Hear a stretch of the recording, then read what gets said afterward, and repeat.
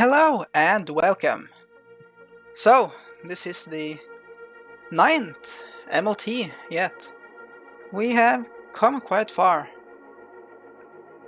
This is, well, the 9th MLT, and I decided that we should probably have a break from the massive budgets of the past. So, here I bring the 1000p tournament, where you are allowed to come with 2 submissions. One from Vanilla and one from MLT, or 2 from MLT.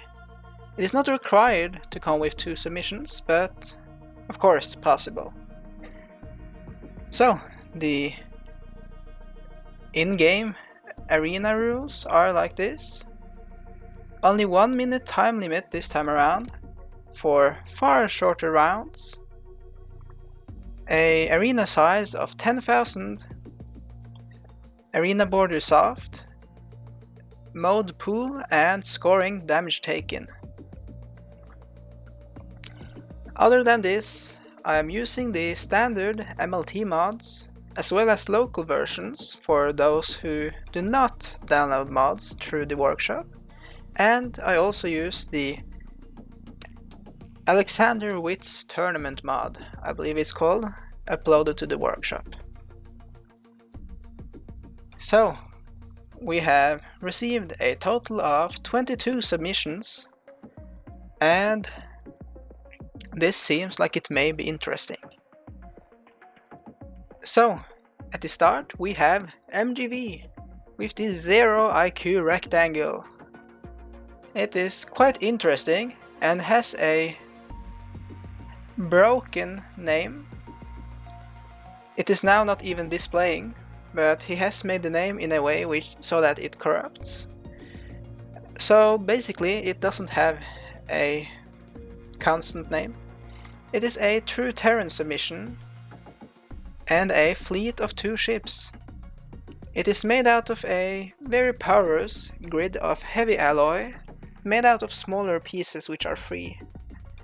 And its main point is to have a lot of capacitors with a pretty much blaster made out of a lot of small railguns.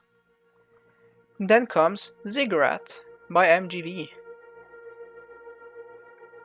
This is also a very interesting design. It is a single VC submission at 5000p, and it is in fact the maximum radius allowed this tournament. This actually goes under the category of Dreadnought, with a radius of 2500. Truly massive for this budget, and it could probably fit all the other submissions inside it. Then comes Owl Feathers, returning with his 404 Timpur Not Found, which is a new Timpur submission containing 2 ships. One mothership with a factory, and an annoying brat made to annoy and damage people. It is, of course, not found and invisible. Then we have Owl Feathers, Equinostium, probably wrong, Industrial Coalition Patrol Squadron, which contains mostly similar, but with minor changes, Terran submissions. These are all the same in armament, and they are mainly missile kiters. Then we have Argon Laser Cruiser with drone support by Skill. It is a Veterans Challenge submission centered around the Argon Laser Cruiser, utilizing large lasers, supported by a few laser drones. Then we have Arrow by Sumdum, previously known as MW,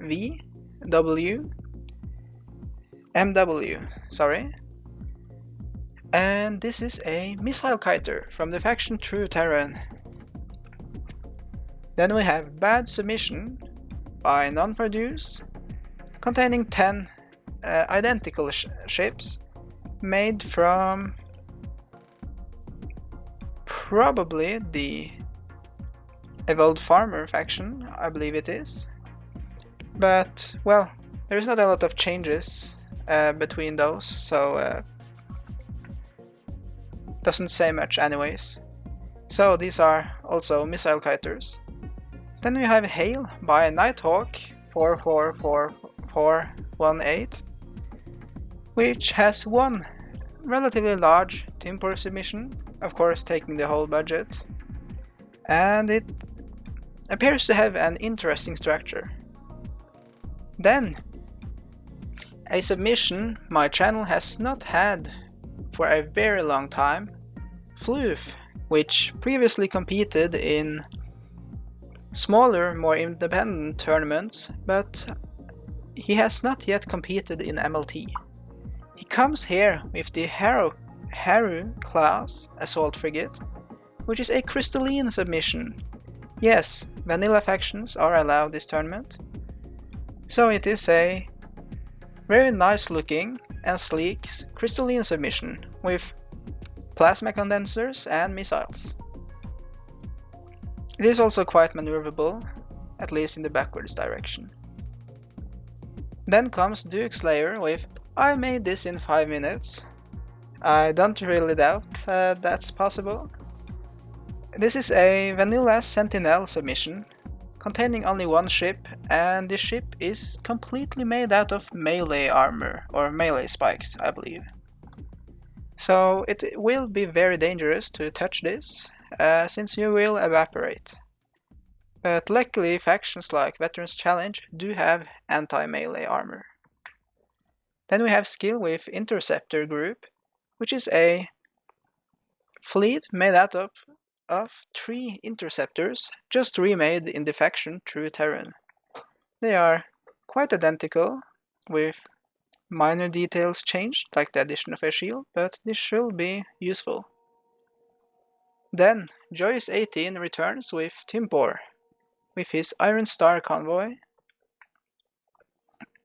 For this tournament I have improved factory behavior, which is why we'll probably see more factory strategies.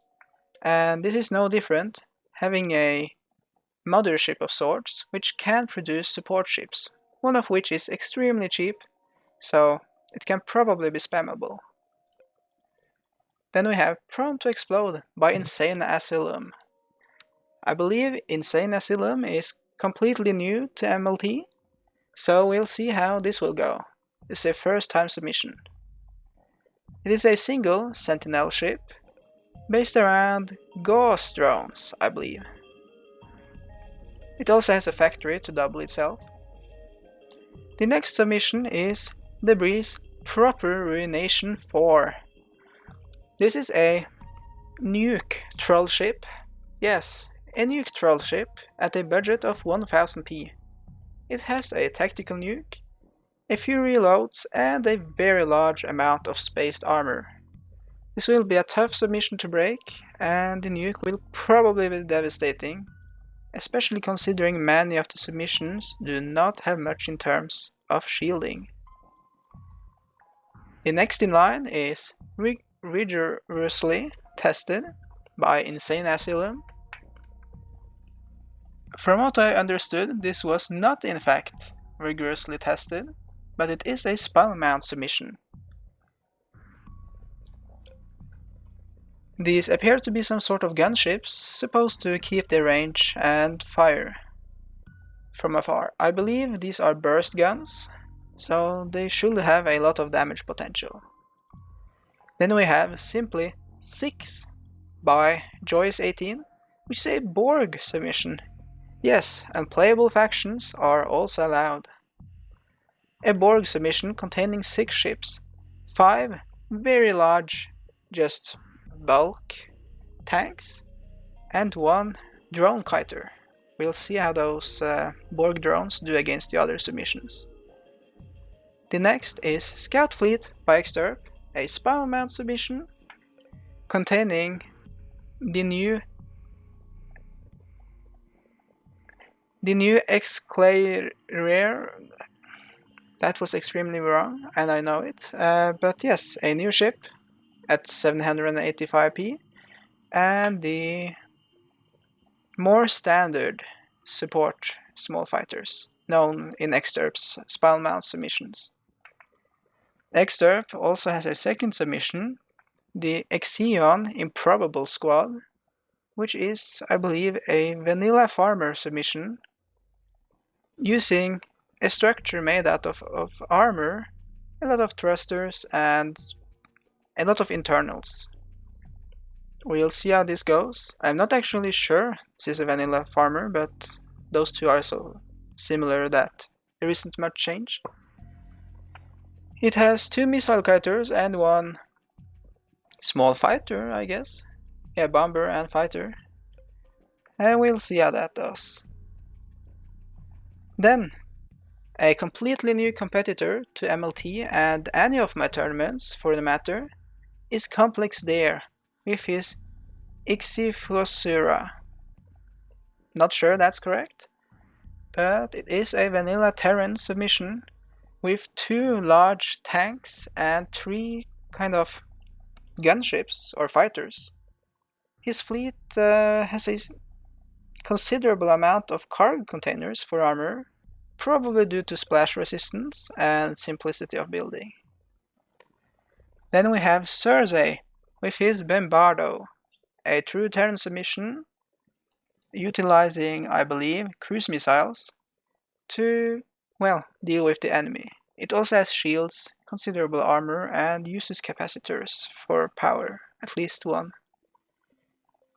Then we have Splinter with Quad Tamper, a very odd Obsidian submission, bringing crystal launchers.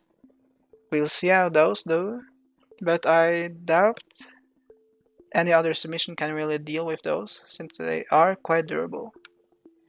And the last is Splinter with a Space Potato, a submission very similar to a submission called Shovel in the Breeze tournament. It is a very deformed looking submission with a interesting build-up, and to my knowledge the strategy behind this one is that by being shaped like this, it will slightly rotate when standing still, which will expose new armor to damage and make it live far longer. So, these are all the 22 submissions we have, and I believe this will be around 160 matches, but they are much shorter than usual, so this will probably go quite fast. And without saying much more, we'll start. So first up we have MGV fighting MGV. Here we can see a minor size difference, and we can also see that the rectangle is burning through its energy stores before even reaching the ziggurat. It does not appear to aim very well either.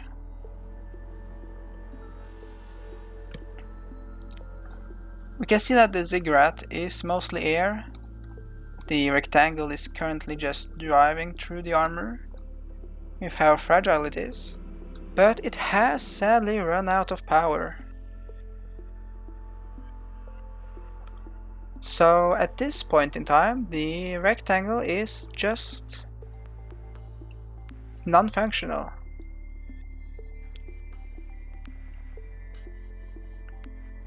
Well, and that was a quick match due to the timer, and I forgot to do this. Sorry for that. I am supposed to show the submissions before they start. So, this is the rectangle.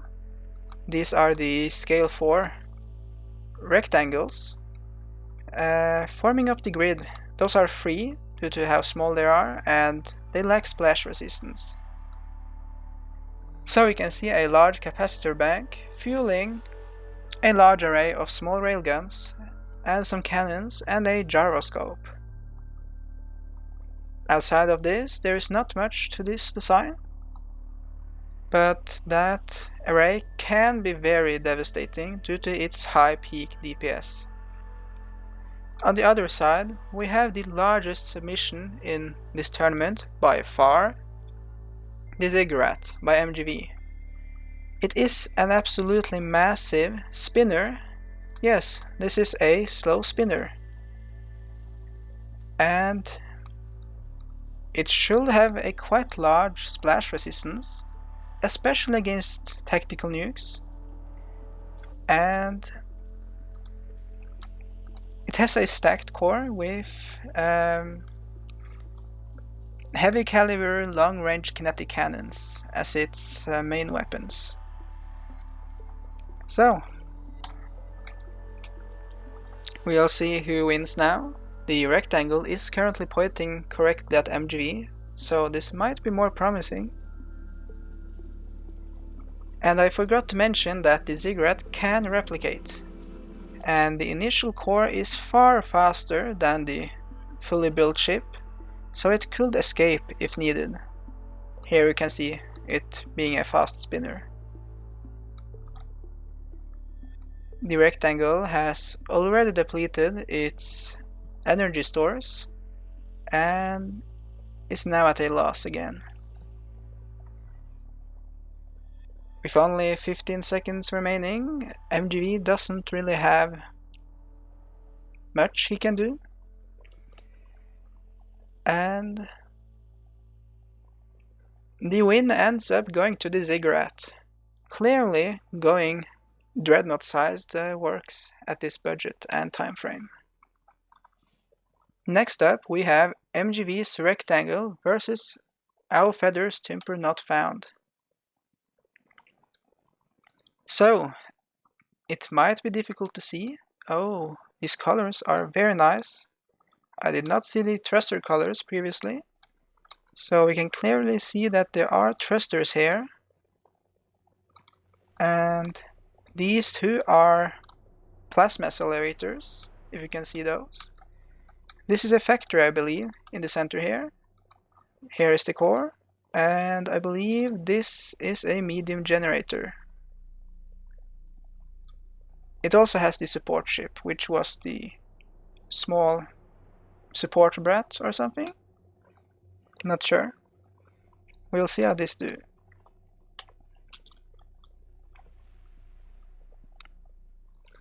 So Owl Feathers should have the damage to be able to destroy MGV, but MGV does have the damage to deal with Owl Feathers too. We can see Owl Feathers' support ship was instantly taken out, and that MGV is causing considerable damage. However, his ammo stores are probably running out extremely quickly, and I will probably end now.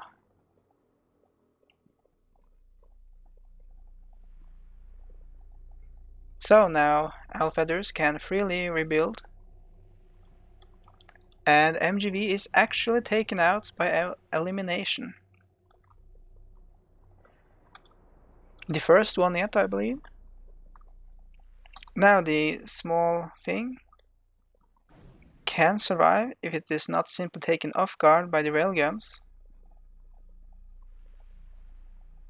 And for every second the MGV does not fire, his gyroscope is draining his power stores.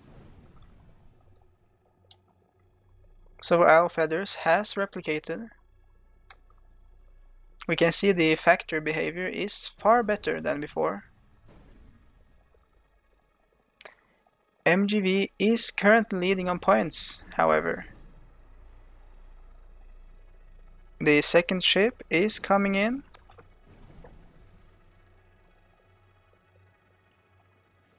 Owl Feathers may barely win, but it doesn't seem like it. MGV wins by tanking it out. It seems like Owl Feathers does lack the damage to take out MGV effectively and quickly.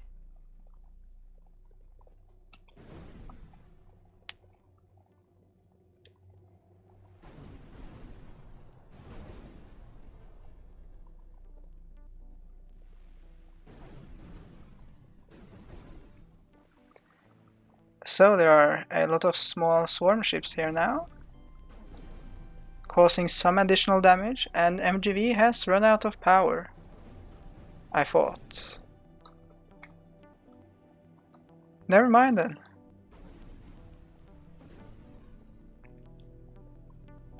MGV is currently still leading on points with only 10 seconds remaining. And the win once again goes to MGV. It seems like 1 minute is too short to get through that armor. Now we have MGV versus Owl Feathers, with Owl Feathers Equinastium Industrial Coalition Patrol Squadron, which is vanilla Terran with, well, missile kiters. However, due to MGV's structure, I doubt those missiles can actually reach anything and cause considerable damage. But the same could be said for MGV. He doesn't really have any good options for damaging Owl Feathers, especially if he decides to kite properly.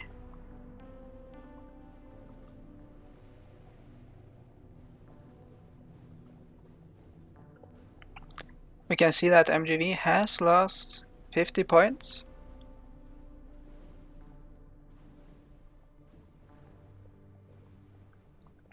Owl Feathers has not yet lost a single point.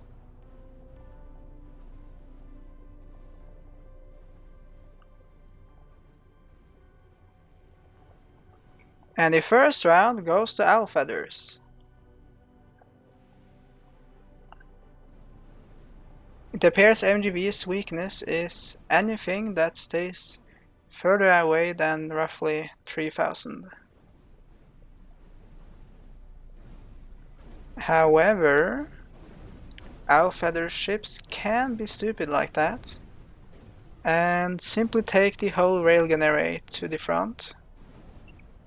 And Owl Feathers has now lost over 300 points.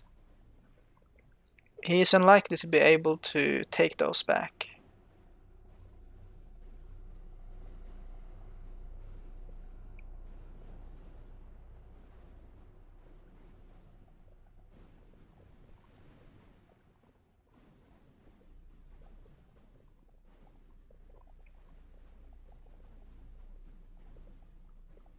The second round goes to MGV.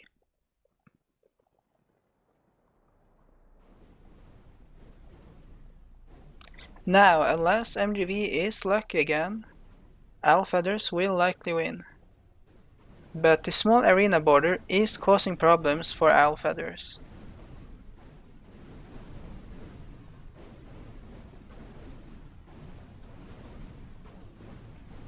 That ship barely got away, but the damage has already been done.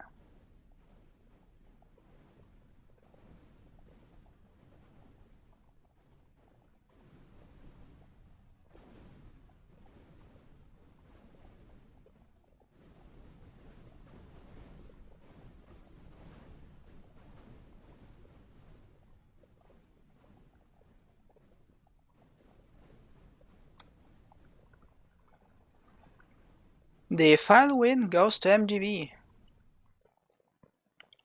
Now we have MGV versus Skill. Skill comes with his laser cruiser, utilizing large lasers. It has a fair bit of shielding, even though it's not very powerful. Some smaller lasers and considerable speed, it appears. It also has the supporting swarm.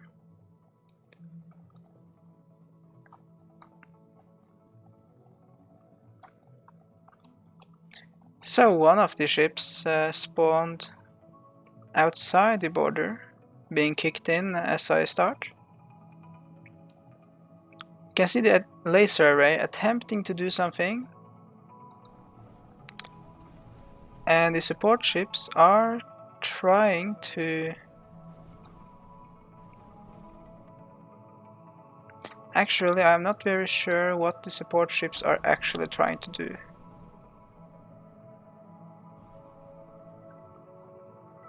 All the ships have suddenly become very lazy.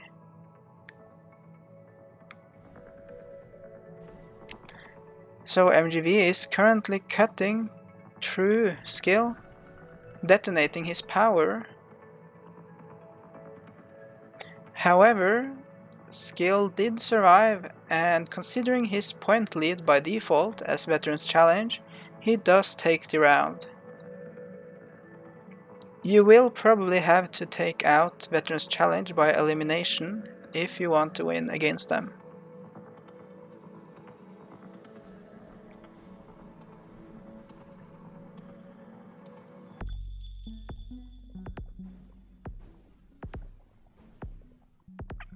MGV is currently wasting power on the distractors.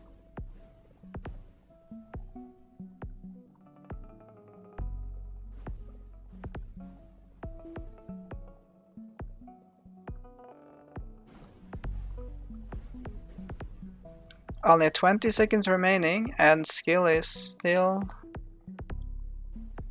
leading on points, and MGV is likely losing some power now. And the win ends up going to skill.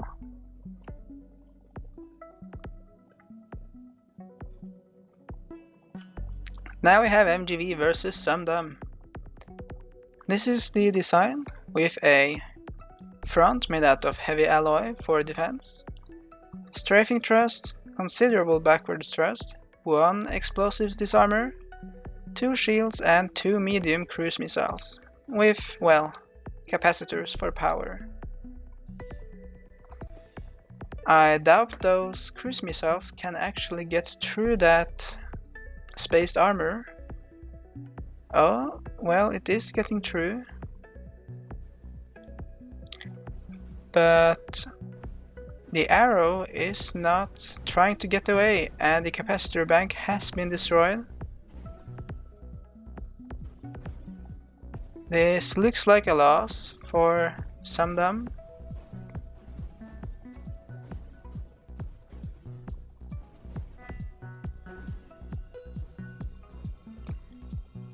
And the first round definitely goes to MGV. Now, if Sumdum can just get away from the border, he can potentially win. Since MGV does not look like he put everything into splash resistance, since I believe the more dense center section is made out of scale 1 blocks.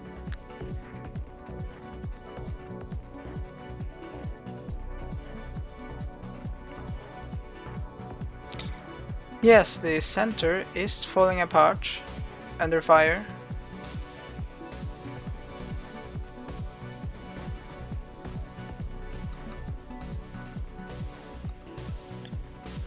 The arrow has taken very little damage and will win this round.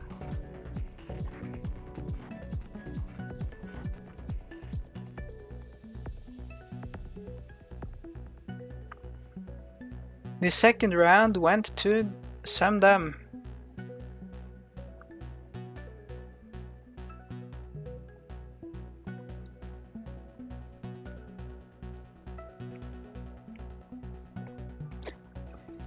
Now Sumdum appears to be in a bad spot and was taken out by elimination. The win went to MGV. Now we have MGV versus None for Deuce, with None for Deuce's bad submission. You can see these are all identical missile kiters with considerable thrust and some cargo containers. We'll see if MGV can handle this missile swarm.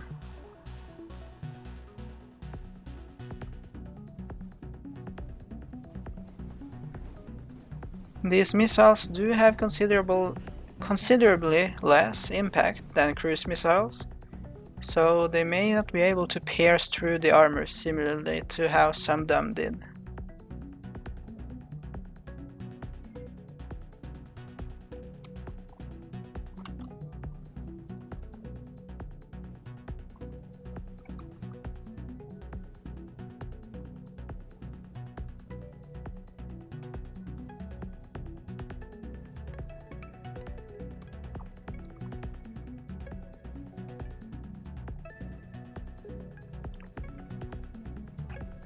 MGV has now lost 100 points and the match is ending with Non-for-Deuce taking the first round. MGV was not able to put in any damage.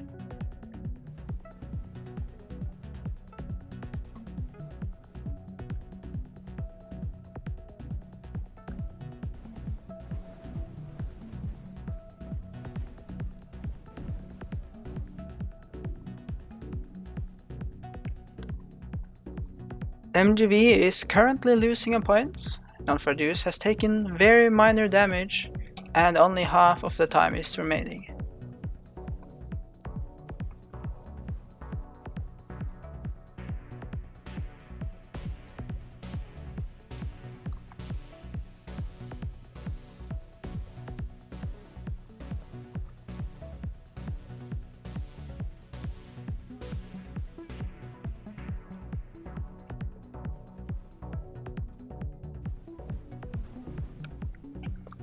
And the win goes to Non-for-Deuce.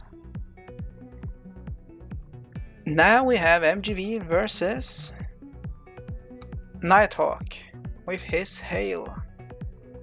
We can see it has one large plasma accelerator, a fair amount of Gatling guns, and these smaller ones are probably cannons.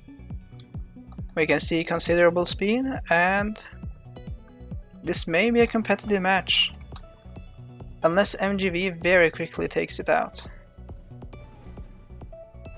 Hail should probably get away from the main blaster MGV has, but it is not. And the first round goes to MGV on elimination.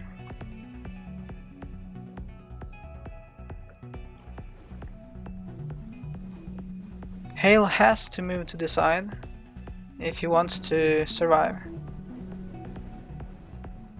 And the win goes to MGV on elimination. Now we have MGV versus Floof. Floof has these plasma condensers, one of which is the largest scale, I believe, and missiles. The damage output from Floof may be able to destroy MGV.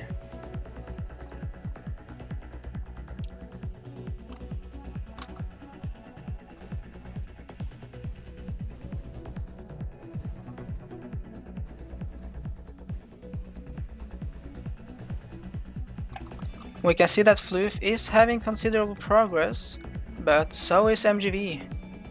MGV has now taken out Floof's turret, and MGV is leading considerably on points.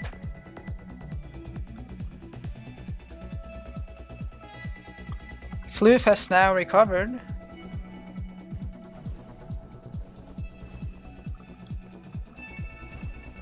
but it may be too late.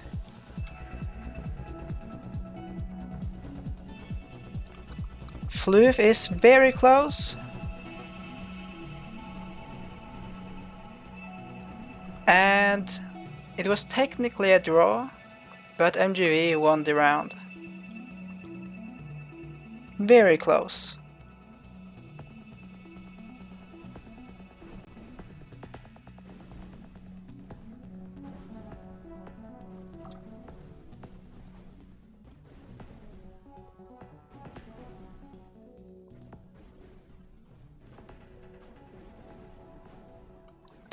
Floof has once again disintegrated, recovering very quickly, but so is MGV.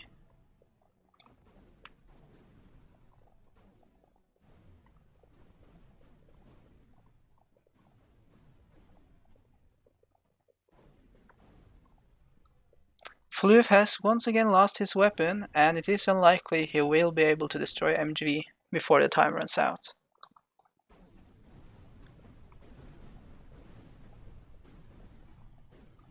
It was once again quite close, but not quite. The win went to MGV. Now we have... oh, this will be an interesting matchup. We have MGV versus Duke Slayer, and this is a melee craft. It is possible Duke Slayer will just go straight through MGV.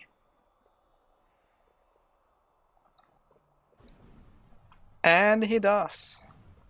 However, Duke Slayer appears to be dodging MGV, which appears to be a negative in this case, where melee is the main form of damage.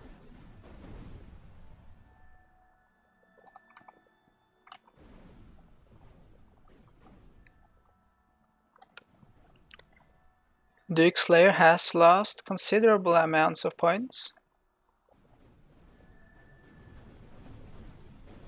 and any touch with MGV does remove blocks.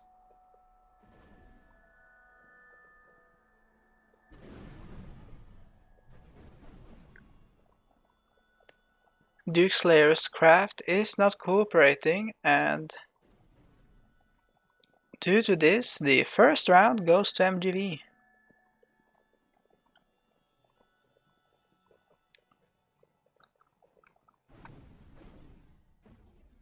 We can see a very large cut, just removing a large piece of MGV, and 301 points. If Duke Slayer can do that again, yes, slicing off a lot of points again, he just has to do that a few more times and MGV will be gone.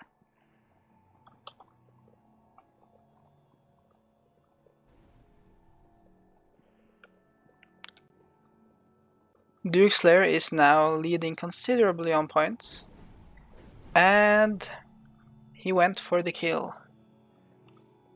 However, maybe you didn't notice, but MGV does have a large capacitor bank, and when Duke Slayer drove straight through it, it actually destroyed a lot of the frontal armor. So I guess true Terran generators do work well as self-destructs.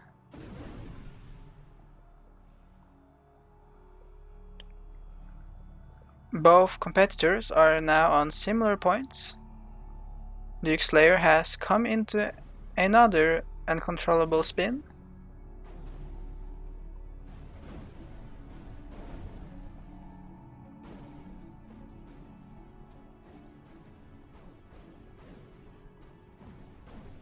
MGV does not have more power, but the win goes to MGV. He was barely able to take out enough points to win. Now we have MGV versus Skill with his remade interceptors in heavy alloy.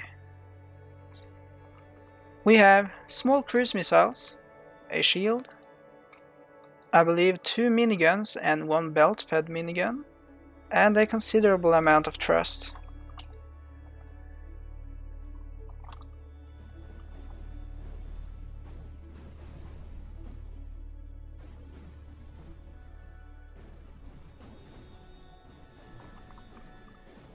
MGV has now done considerable damage to Skill, and the small interceptors are mostly unable to get through the armor.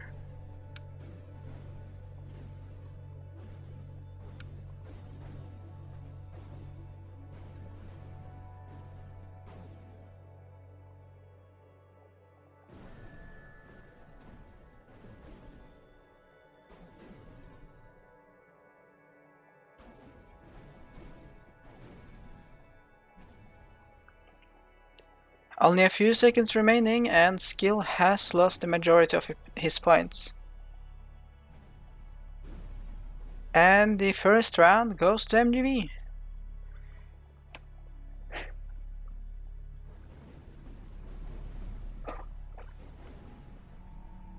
One of Skill's interceptors were instantly obliterated.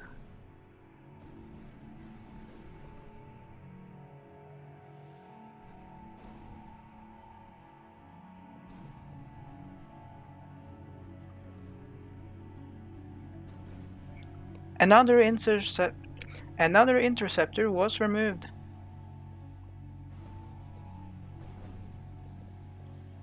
And the last one has taken considerable damage.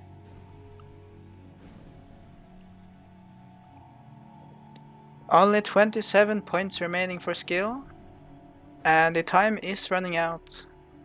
MGV has barely lost points.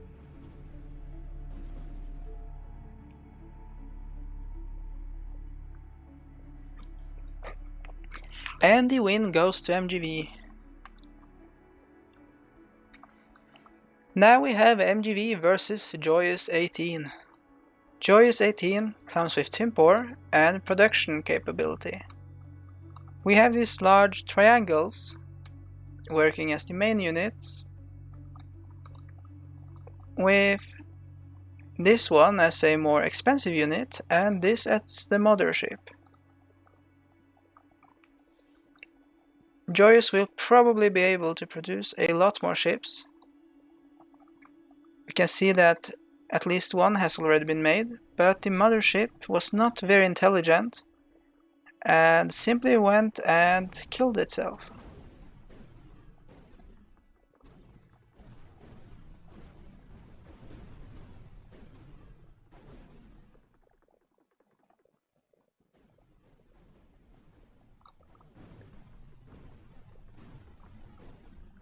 It appears that the built mothership took over the role of the original one and has made quite a fleet.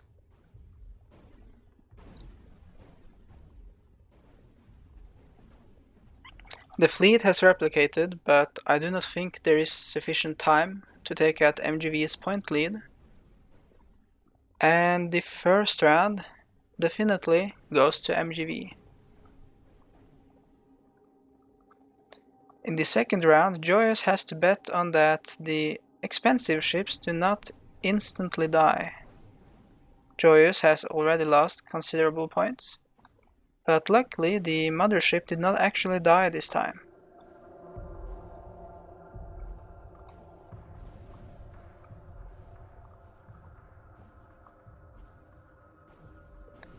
The fleet is now rapidly replicating. Maybe Joyous can take the points back, but it will take some effort.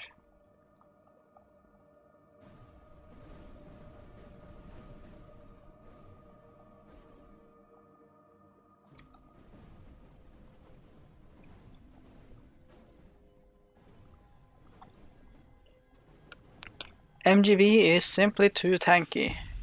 The win goes to MGV on points. Now we have Owl Feathers versus MGV. We have seen both of these submissions, so there isn't anything to show. Owl Feathers is rapidly making small guys. Not sure what they were called again. We see that some of them are simply running away. Owl Feathers does not have sufficient range to reach MGV's core.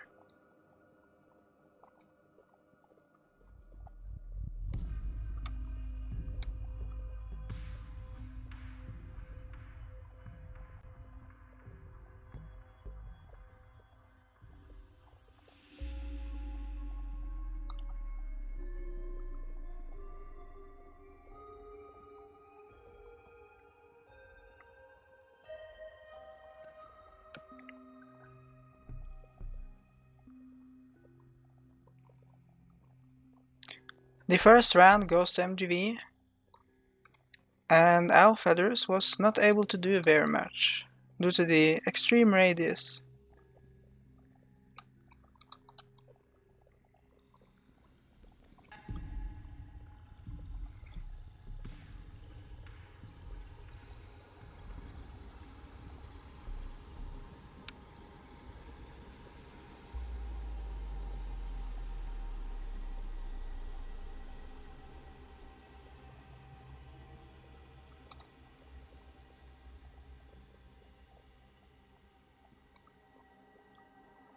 We can see that MGV's second ship is building along nicely.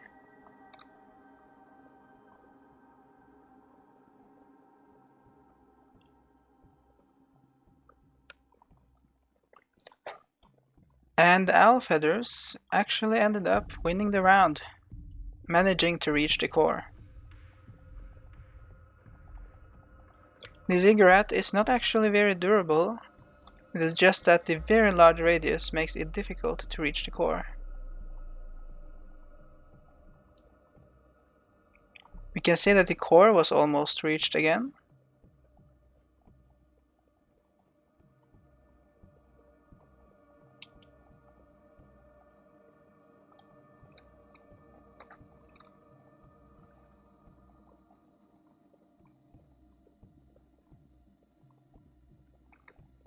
Owl Feathers is now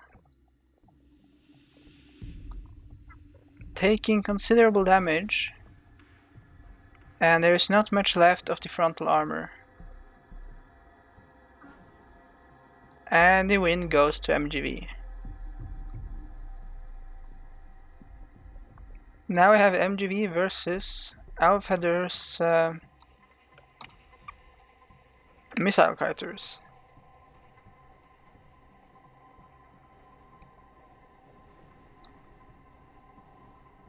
The missiles could quite easily reach MGV's core, but they will have to breach the spaced armor first.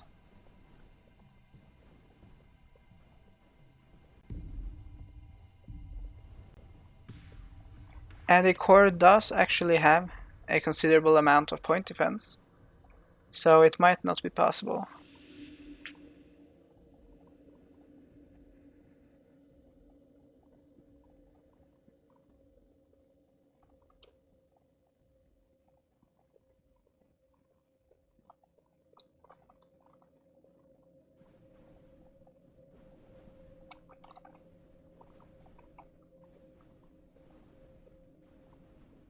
And the first round goes to MGV.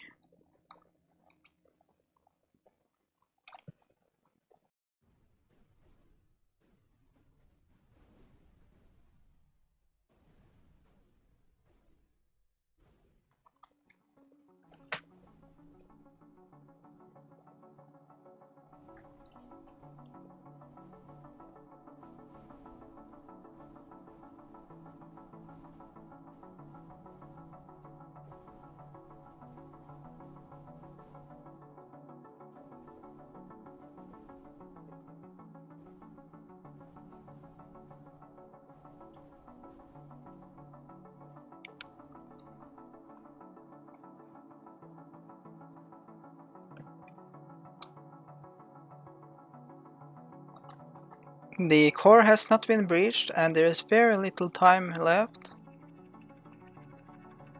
And the win ends up going to MGV.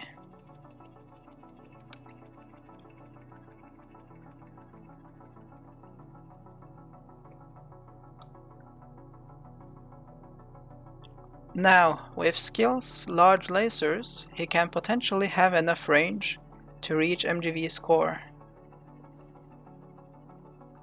But he will have to get uncomfortably close. The core is taking damage.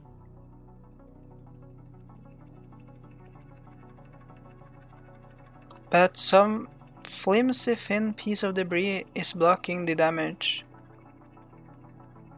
And MGV has been taken out on elimination. It seems like simply having the range to reach the core is all that you need. And MGV is mostly standing still, not rotating.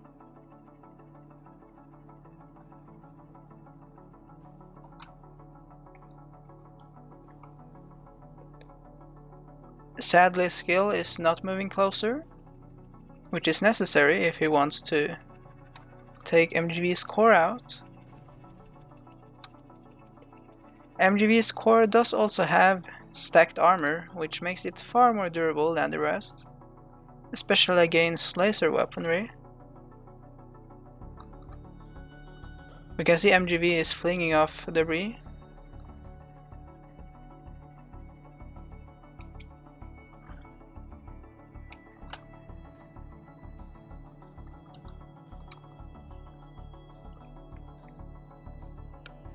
And MGV won round 2.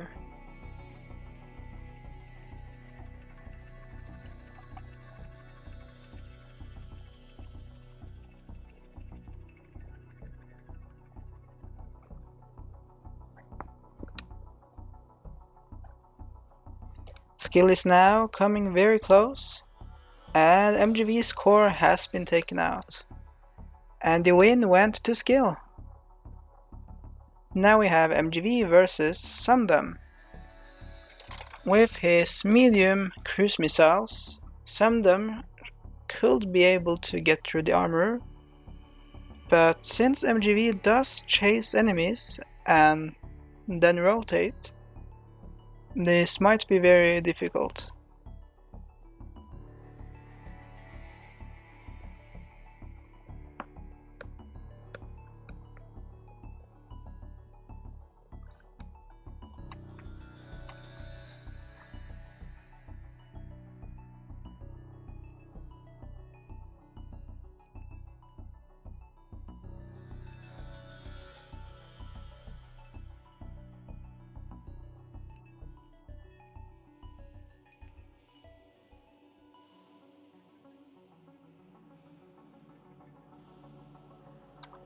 Sumdum has now been engaging the child ship, but it was too late.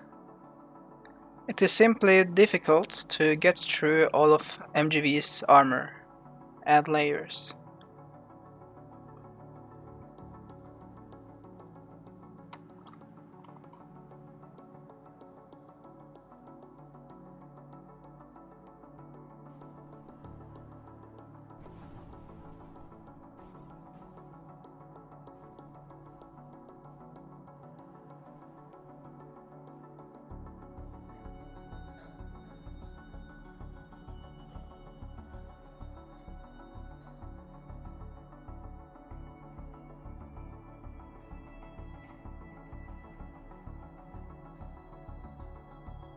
The child ship is now coming in, trying to engage Sumdum.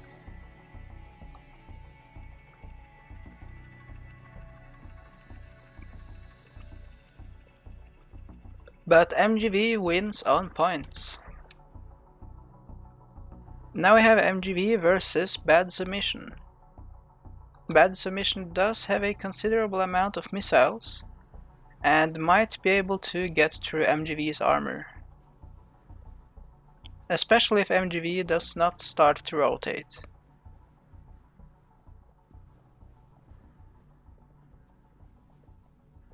But MGV's inner point defense is still considerable and able to shoot down a considerable amount of missiles. You can see them not reaching past the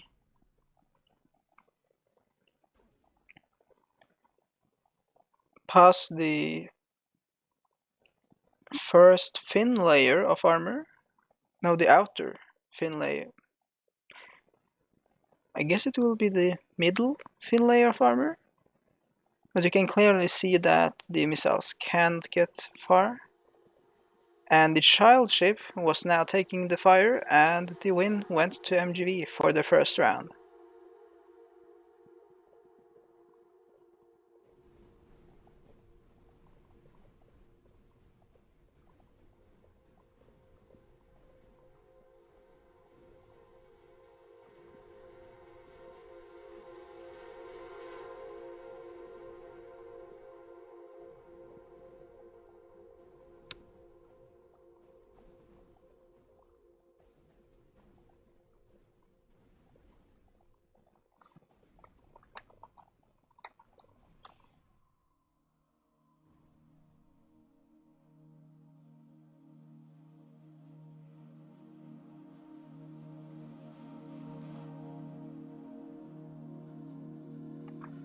Nonfardeus is unable to take out MGV, and he will win on points.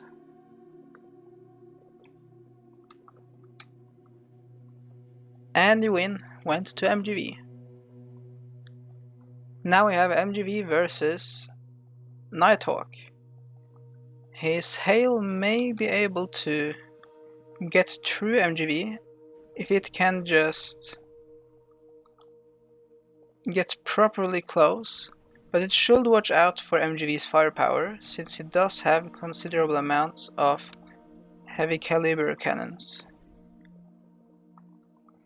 MGV's core has been taking damage, but so has Hale. Hale is now only a core left, and the first round goes to MGV on elimination.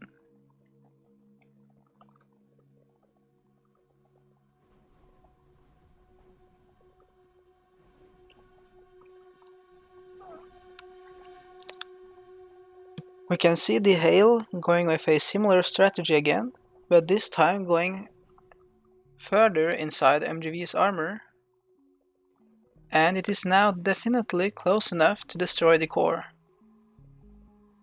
And the core has been taken out.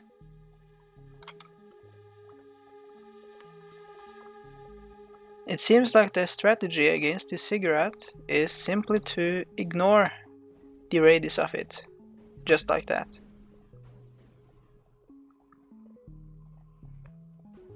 I find it odd that the AI sometimes looks like it is actually learning something, since it now did the exact same thing twice. We now have Floof versus MGV. I do not have much of an idea what will happen now. The plasma condenser may reach. However, Floof will probably have to get closer.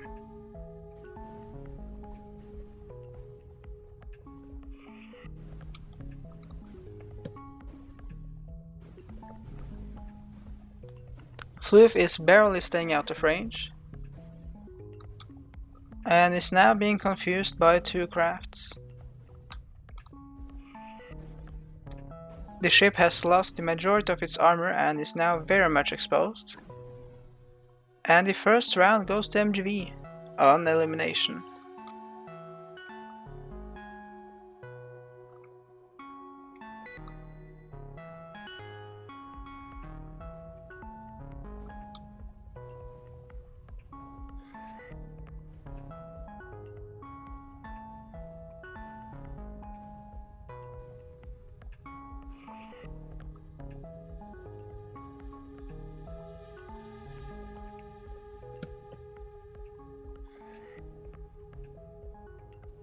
We can see Floof being distracted again.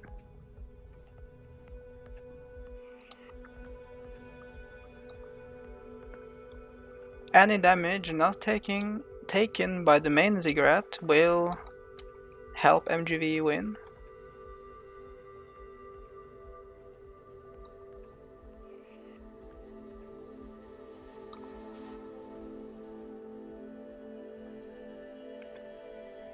Floof was sadly unable to win against MGV due to his massive radius. Now I have Duke Slayer versus MGV. This might be interesting, since Duke Slayer might just cut. Yeah, Duke Slayer is just freely moving inside MGV's structure. And doing whatever it wants, actually. We can see MGV has lost his general structure, and it is now just a debris field. Duke Slayer can simply drive through, ignoring it.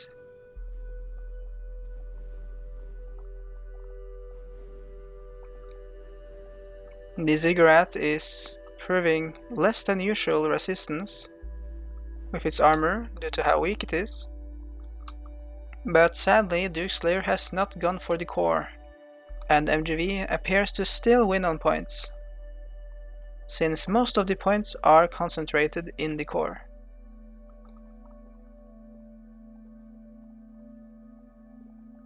Now if Duke Slayer does not dodge it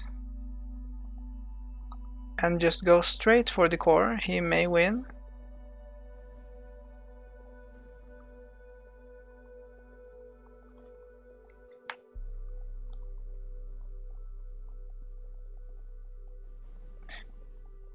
And Duke Slayer almost went through the core, but something stopped him.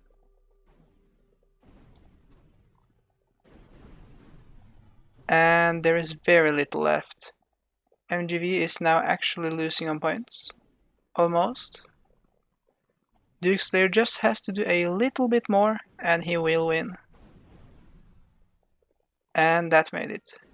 Duke Slayer is now leading on points, with MGV just being reduced to a core.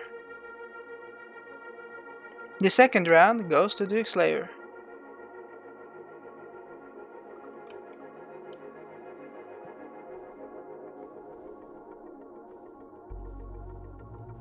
MGV was once again freely cut in half.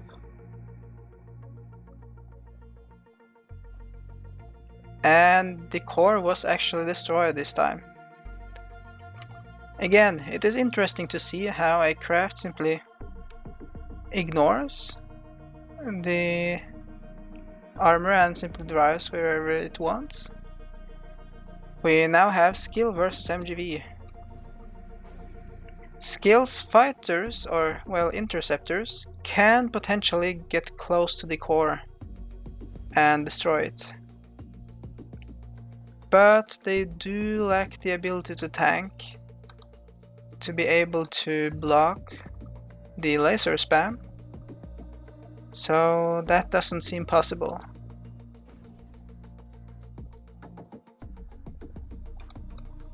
The first round went to MGV.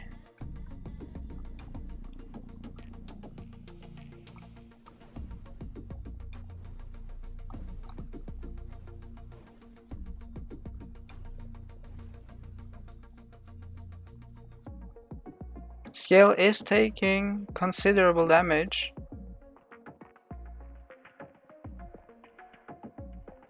And we could say Skill's ships were trapped inside the ziggurat. The win went to MGV.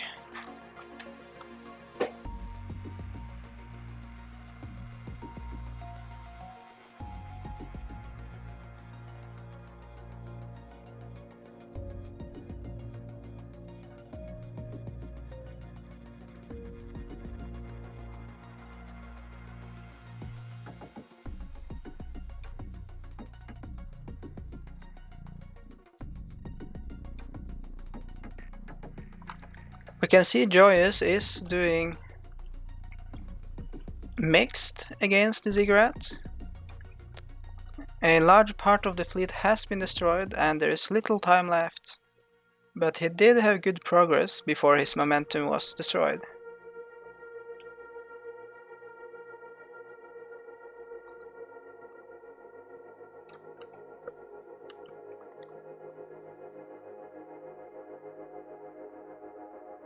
The first round went to MGV.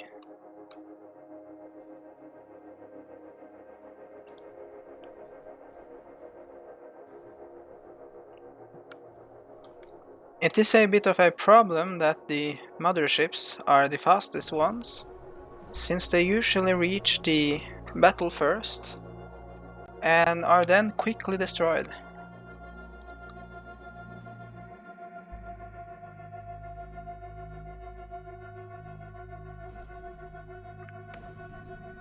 Joyce's skirmisher is now close to the core, and the core is being breached.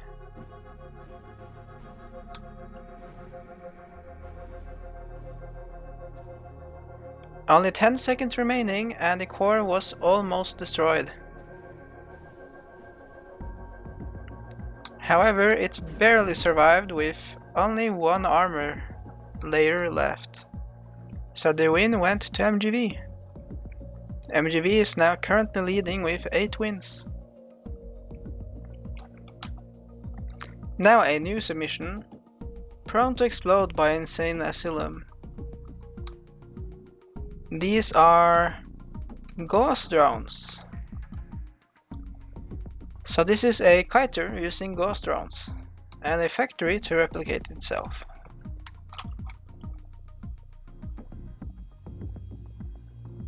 The ghost drones are being blocked by an invisible force field.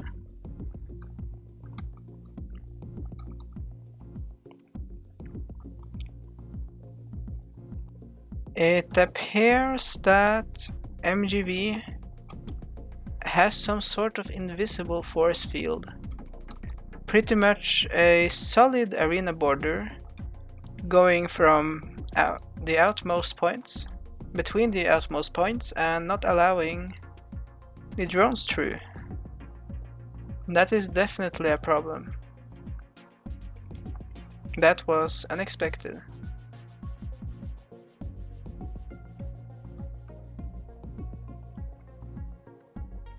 The first round goes to MGV, and we can see that the ghost drones did not do very much.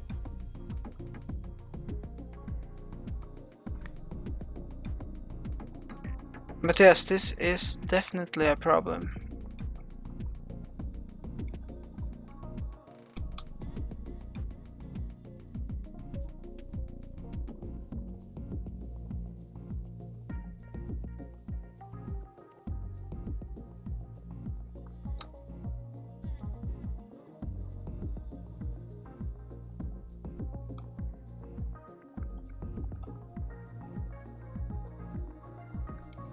Insane Asylum is having no effect on the Ziggurat. And the point defense on the Ziggurat is too strong anyways to allow the ghost rounds to work.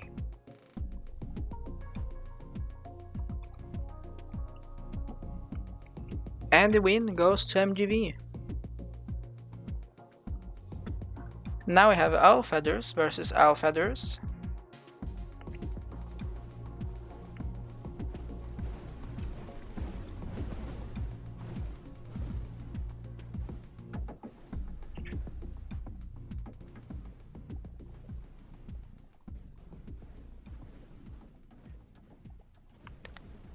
It is quite difficult to see how much damage Owl Feathers has taken yet.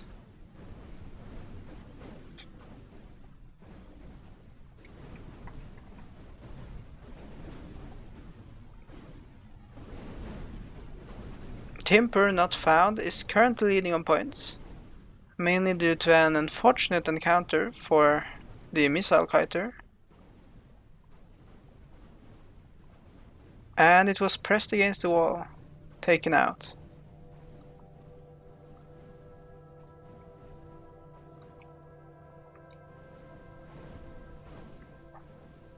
And the first round goes to Owl Feathers, on points.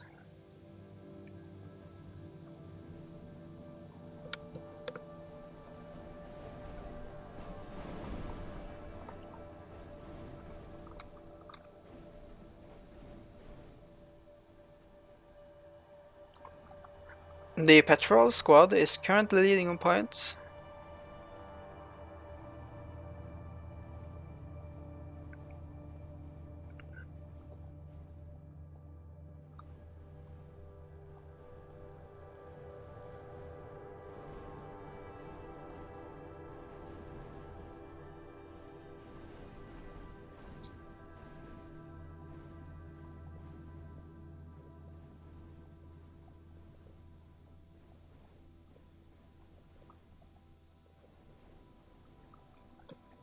Only 5 seconds remaining, and the Timpor is losing considerably on points, unable to block the missiles or reach the kiters. The second round went to the patrol squad.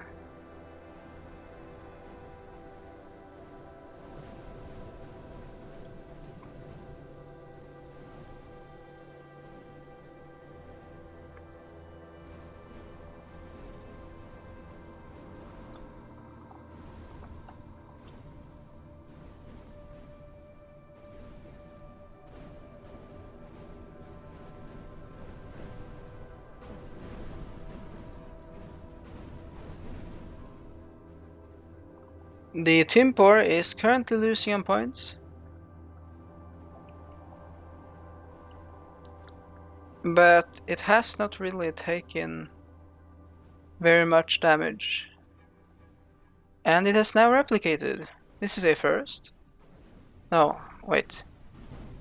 Never mind, this has happened multiple times already.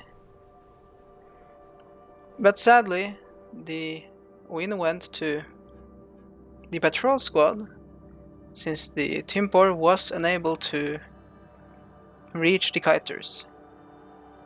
Now we have skill versus Alfeathers, and I find it likely that Alfeathers will very quickly get to skill score. And this became true. Alfeathers is now leading considerably on points, and resistance is futile.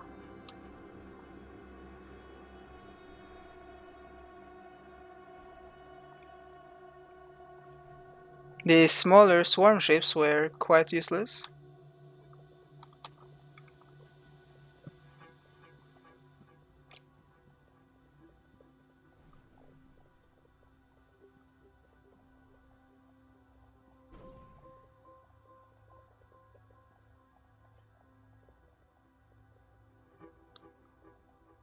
Alfeathers has taken considerable damage too, but Skill's main ship was taken out first.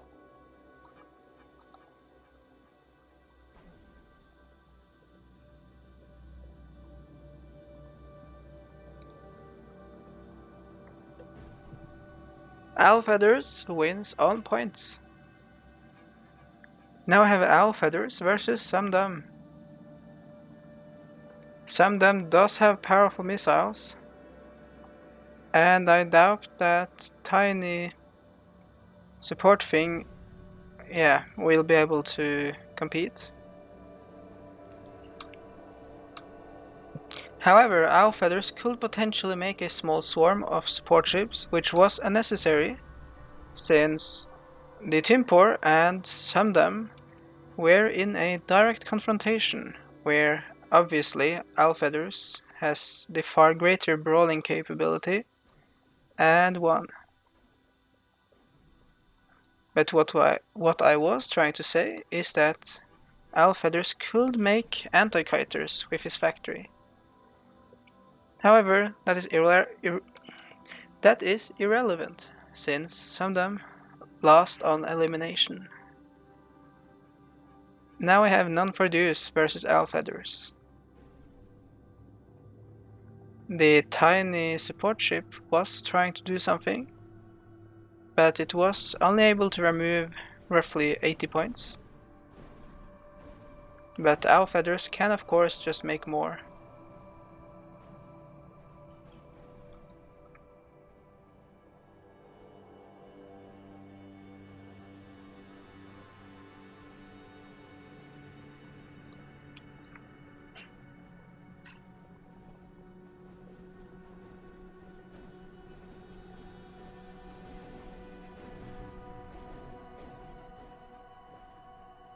Alfeathers is currently leading slightly on points, and only a few seconds remain.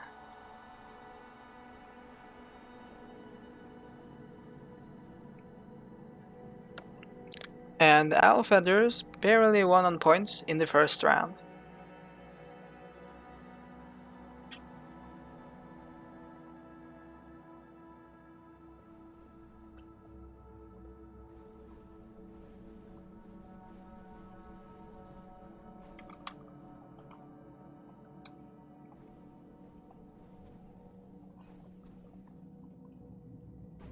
Alfeathers is currently losing on points.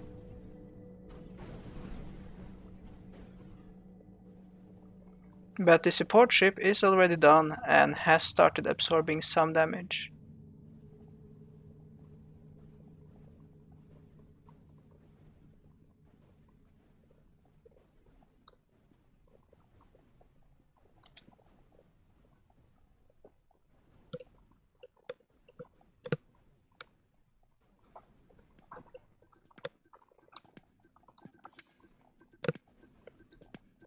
Alfeathers is losing on points,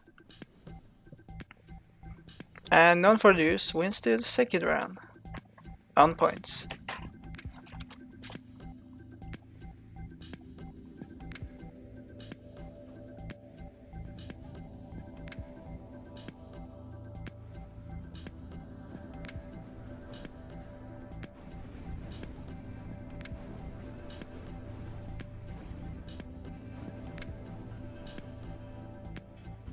Then for Deuce has lost considerable forces.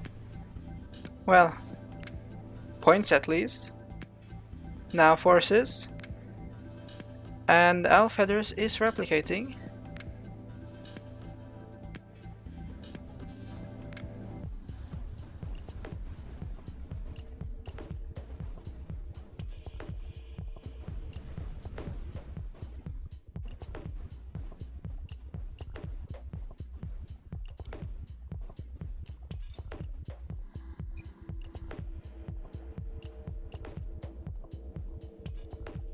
And the win goes to Alfeathers on points. Now we have two Timpors face off. Nighthawk versus Alfeathers.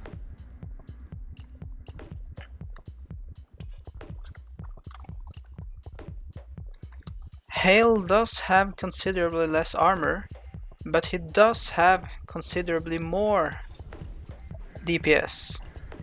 But being static like that, with so little armor, does not make for a good combination. The first round went to Alfeathers on elimination. Hail has to move some, or at least rotate a bit, if it wants to be able to win, since Alfeathers does have vastly superior armor. But Alfeathers won, once again on an elimination. Now we have two kind of brawlers against each other. I guess Floof is more of a kiter or a skirmisher. Floof is now distracted, which might not end well for him. And the first round goes to Alfeathers on a swift elimination.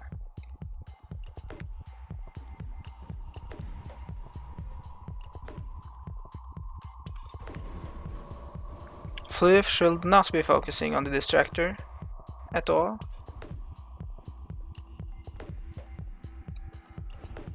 Floof did change where it was attacking, but it was too late. The win went to Alfeathers on elimination.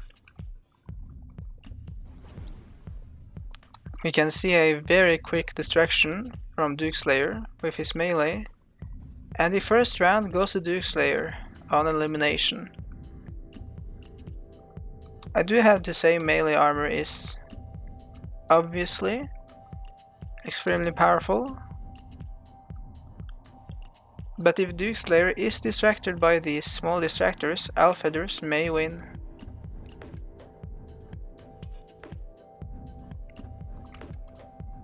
Alfeathers just has to make more of them. Alfeathers has now replicated his main ship.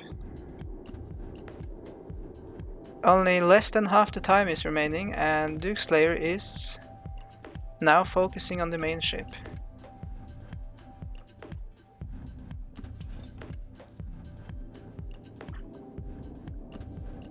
Alfeathers is losing on points.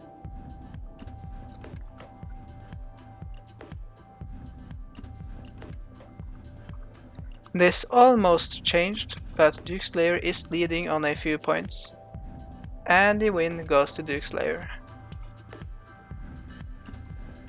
Now we have Alfeathers versus skill. The small interceptors could potentially dodge.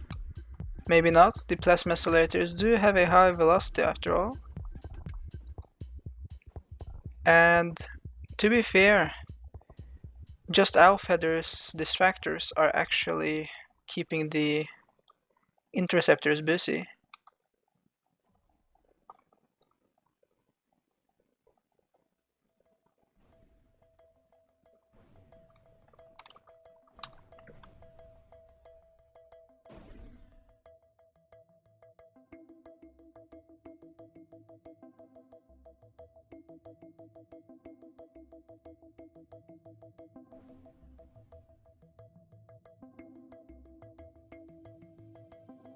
Alfeathers is leading considerably on points, and skill was unable to get through the armor. The first round goes to Alfeathers.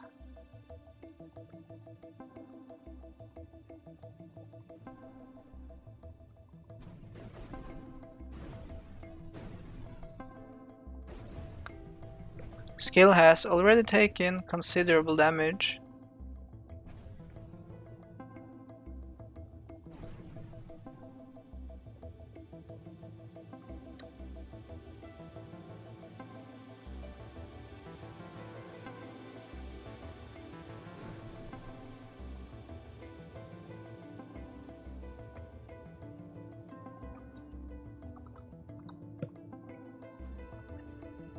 Owl Feathers is not losing much in terms of points, and he has replicated effectively.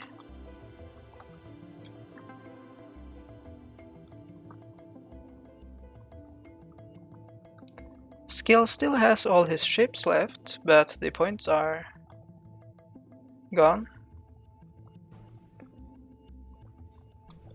And the win goes to Owl Feathers on points.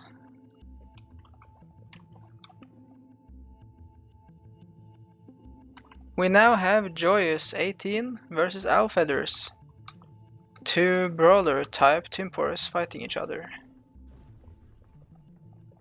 The big triangles are mostly just meat shields, if not much in terms of damage.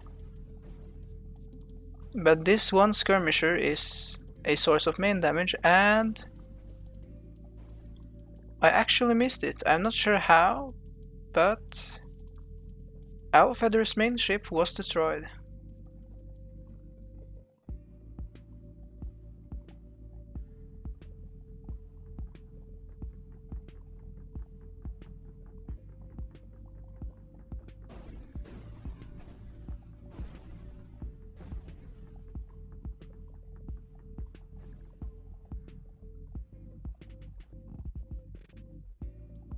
Joyous has already taken considerable damage due to the large child ship from Owl Feathers.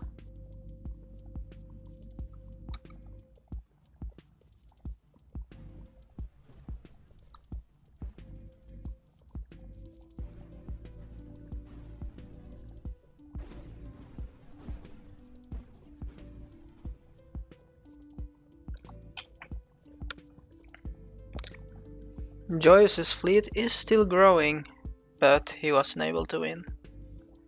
The second round went to Owl Feathers.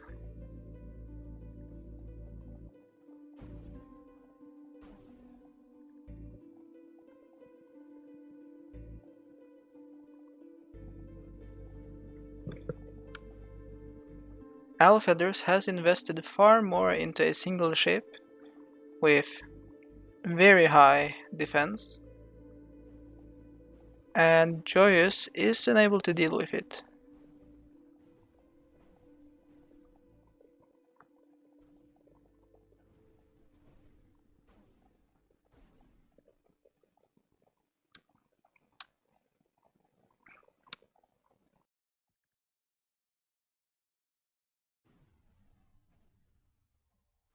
Joyous has already lost the majority of his points.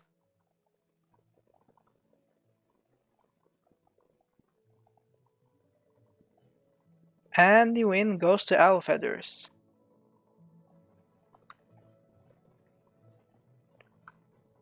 Now we have the Ghost Drones versus Owl Feathers. We can see the Ghost Drones quite quickly annihilated the small swarm ship distractor, and they can easily do it again. Insane Asylum has replicated, and the Ghost Drones are doing respectable damage.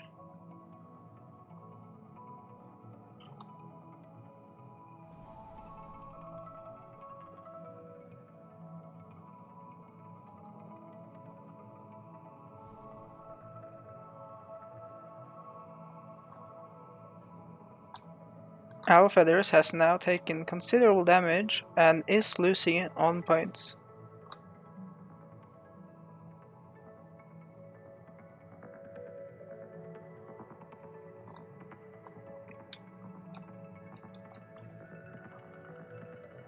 The first round goes to Insane Asylum.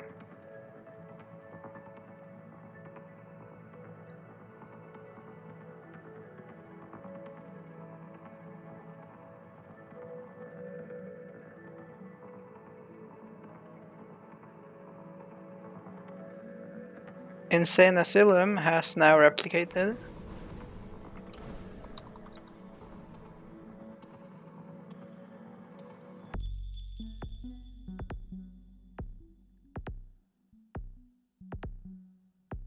Insane Asylum has this time not taken very much damage, but Alfeathers is continuously losing blocks.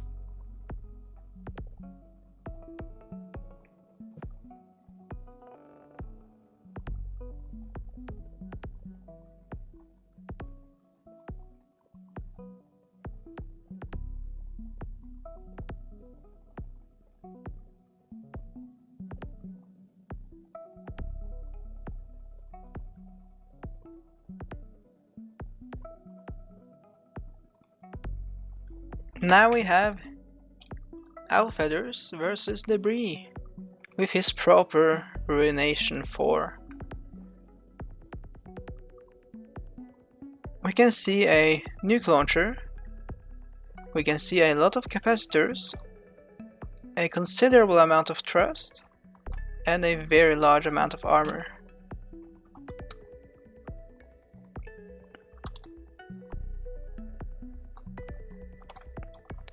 I am not sure how Alfeathers will be able to handle the nuke. If the distractor takes it, well, no one cares, but if the main ship takes it, that will be a problem for Alfeathers. You can see the nukes being distracted by the support ships. One distractor just absorbed a whole nuke. But the main ship from Alfeathers is currently alone, and a nuke is heading straight for it. But the radius of these tactical nukes is far smaller than of the real ones. So the first round ended up going to Alfeathers on elimination.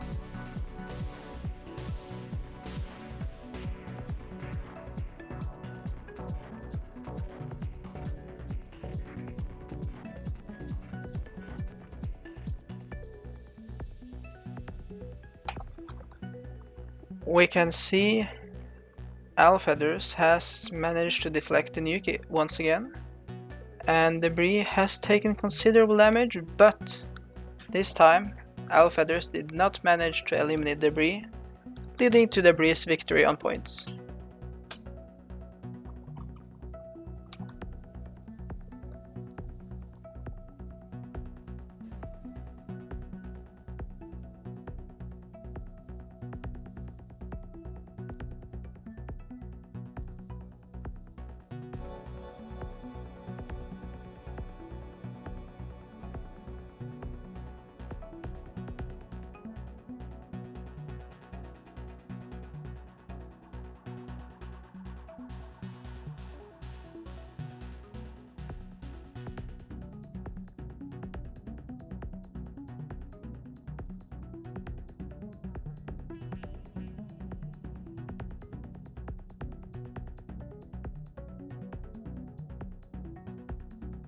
Debris is managing to avoid destruction, and he barely won on points. Now we have Alfeathers versus Skill.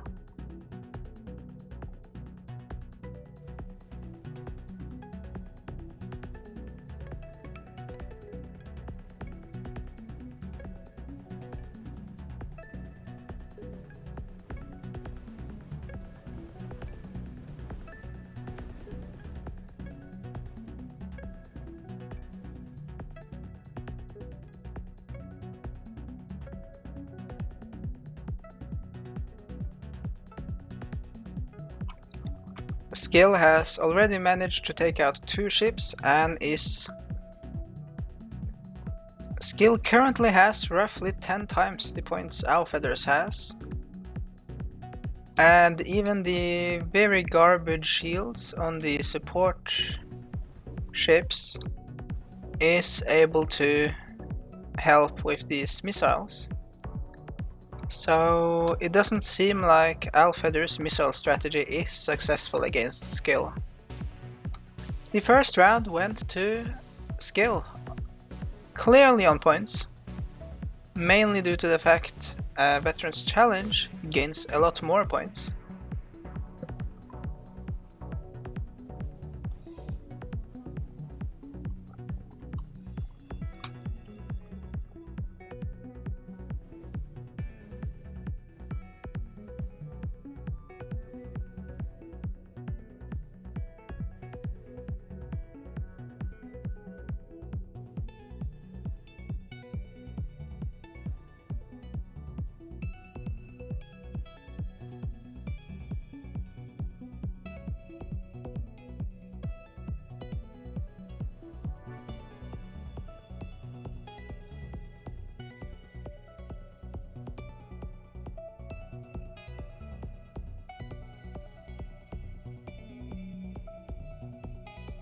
Alfeathers managed to deal with the support ships, but the main ship was far too powerful. Now we have Alfeathers versus Sumdam, missiles versus missiles. Sumdam does have some point defense and quite powerful shielding, and Alfeathers does not actually have any of that. So a single cruise missile hit is all that is needed to evaporate one of Alfeathers' ships.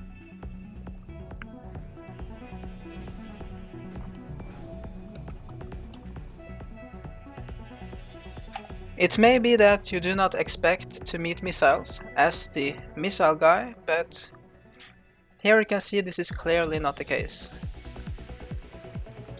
The win goes to Sumdam. A very swift victory, mainly due to the fact Alfeathers had no counters. Now we have Non-Produce versus Alfeathers, once again missiles, but this time Non-Produce actually has less resistance to missiles than what Alfeathers had,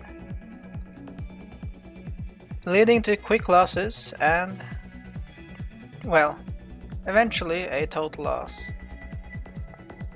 The first round goes to Alfeathers.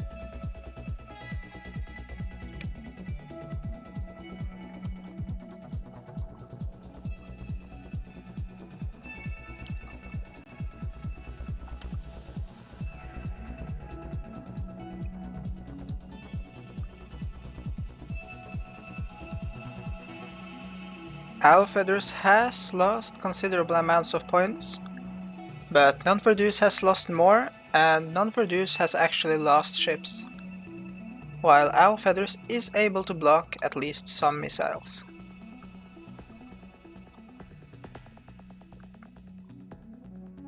Only 2 ships remain for Non-Produce.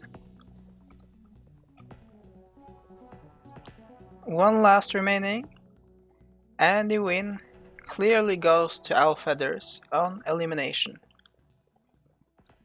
Now we have Alfeathers versus Nighthawk.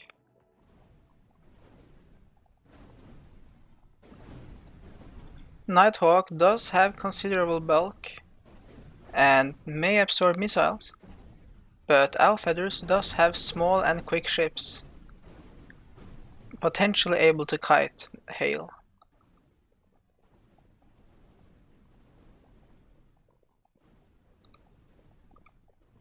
Hail is currently being confused, and the core is largely exposed.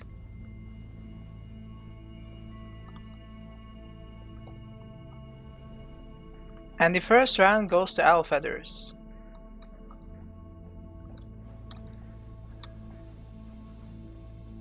Hail does have quite nice straight line speed, but it is unable to maneuver properly. Or so it seems. It did manage to pin down and destroy one of Alfeathers' ships. giving Nighthawk a point advantage.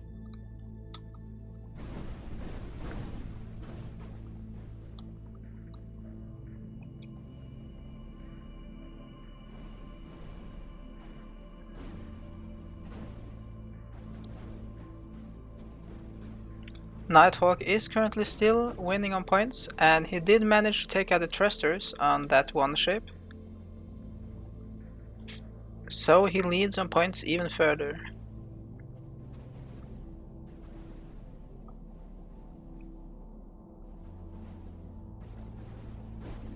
And the second round goes to Nighthawk with his hail. It is quick enough to be able to pin down some kiters.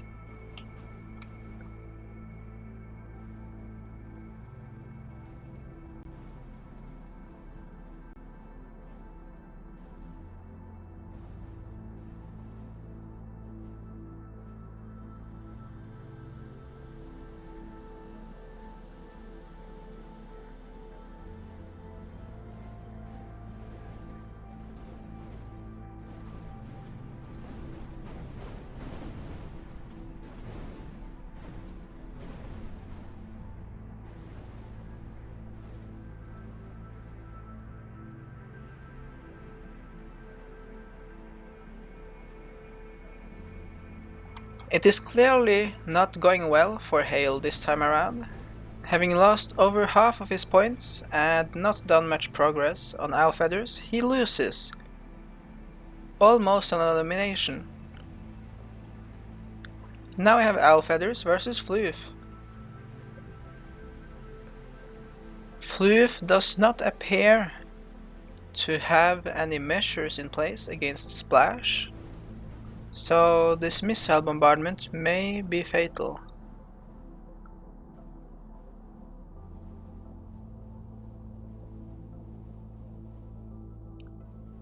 Floof is taking considerable damage to his core section and has now been destroyed. The first round went to Alfeathers on elimination.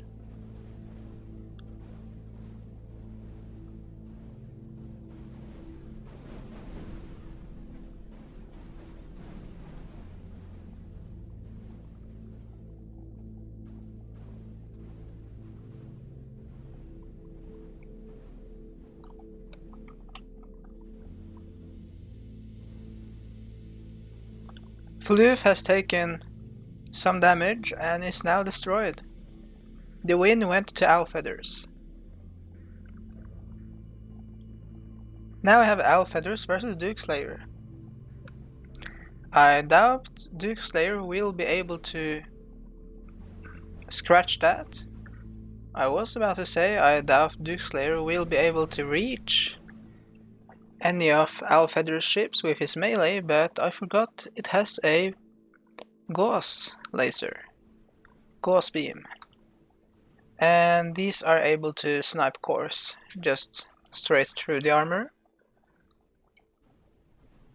At least at this minor scale, so Dukeslayer is currently leading on points.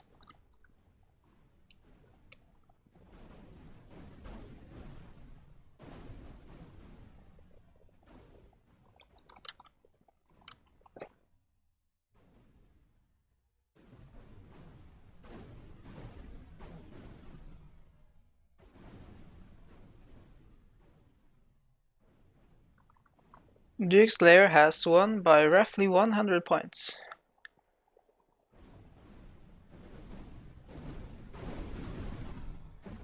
Dukeslayer actually managed to reach 2 of Alfeather's ships with his melee, instantly pretty much securing a win.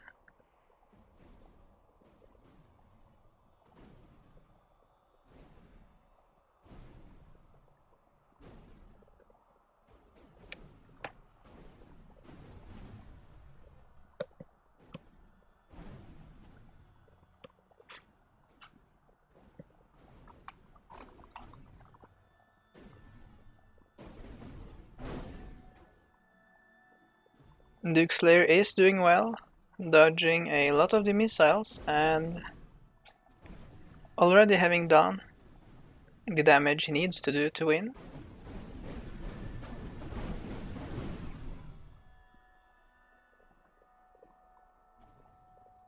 And the win ends up going to Duke Slayer.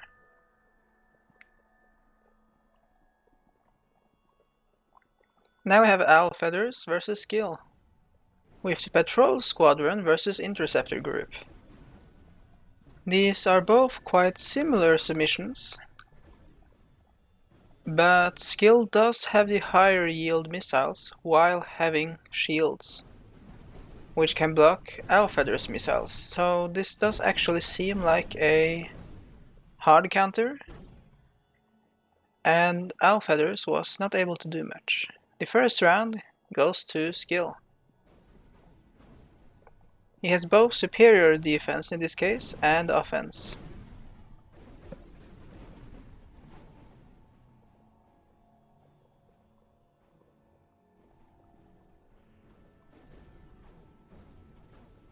Owl Feathers is rapidly losing points and ships, while Skill has only taken shield damage.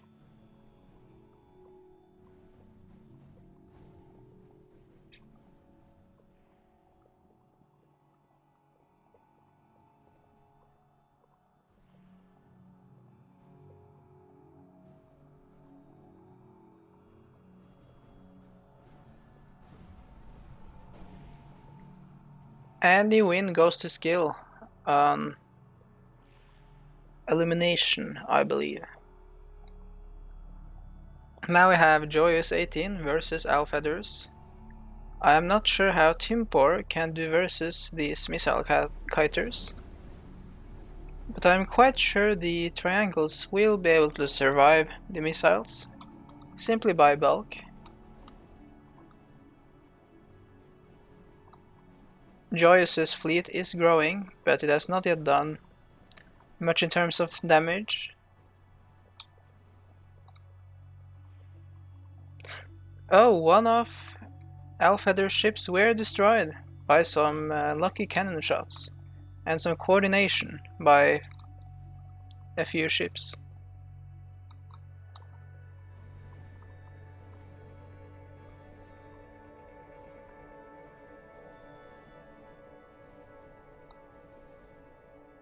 Alfeather's ships are being pinned down by multiple ships, and they were still able to win on points. So the first round went to Alfeathers on points. Alfeathers simply managed to do too much damage in the start for Joyce to recover.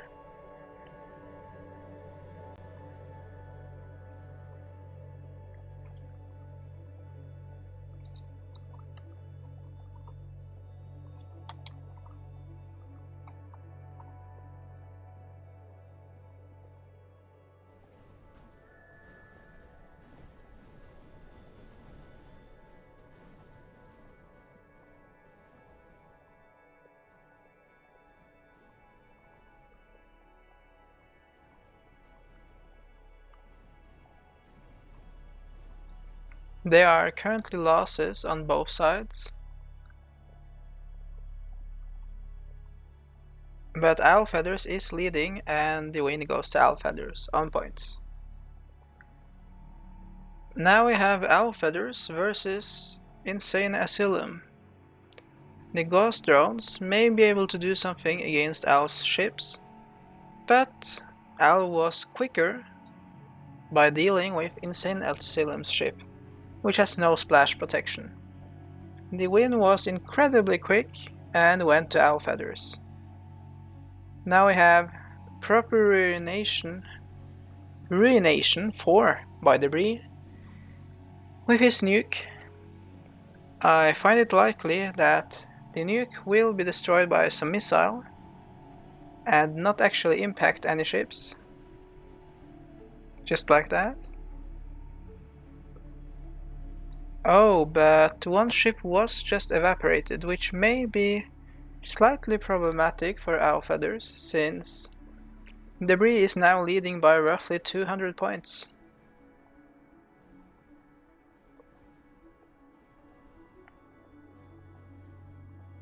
One nuke is trying to get in a hit. And Alfeather's ships are being very stupid and not considering staying away from it.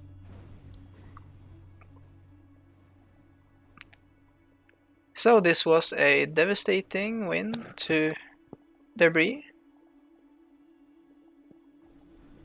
The nuke strategy is working, even on this budget.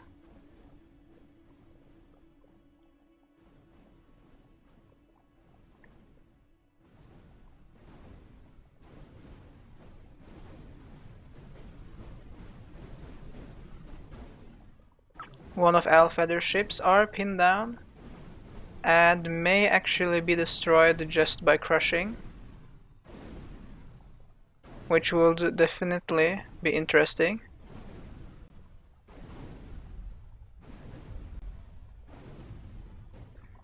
Well, it was mostly destroyed by crushing, but a nuke just evaporated the rest remaining. And just that interaction gave Debris the point lead he needs. And the second round goes to Debris. Debris wins this match. Now we have Alfeathers versus Insane Asylum with his rigorously tested fleet. Spile mounts and burst guns, I believe, with factories. Sadly, no splash protection, so these missiles may be dangerous.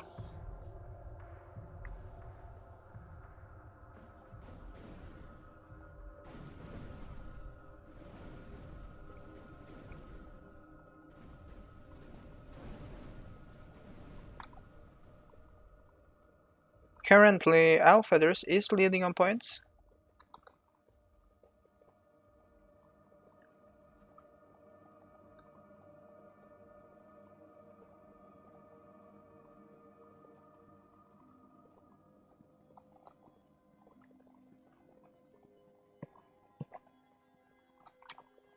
Insane Asylum is rapidly losing points, even though he has now replicated into 4.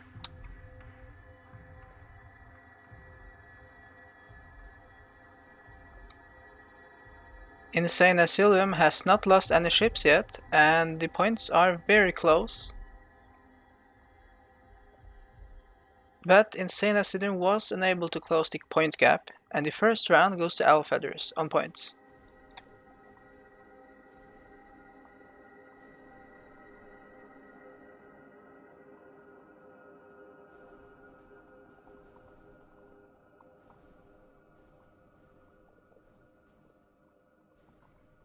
It is now going considerably worse for Insane Asylum. Both the child ships have been destroyed, and now one of the main ships have been destroyed, and only one ship remains.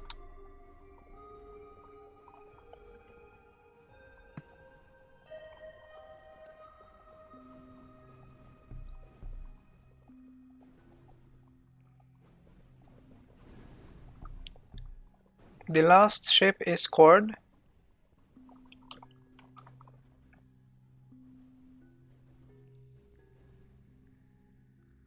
The win went to Alfeathers, both on points and on destruction. Now we have Sumdom versus Skill. The shields Skill has are able to save the support ships for one missile, and Skill's main laser array is currently damaging Sumdom considerably, and the first round goes to Skill on swift elimination.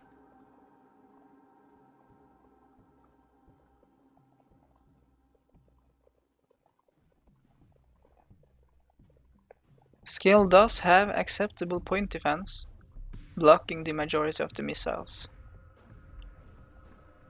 And Sumdom has been taken out again. Skill won on elimination. Now we have Skill versus Non-for-Deuce. Here there are considerably more missiles.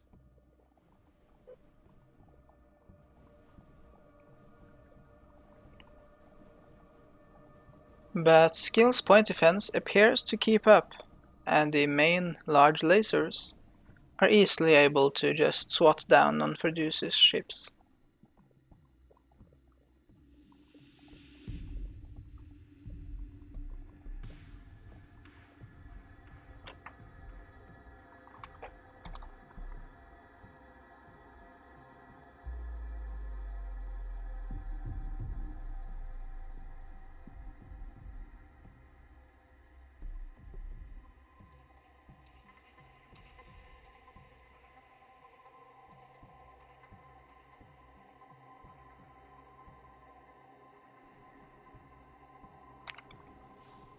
And the first round goes to Skill on points. I'm not completely sure why I say and before I say the first round goes to, but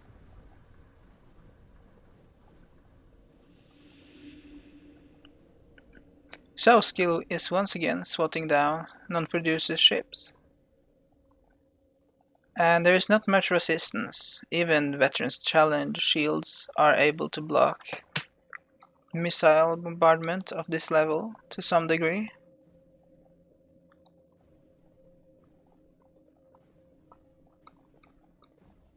We can see this one we're building its shield.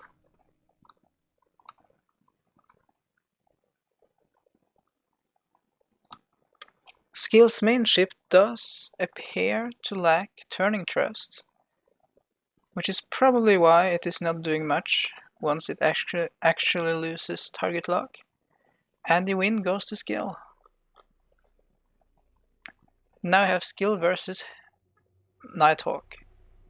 The hail does definitely have enough damage to be able to get through Skill, but so does Skill, and we saw a quick pierce. One strength of the large lasers is that they are, well, lasers, and they have very pulse damage.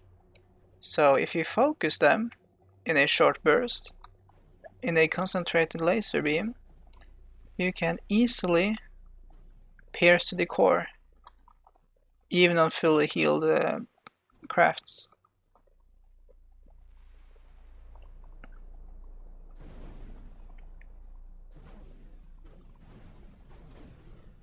And Skill's main ship was taken out.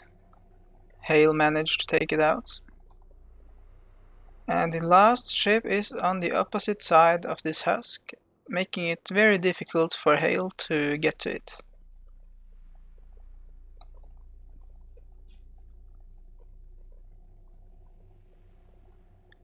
And the second round goes to Nighthawk. He was able to take out the main ship without being completely destroyed.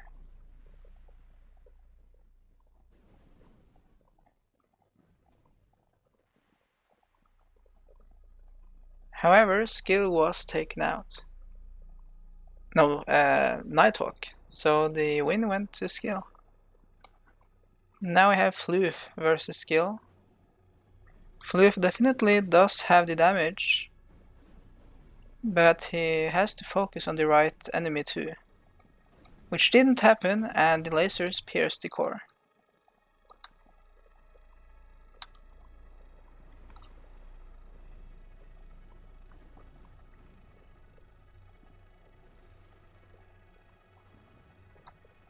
The core was once again pierced.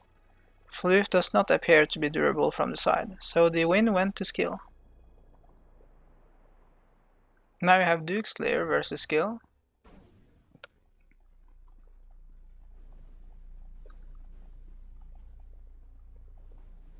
The main ship from Skill was just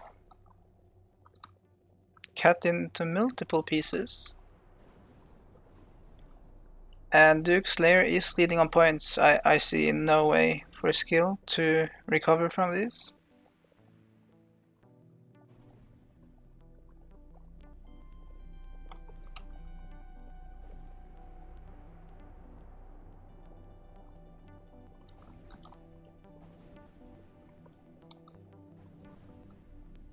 And the first round goes to Duke Slayer on elimination.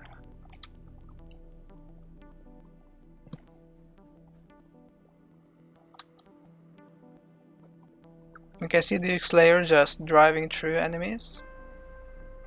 The main laser array on Skill's main ship was now taken out.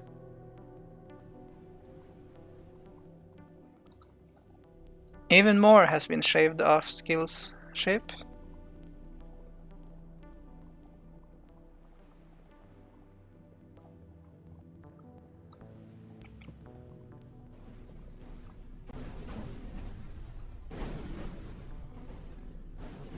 Duke Slayer is still losing on points and will have to take out Skill. Or at least his main ship. Skill just lost a thruster pod.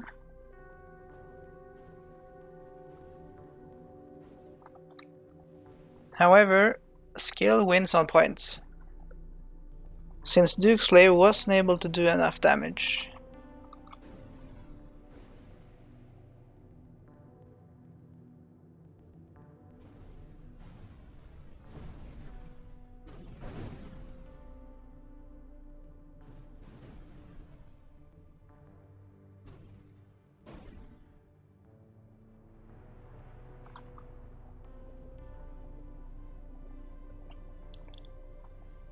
Skill's distractors appear to have very little energy and are very much unable to actually fire their lasers for more than an instant.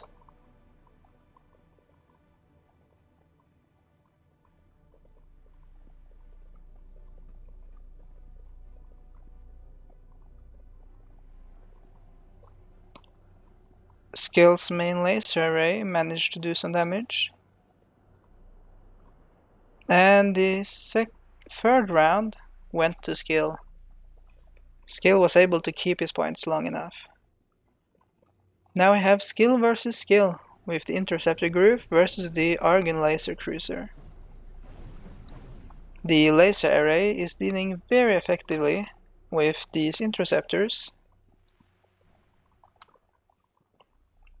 And the first round goes to the Argon Laser Cruiser.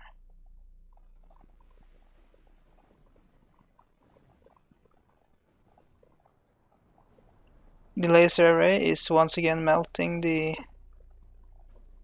small interceptors.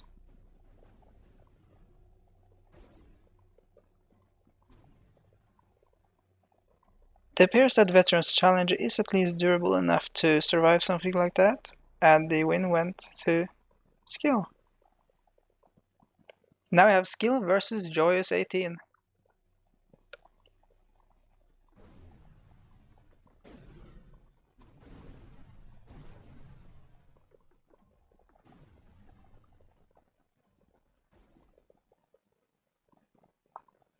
Joyous has already lost considerable amounts of points, especially now that the laser array has taken out the main ships.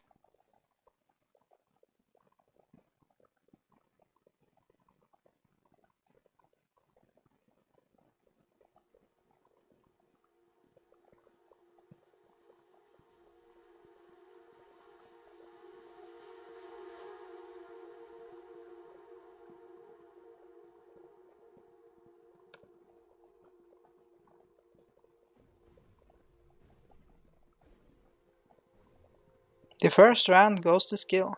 He wins massively on points.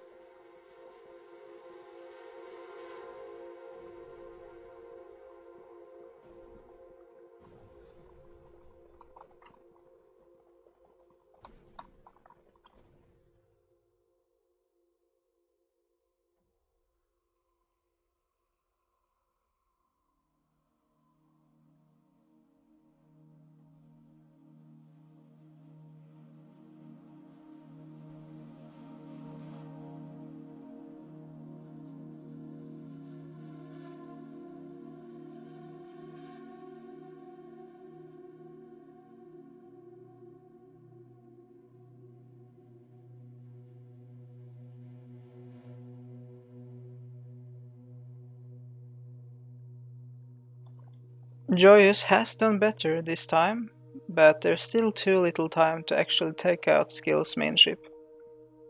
Barely, it was actually taken out at the last moment.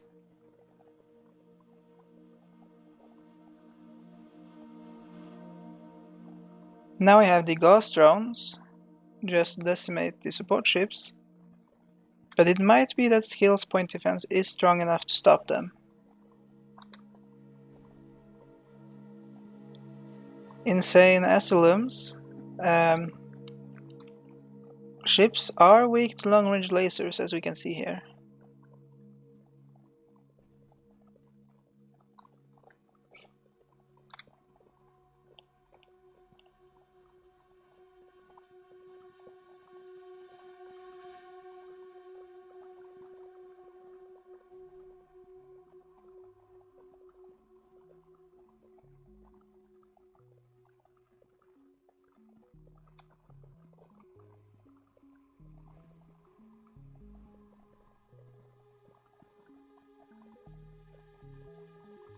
Skill has kept the majority of his points and wins the first round on those points.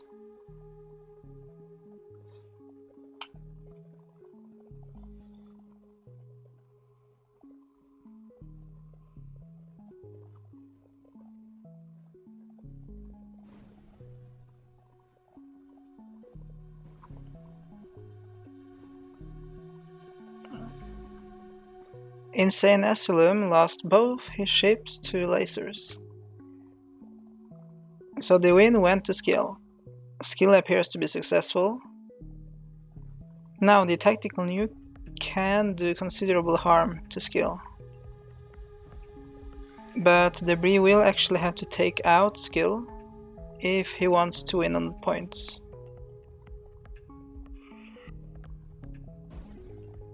And when a nuke is wasted on just a distractor, that's no longer possible.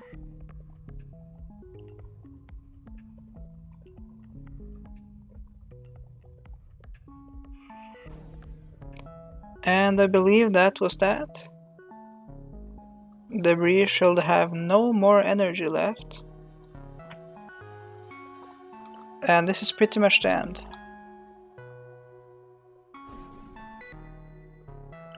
The first round went to Skill.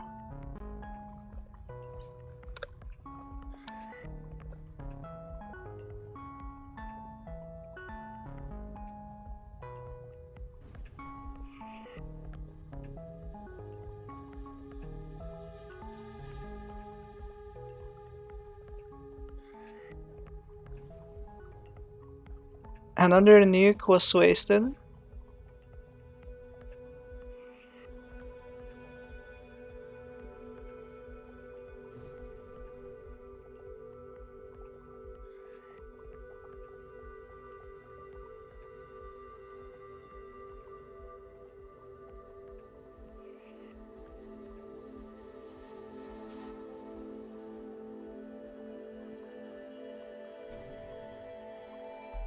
And the win goes to Skill. Possibly both on elimination. And now we have Skill versus Insane Asylum. Insane Asylum is sadly far too fragile and unable to deal with these lasers. So they are very quickly sniped down by lasers. And the win went to Skill, both on elimination. Now we have Skill versus Joyous 18 with his Borg submission. So these ships are simply just blocks of armor to absorb damage, while this is the main ship, which is a drone kiter.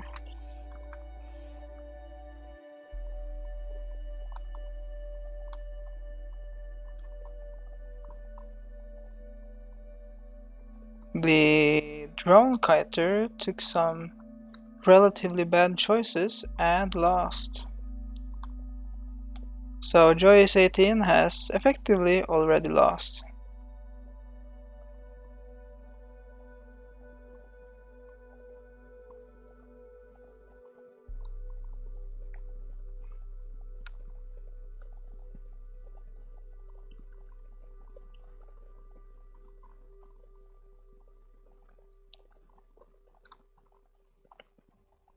Only one ship from Joyous remains.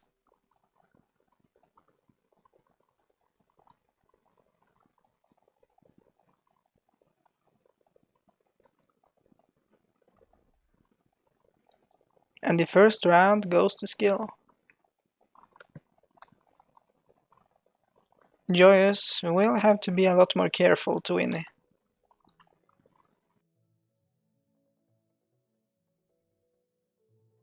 He wasn't, and the main ship is once again destroyed.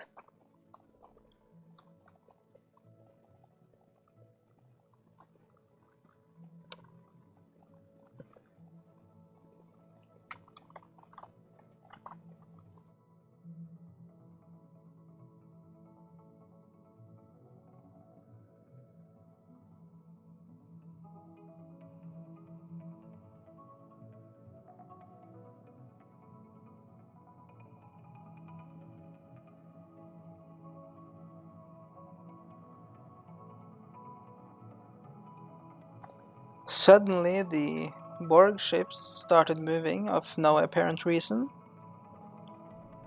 But that doesn't matter, since skill won on elimination. Now we have Sumdum versus Non-Produce.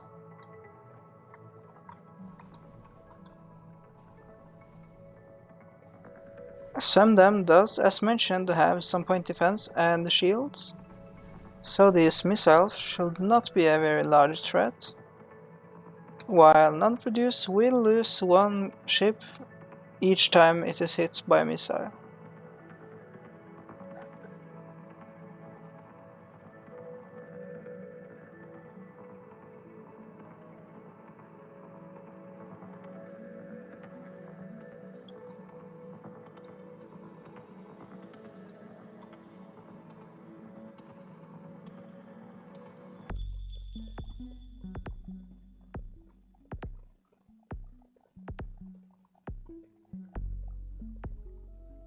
And the first round goes to Sumdum.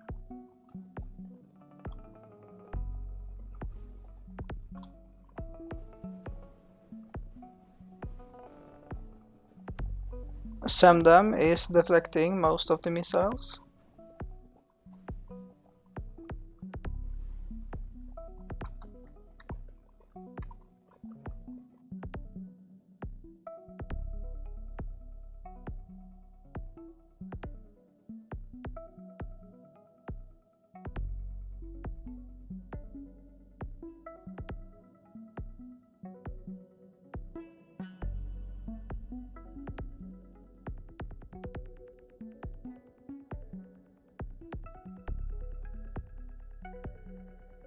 The win went to, of course, Sumdum on elimination. Now we have Nighthawk versus Sumdum. Hail may take heavy damage from these missiles.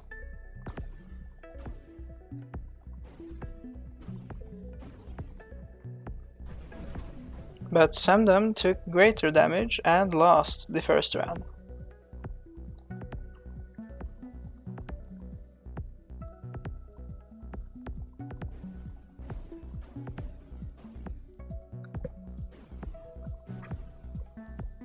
Sumdum is not keeping correct range and is taking damage.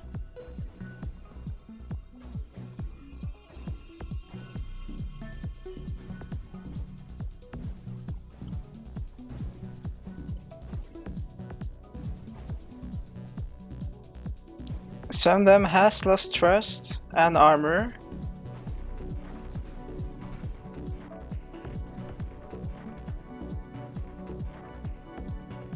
But Sumdum is currently still leading on points.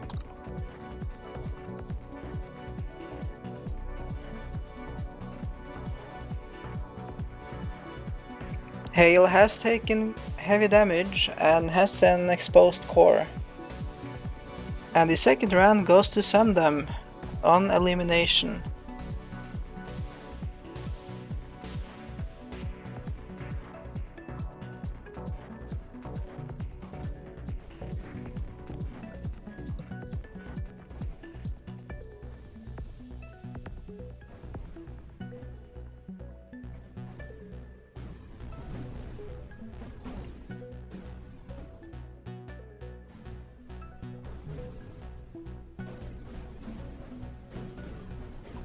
Hail has taken very considerable damage.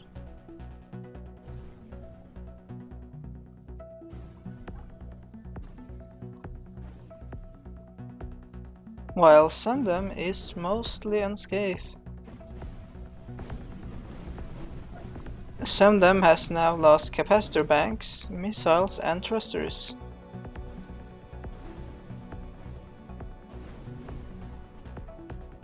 Nighthawk is now leading on points. And he takes the round. Now we have Sundom versus Floof.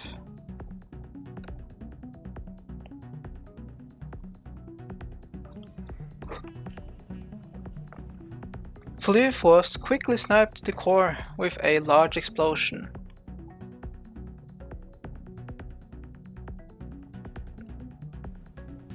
The large amount of small blocks is definitely showing up as a weakness in Floof's design, especially against Splash. Sundom wins on eliminations. Now we have Sundom versus Duke Slayer. If Sundom will manage to not get hit, if Sundom manages to not get hit, he may potentially win against Duke Slayer. The Gauss Beam has now been taken out at least. And the thrusters can be taken out as well through the splash, as we can currently see.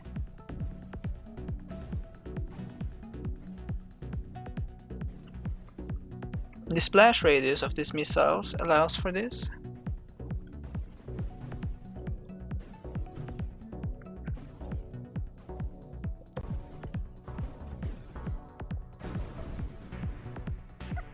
Duke Slayer is currently losing on points.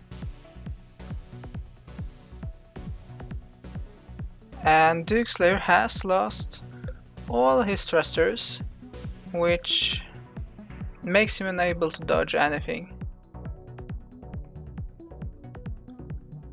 And the second round went to Sundom.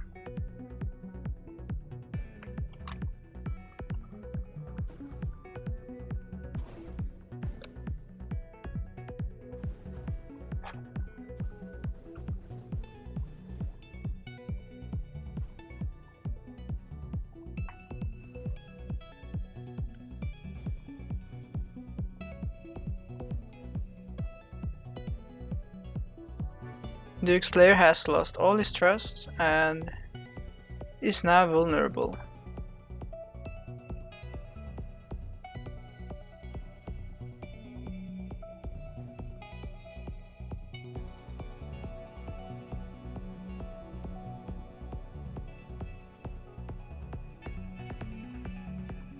And the win goes to Sundom. Now we have Sundom versus Skill, which will be a missile fight.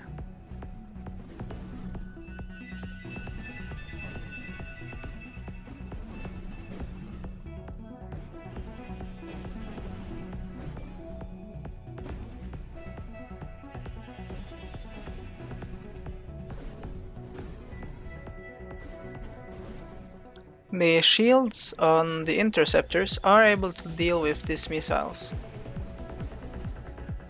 And Skill does have guns, which may be able to take down Sundom's shields.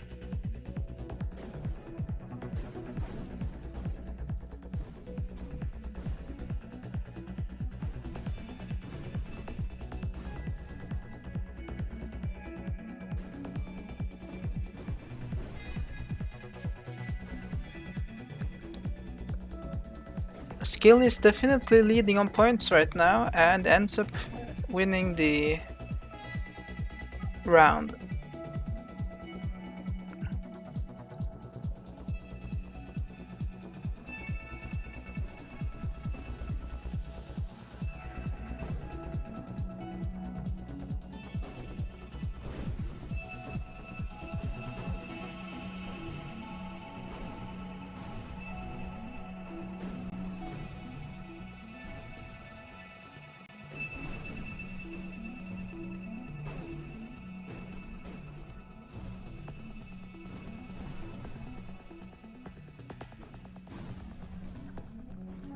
Skill does have belt-fed miniguns, which should be able to take down the shields, but his interceptors do rotate far too often to be able to actually fire the belt-fed miniguns, and even then, I do not think Skill's ships do have enough energy, storage or generation to even fire the belt-fed minigun. But Skill did still win due to his ships not having anything outside of the shields. Now we have Sumdam versus Joyous 18. And these triangles are taking the cruise missiles quite well. It might not be the same story with the other ships.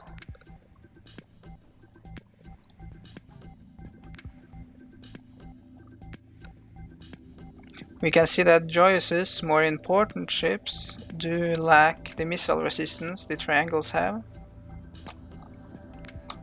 Joyous did attempt to put up a blast shield, but it does have a too small radius.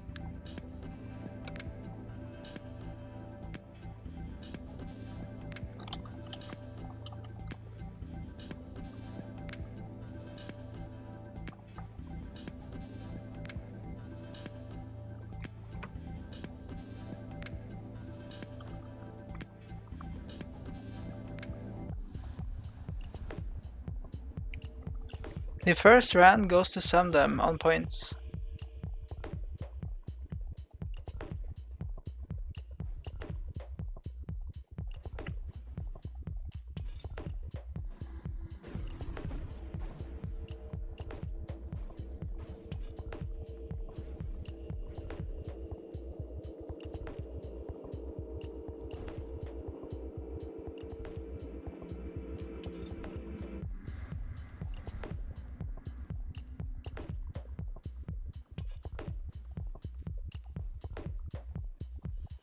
Joyous is currently very much losing on points, and he has no more production ships.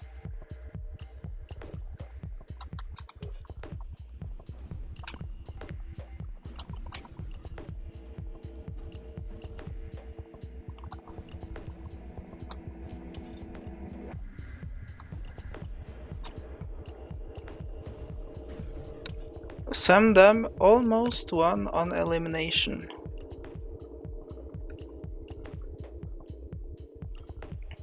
Now we have Sumdam versus Insane Asylum.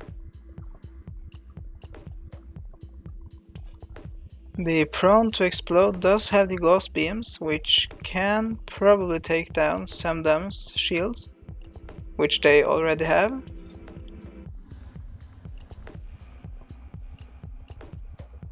But the cruise missiles did destroy Insane Asylum first.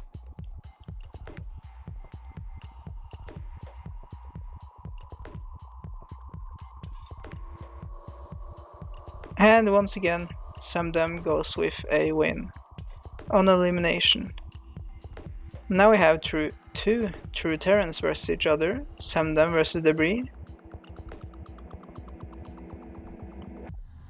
And Debris' defense is very powerful, and the tactical nuke is incoming, but the explosives disarmers finally worked, as you can see. Not very many people seem to try to use them, but they are actually effective, as you can see. They do stop missiles, torpedoes, and others. See there, you can see them activate again and deal with the missiles very quickly. I have just not seen much use of them, since it seems like people assume they are useless. Anyways, Sumdam is leading on points with roughly 90 points. And this gives him the win for round 1.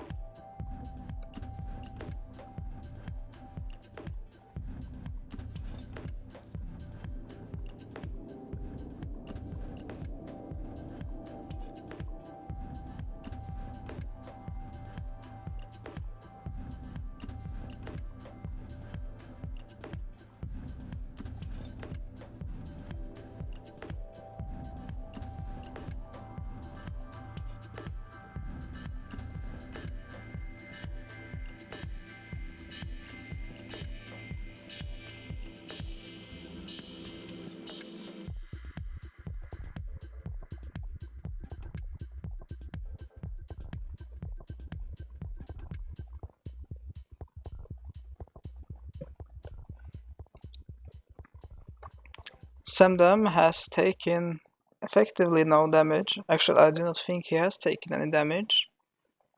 And Debris has. So the win goes to Samdam on points. It seems like Debris' troll ship strategy may not be the best at this budget.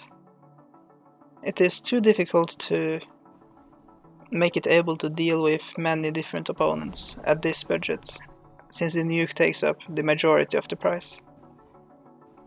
We can see Insane Asylum being hunted by these missiles, which are very powerful, and Samdam takes round 1.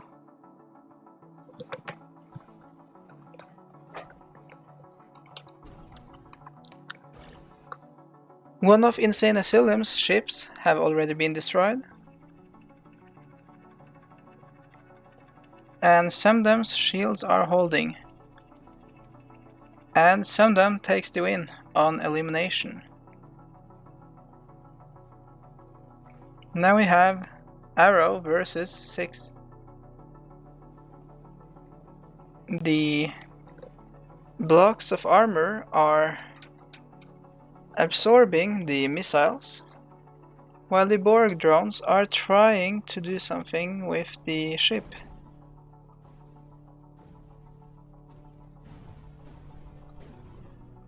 However, Samdam's shielding appears to be too powerful.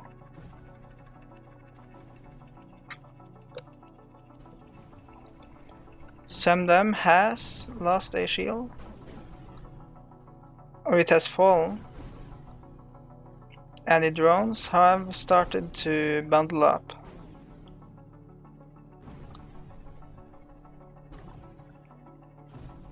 Samdam is taking damage to the core section, and the first round goes to Joyous. It seems like Borg drones can work.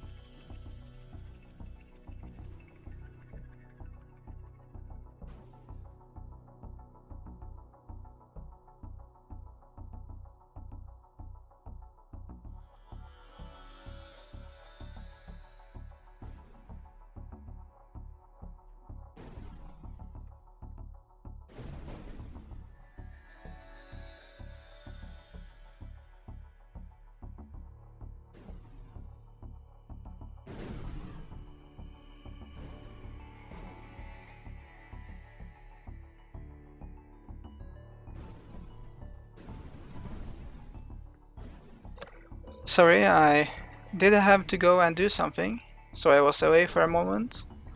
I did see that the Borg did win again, and we can now see Exterp losing on points due to the cruise missiles causing heavy damage. Exterp's new ship does have a fair bit of burst plating, and I'm not sure how effective it is at blocking the cruise missiles. Hopefully it works.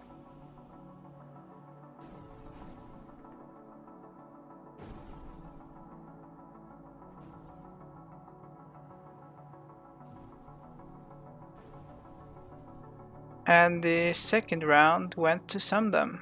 It seems like Exterp won the first. I may have to buff the velocity of burst plating.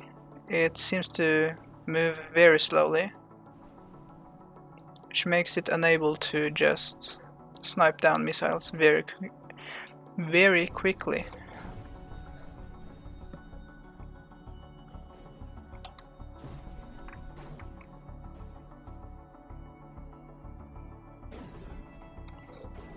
We can see Exterp has lost considerable amounts of points again, probably due to the fact the main ship exploded.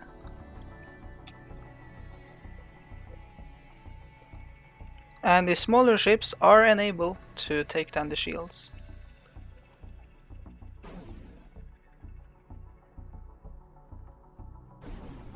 Oh! A child ship was made, which was unlucky enough to be destroyed the moment it came close. And the win goes to Sundom. Now we have Non-Produce versus Nighthawk. Hale is taking considerable amounts of missiles.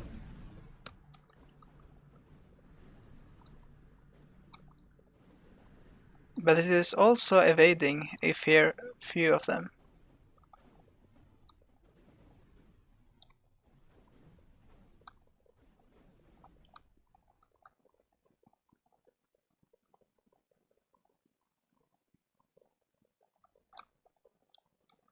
Hale is quite effective at taking out these kiters.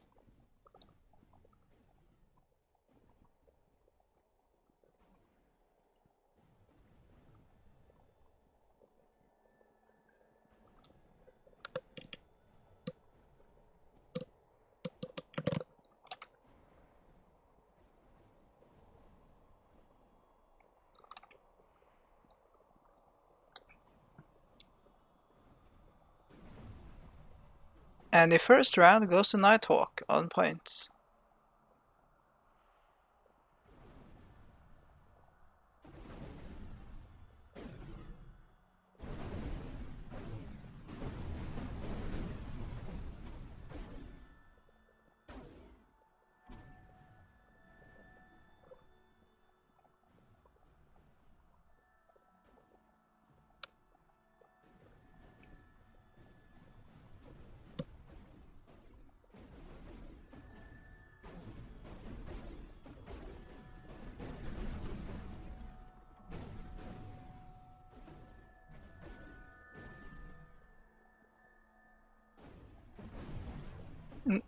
Hale is currently leading on points by a considerable degree.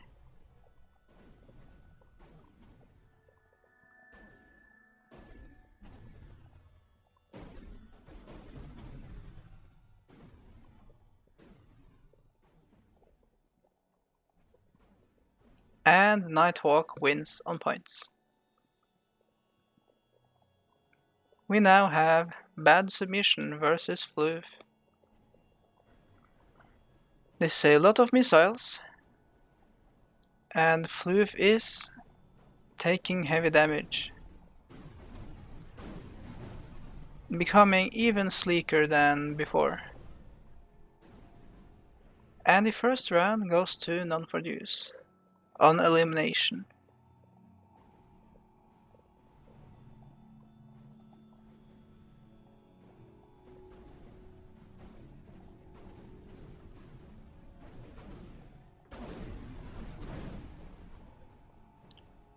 Non-Produce wins on elimination.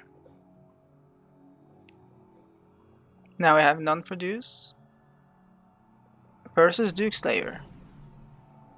I will expect Non-Produce's ships to be able to dodge Duke Slayer, and the missiles could damage Duke Slayer sufficiently so that he can't move, but it's not sure that will happen.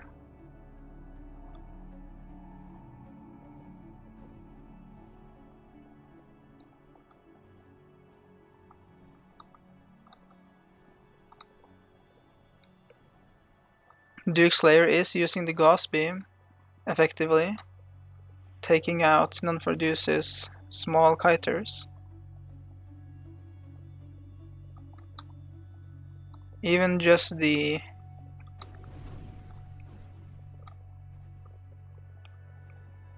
I'm not sure what they are called, but the small explosive sentinel turrets were sufficient to take them out too. The first round went to Duke Slayer on points.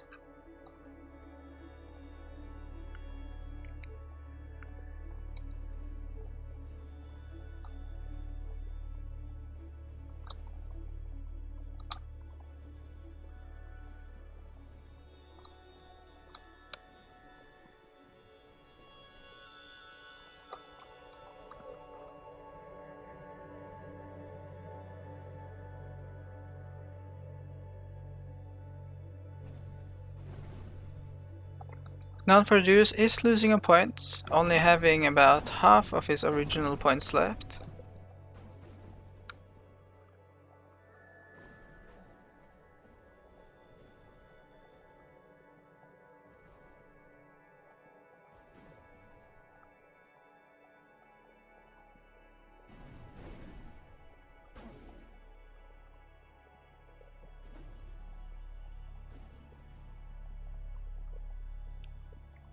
And Duke Slayer wins.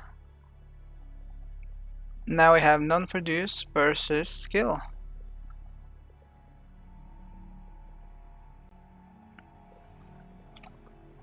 Here we have missiles versus missiles again.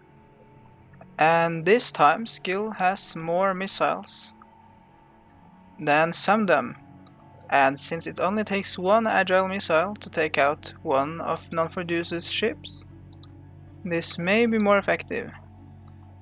And skill still has all the needed shields.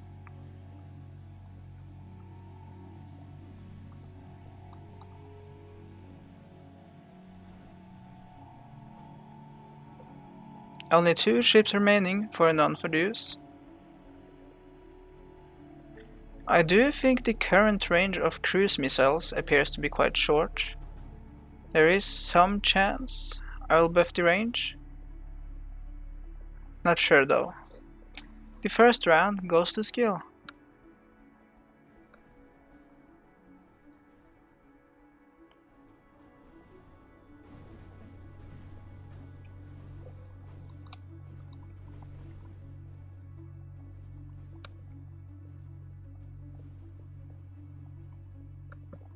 Non-produce already only has 2 ships left.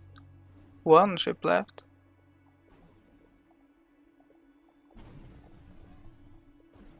And the victory comes to skill on elimination. Now we have non-produce versus Joyous 18.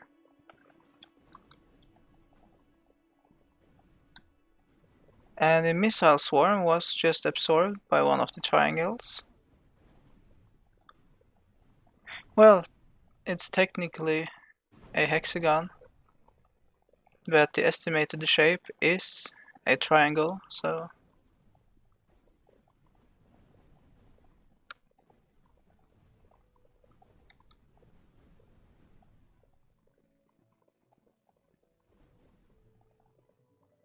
currently Joyous 18 is losing on points.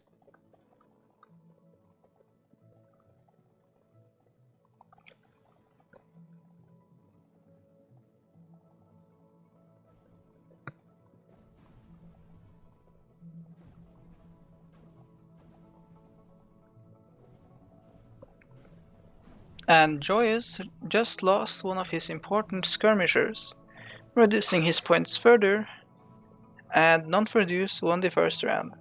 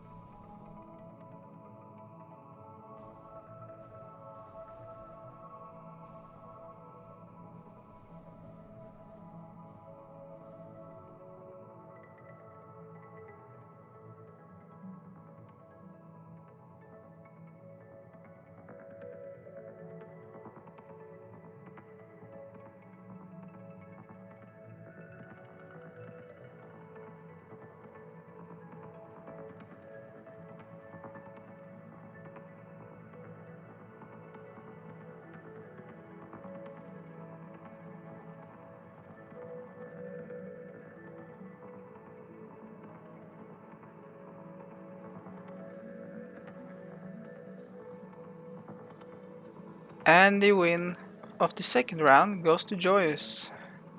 He did manage to take out the kiters without losing important ships.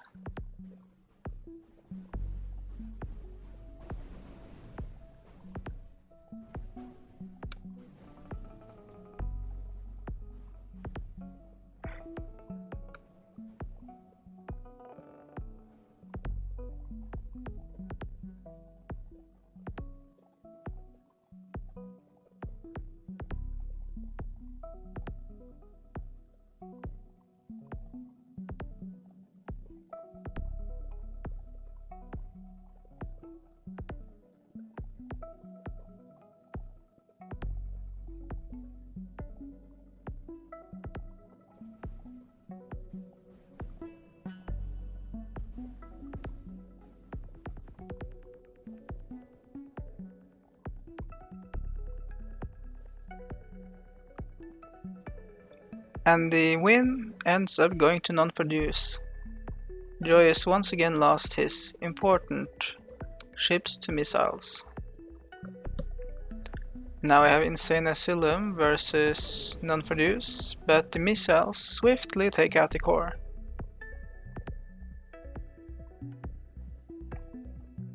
It does not take much to take out a core if every single hit is a direct impact to the core.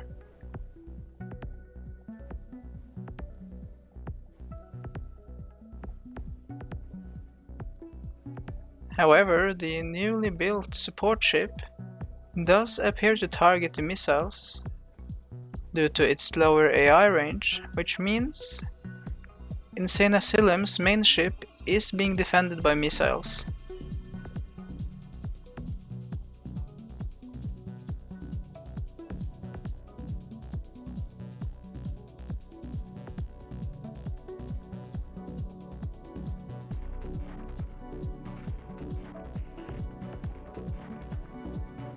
And the second round goes to Insane Asylum. If he can survive long enough to make the support ship, something he did not do this time, then he could have won.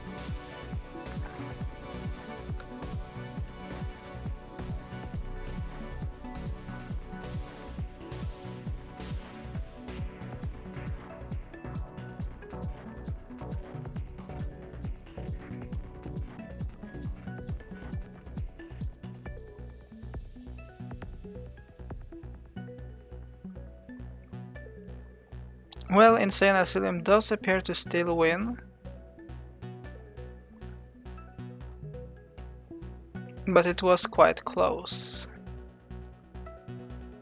So the win went to Insane Asylum, and now we have non-produce versus debris.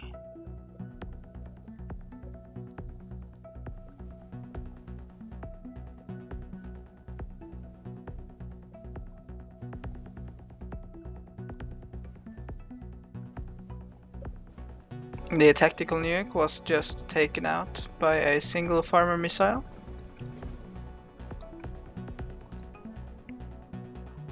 The second one took out one ship, which may already be enough to give Debris the point lead he needs, since he can pretty much tank the rest. His point retention is very high, and if the nuke takes out anything more, yeah, Debris has this win.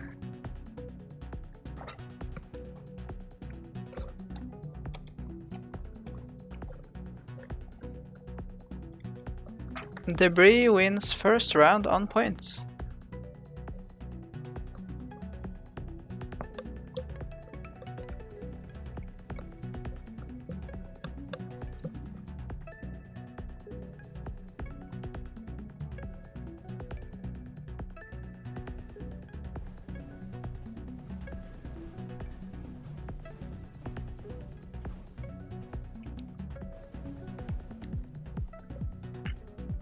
Debris is currently losing on points, but that may still change.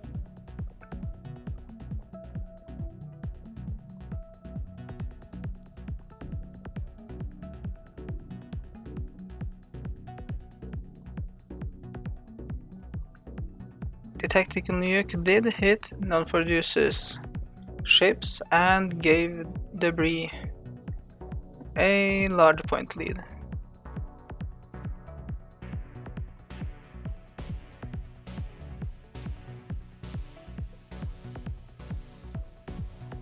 The win went to Debris. Now we have non-produce versus Insane Asylum.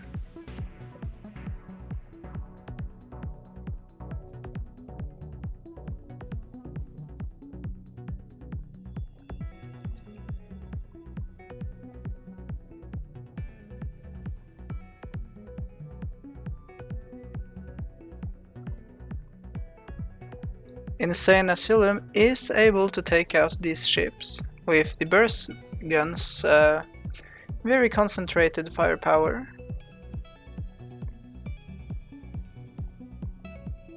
And these farmer missiles do have quite low damage. So Insane Asylum can tank a few.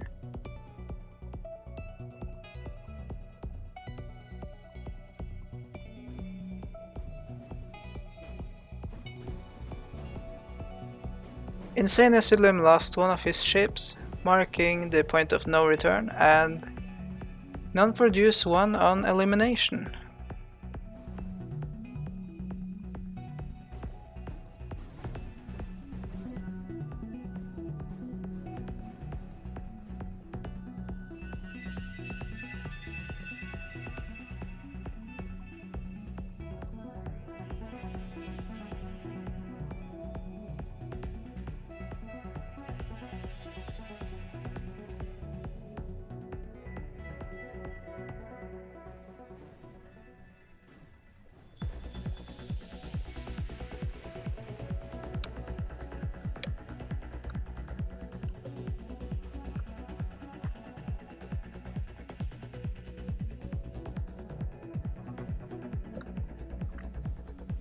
Insane Asylum is currently leading on points, with child ships operational.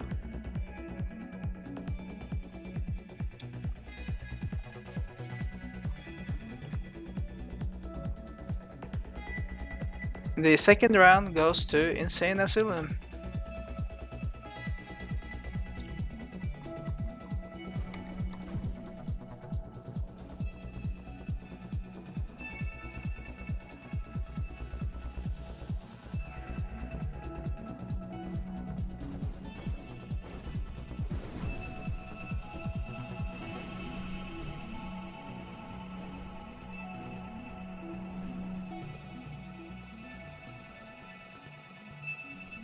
Insane Asylum is currently losing on points.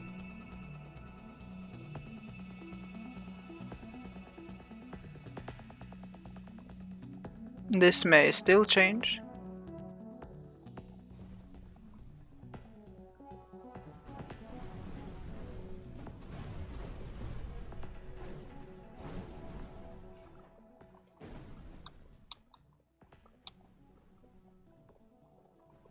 Insane Asylum lost one of his ships, removing a lot of points and giving non-produce the win.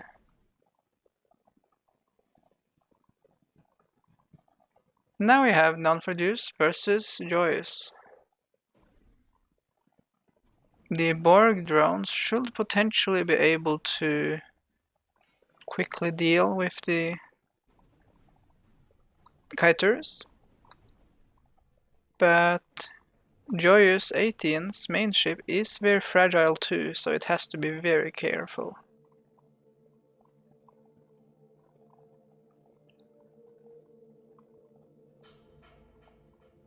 Non-produce has started to lose ships.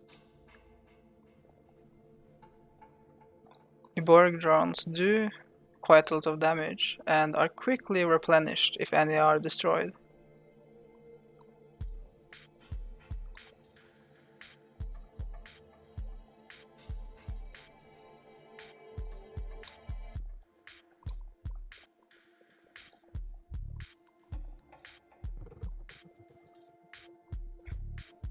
I believe Joyous 18's main ship was destroyed, giving non-produce the win.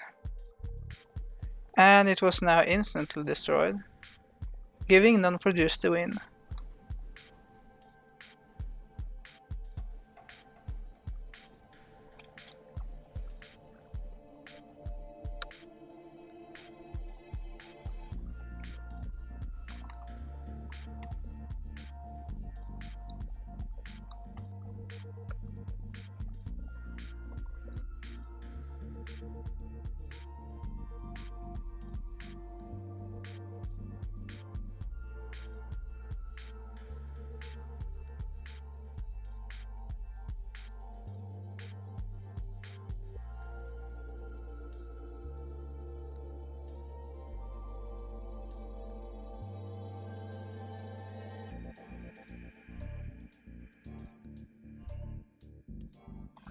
Joyous 18 continued to take damage and is losing on points, giving Non-for-Deuce the win. We now have Non-for-Deuce versus Exterp with his scout fleet. If the burst plating does not help out here, I will definitely have to update them to make them more usable.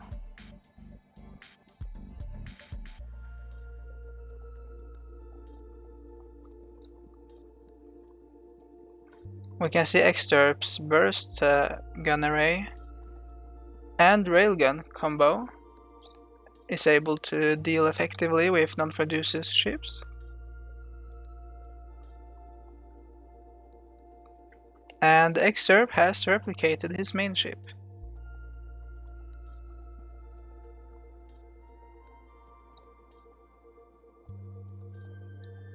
The first round goes to Exterp.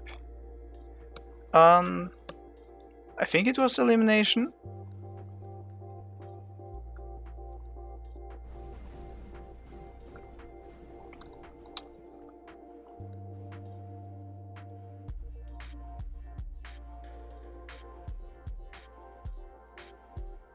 Non-for-Deuce is very rapidly losing ships, while Exterp is just fine.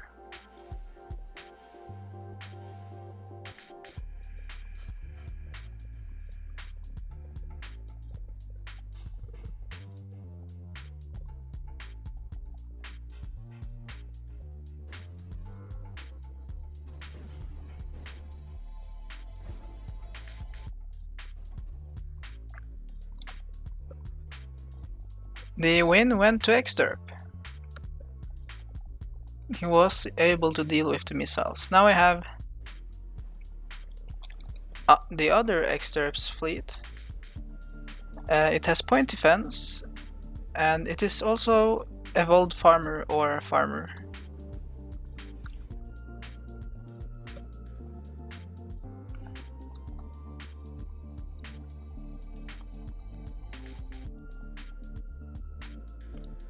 Exterp is struggling to deal with all of the missiles, and his amount of missiles is smaller than Non-for-Deuce's amount. But luckily he does have shields, which can block all of the missiles.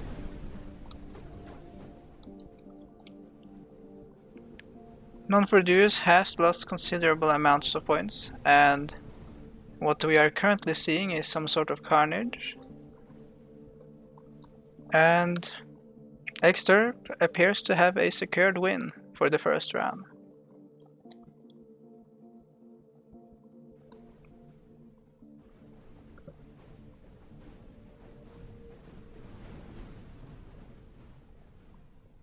Non-for-Deuce has already lost 3 ships.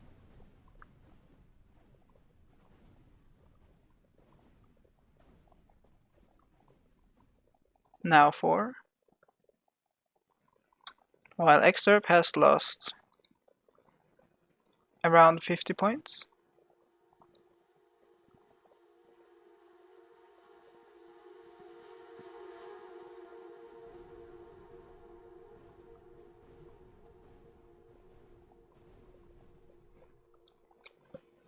Only 2 ships remain for Non-for-Deuce, with 12 seconds remaining. And Exterp has held up very well, just bringing those tiny shields and some point defense. Even just a shield by itself does help a lot against missiles. The win went to Exterp. Now we have 2 brawler, or rather armor and gun types going against each other. Floof and Nighthawk. Nighthawk probably has more damage, but Floof did have more HP. Or maybe it is the opposite. Plasma condensers are very powerful.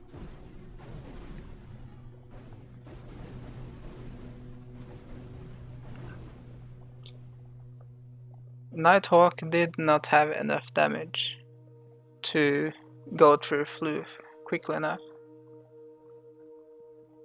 Now I have Hail versus... I made this in 5 minutes.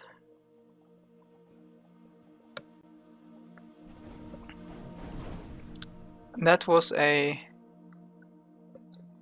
quick win. The thing is, Duke Slayer's AI only has to be good, and then Duke Slayer will win. The second round also went to Duke Slayer, giving him the win. Now we have Hail versus Interceptor Group.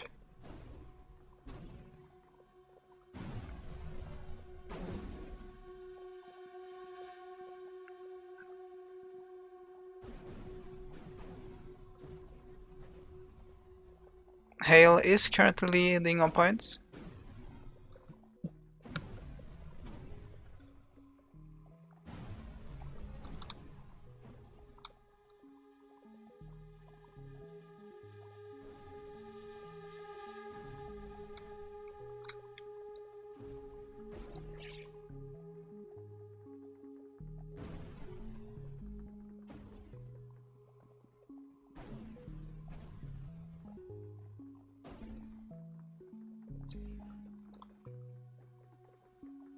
The interceptors are quite durable, mainly due to the fact they are completely made out of heavy alloy. But the first round goes to Nighthawk.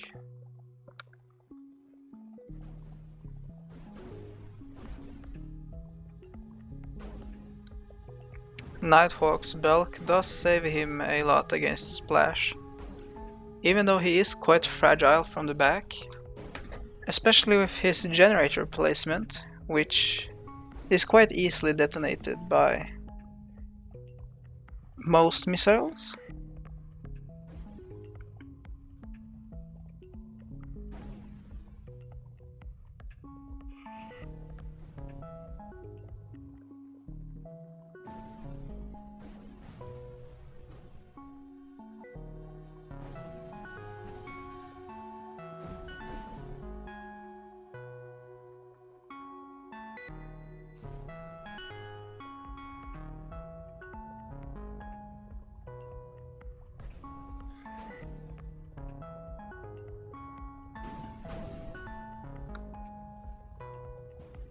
Nighthawk wins on points.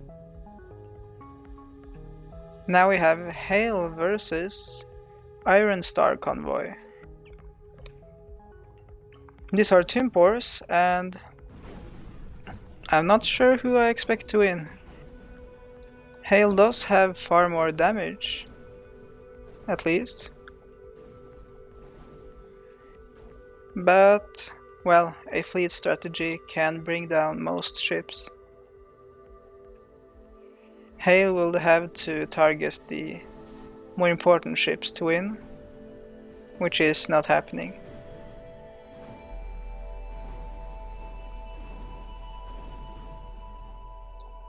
Well, one of the important ships are being attacked now.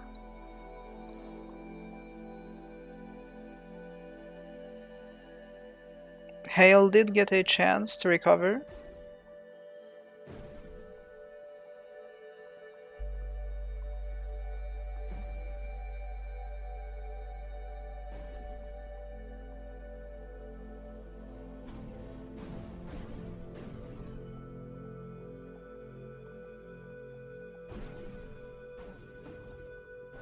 Hail is still leading on points, but he will likely lose now. Just like he did, and Joyous wins that match. Now Hail versus Prone to Explode. The gas drones are doing quite a lot of damage. And Timpor does not have very durable armor, but Hail still won on elimination.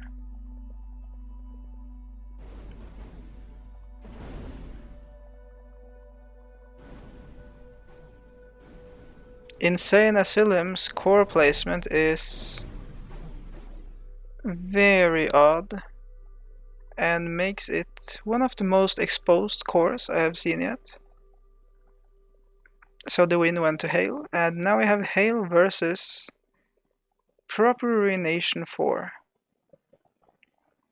I am concerned that the tactical nuke may take it out, but we'll see.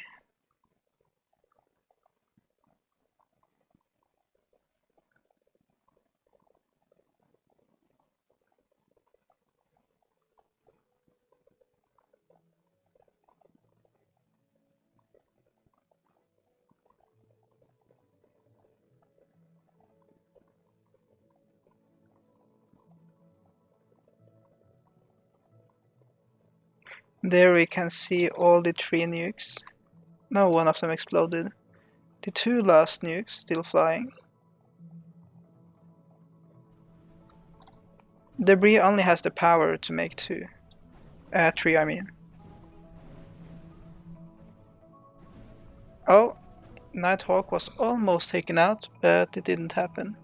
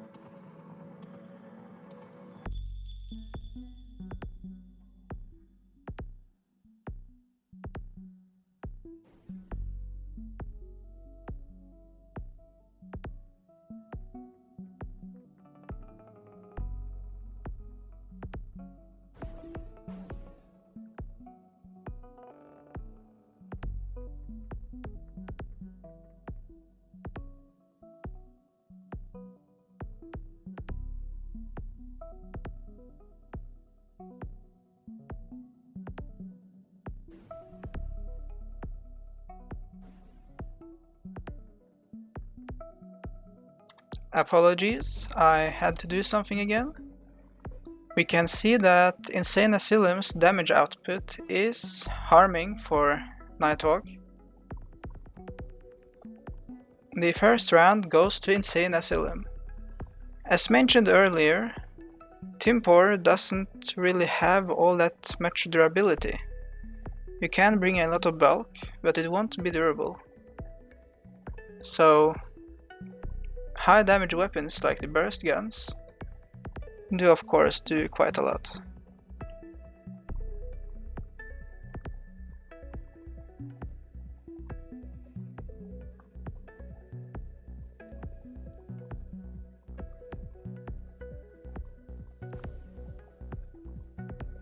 Nighthawk is losing considerable amounts of points, and Insane Asylum is barely staying out of range.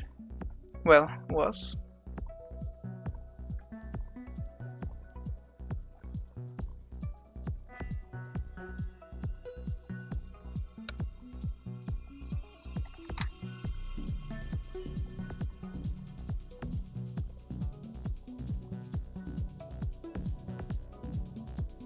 And the win goes to Insane Asylum. Now we have 6 versus Hail. 2 both quite clear white submissions.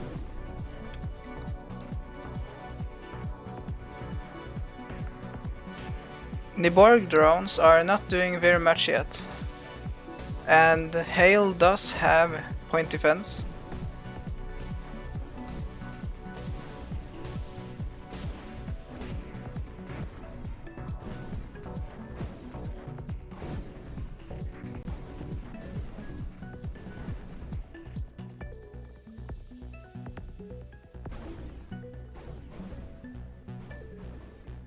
Only one distractor...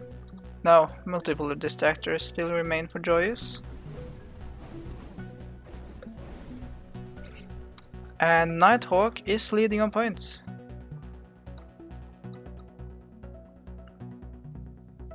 The first round goes to Hale.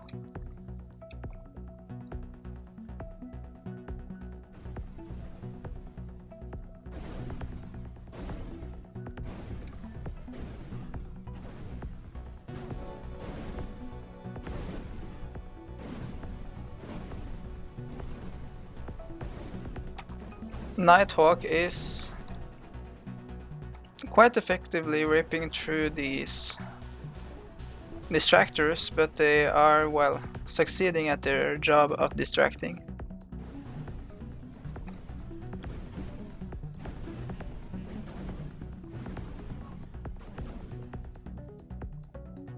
Sadly, the majority of Hale's damage output is put into point defense, which makes bulk useless enemies like these actually quite effective time sinks.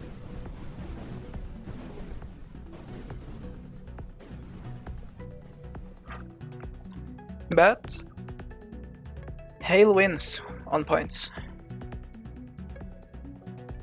Now we have Hale versus Scout Fleet.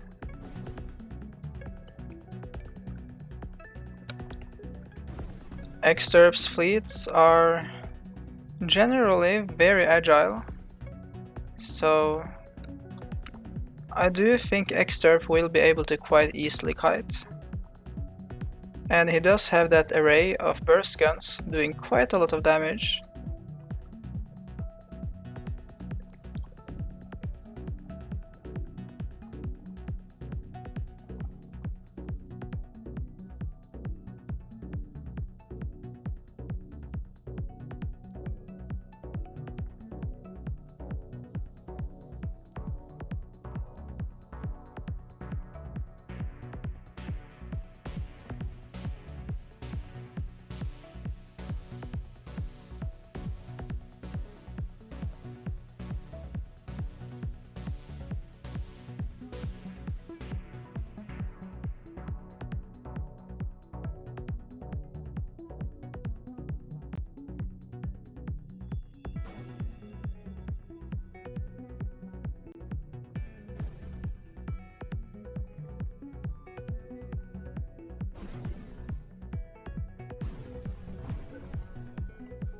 Exterp is still being effective against Hale.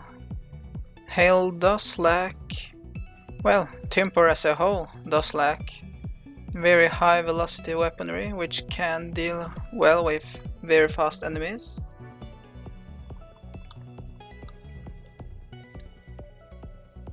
I would like to hear your thoughts on whether I should mostly use this automatic camera or whether I should use manual, kind of like this.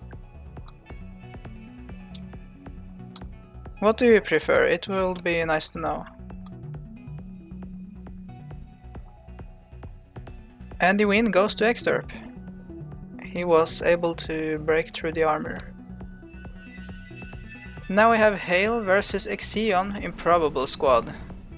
These are absolutely tiny farmer submissions, and they cannot stand much against a big Timpor.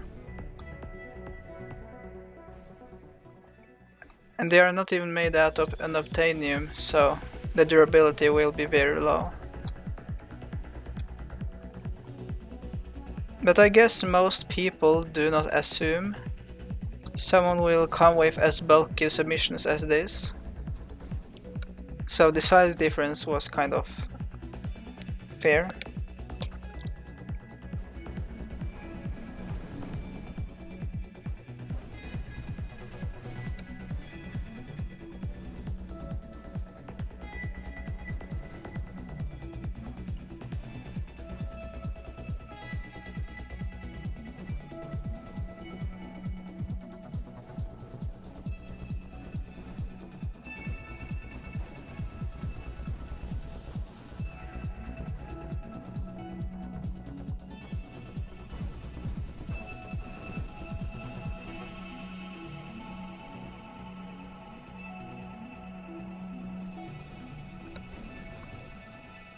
Hail is once again dealing with the farmers very effectively.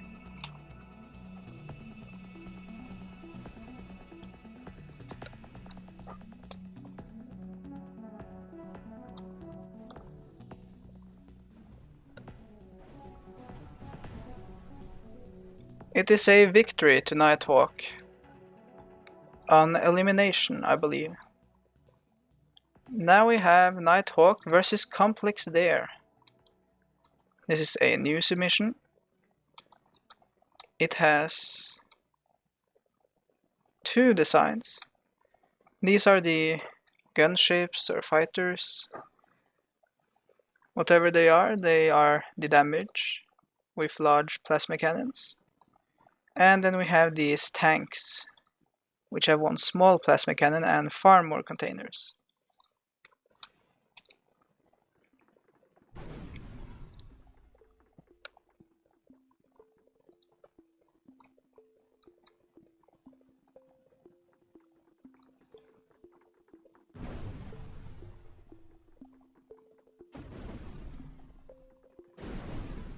Complex Dare has already lost the majority of his points. And Nighthawk does have an exposed core which now exploded, giving Complex Dare the first round.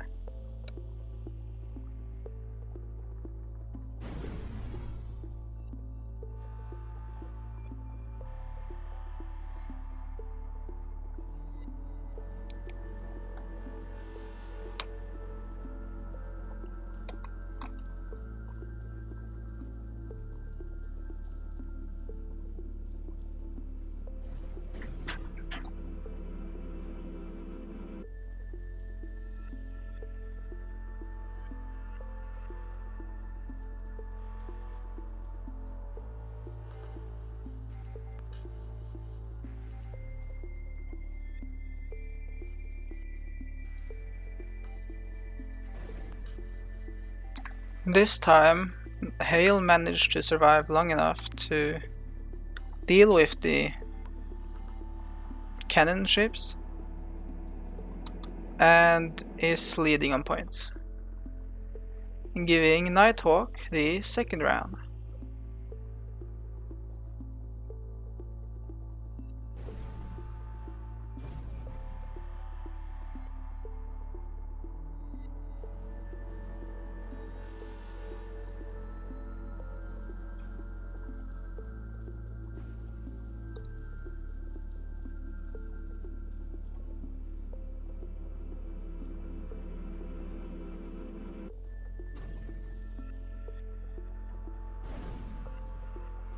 Complex Dare has already lost a large amount of points, and he has lost all of his cannon ships.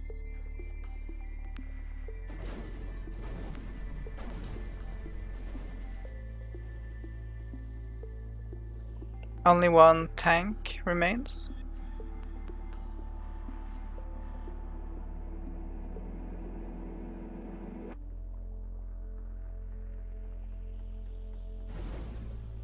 This is a win to Hale on points.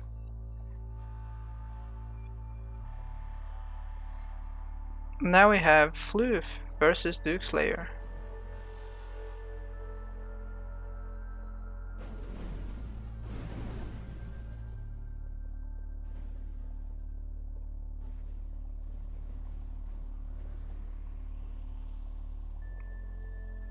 Floof does have the damage to break Duke Slayer, but Duke Slayer's maneuverability makes that very difficult.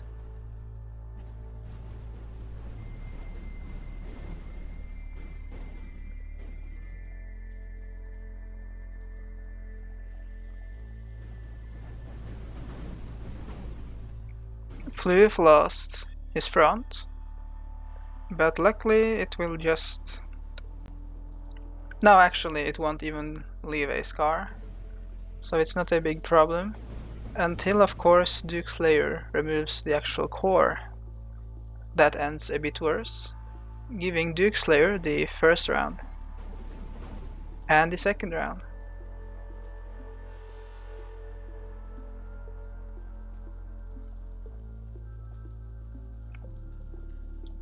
Now we have Floof versus Skill. The plasma condensers and the missiles Floof has do lack the speed and precision to deal with quick interceptors like these. And, well, as mentioned previously, Floof lacks splash resistance and Skill brings large splash. So it ends badly for Floof.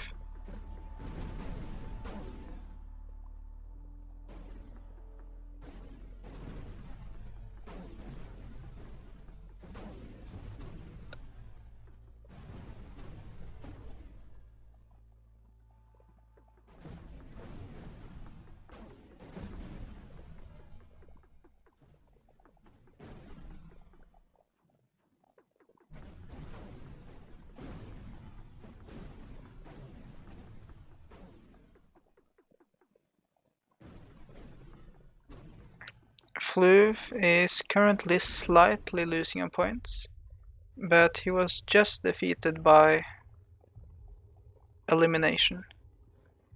Now we have Floof versus Joyous 18. Floof may be able to defeat this Timpor submission, even though he did just lose all of his front.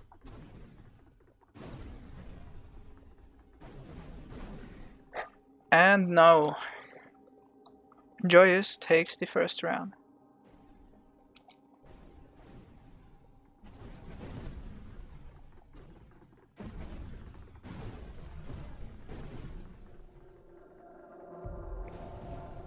Floof is being swarmed by the tanks, making him not target the actual damage dealers Joyous has.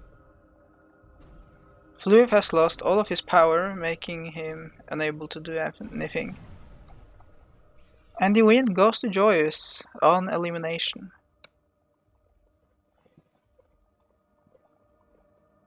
Now Ghost Drones.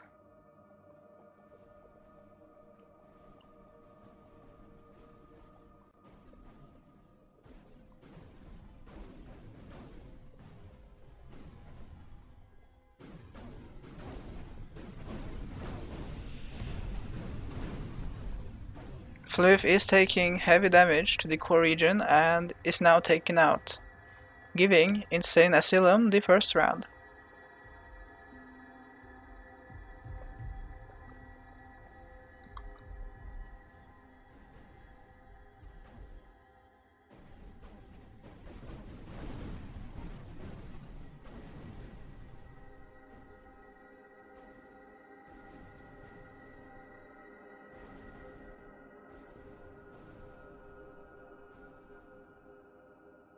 The core region is once again heavily damaged,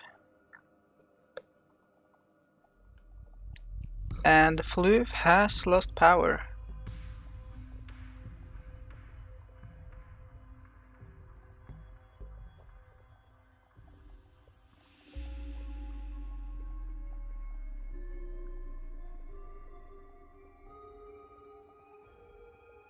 And the win went to Insane Asylum. Now we have Floof versus Debris. Floof might counter the tactical nuke or not. I think Floof will need to fire the main gun at the tactical nuke to actually stop it, but that is unlikely to happen.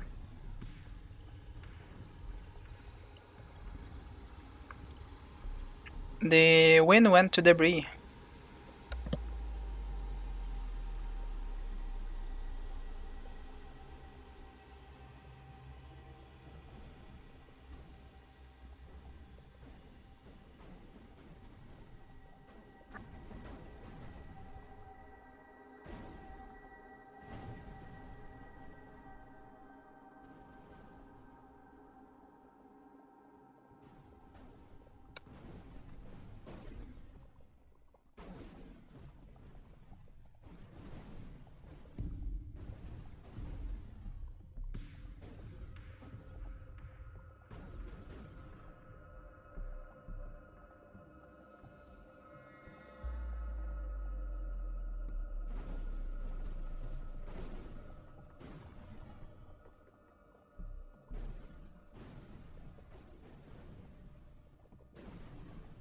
Floof is holding up better this time, but he is still unable to actually hit with all the damage he has. The first round went to Insane Asylum.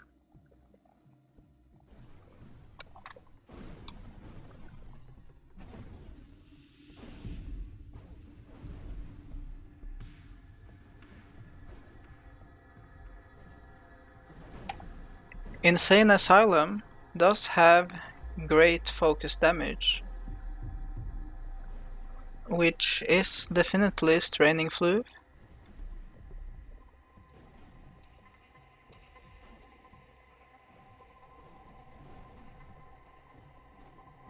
Most of Floof's trust has been stripped down,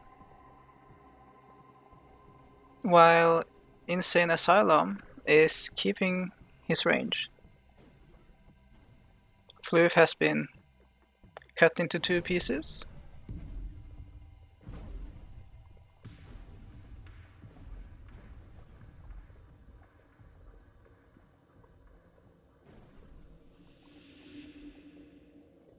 And the win goes to Insane Asylum. We now have Floof versus Joyous 18. I would expect that Plasma Condenser to be able to deal with these. But Floof is being distracted and is now targeting drones with its main weapon.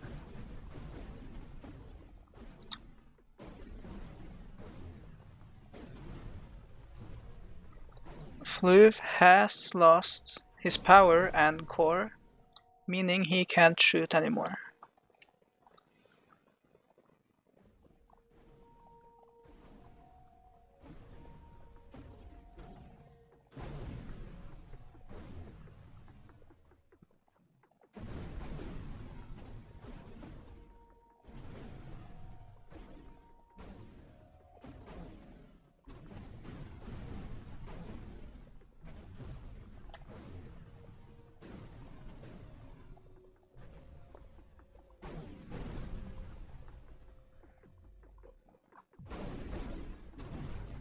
The core region is damaged, and Floof has been cored.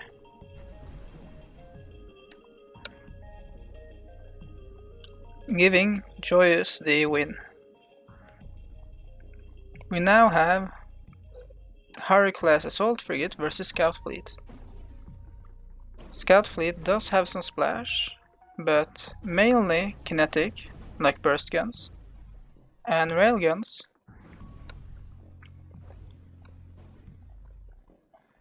So the frigate should be able to take quite a bit of that kind of damage.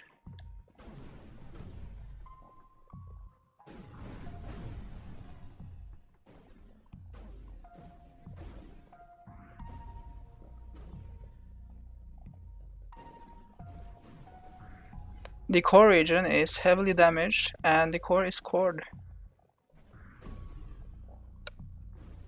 The core is somewhat vulnerable and the first round goes to Exterp 7.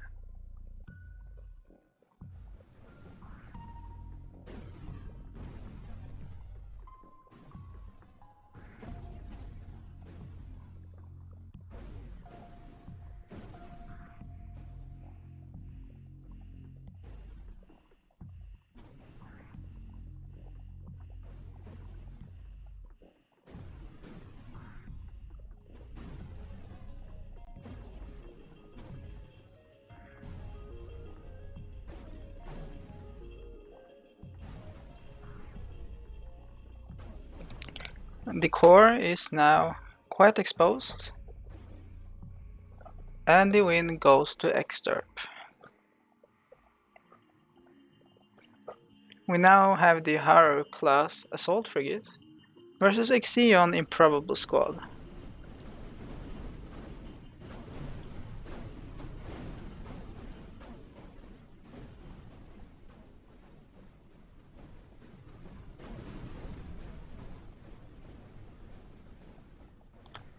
The missile spam from Exterp is very damaging for Floof, and he is now destroyed for the first round.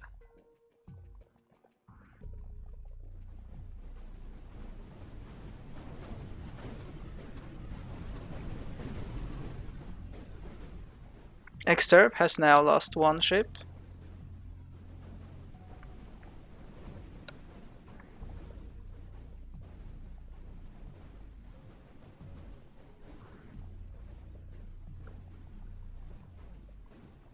While Floof has become extremely skinny, and the second round goes to Exterp too.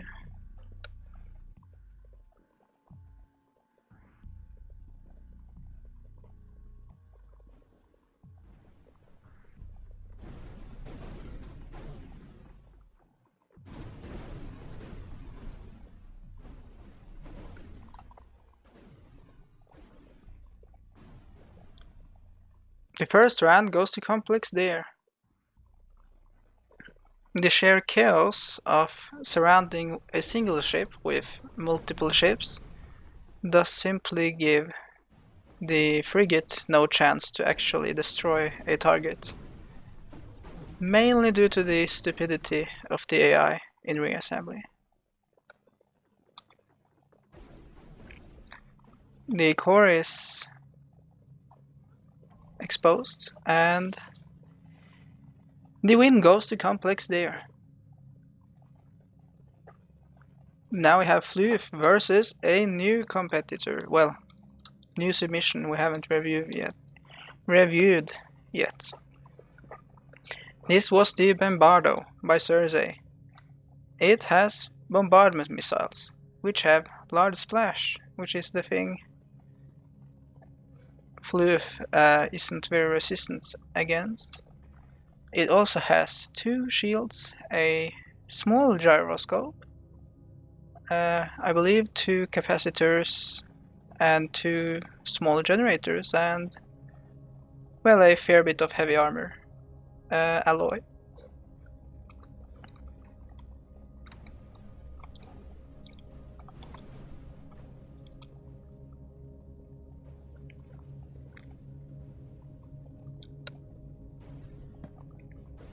We can also see that Bombardo is quite quick,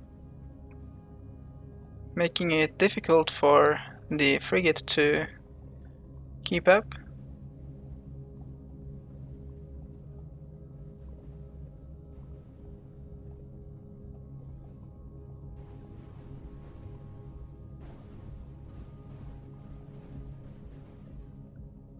The core region is gone.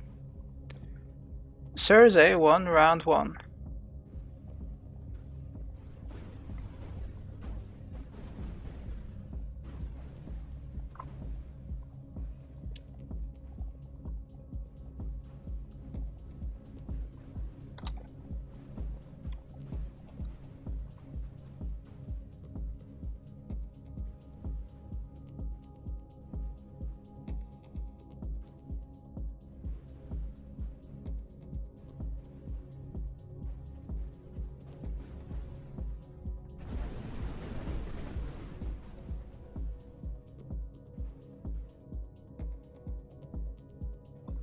Floof almost managed to destroy Bombardo, but it didn't work. Now we have Duke Slayer versus Skill.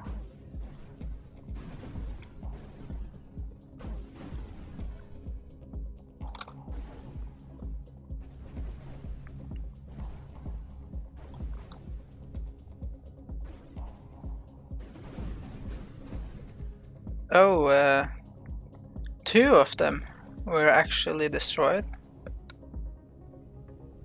all at once. And the last one chooses to ram Duke Slayer 2.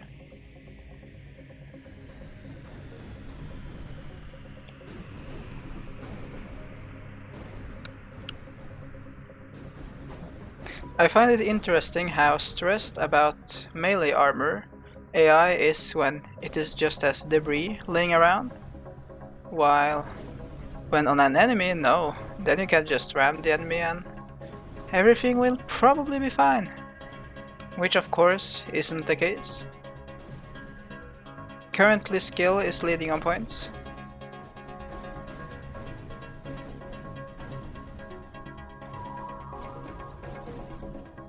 And no longer.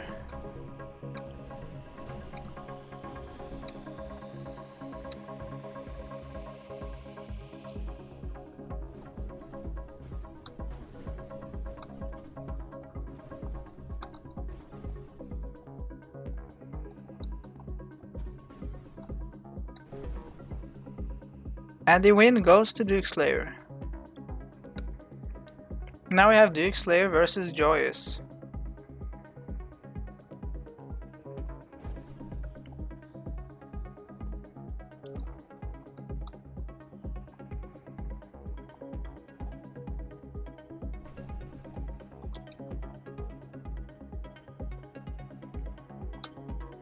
Duke Slayer has not yet destroyed any crafts.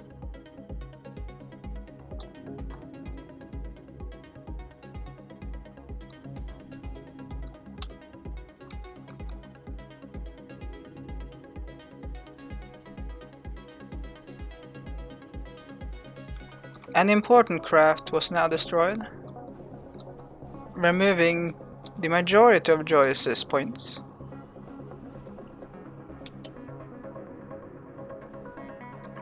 He has now driven through even more.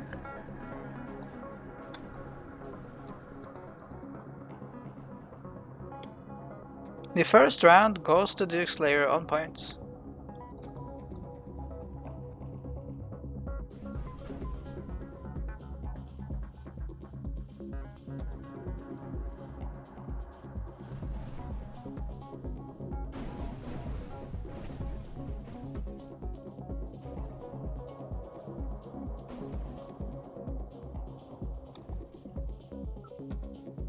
Joyous has now lost considerable amounts of points, only having 666 points left.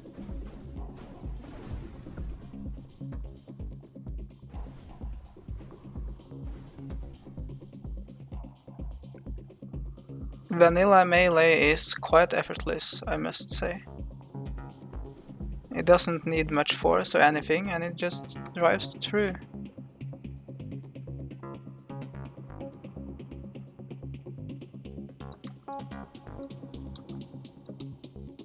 Well, the map is now littered with enemies, but Duke Slayer wins.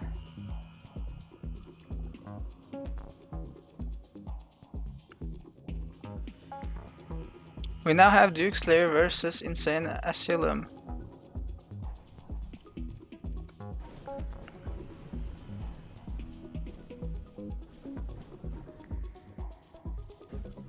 Duke Slayer is taking considerable amounts of damage.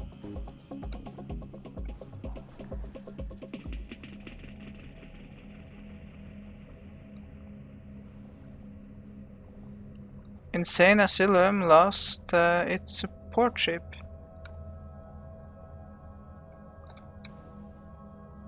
Or child ship, to be more specific. But luckily that did not yield any points, so Duke Slayer is still losing. For now.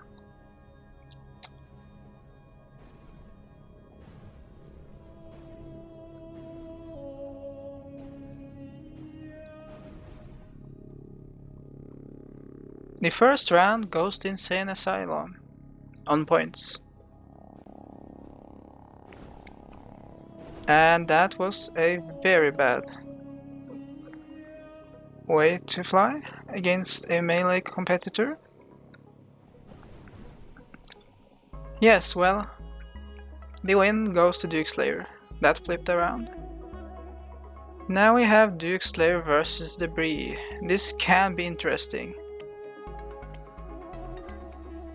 If Duke Slayer tries to melee Debris, he may end up just driving into a nuke, just like that, leaving only a frame.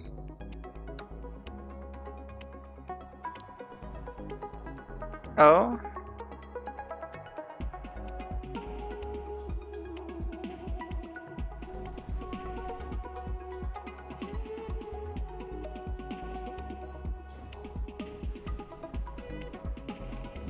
Duke Slayer does not seem to mind the nukes flying around it very much.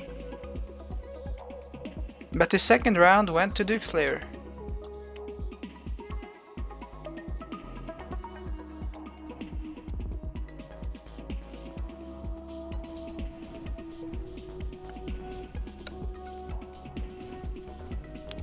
Now Duke Slayer is trapped and nuked, giving Debris the win. Now yeah, Duke Slayer versus the very agile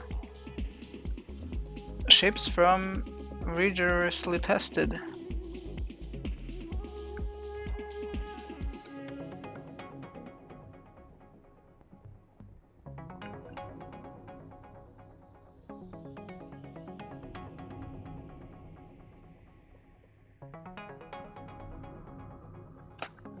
The child ship is taking the focus from Duke Slayer.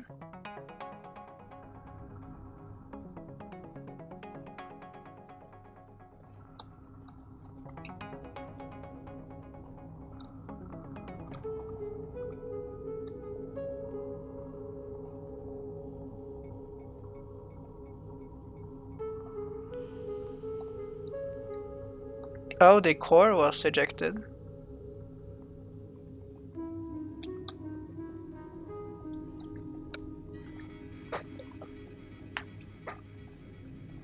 The first round goes to Insane Asylum.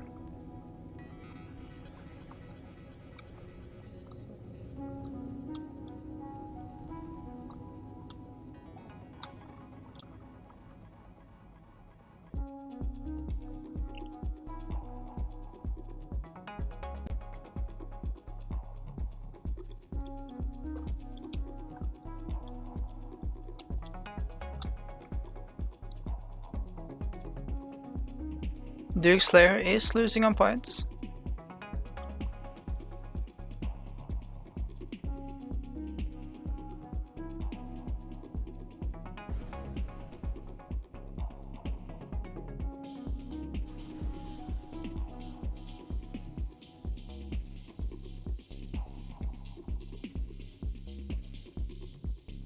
Only a child ship was lost, so no points have been lost.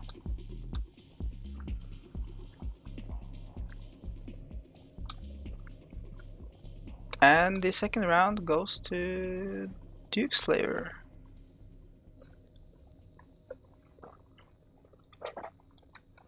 I was a bit surprised there, but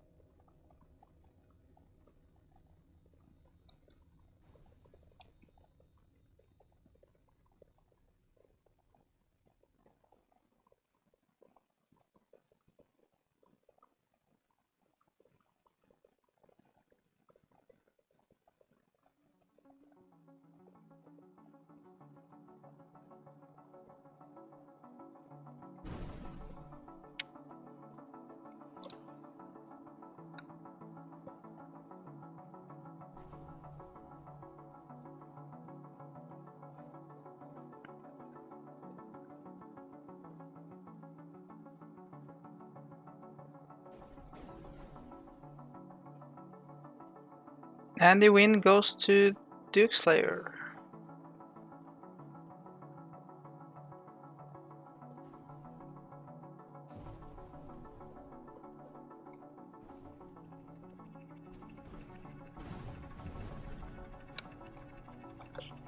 Duke Slayer drove straight through those two. Well, completely removes them.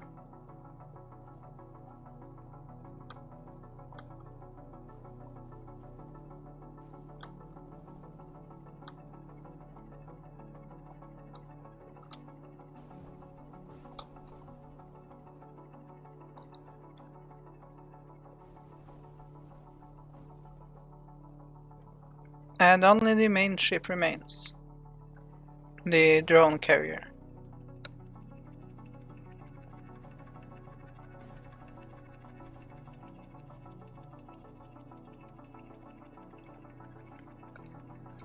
However, Joyous has already lost enough points to, well, lose. So the first round goes to Duke Slayer.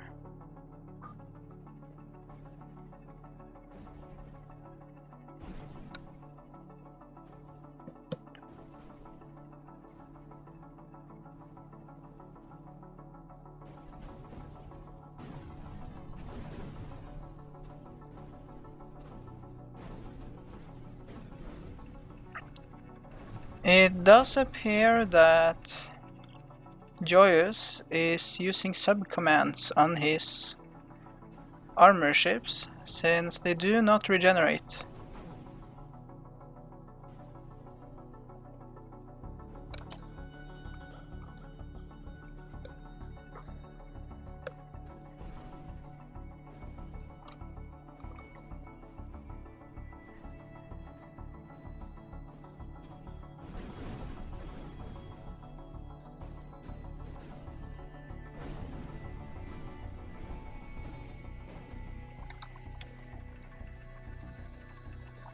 And the win once again goes to Duke Slayer. Now we have Duke Slayer versus Exterp.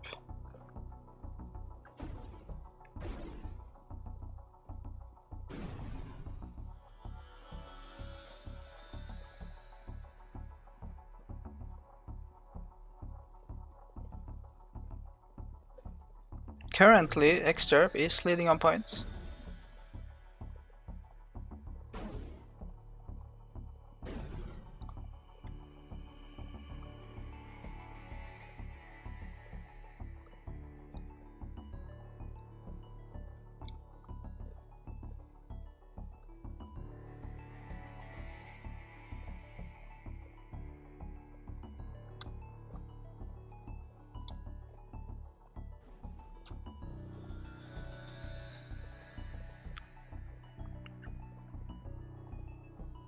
Duke Slayer is taking a lot of damage.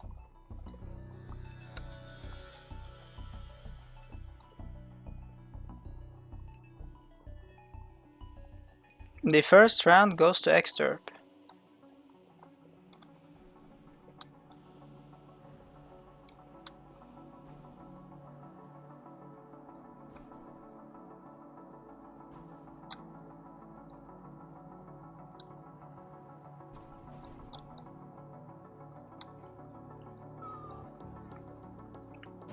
Luckily, Exterp does have some armor plus, which completely blocks melee damage. So as you can see there, that little black block at the tip did end up blocking that contact.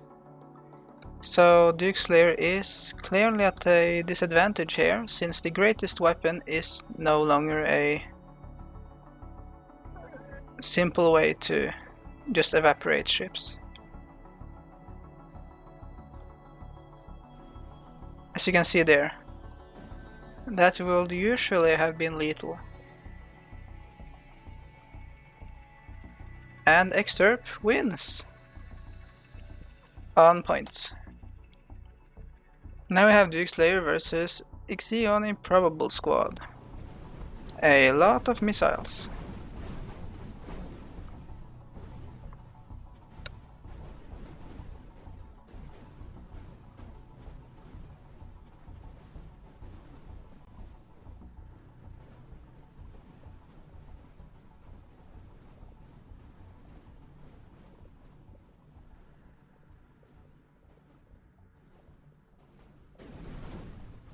One ship has been taken down,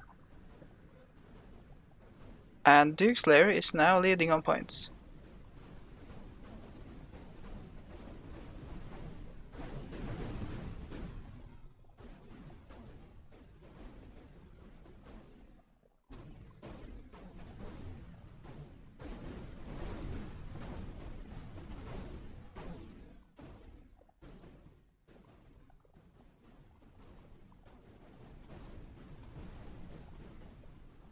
The first round goes to Duke Slayer on points. Taking out just one ship is enough for Duke Slayer to tank out the rest and walk away with a win.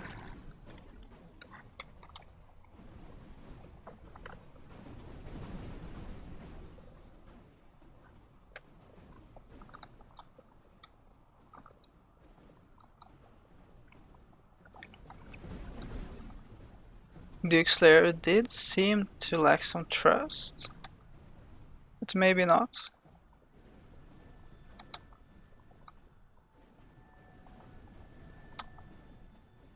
Duke Slayer is losing on points, since none of Exterp's ships have been destroyed.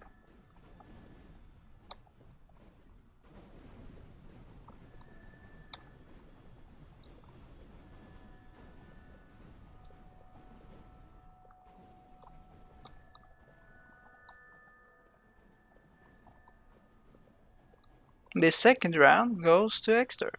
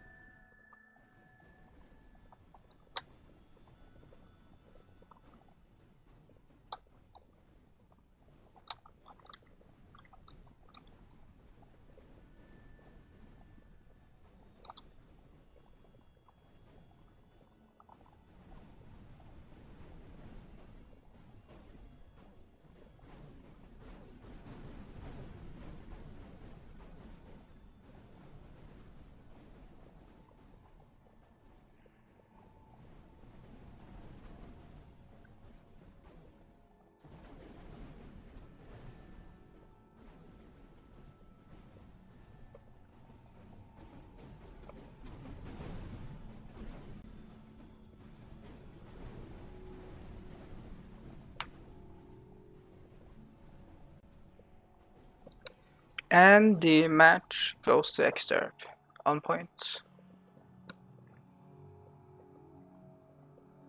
Now Duke Slayer versus Complex Deer.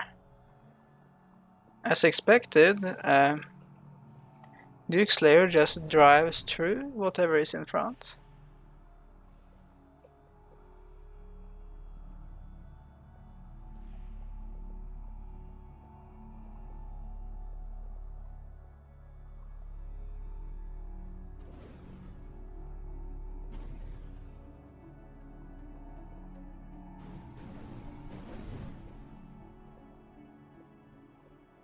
Complex Deer is completely losing on points, with Duke Slayer just having taken minor damage.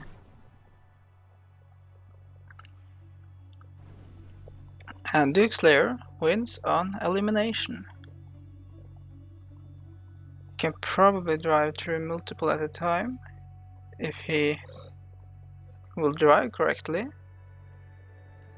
But sadly, well, the AI is not made for melee or many other things. First tank taken down. That seems very wrong.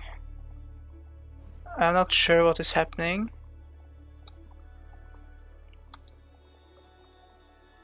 Is the Gauss laser managing to take them when off angle? Or are those just the Annihilator cannons?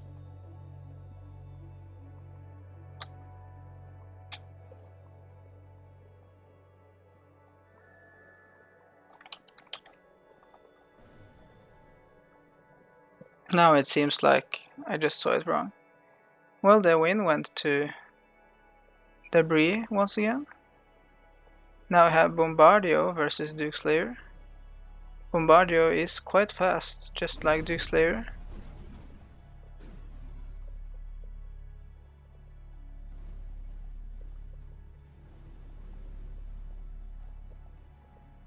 But these missiles are far too slow to keep up with the Duke Slayer.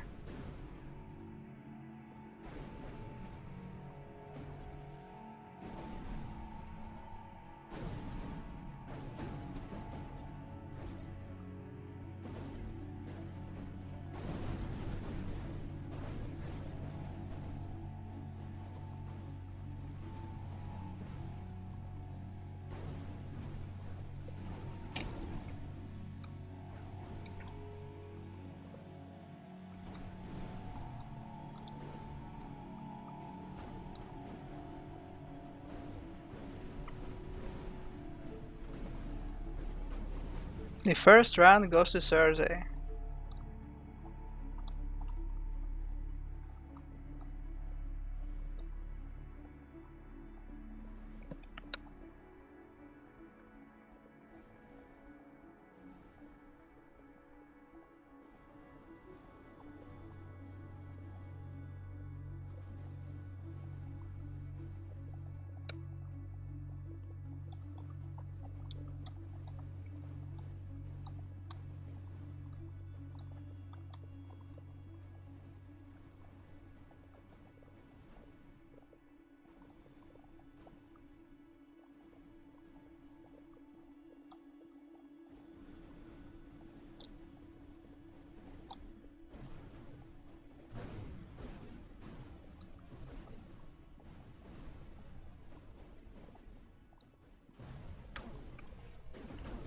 Duke Slayer is losing on points.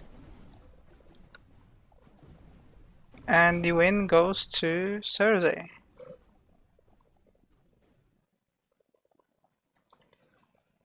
Now we have Duke Slayer versus a new one.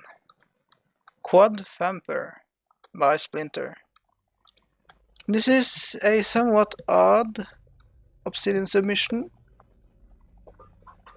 It only has thrusters in the front, effectively being armor and, well, movement. The main weaponry appears to be, maybe the only weaponry, appears to be crystal launchers. We'll see how that can do versus a melee opponent.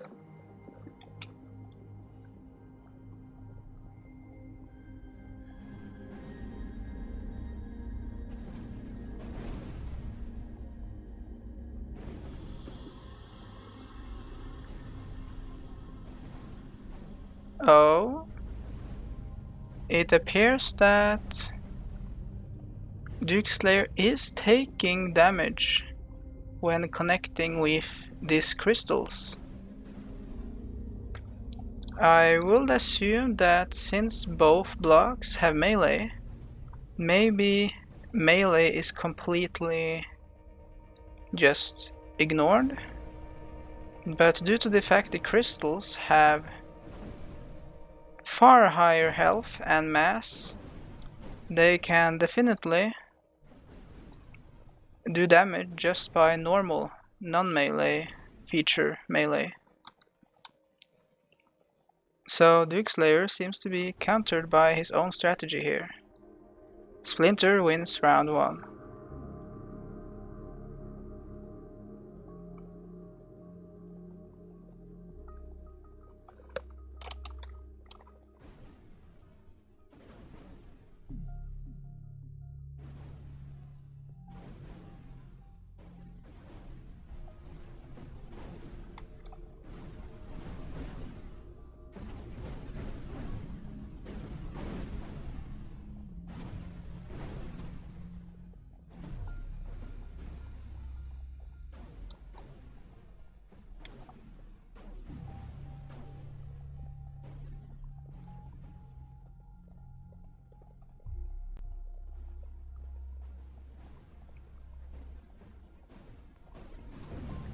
Well, the thrusters are definitely unable to block the melee, but Duke Slayer is losing on points due to this melee. Splinter takes the win. Now we have skill versus Joyous 18.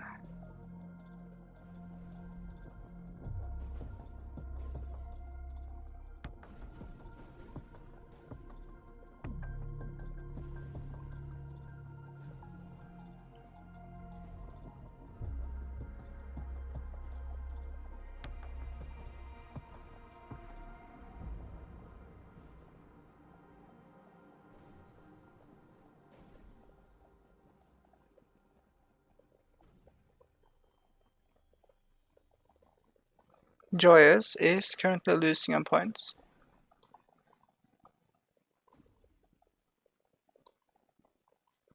It does not take many missiles to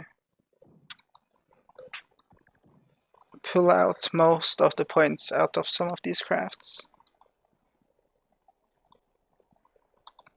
A large cannon impacted and broke the shield, but skill wins round 1.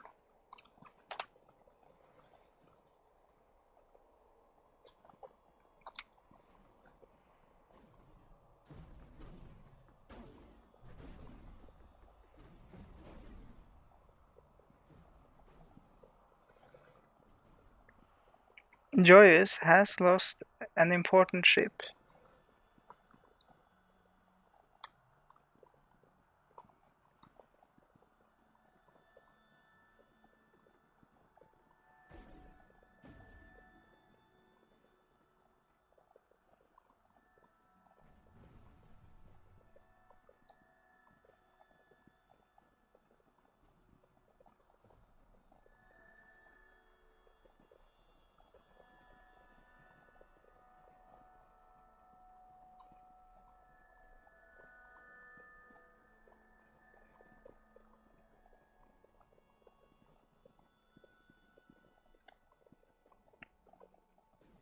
The win goes to skill, on points.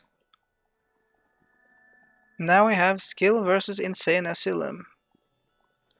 The gauss drones may take out these interceptors, but insane asylum may also easily, be taken out by a missile.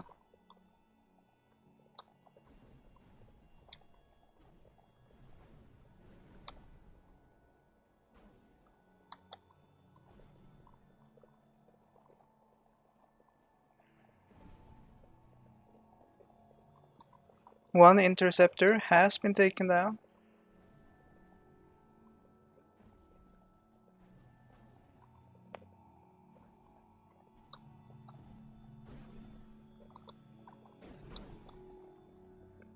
The second round went to insane asylum.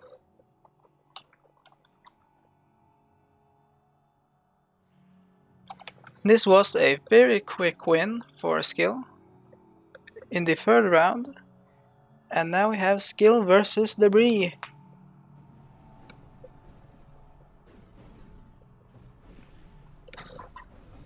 Skill will lose ships if that nuke impacts.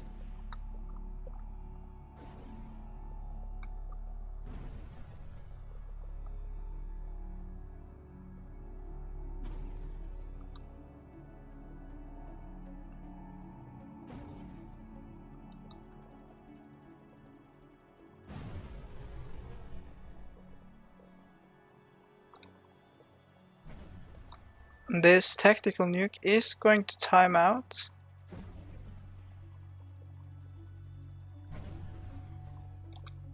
Alright then.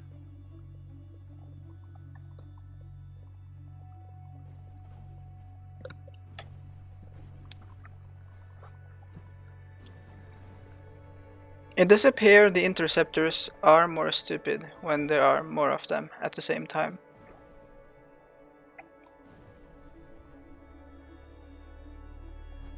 It is always the last one which makes all the right choices.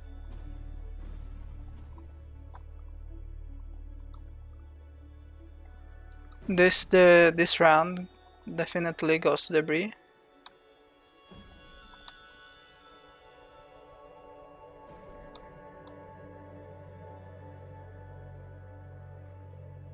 Now we have skill versus, well, once again, insane asylum. These cruise missiles should be deadly for insane asylum.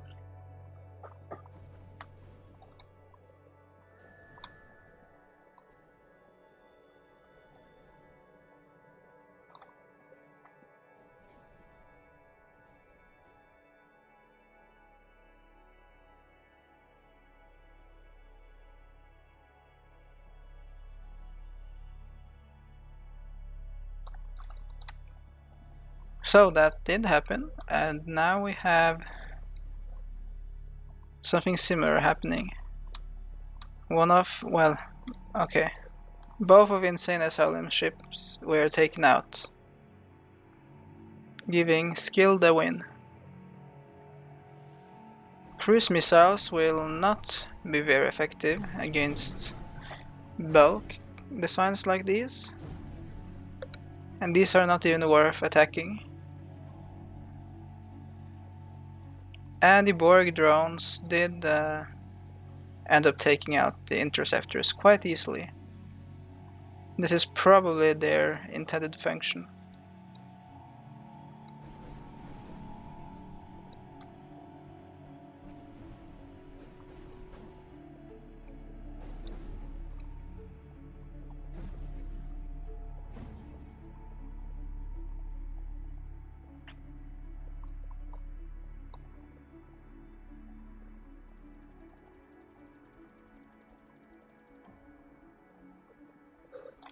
And the win goes to Joyous on Destruction. Now we have skill versus Exturb. Exturb does have burst guns and railguns, which could quite easily take down the shield, but skill is quite agile.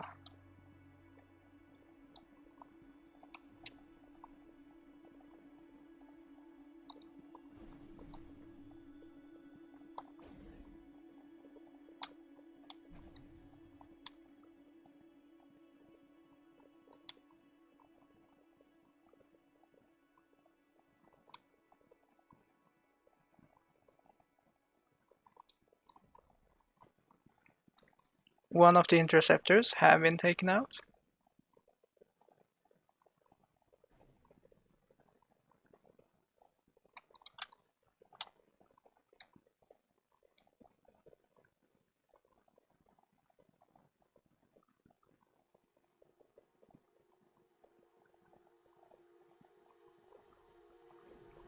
The first round goes to Exturb on points.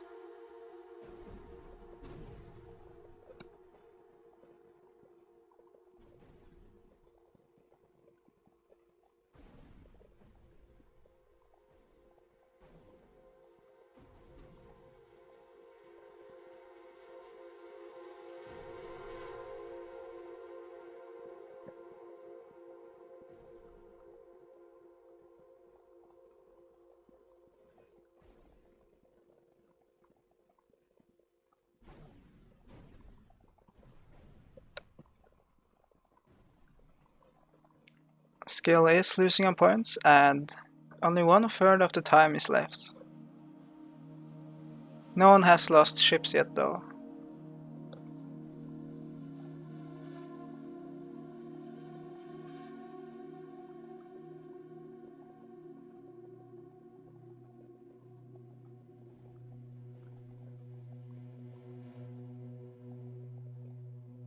And the win goes to Exturb.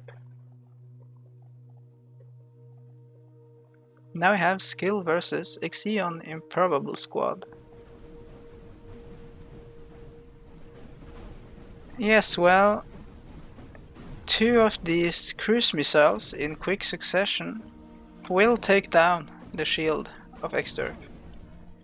And if the shield is already down by cannon fire or anything else, well, then it will be 1 hit, 1 kill. As you can see here, the shields are taken down either by multiple missiles hitting at the same time, like that, or by cannon fire, and then, well, it's finished.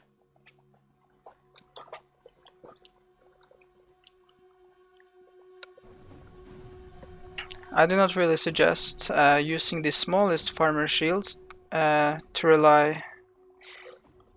Let me rephrase. I do not suggest relying on the smallest farmer shield to defend anything more than roughly 100, 150p, and it is quite a bit more than that for Exturb, so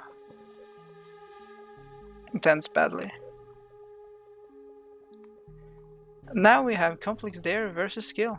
We can see that Complex Dare is losing.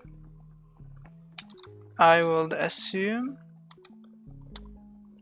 yeah, the cruise missiles do reach the cores with their explosion. But also the gun is actually exposed on this gunship.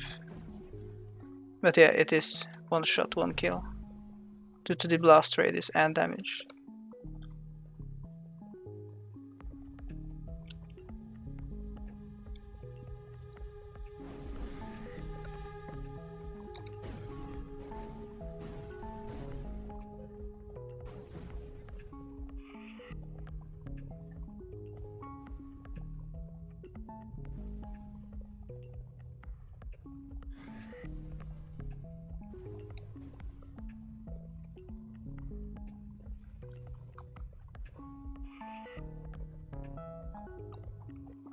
We can see that the interceptors have lost most of their points, but no ships have actually been destroyed.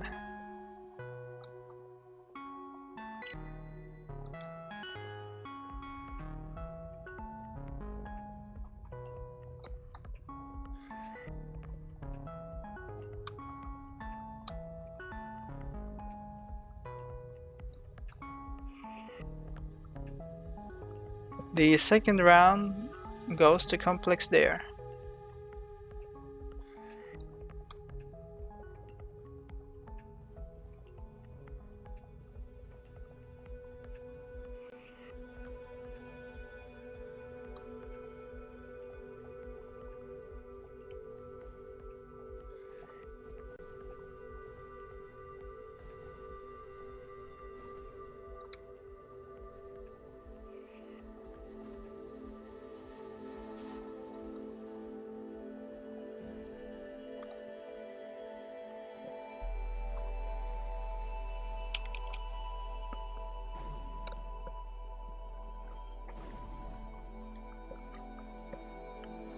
Complex there is now definitely losing on points.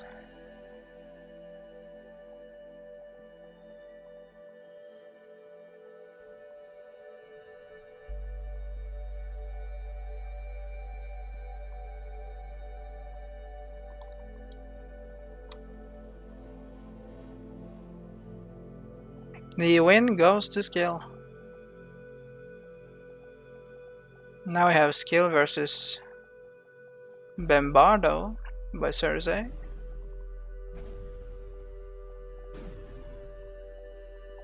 So the bombardment missiles cannot do anything against Skill's ships. But maybe Skill can do something about Cersei.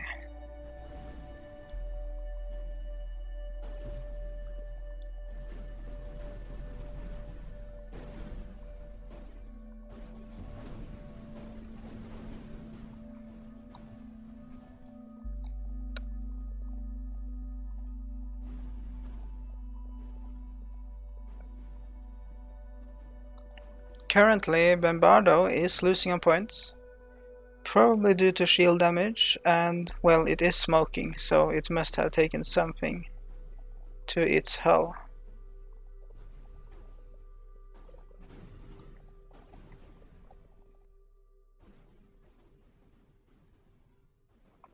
The first round goes to skill.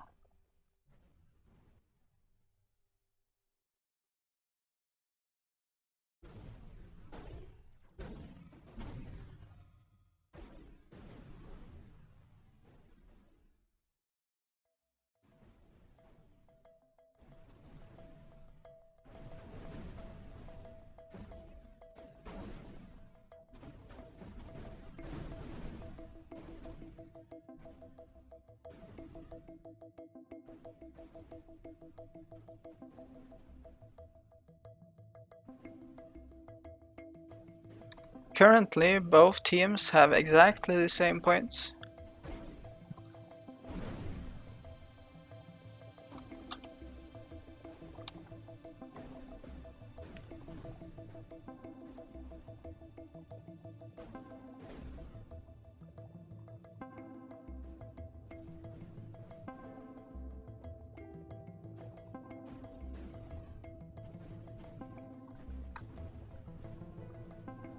And the round goes to Cersei.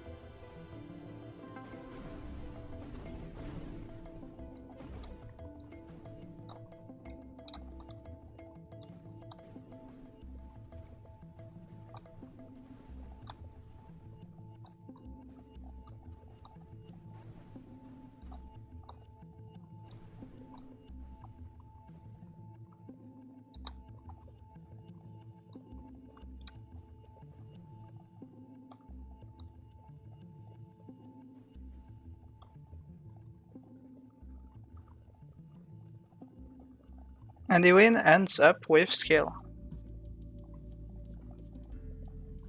Now we have skill versus Splinter with his quad temper.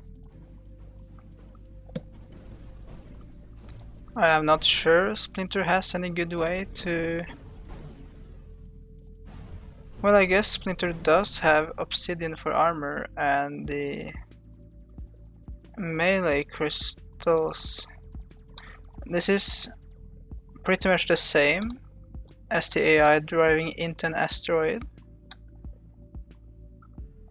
since the obsidian is probably heavier than an asteroid, so it is probably as bad. Yeah, okay, just ram into the melee crystal growing there. The AI is definitely a bit weird about when it chooses to care or care not about Splash.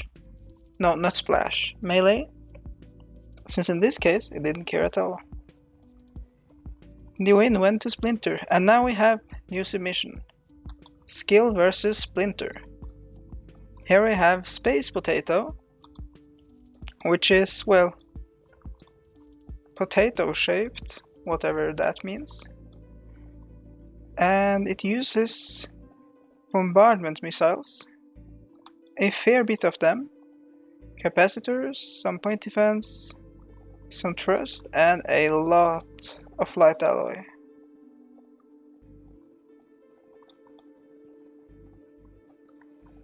It is supposed to be built in a way that helps it be more durable, I believe, unless this time it is just for looks. But even with all those bombardment missiles, I am not completely sure this will be sufficient to take down even one of the shields.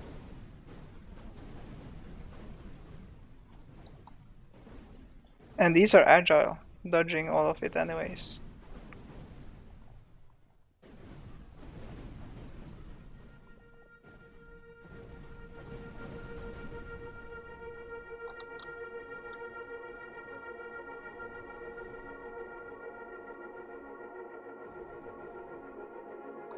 The potato is definitely durable, but skill is still winning on points right now. And the first round went to skill, since he has those shields countering the bombardment missiles.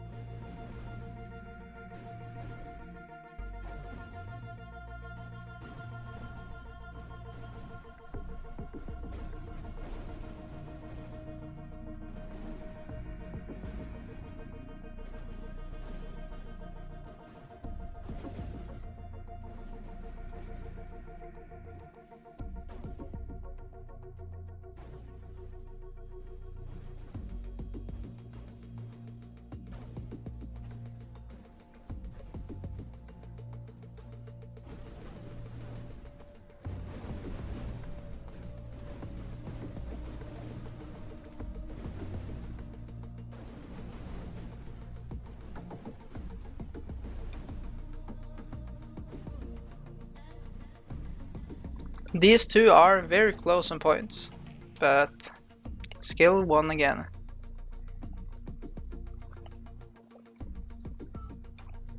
Now we have Joyous versus Insane Asylum. We can see that the Timpor is very much unable to handle the heavy damage from ghost drones. Well, except for the large ones maybe. Even then, they do get heavily damaged quite quickly.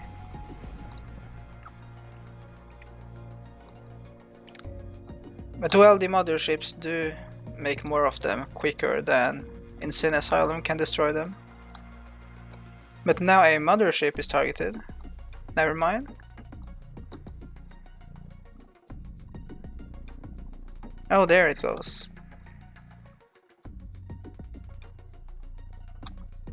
Joyous 18 barely has points left.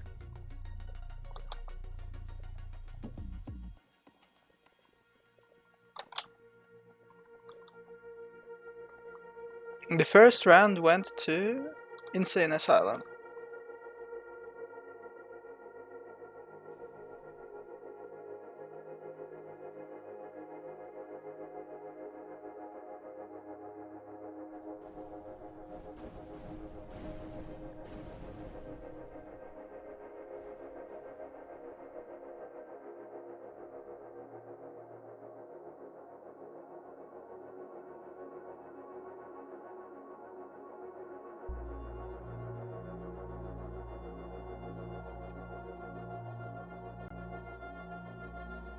Insane Asylum is once again leading on points. But he has lost far more than last time, in terms of points. But it probably took only one cannon shot or something like that. Since Insane Asylum's ship is very P-dense. Or rather, it has a lot of small, expensive components. The win ended up going to Insane Asylum.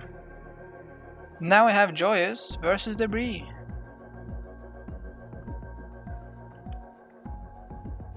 Well, that went badly. So, Joyous has already lost this match. So we may as well watch the rest. Keep in mind Debris only has 3 shots due to going with capacitors instead of generators. So that should have been everything, and now I just watch some Timpors try to destroy some asteroid.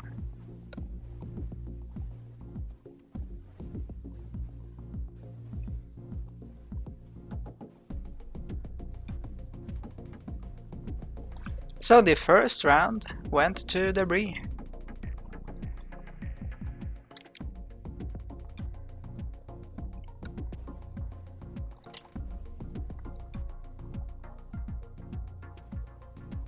Joyous has not yet lost enough points to lose for Joyous has not yet lost enough points to lose for certain. Well, now he has. Yeah, this is pretty much done.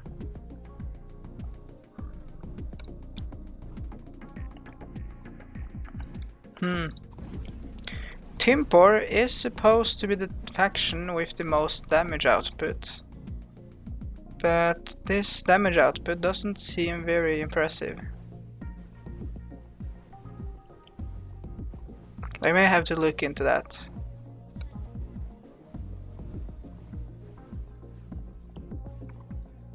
Joyous wins round 2. Wait, he does? Oh, he must have managed to make a large enough fleet to actually destroy... No, damage Debris sufficiently.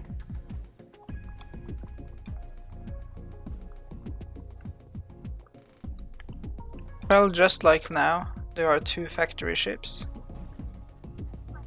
So, of course, the chances to damage Debris enough to offset the destruction of a few triangles is higher.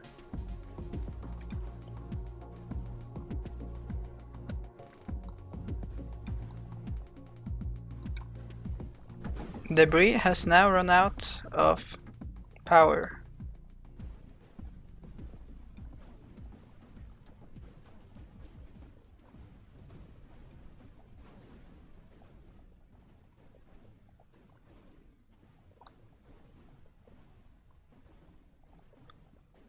And Debris barely wins.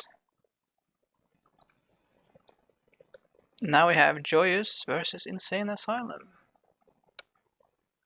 The rigorously tested ships do have a lot of damage and quite effective controls. So we'll have to see how this goes. Well, this skirmisher ship definitely took a beating.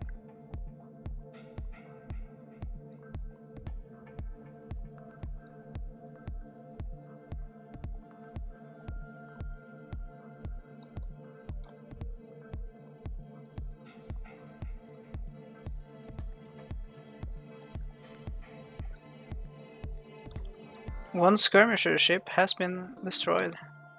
However, of some reason Insane Asylum is still the one with the least points.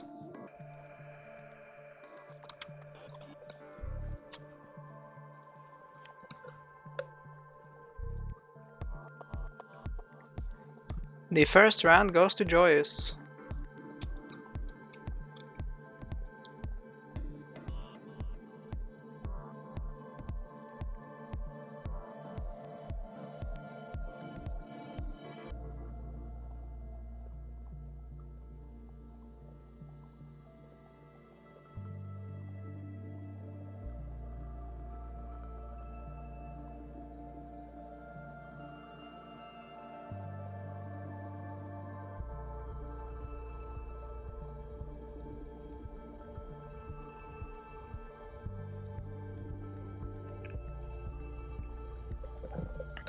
Insane Asylum is currently losing on points again.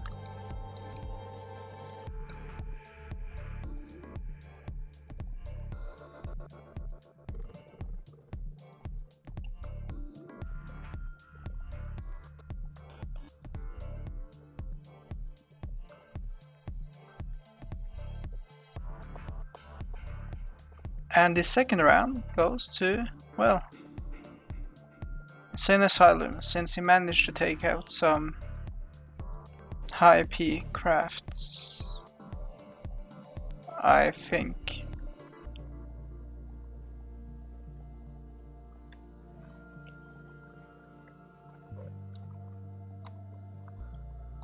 Well, he is losing on points right now at least.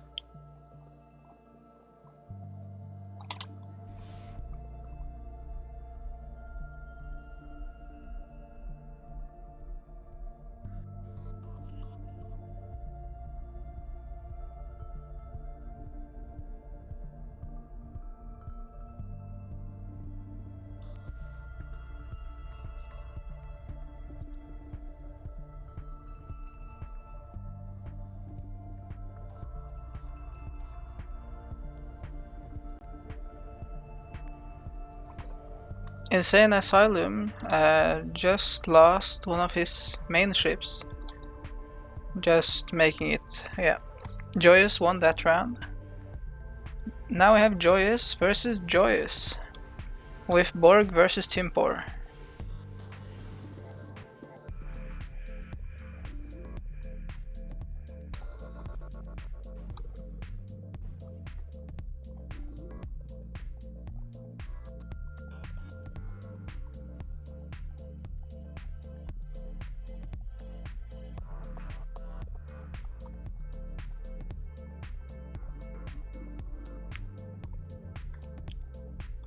Joyous appears to be winning.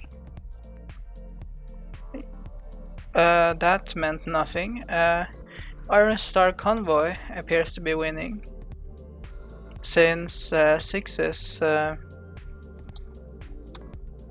drone kiter is no longer here.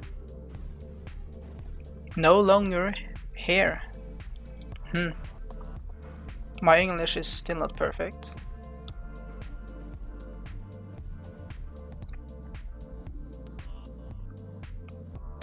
So the Iron Star Convoy won the first round.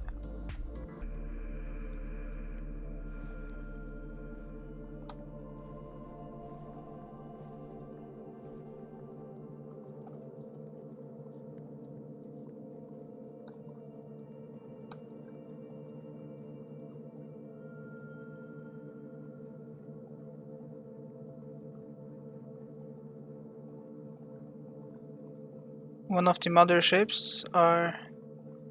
Now the drones are not really focusing correctly, so it ends up with no one really ending up destroyed.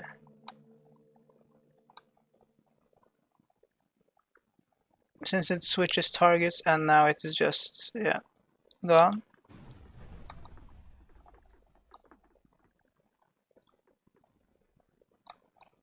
And the Iron Star Convoy ended up winning.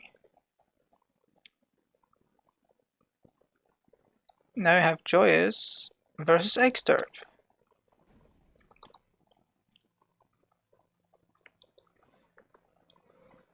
I do believe the quite fragile mothership and skirmisher may end up being destroyed by the burst fire guns quite easily.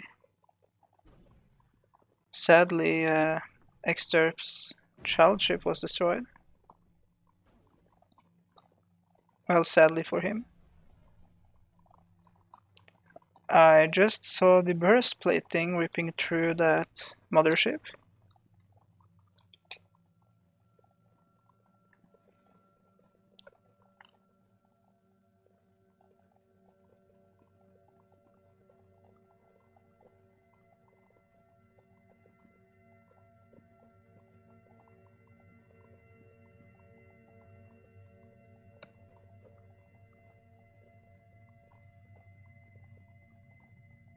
The first round went to Exterp.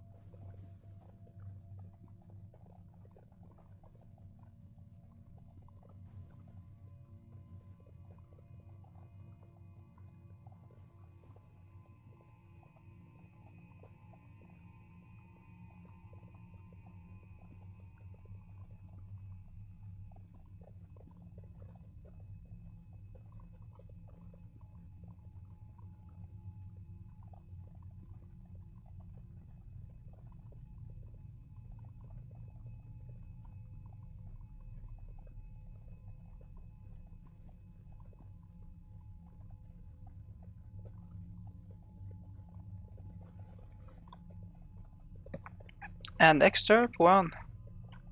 Timpor seems to be unable to keep up with spine mounts, at least with its current weaponry,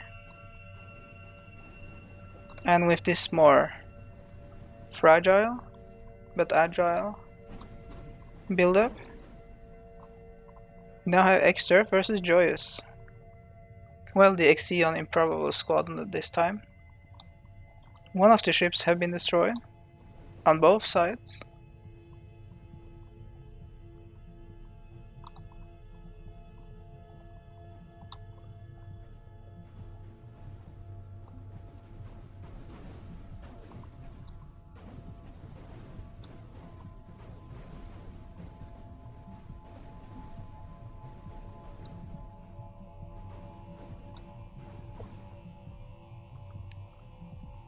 Exterp is both losing on points and he has very little ships left. I mean, it is currently nothing, which amounts to a relatively small amount of ships.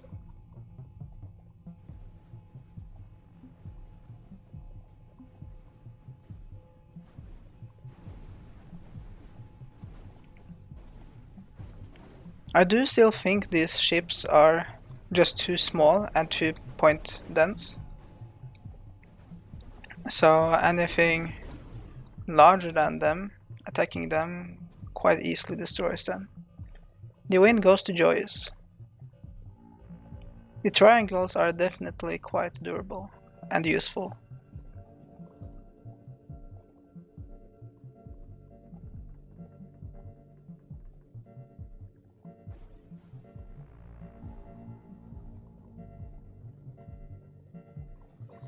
We can see that Complex Dare's cannon ships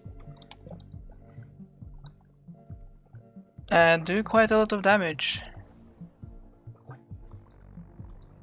while the tanks are, well, tanking a lot.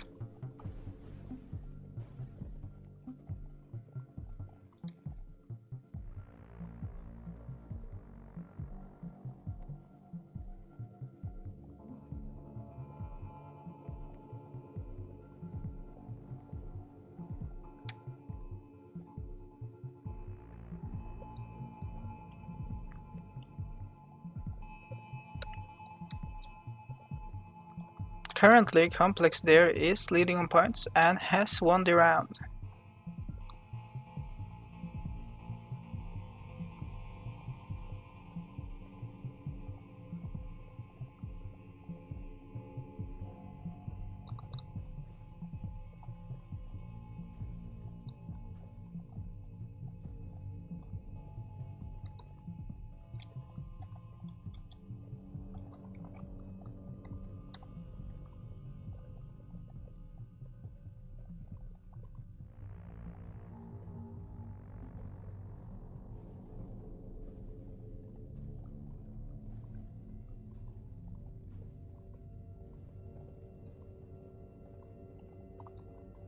The fight this time is quite close, but Complex there is once again leading.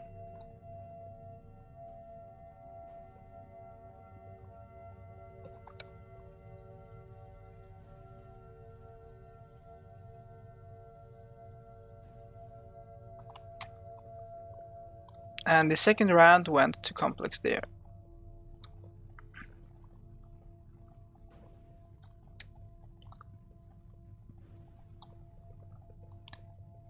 Complex there does pretty much win if the two fast ships, basically not triangles, are destroyed. Or more importantly, if the mothership is destroyed. But now Complex there lost all of his damage dealers. So he has definitely lost.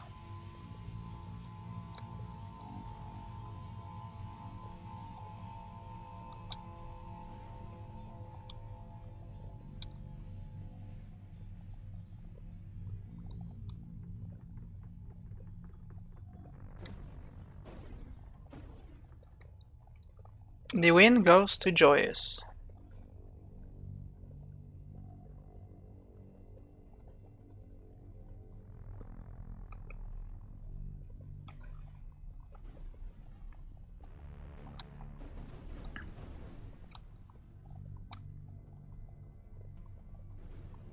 Now it does appear, at least the skirmisher like the cannon craft is made exactly with the purpose to counter explosives, since it has that blast shield, and it does seem to work.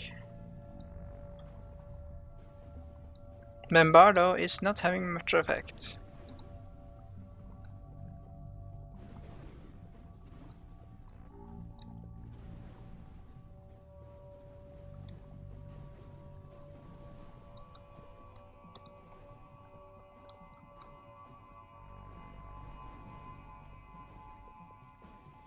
Bombardo has lost one of his shields, which is, yeah, the first round went to Joyous.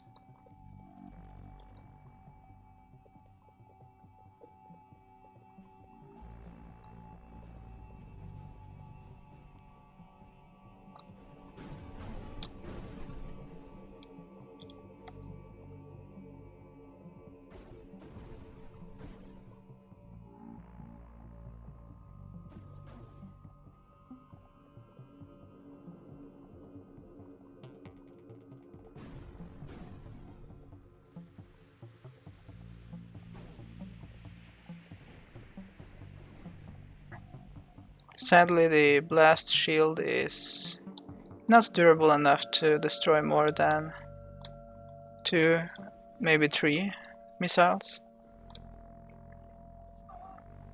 So it did lose in the end.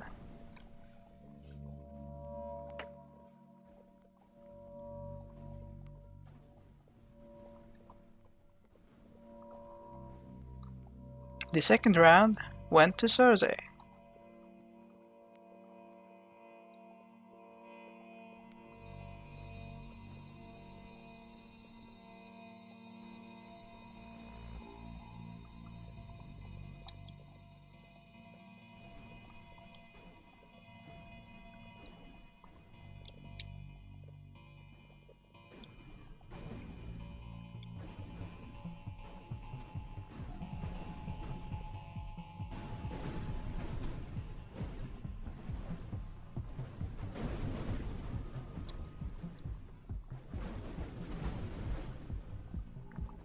Bombardo's missiles are spread too thin.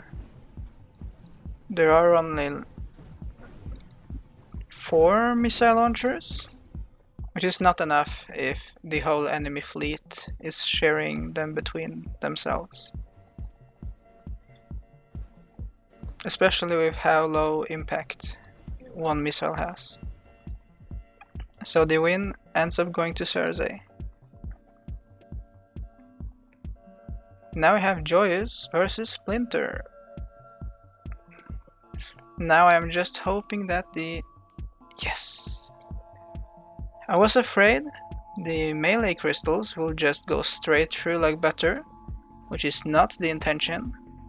Luckily, they behaved exactly like they should. They should still pierce quite a bit, but it is no longer just butter.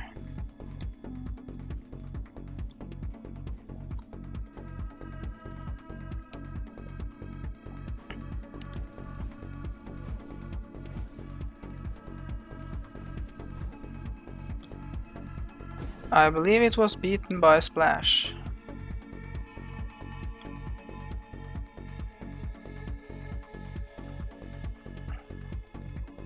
Well, with sufficient force you can still get through cardboard like this, but that is when both are speeding against each other.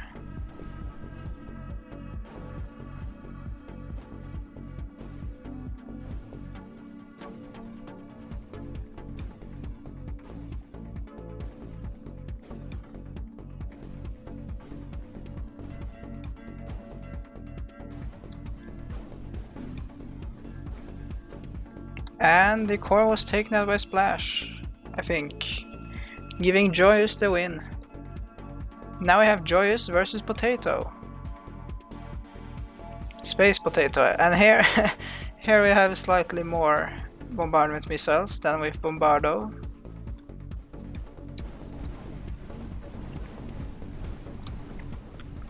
Still not maybe enough, considering Timpor's bulk, but well, far better. The Potato is definitely much more durable, and I'm personally fond of odd designs like this. Being creative and just making something no one else even thought about is pretty cool to me. And we can see it is quite effective too. But, well, a whole fleet. Joyous won the first round.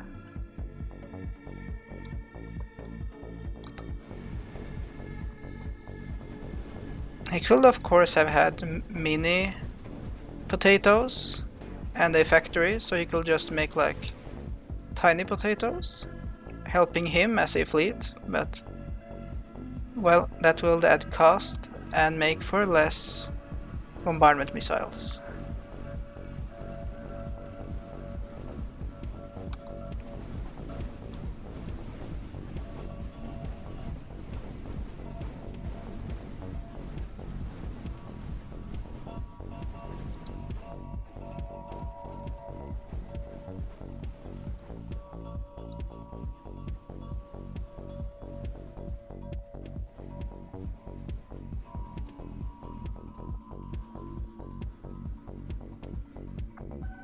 The second round went to Splinter.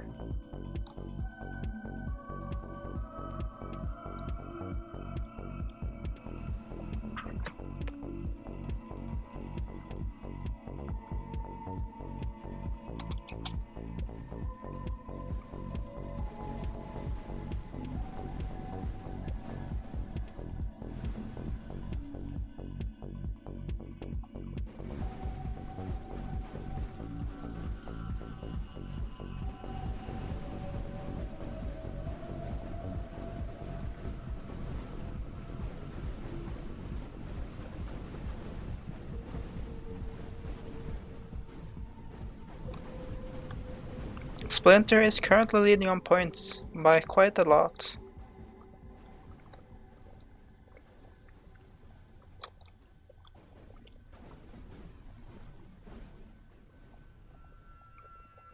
And the win went to Splinter. Now we have Debris versus Insane Asylum.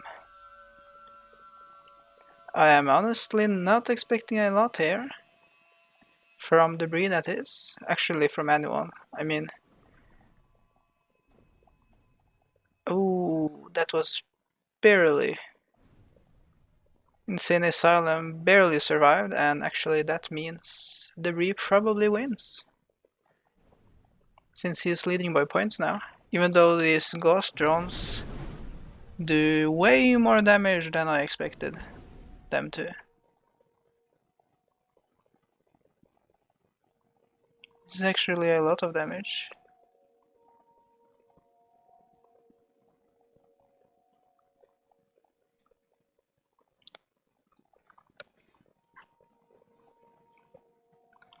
I'm wondering what their one-use condition is. It can certainly not be just one pulse, since they make many.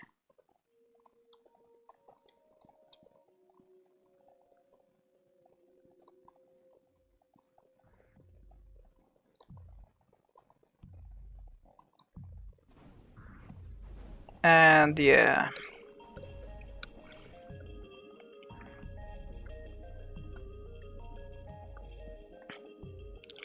Now we have Insane Asylum versus Insane Asylum.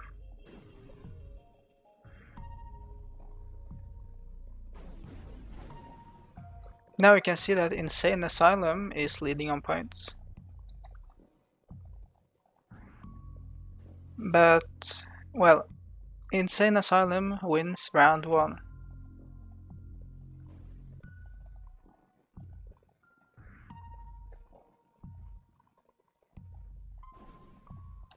Insane Asylum is currently losing on points by quite a margin.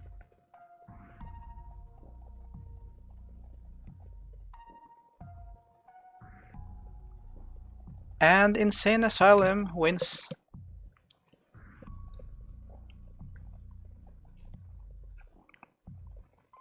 Now we have Prone to Explode versus 6. Yeah, that kiter just kind of... Yep.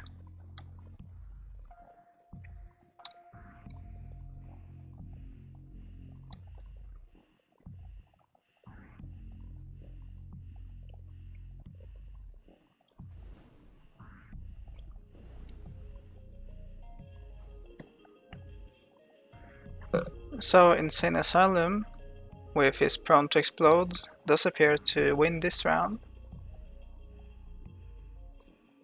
Even though the child ship is being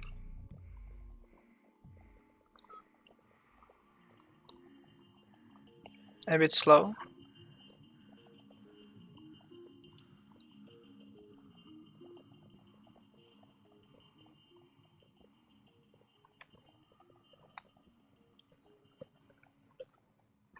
Prone to Explode won round 1.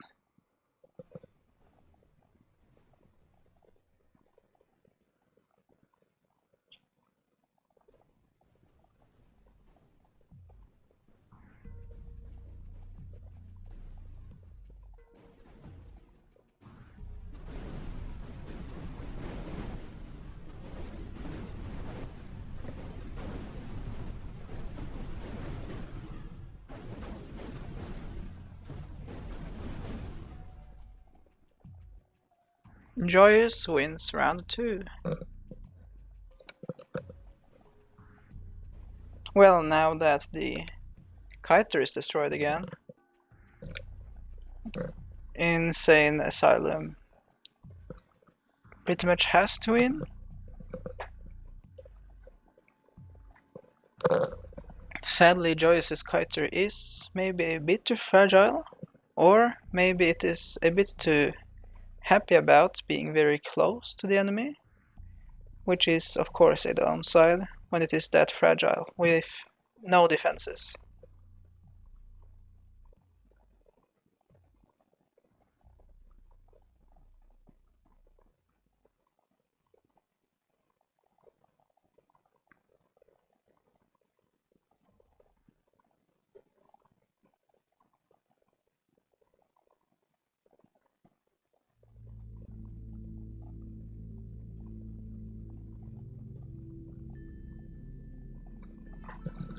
Prone to Explode wins.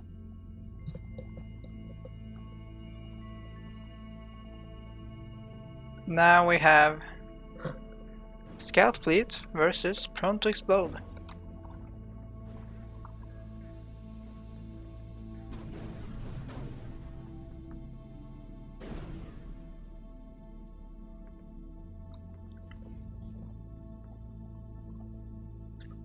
Insane Asylum has already lost Insane Asylum has already lost all of its points.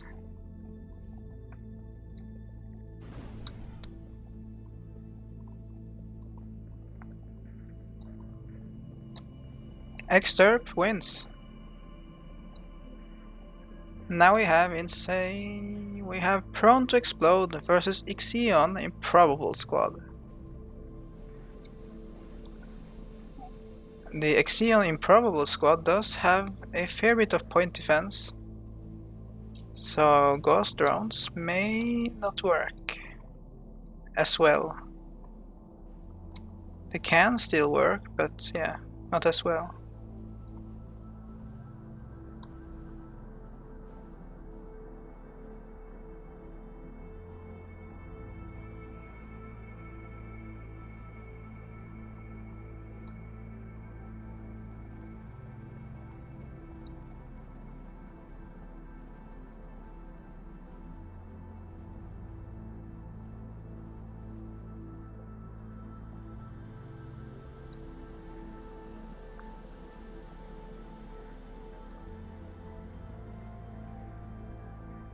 One of Exterp's ships are failing, and Insane Asylum took the win.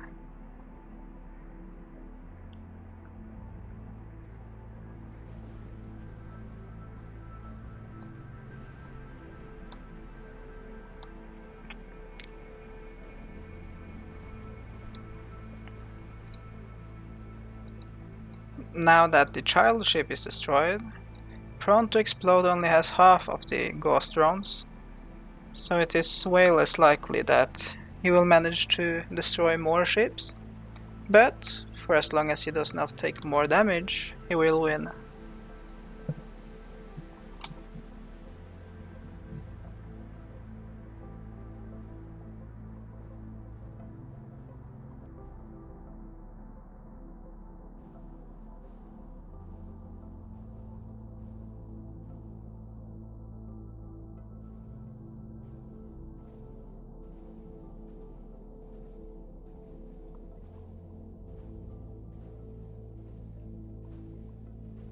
Prone to Explode wins with a massive point lead. Now we have Insane Asylum versus Complex Dare. You can see one of the cannon gun ships pods are already destroyed. Two actually. Oh, three. No, two. Apparently I can't math. Now it is three.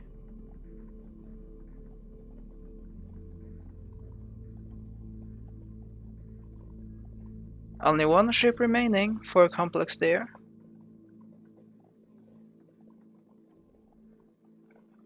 And Insane Asylum wins round 1.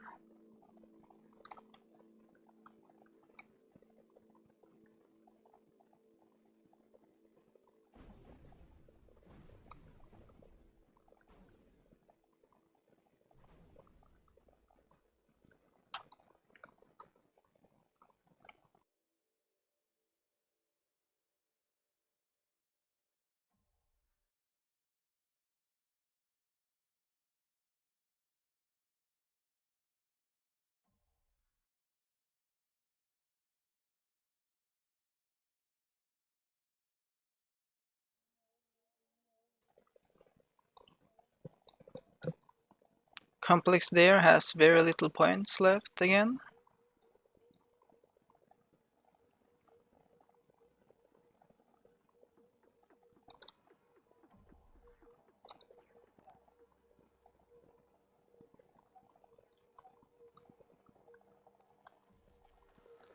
And Prone to Explode takes the win.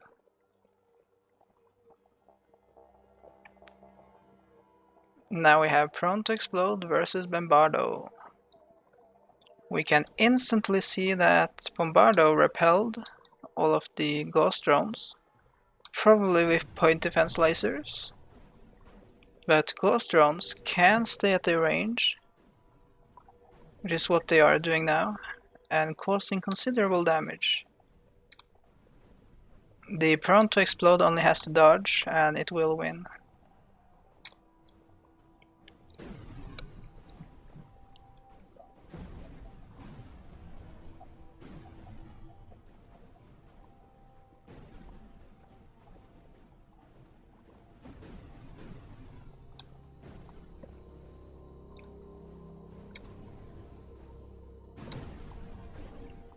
The first round goes to prone to explode.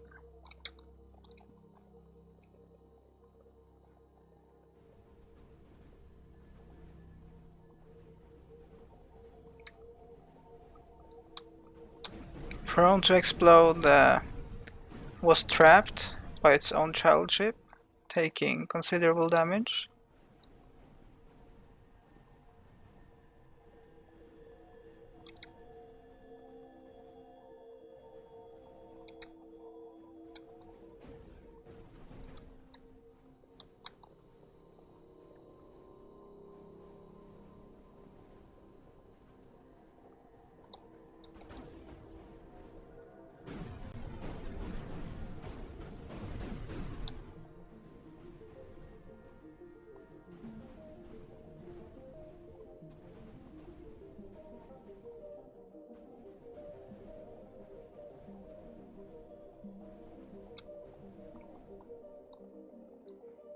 Bombardo takes the second round.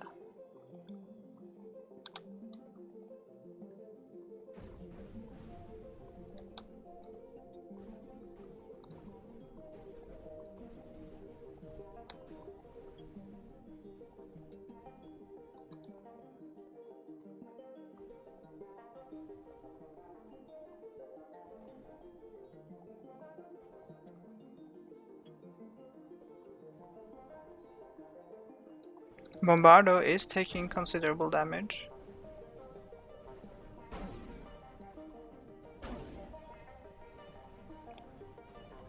And it is destroyed. Insane Asylum takes the win.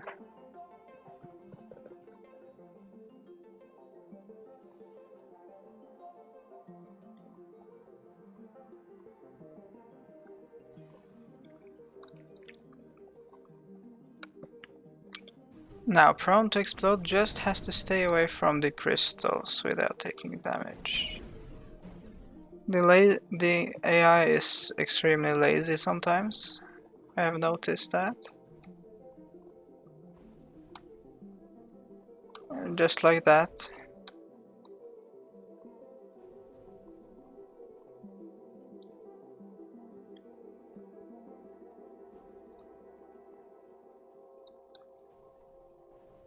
It is not very concerned with being extra careful about not hitting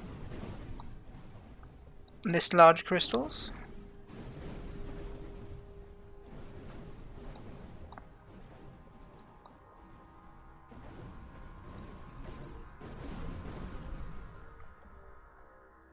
The first round went to Splinter.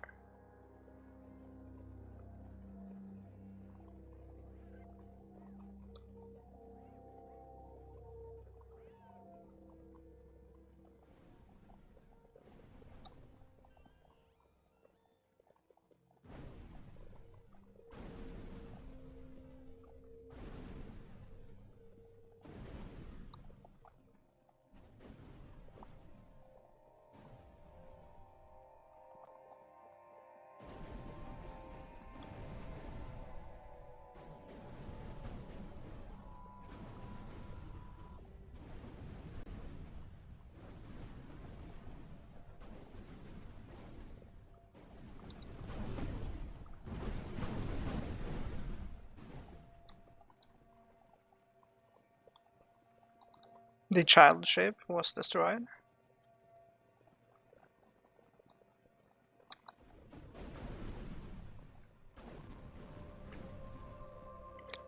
The win ends up with Splinter.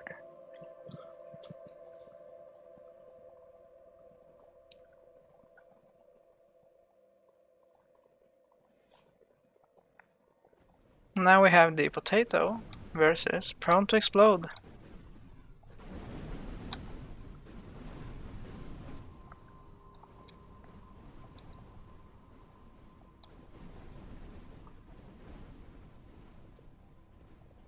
Prone to Explode is not making much progress yet.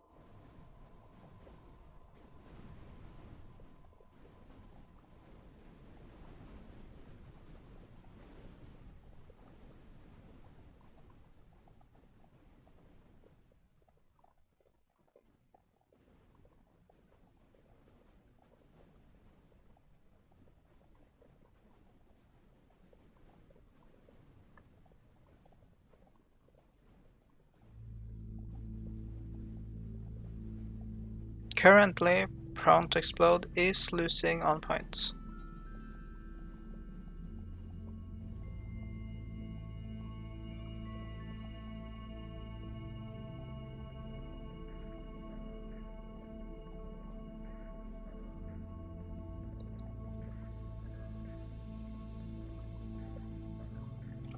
And Splinter won round 2.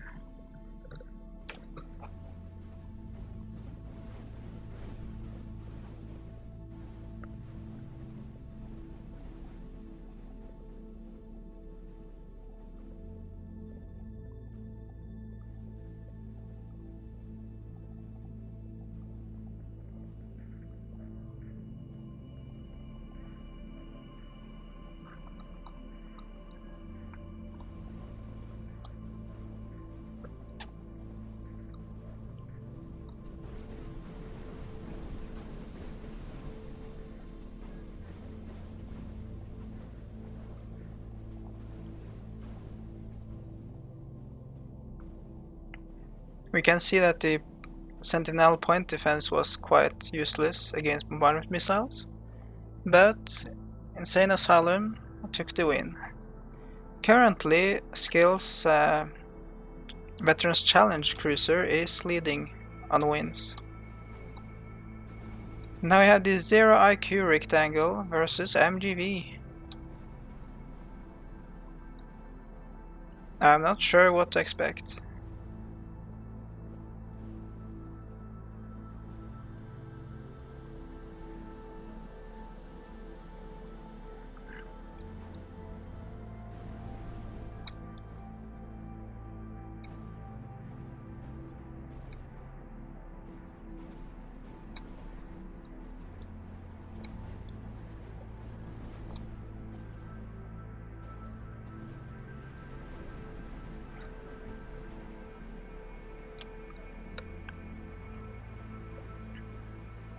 MGV is currently going after the child ship, which is pointless, so he loses the first round.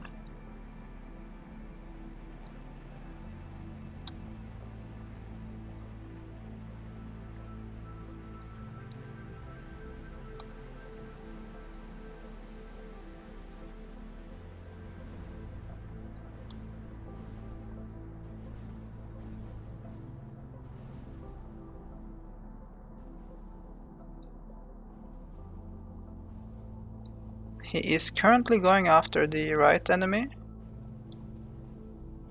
Right as in the main one, which actually yields points.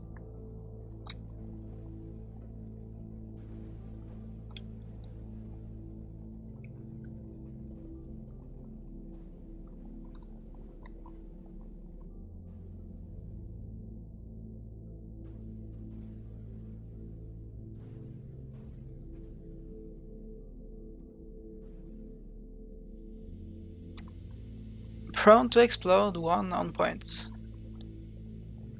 Now we have Debris versus Rigorously Tested.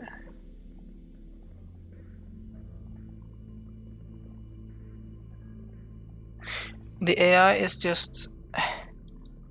It is too lazy to move more than like 3 units. It only moves enough to... yeah, barely to not touch. I will usually be fine with that, if it will not have been for the fact that, yeah, AI is sometimes unreliable. Unnecessary movement, of course, is bad, but it is way better than actually being hit by a nuke.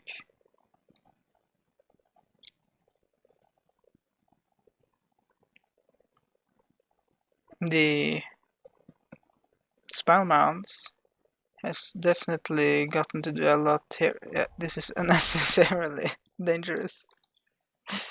Oh.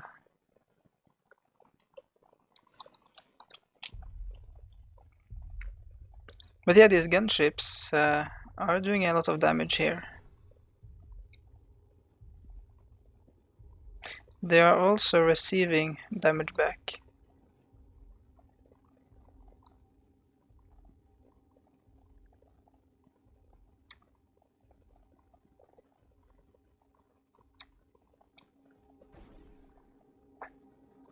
Yeah, well, that was a quick victory to Debris. Now we have Debris versus Joyous.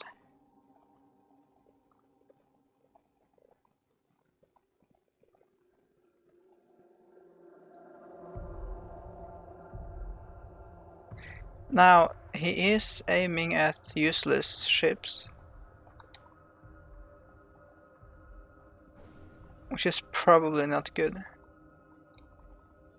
While the drones are getting to work however much they want to.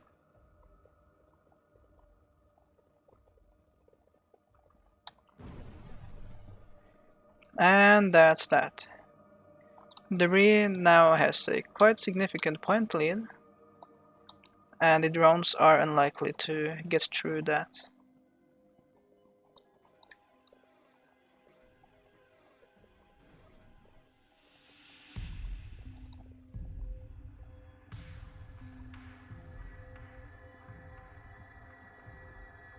The first round goes to Debris.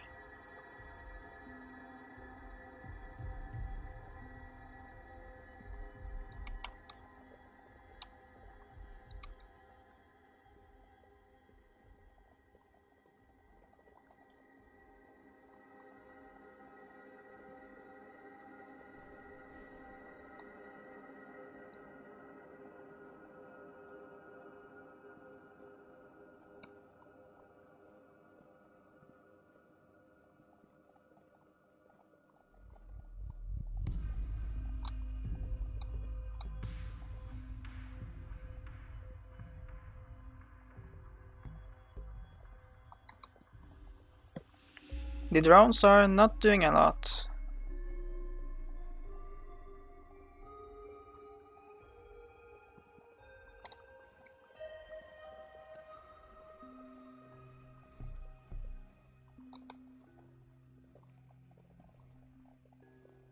And the win ends up with Debris. Now we have Debris versus Exter.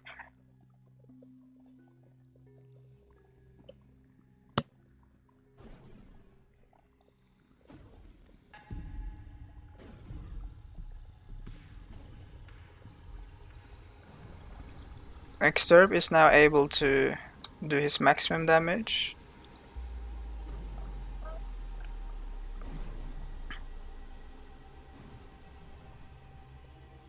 Not that it seems that extremely high. I believe miniguns do more damage for the price. Or especially burst plating, which Exterb is utilizing right now, as you can see. He is using burst plating. Currently Exterb is moving all of Debris, but yeah, I'm not sure why Exterb chose to go with burst plating right now. I mean, it is effective, but... oh, but all of the... well, Exterb won. Seems like the effort was worth it.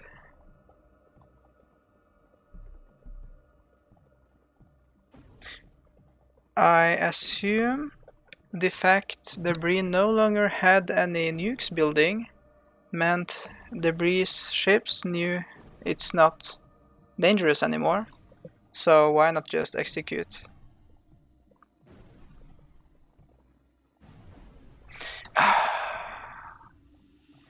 Yeah, that is mildly infuriating when the burst plate things just detonate the nuke on your ship.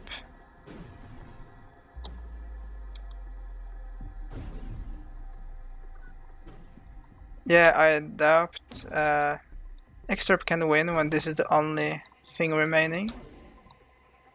Which actually does anything, I mean. The burst plating is doing its most. That is a lot of DPS, but yeah, not sufficient. So, Debris won that one.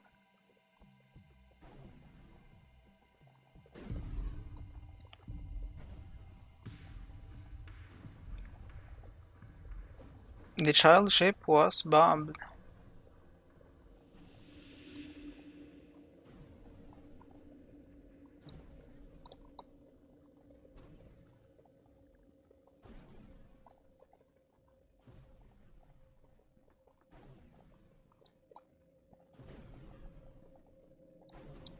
And Debris is now empty of energy.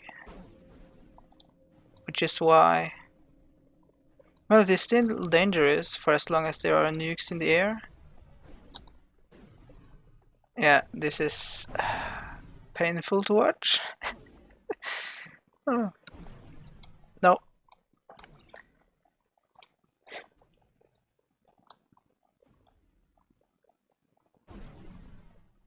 Anyways, Debris ends up with the win due to AI stupidity. Now we have Debris versus Exterp.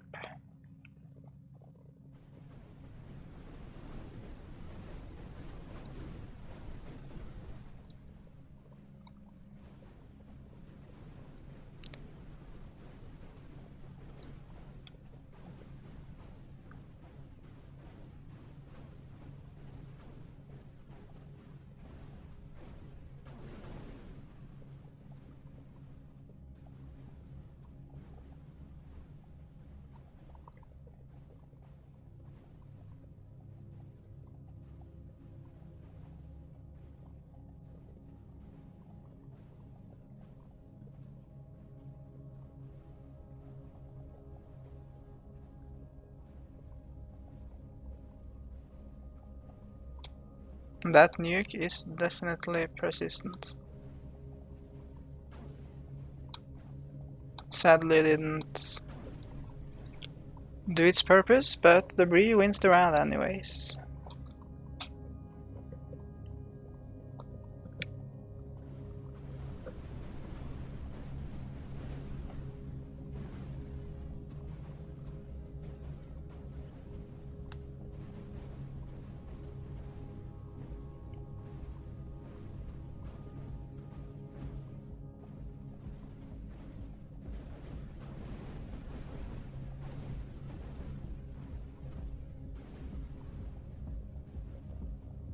Tactical nukes are powerful, even though there do exist effective counters to them. But yeah, as we can see in this case, they are of course still dangerous. That nuke is barely dodging missiles. Yeah. Now we have Debris versus Complex Dare. Oh, this should be interesting. Complex Dare has no way to counter those nukes, except for potentially maneuverability, which was not utilized.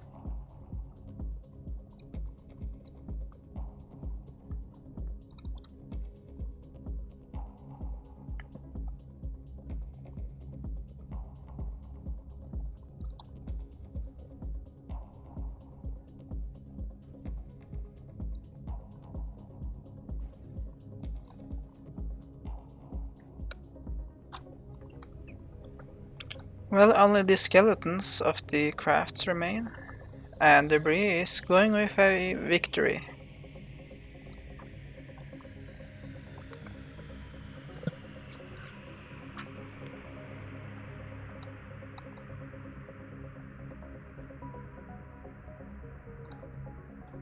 The first round goes to debris.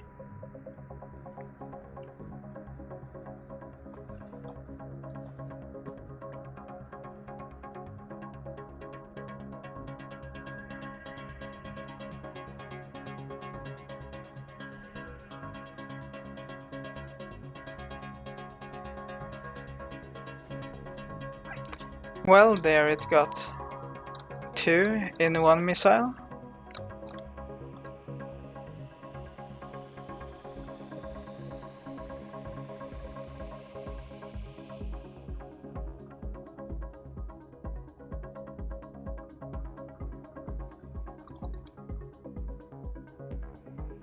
And yeah, total elimination. 2 double kills, that's quite cool.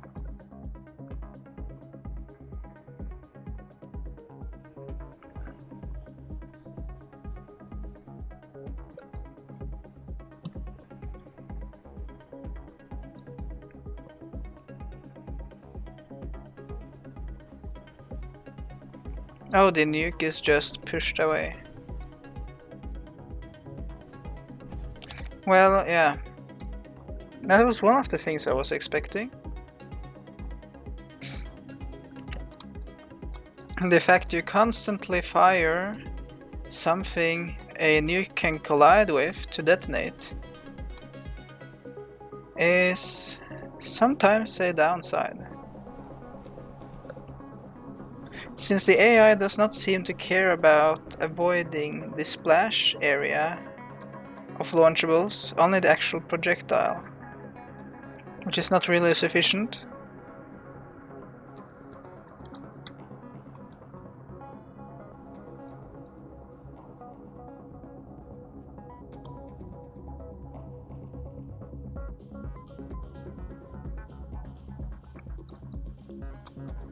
Here we can see a nuke being completely countered.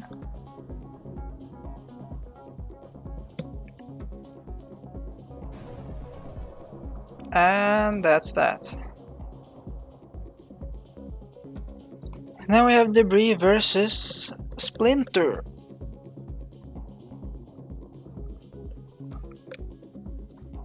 If it hits, yeah, those crystals did not do much, and the nuke is still away. But it is hitting the thruster stack, not doing much. And the crystals are just embedding themselves.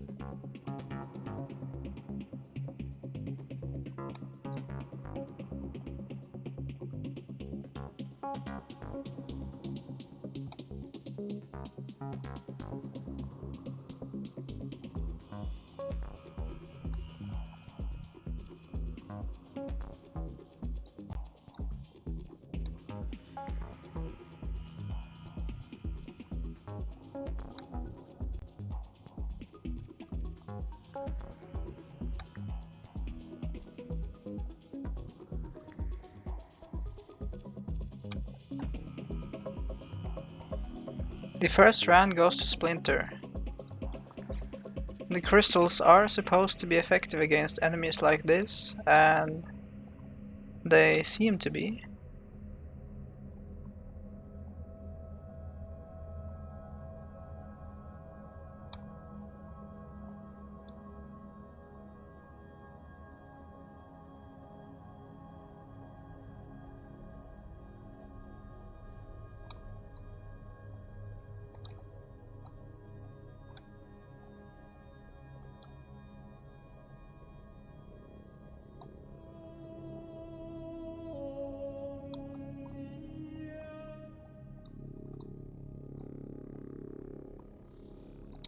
The crystals are... Oh, the nuke hit a crystal.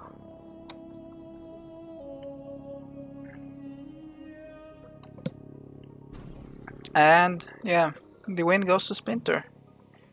He managed to core out debris completely.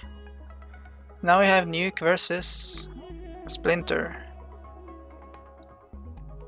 If the nuke does not hit a bombardment missile, it will probably win. Never mind, I forgot the radius is not that large for tactical nukes.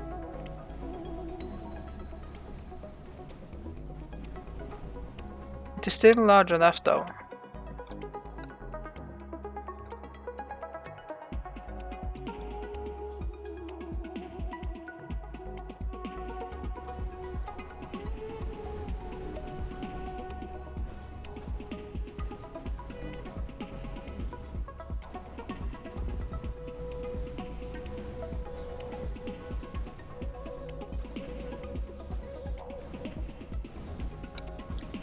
Splinter is losing on points. And the next nuke may take out the core. Just barely not. But the ship is pretty much done.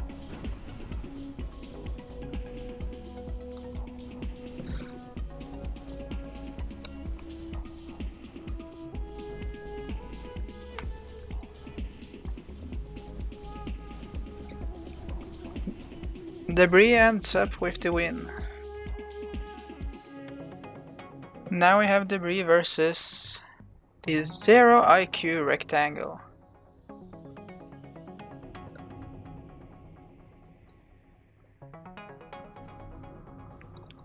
For some reason I'm having flashbacks of this. Which is, yeah, I think I have 3 layers of flashback, but this armor is able to, yeah, block the tactical nukes quite well.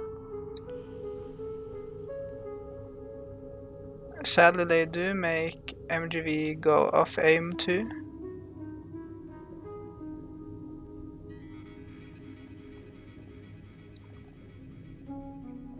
MGV is losing on points. He simply does not have enough energy to power those railguns for enough time. The first round goes to Debris.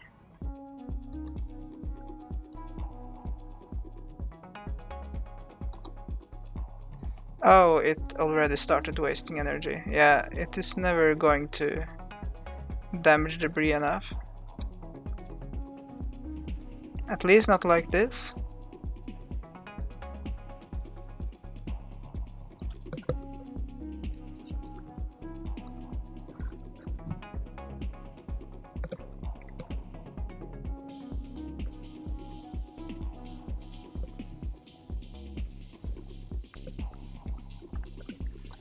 MGV is losing on points.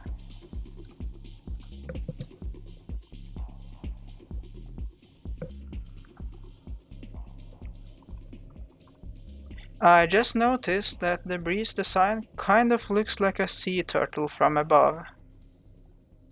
If it will be pixel art.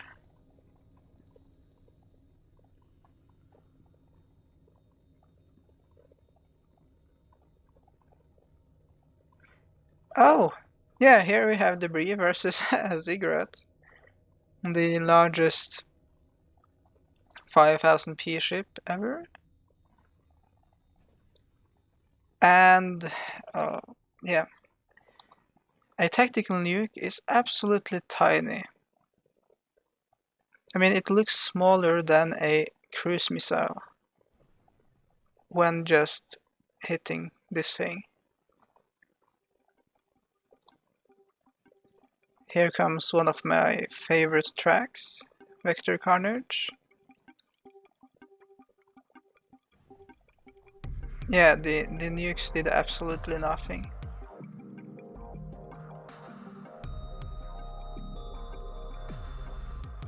But yeah, I still think this looks almost like a turtle. If this front will be the head, then not sure.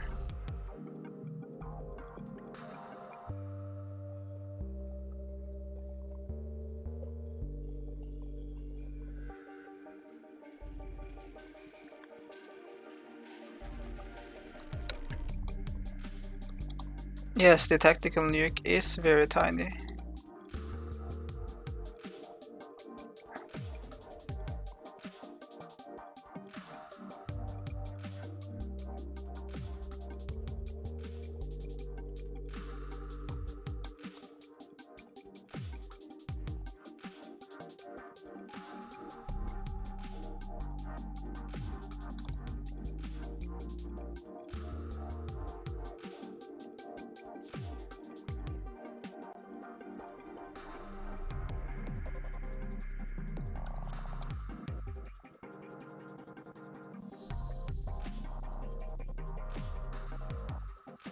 And Ziggurat wins very decisively. Now we have Insane Asylum versus Joyous. The drone kiter is once again being far too risky.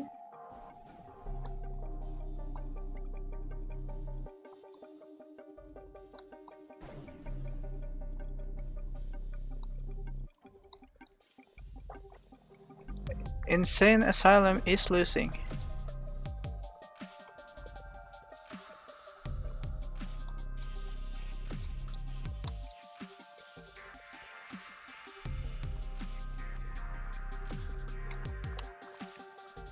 I will now be absent for roughly 2-3 minutes. I have to do something, and I will return after that.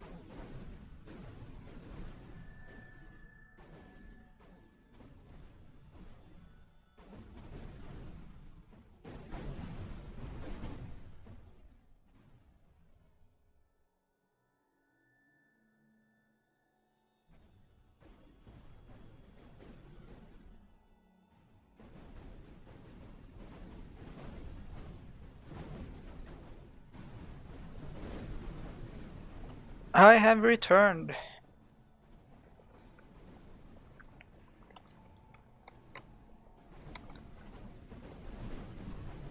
So I can see that Insane Asylum is winning versus Excerpt, or was at least in last round.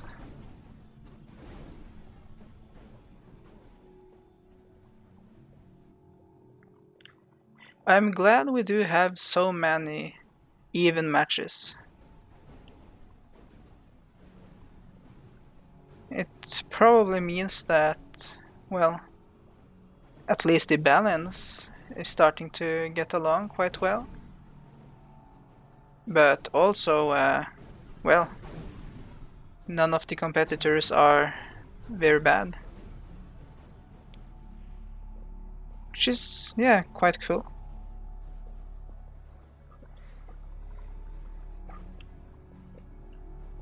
So Xderp is losing now, changing it over once again.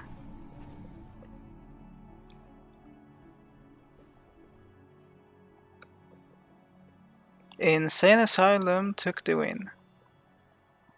Now we have Vigorously Tested versus Exifusura, if that is the correct way to say that.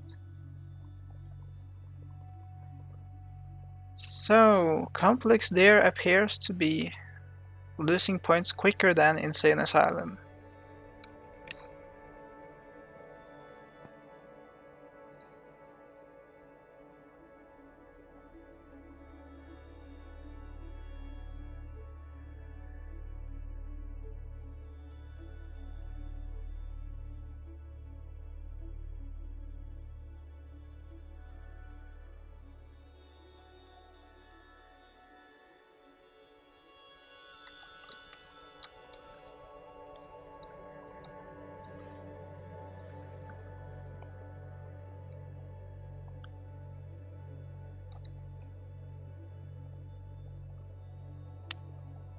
The first round went to Rigorously Tested.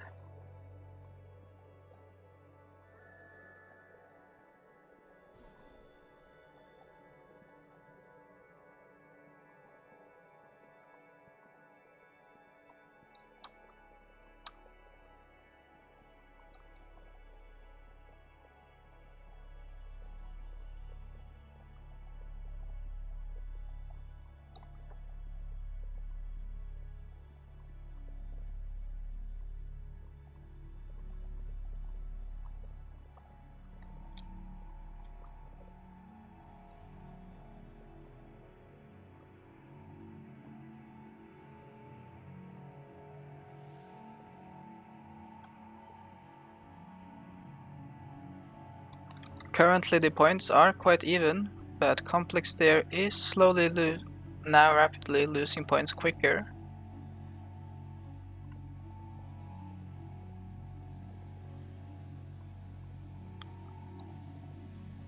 Rigorously Tested takes the win. Currently Proper Ruination 4 is actually leading with 17 wins, which is a very good number.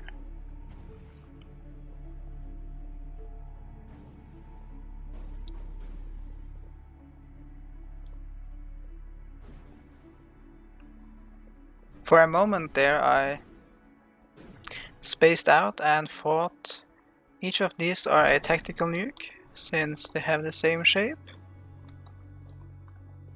which was kind of odd.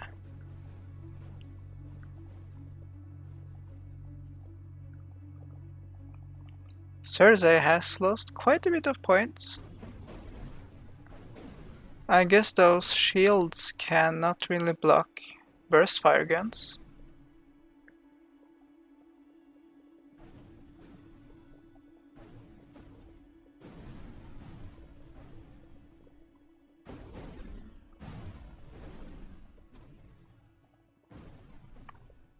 The first round goes to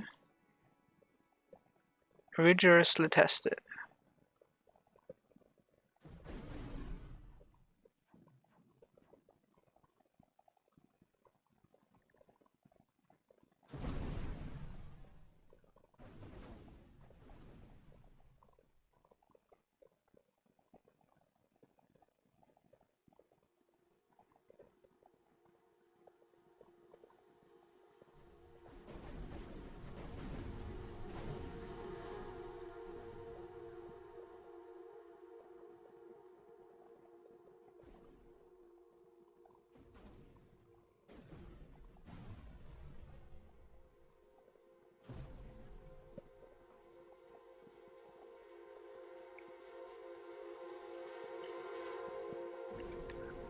Currently, Insane Asylum is still leading, but not by as much as last round.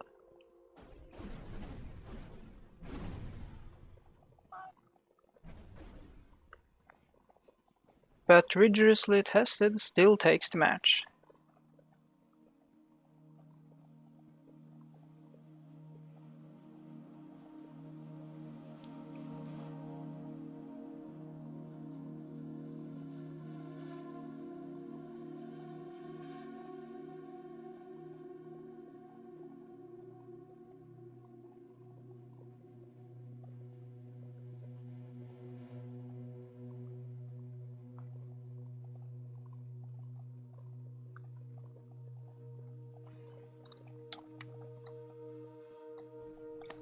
Ooh, the arm of one of the crafts was just kind of crushed between two crystals.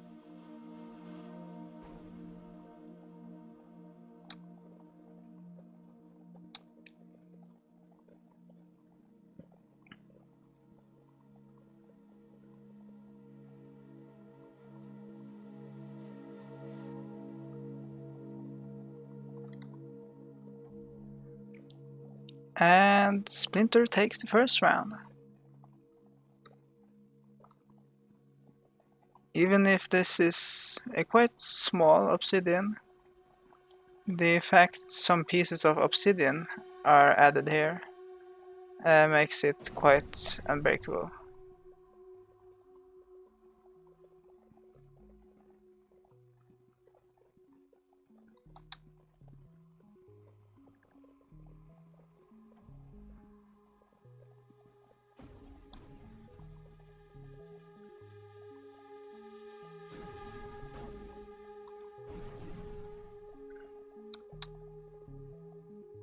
These are just being completely crushed.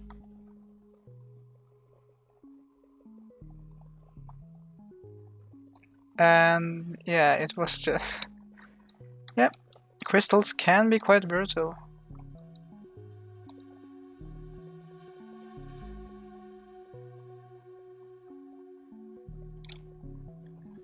But the win goes to Splinter.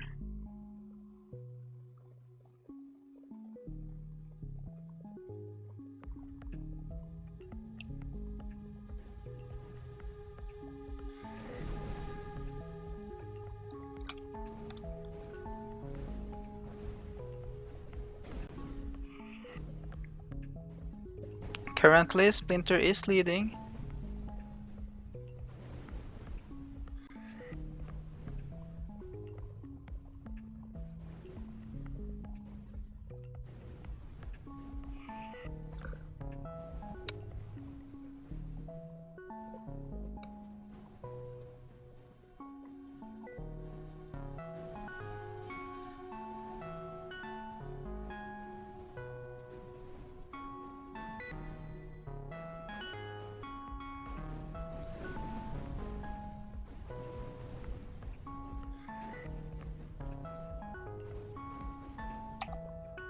The first round goes to Splinter. The bombardment missiles are simply too effective at, well, attacking crafts like Insane Asylums here, which have a lot of small components. And well, also, Splinter just has a massive amount of armor for something priced at 1000p.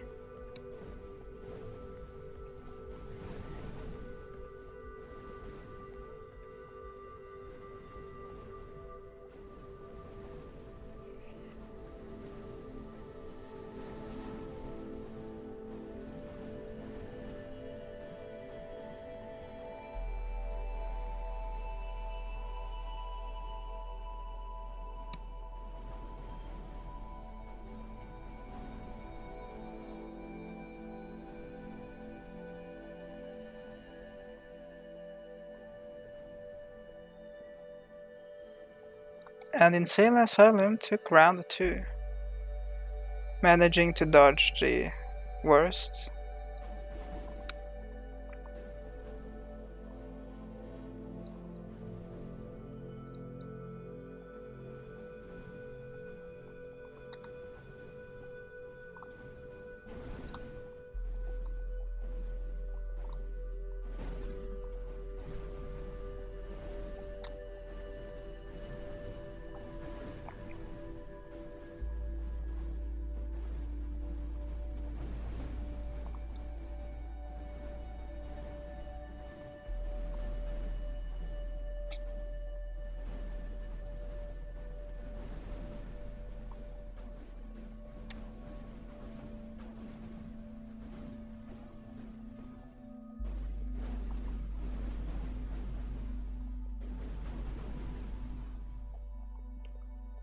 Insane Asylum wins. Now we have rigorously tested versus Zero IQ Rectangle.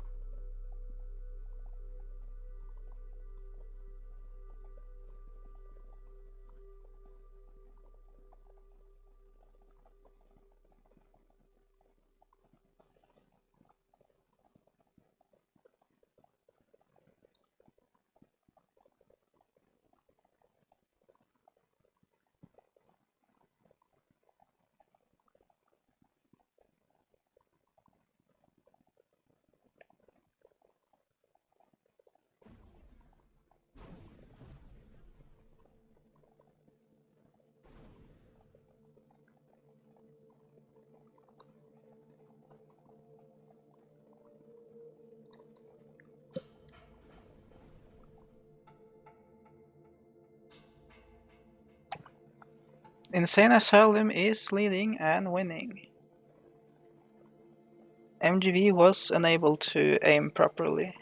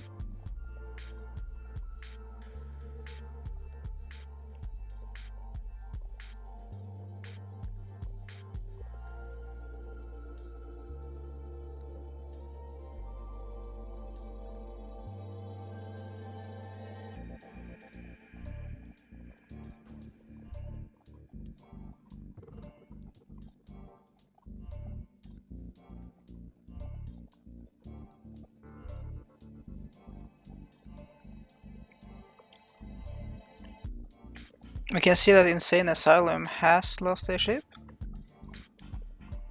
which of course means a likely loss. Oh, and now almost lost the second ship.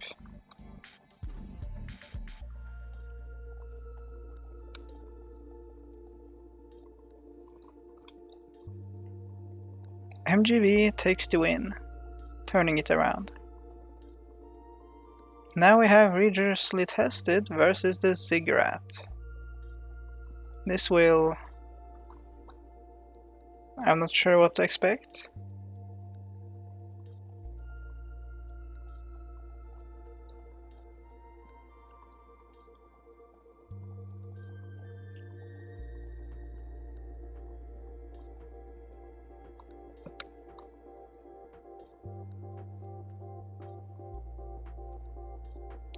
Oh, one of the main ships have been destroyed.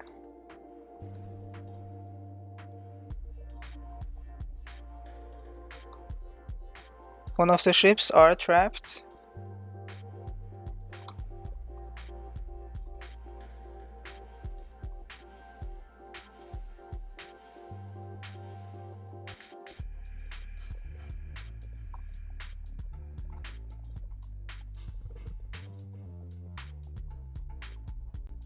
The first round goes to the Ziggurat.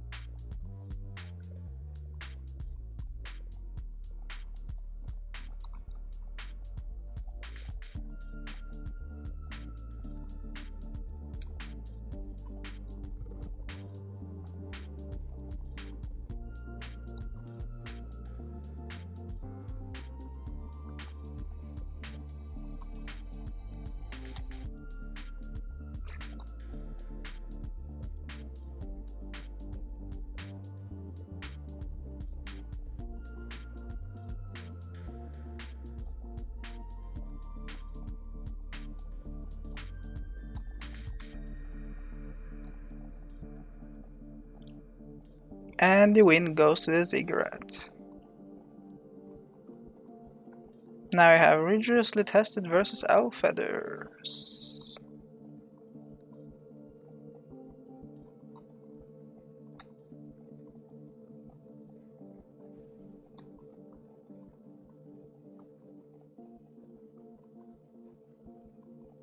Owl feathers is taking heavy damage, but Insane Asylum is taking some damage too.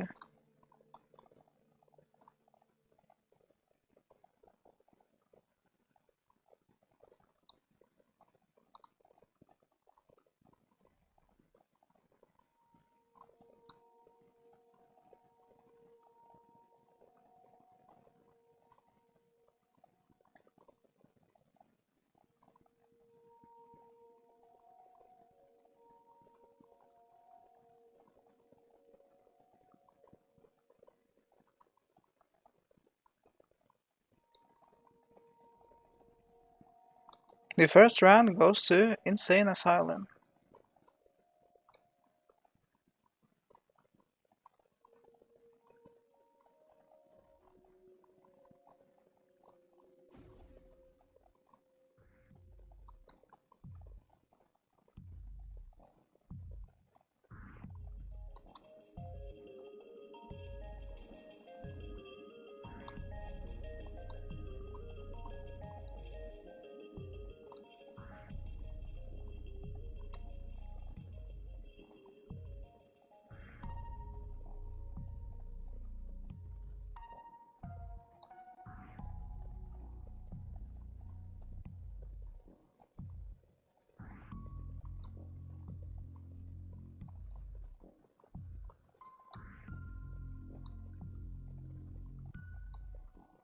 Rigorously Tested is currently losing on points. This is non-recoverable at this point in time. And the win went to Owl Feathers for the second round.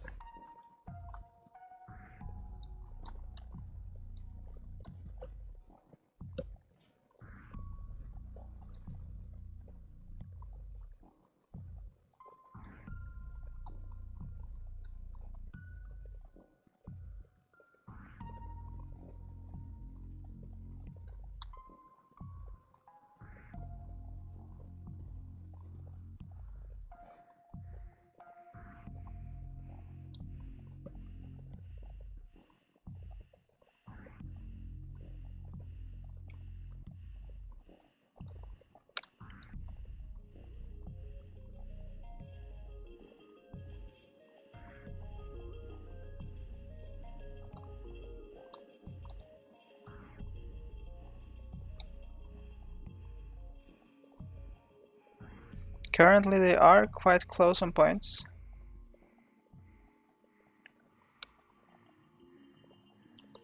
But Rigorously Tested managed to take the win. Now we have the Borg 6 versus the Spinal Mount Scout Fleet.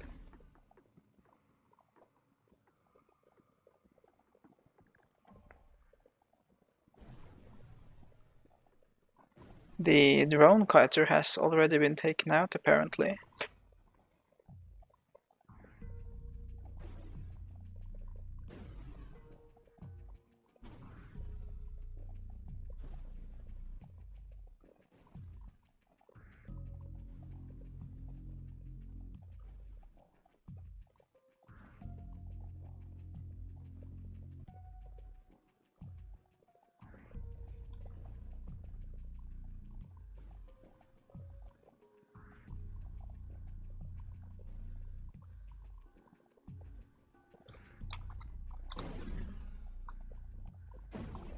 It's a very interesting way to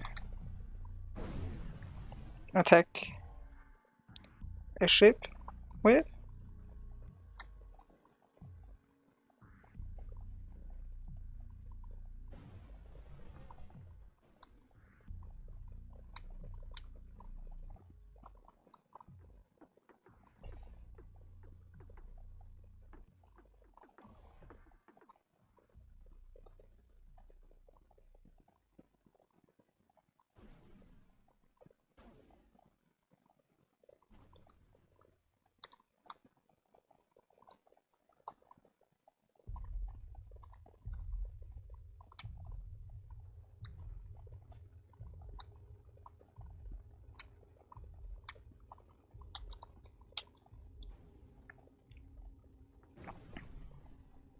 One of the main problems with this kiter is that it does not just decide on a target. And well, this is generally a problem with AI, but it is just flying around and actually not doing much to targets and allowing them to recover.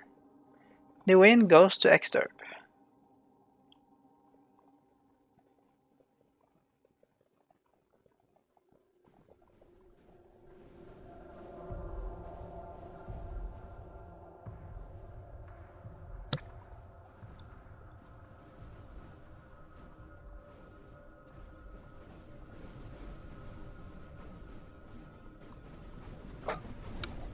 One of the ships are destroyed.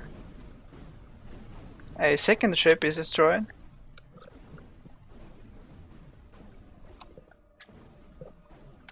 And the last ship is destroyed.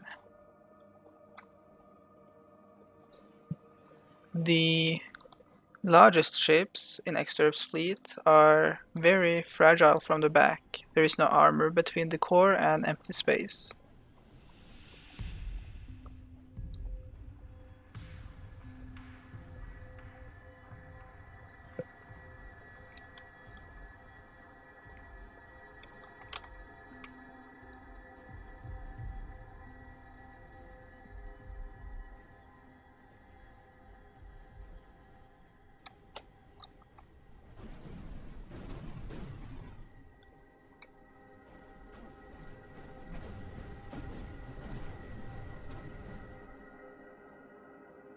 The win goes to Joyous.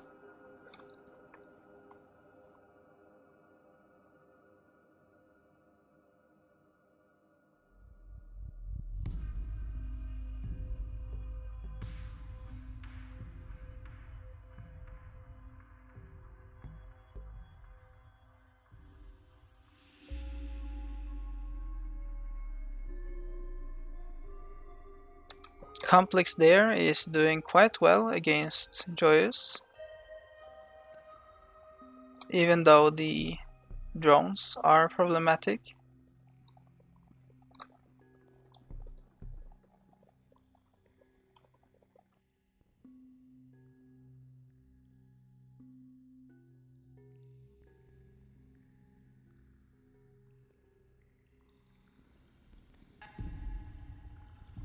Actually, I take it back. Complex there is currently losing, since the kiter is not yet destroyed. The first round goes to Joyous.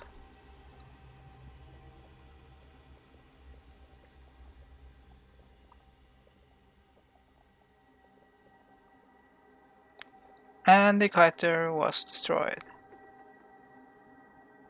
removing all damage output and allowing Complex there to just defeat the armor blocks.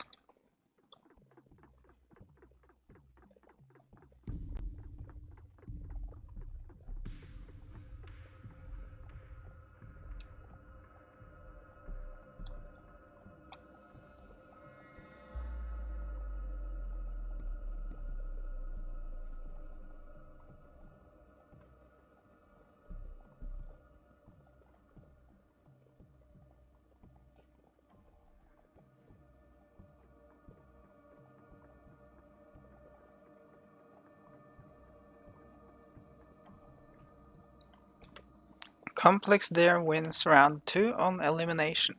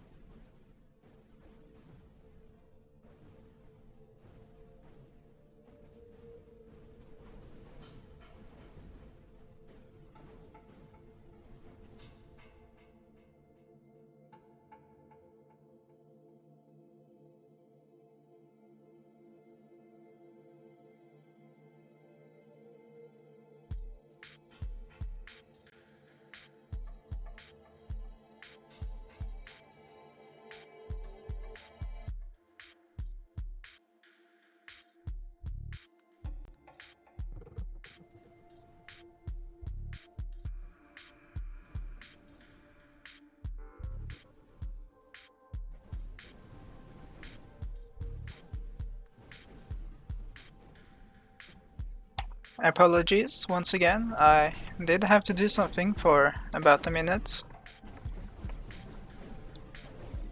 So we can see that Joyous is definitely fit to take out Bombardo, since Bombardo wastes these bombardment missiles on, well, just blocks of big armor, while the drones just tear it apart. Now we have Joyous 18 versus Splinter.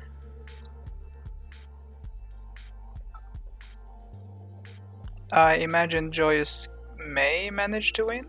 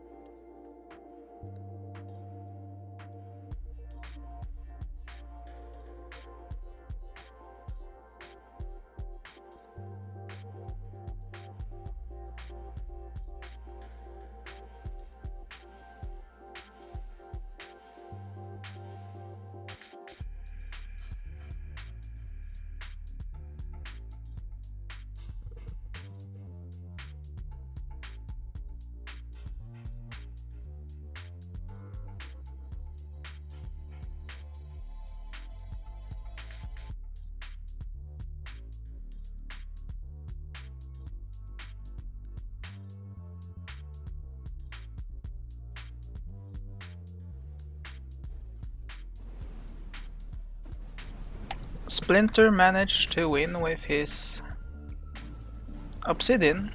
Now let's see if his Potato can do the same.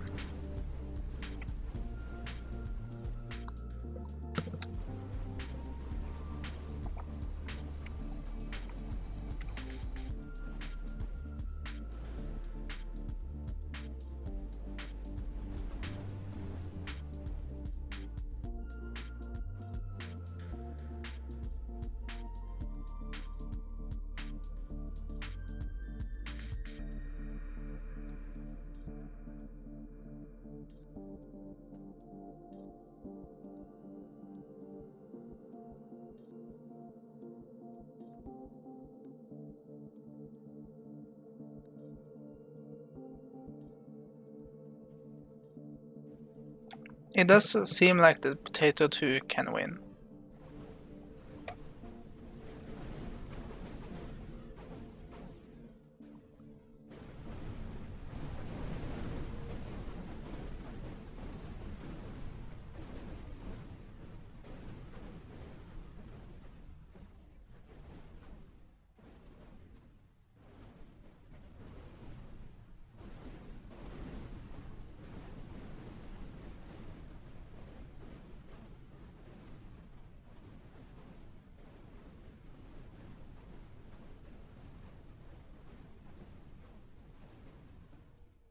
The drones are really not able to do the kind of damage they should do,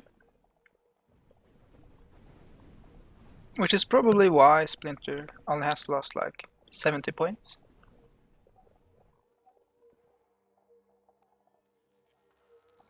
We now have 6 versus 0 IQ Rectangle. I I'm not sure. Maybe the rectangle can simply win because Joyce is unable to damage enough.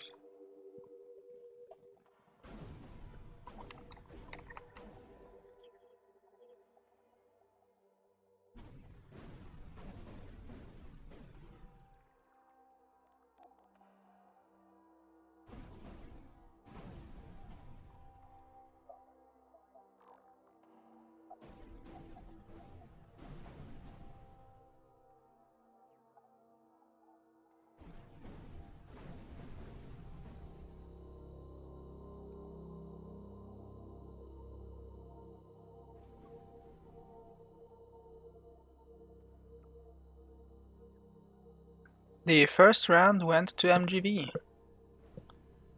Seems like his durability is good, but also his cannons set to point defense appear to actually work too. I find it odd he has cannons specifically for point defense, but I guess it works.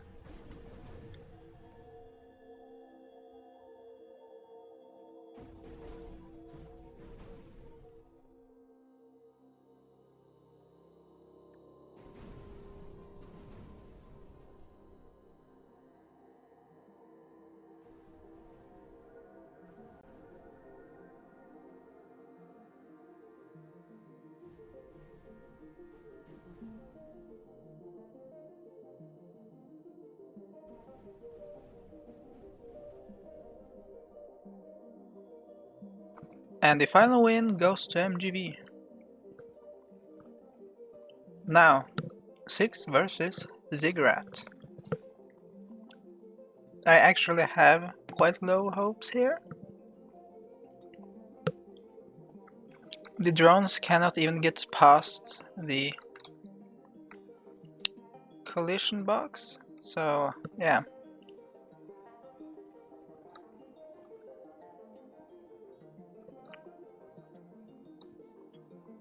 There is not very much they can do.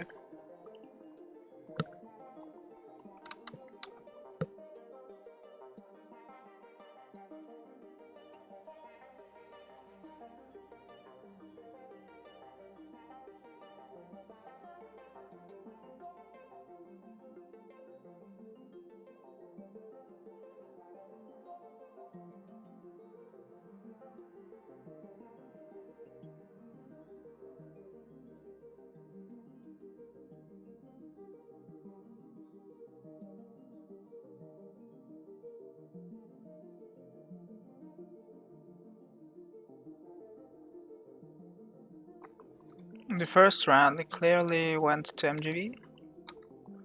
Not much progress at all was made. Even these large blocks are for some reason blocked.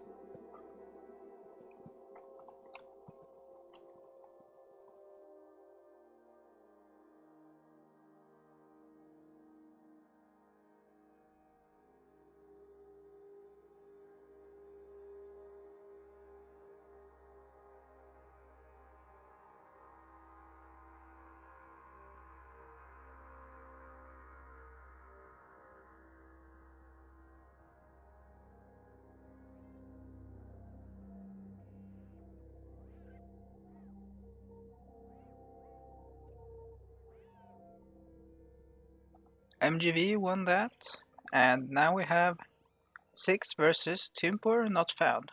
Well, 404 Timpur not found.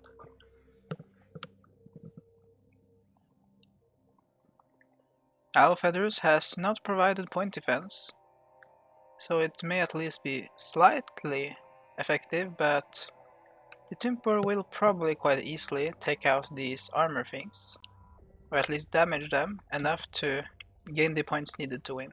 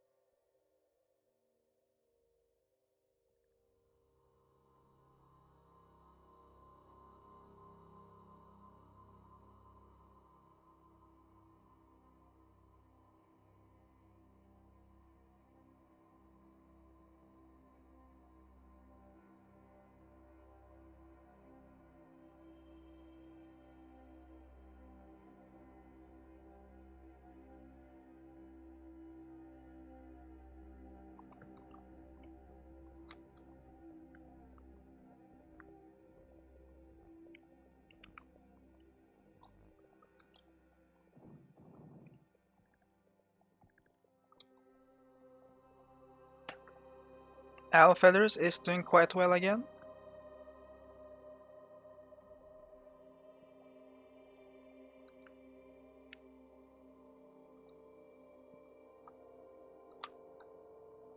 Oh, the kiter was almost destroyed. And the win goes to Owl Feathers.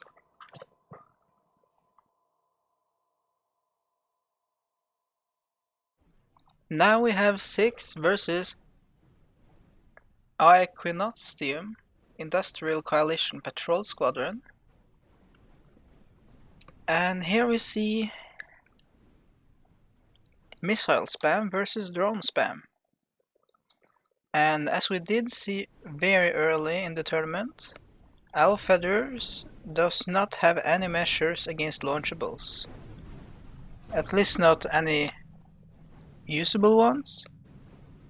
So drones can potentially take him out. As you can see on the point values.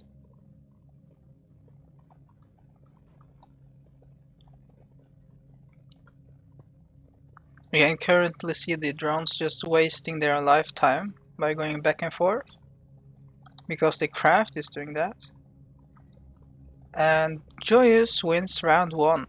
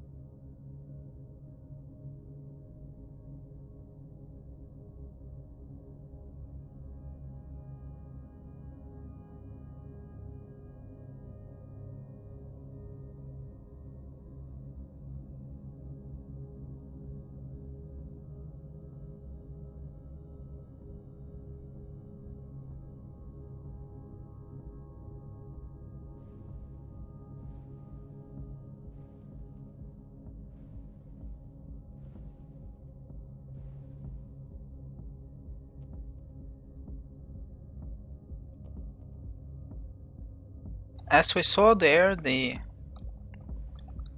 kiter was actually destroyed, which is of course instantly a loss for Joyous, since his whole strategy is based around one ship with no defense. So it is quite risky. Anything can happen, of course.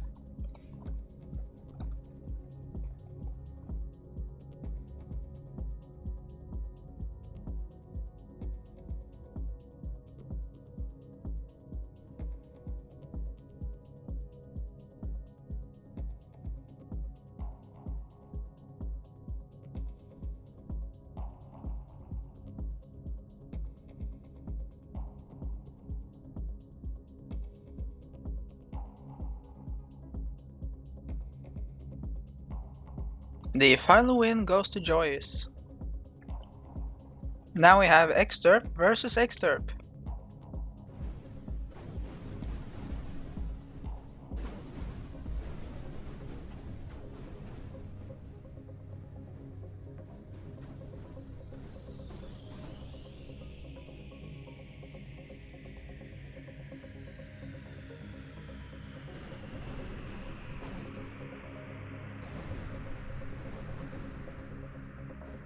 The victory against Exterp is very swift, since the Exterp ships are quite fragile. Exterp wins the match.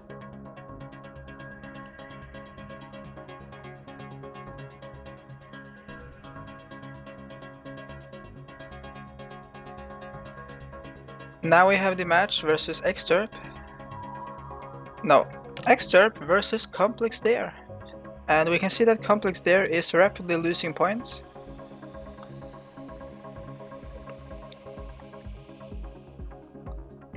I do still think the fact the turret is completely exposed is a weakness.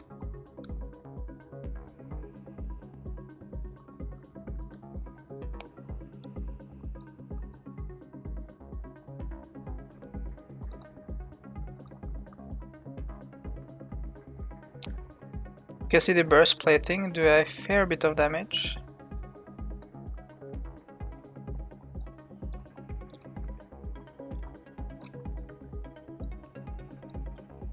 Only the tanks remain now.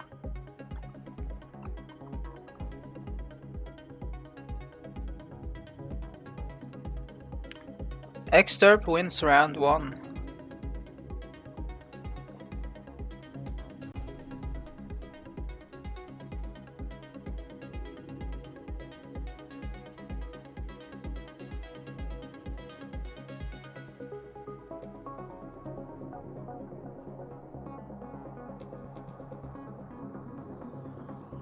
We can see the points start off quite similar.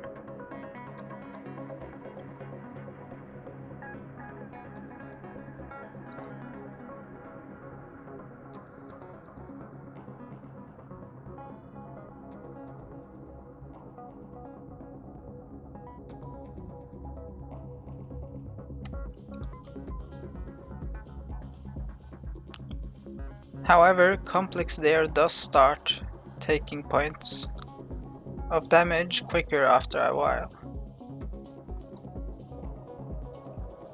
Especially when the first craft is destroyed. The win ends up with Exterp. Debris is still leading on points. Wins, I mean.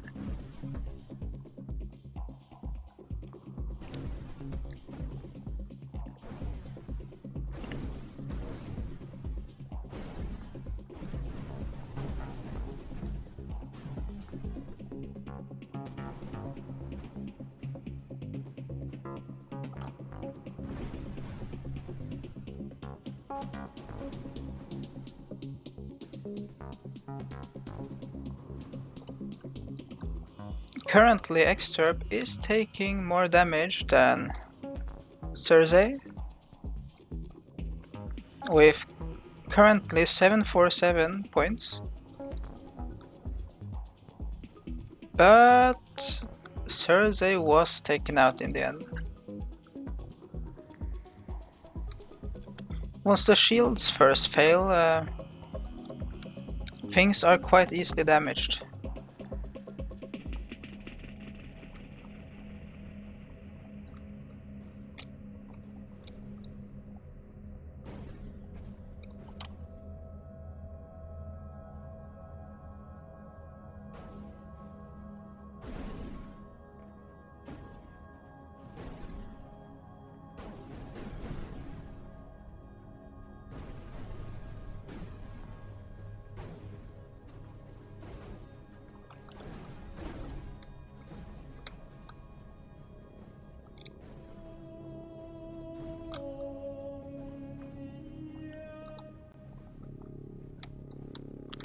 Only a few seconds remain, and Exterp is losing on points.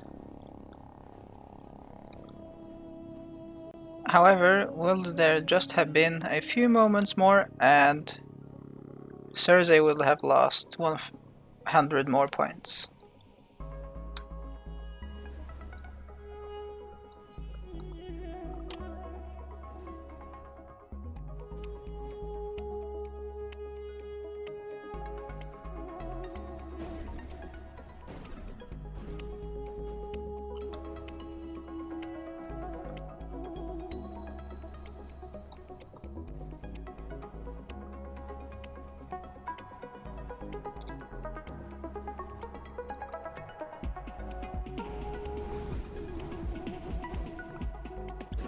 Currently, Cersei is losing more points than Exterp. Currently losing on points.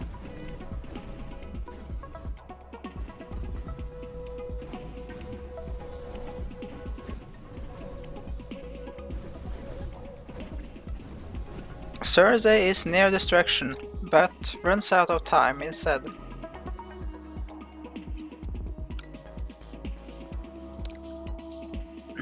Now we have Scout Fleet versus Quadfemper.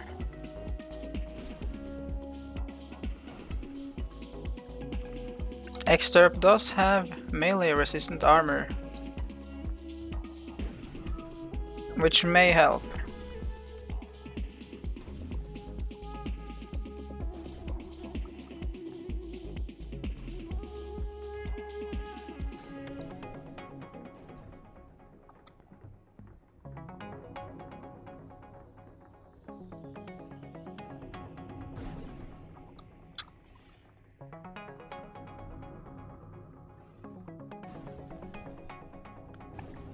Exterp has lost a ship.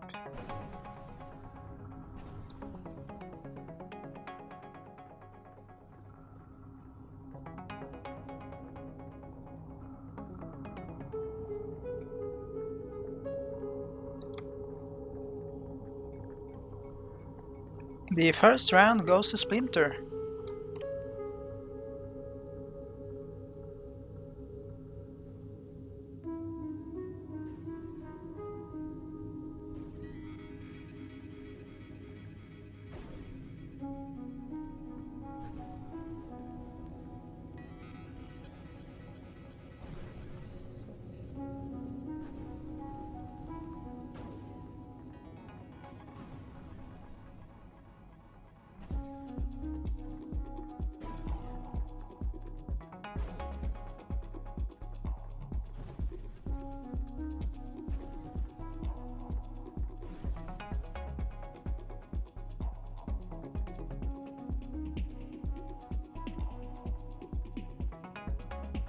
Currently, Exterp is losing on points.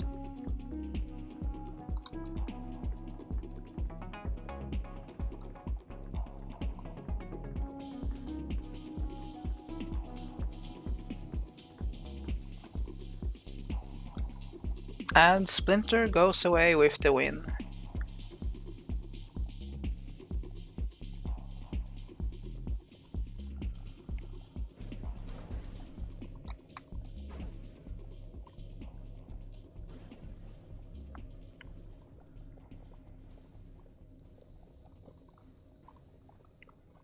Now we have Exterp vs Splinter, and the bombardment missiles are doing a lot. I'm not sure Exterp can handle that splash.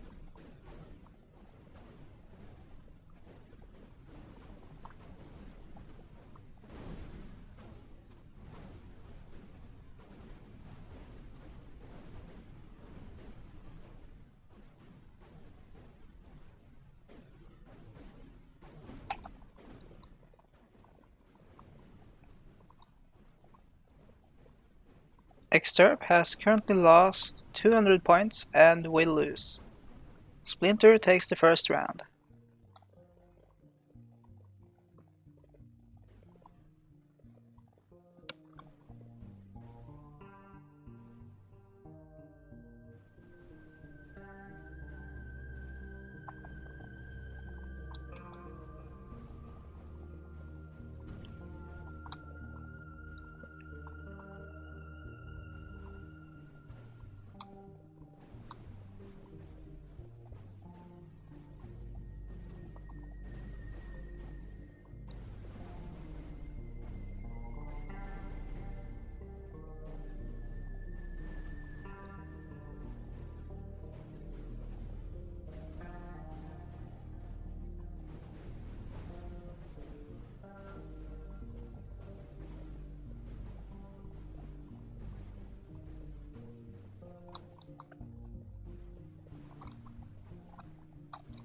And Splinter ends up with the win. Now we have Scout Fleet versus Zero IQ Rectangle.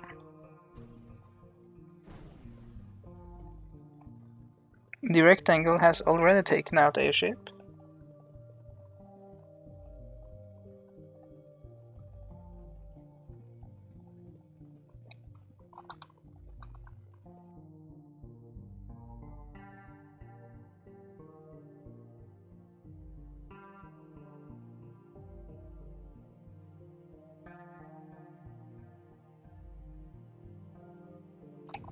We can see that Exterp has pierced quite far,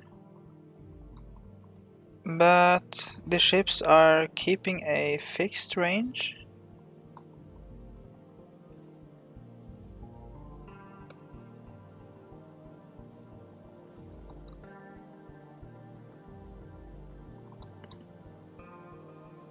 I'm surprised by how fixed of a range those ships were keeping.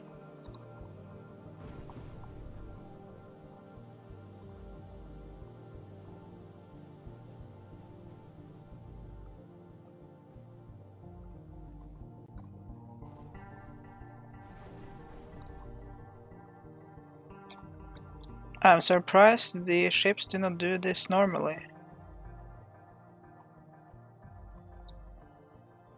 I guess they are not trying to dodge. No, I mean they are dodging usually, which is probably why they do not stand still and just shoot. Maybe this is the normal behavior when there is no shooting.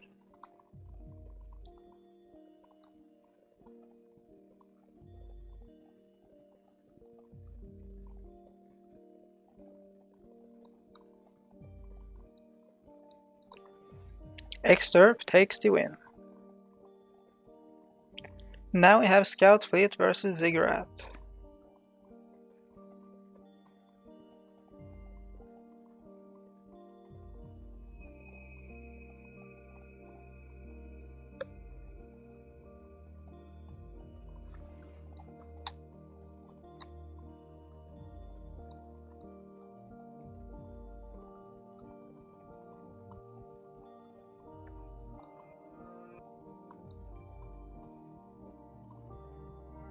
The Ziggurat is partly falling apart.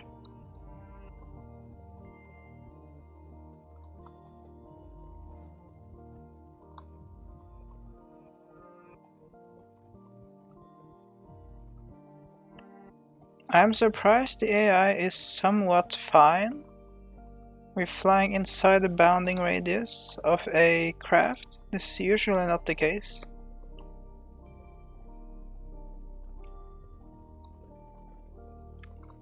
The first round went to the Ziggurat.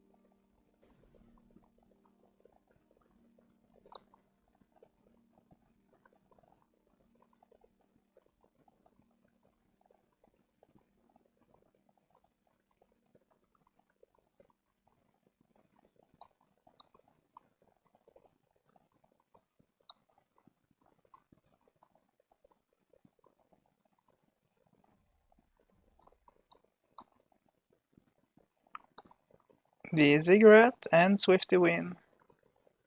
Now we have Scout Fleet versus 404. Timpor not found.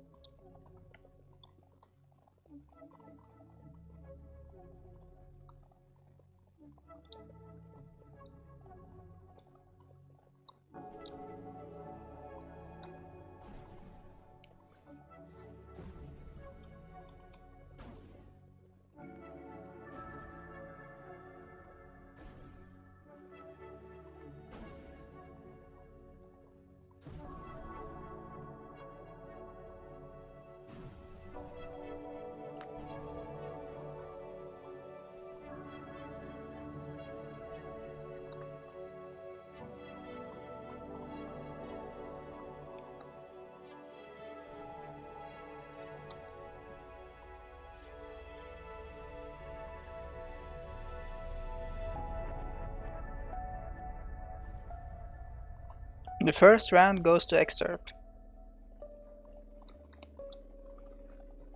The plasma accelerators are unable to deal with the speed of Excerpt's ships, since they dodge far too well. Usually. And being attacked from all sides simultaneously does not help, of course.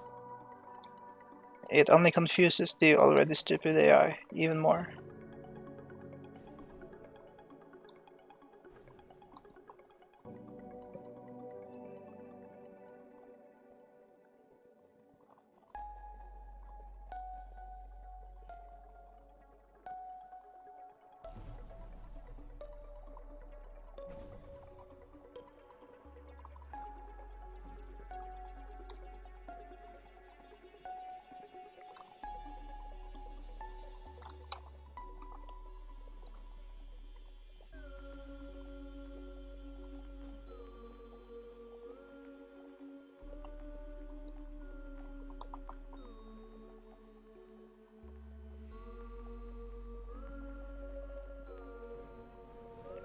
Now we have Scout Fleet versus the Patrol Squadron.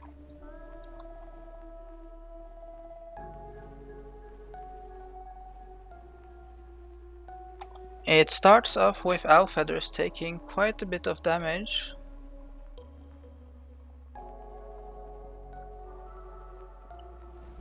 Owlfeathers is losing points quite a bit more rapidly than Exturb. Has been at least. One ship is now destroyed from Owlfeathers.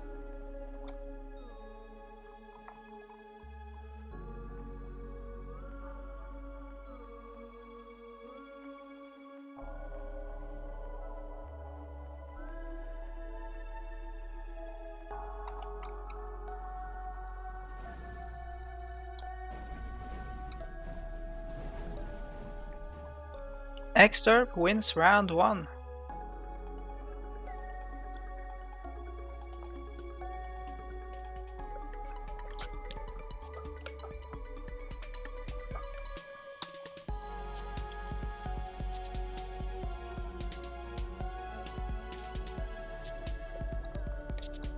Owlfeathers is now losing points very rapidly. Already having lost one craft.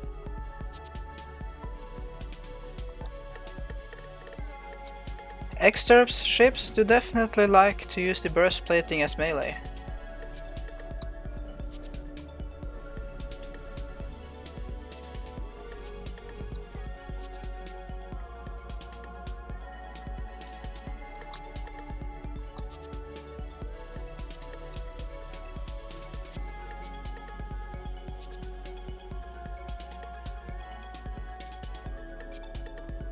The win ends with Exturb.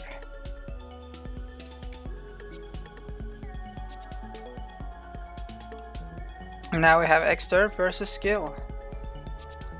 And the large lasers are definitely dangerous. But Exturb has Armor Plus, which is extremely durable armor. So he is actually coping with these lasers quite well.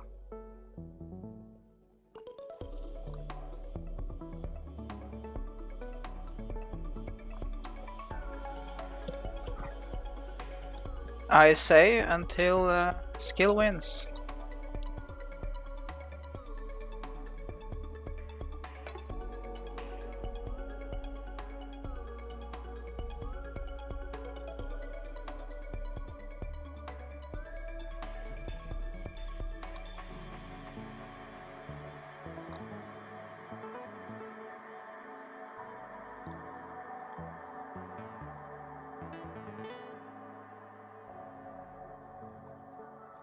And Exturb is losing.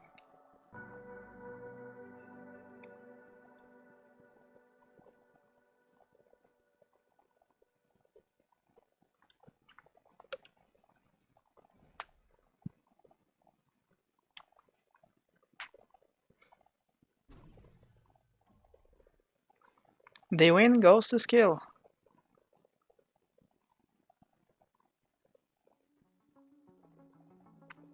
We now have Ixion Improbable Squad versus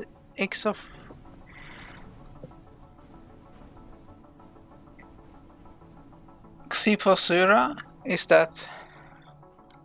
Still not sure how to pronounce that. Yeah, those two are facing off. Exturb, yeah, has far too little armor bulk.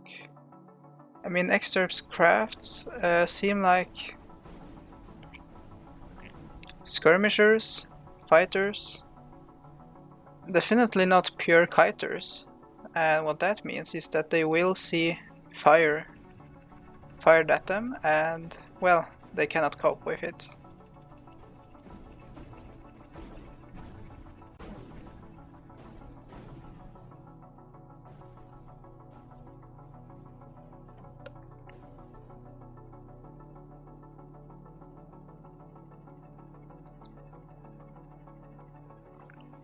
We now have Ixion Improbable Squad versus Bombardo.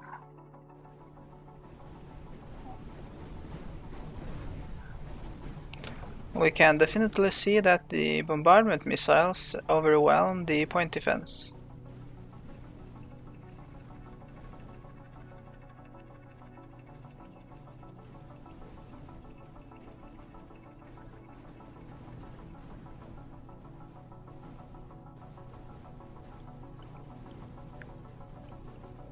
While Bombardo just deflects all of the missiles.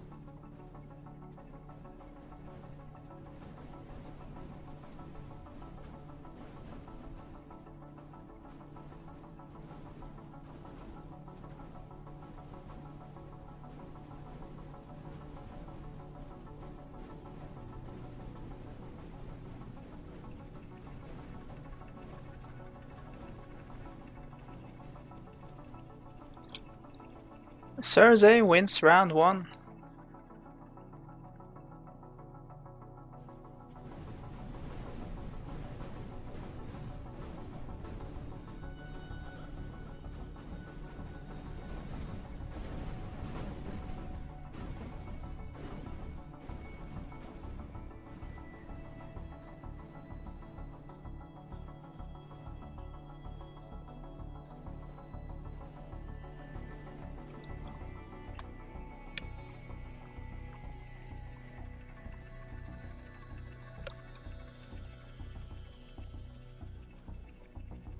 I do not believe Cersei has yet been hit once, so he has been doing very well this fight.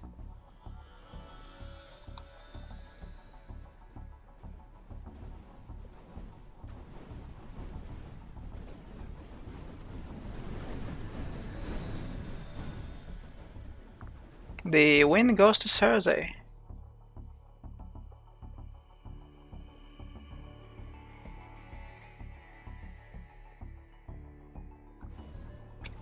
Xeon Improbable Squad versus Quadrifemper. We could see one of the ships just being deleted by a crystal.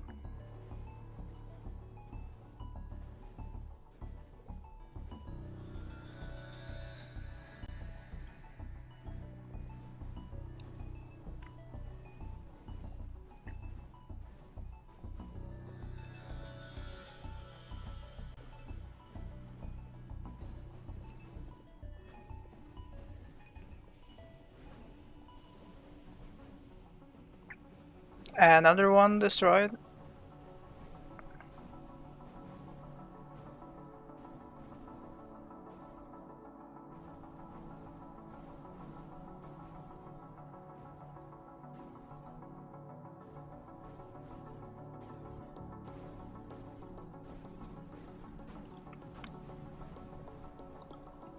The win went to Splinter.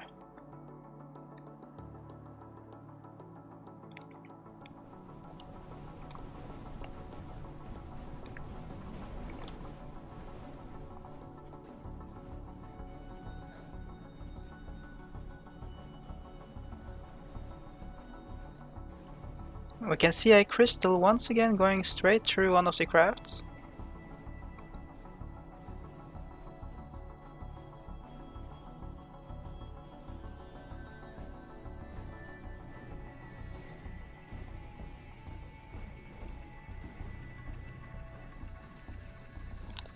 Extorp is losing on points.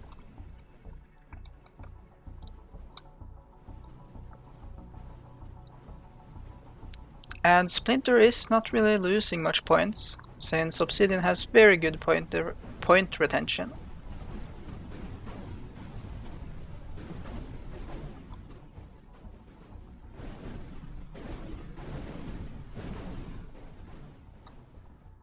And Splinter goes with that win.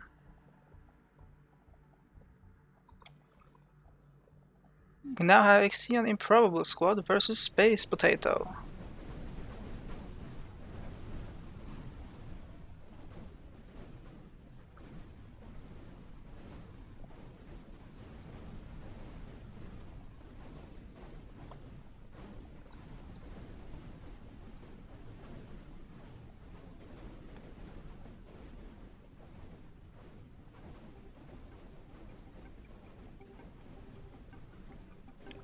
All one of Excerpt's ships have lost their shield, temporarily. We can see a very large swarm of missiles.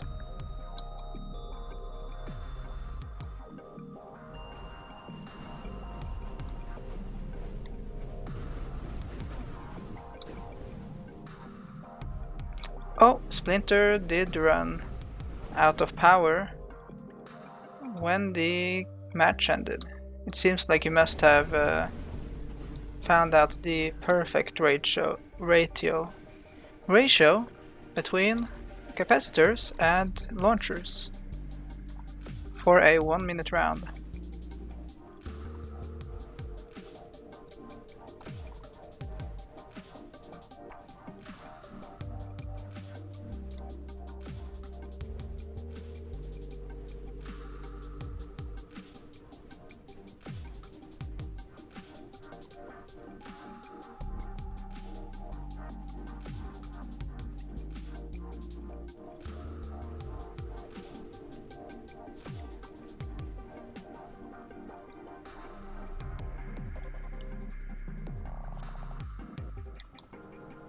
I still really love the design of the space potato. It is just weird and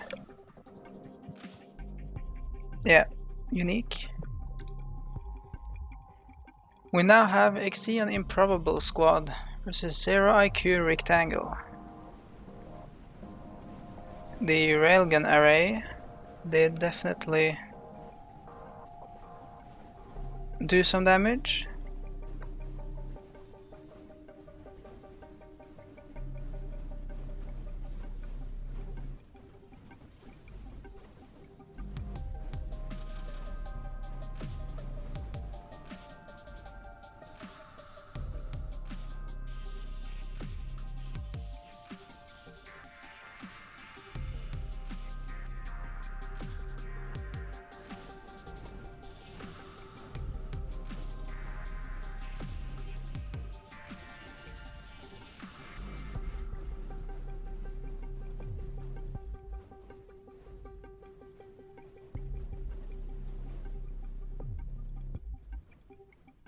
The first round went to MGV.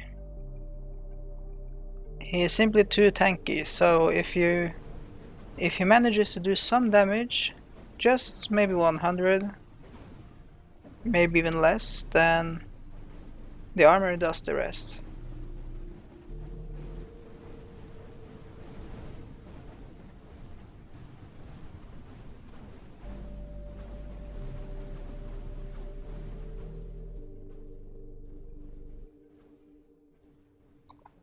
A lot of Exterp's fleet was now destroyed, and only the smallest ship remains, as we can see here.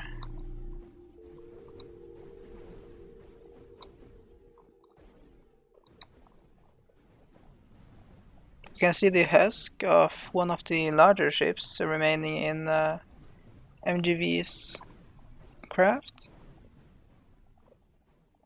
And the win went to MGV. Now we have Ixion Improbable Squad versus Ziggurat. I'm not sure what they are supposed to do.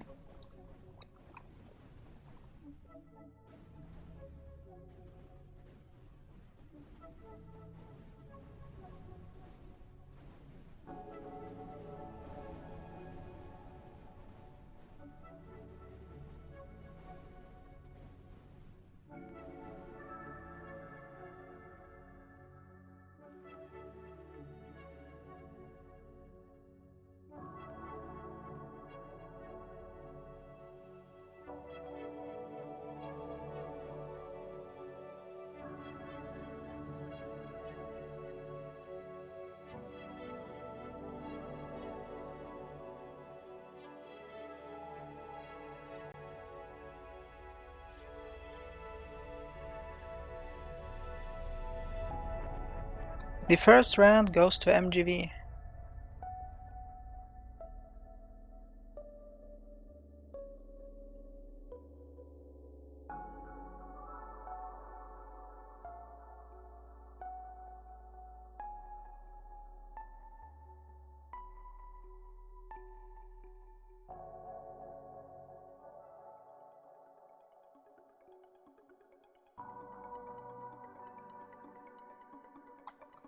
The small missiles are not actually doing very much.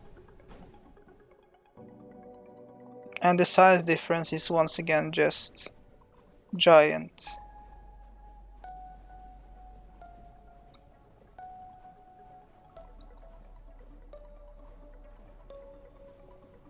Especially if we consider the fact Farmer has way better thrusters than Veterans Challenge.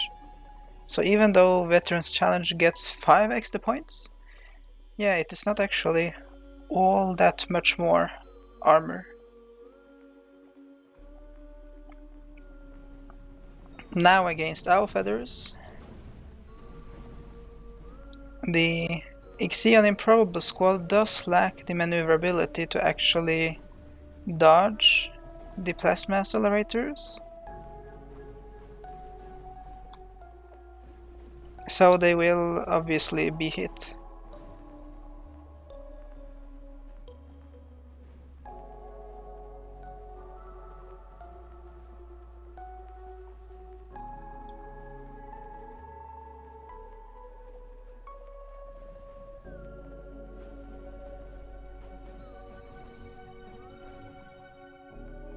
The first round goes to Owl Feathers.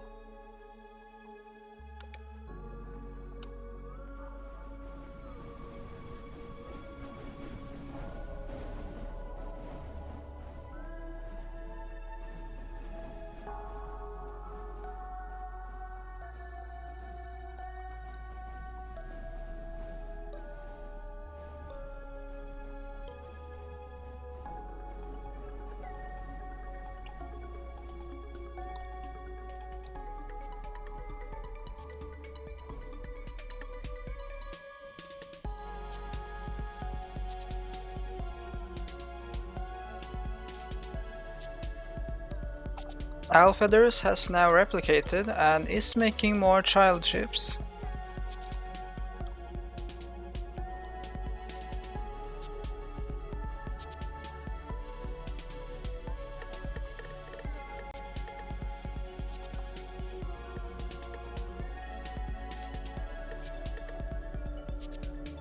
And the win goes to Owl Feathers. The tiny ships were simply unable to do anything.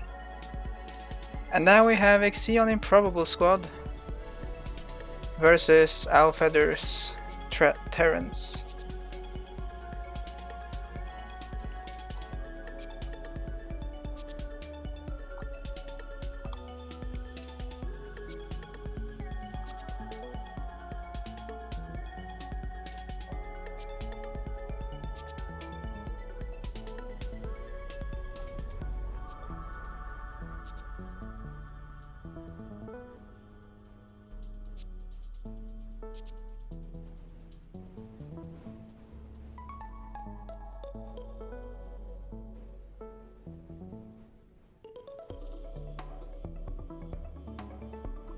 Owl Feathers is currently losing, probably because Exterp has shields, which of course counter Owl Feathers missiles.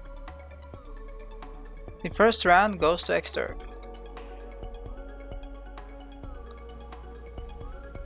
And well, Exterp also has point defense, of course, so...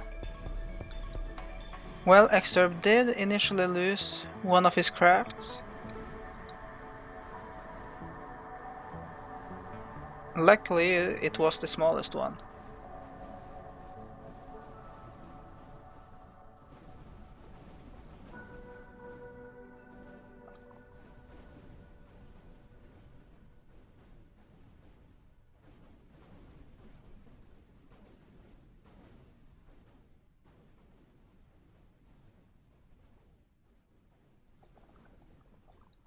And Exterp actually lost second round.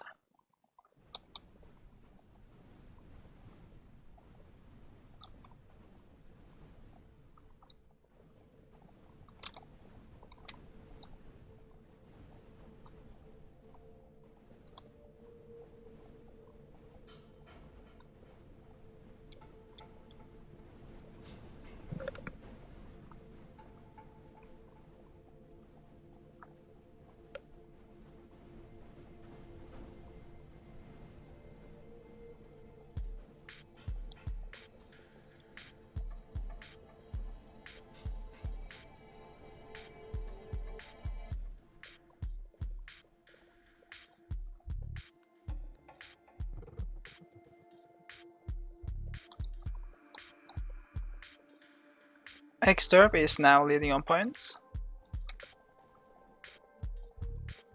And Xderp wins.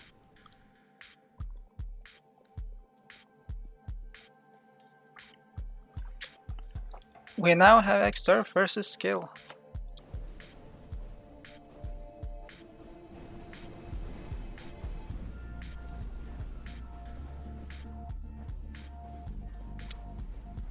We can see the Argon laser cruiser have a dome of protection against missiles due to point defense.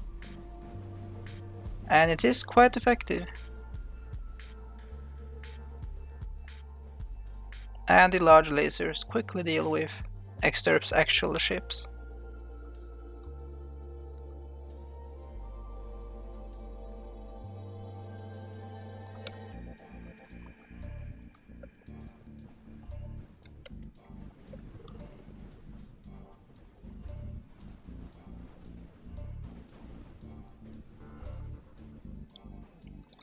The win goes to skill.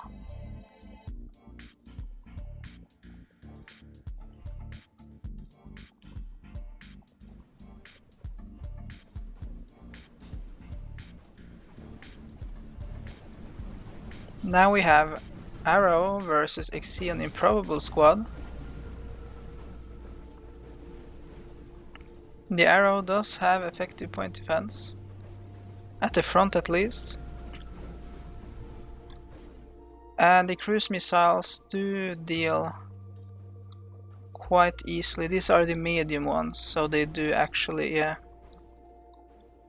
After 2 cruise missiles, a craft explodes.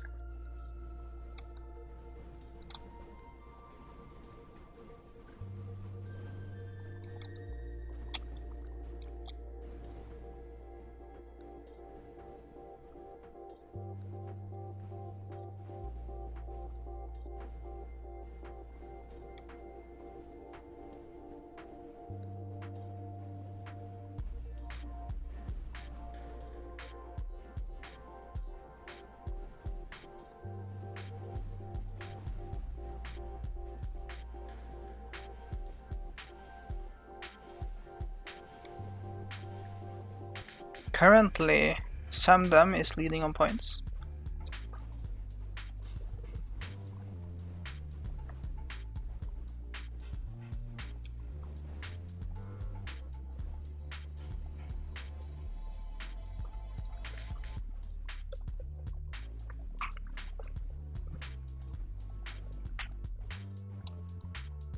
And the win went to Samdam.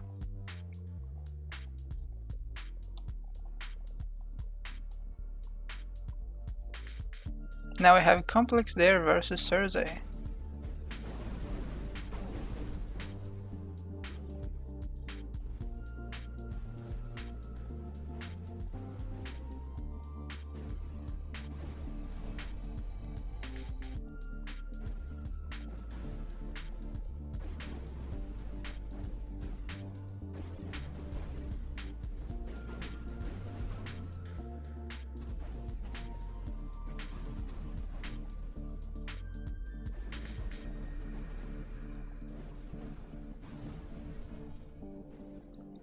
Cersei is taking considerable damage.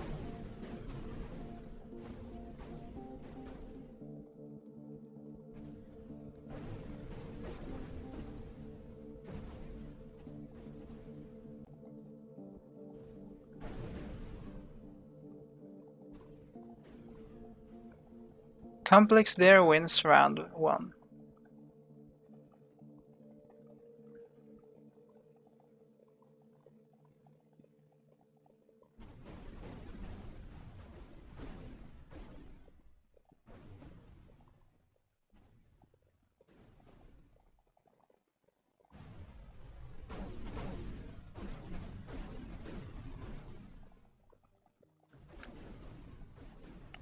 Complex there has now lost 1 ship from the start, which puts him at a point disadvantage.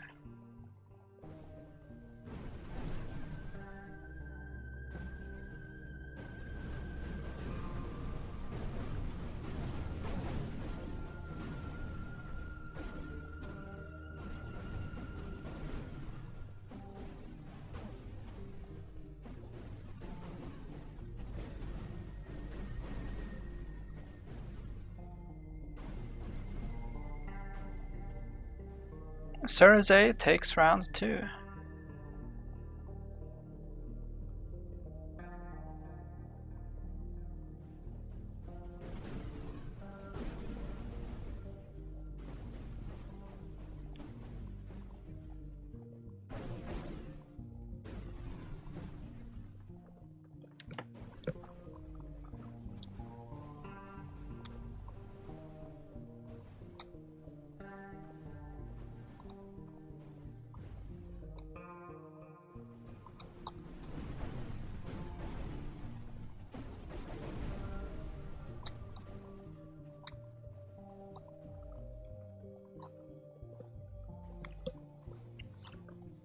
Complex Deer has already lost a ship again,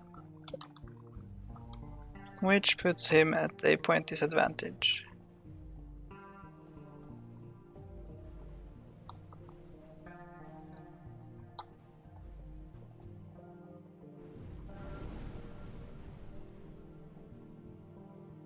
The win goes to Thursday.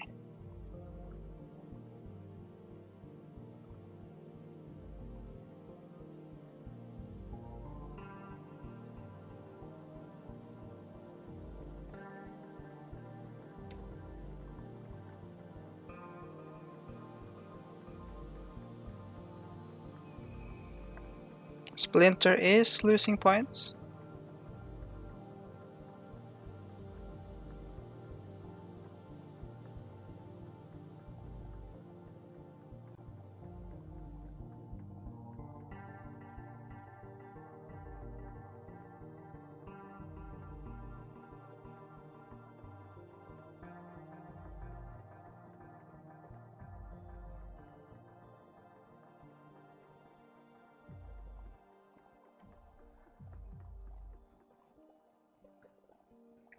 Complex Deer has lost the majority of his points,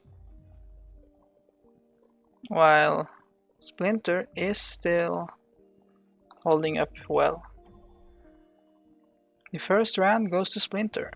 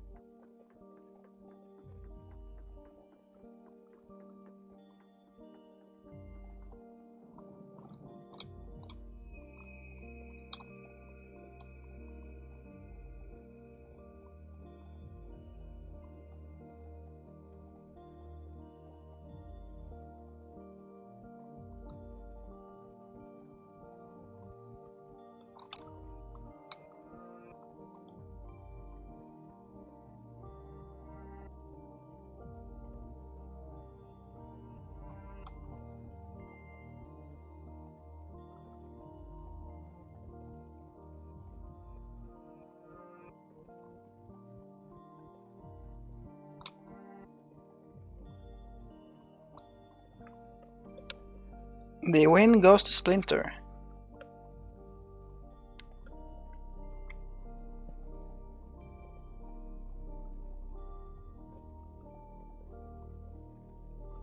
Now we have the Space Potato versus Complex Deer.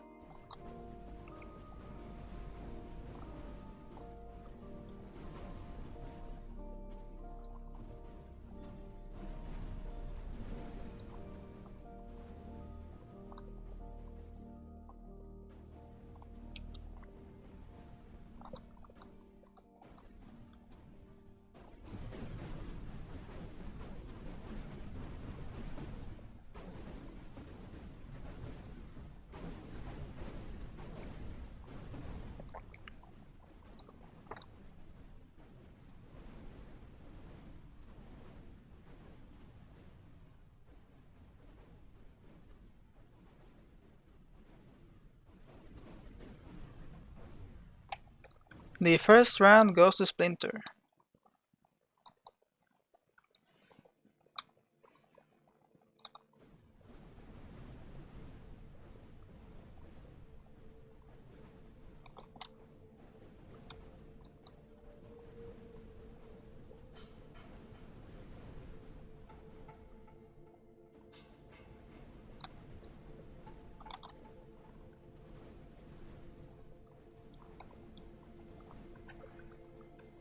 I have to apologize, but I do need to go again.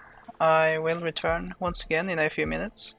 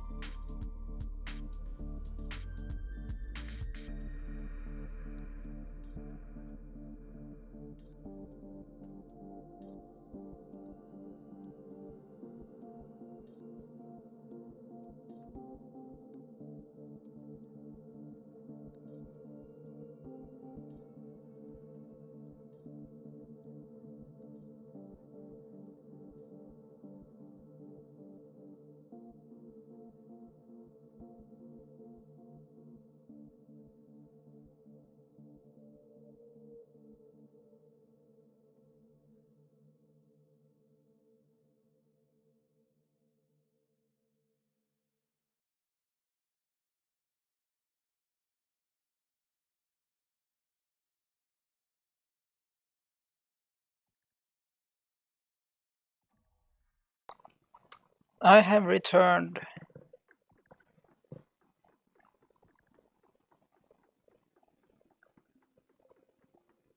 So this tournament is taking a while. Currently, Complex there is losing surprisingly rapidly.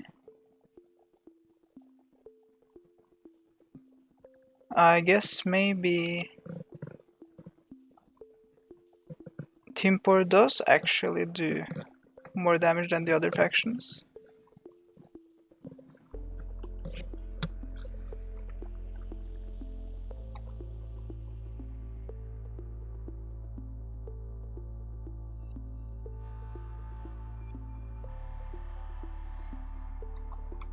We can see a lot of smaller ships have been made and are now, well, there is nothing left to distract, but the first round goes to Elf Feathers.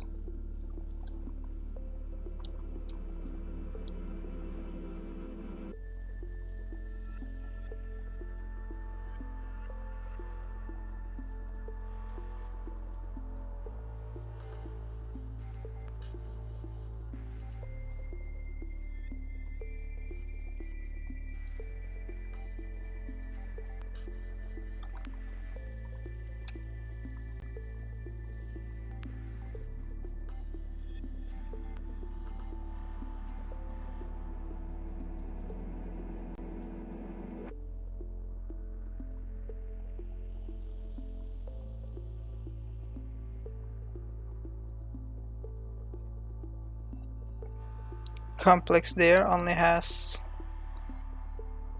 gunless gun crafts left.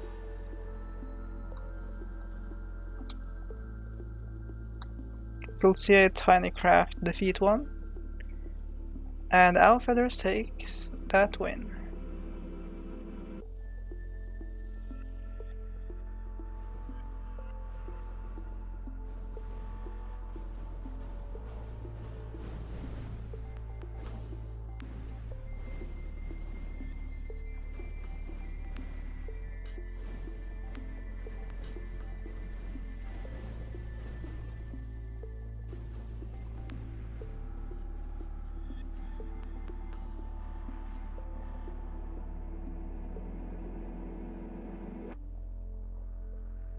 Currently the points are very equal.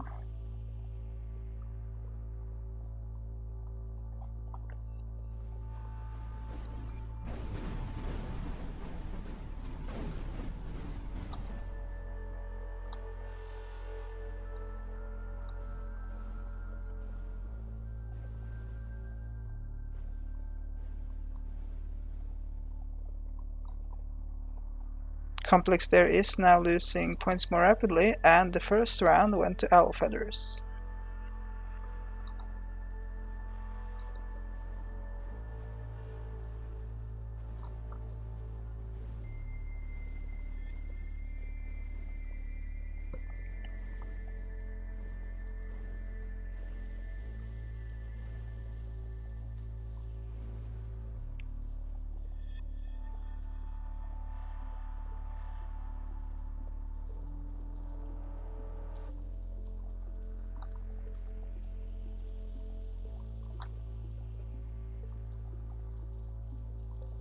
Complex there has now lost around half of his points. And the first ship now.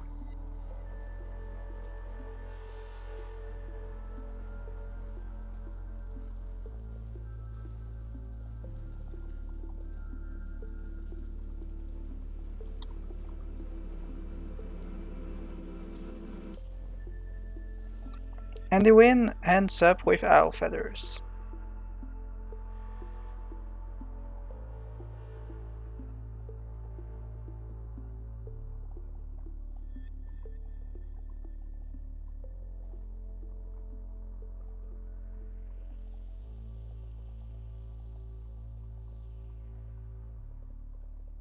You can see Complex there is just being sniped by the Argon laser cruiser. Its laser array is actually quite dangerous.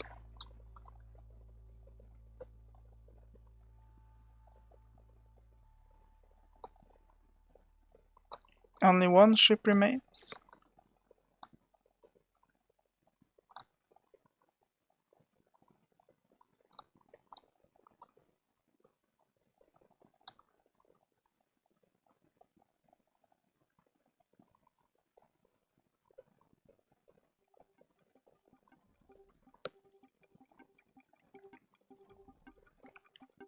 The first round goes to skill.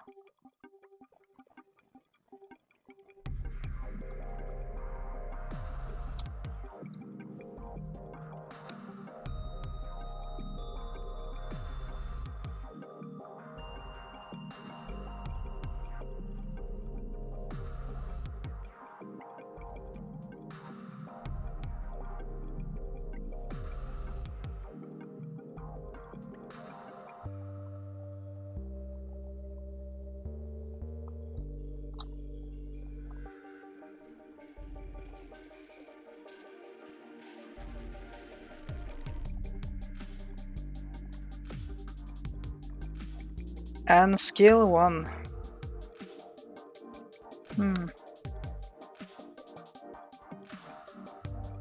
We now have complex there versus Sumdum.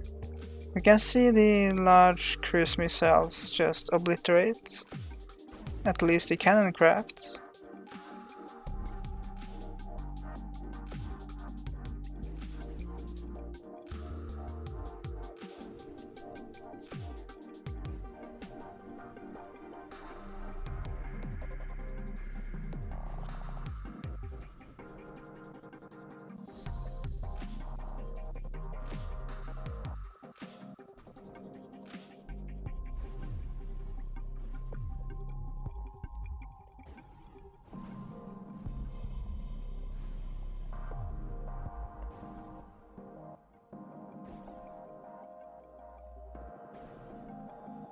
Only one ship is remaining.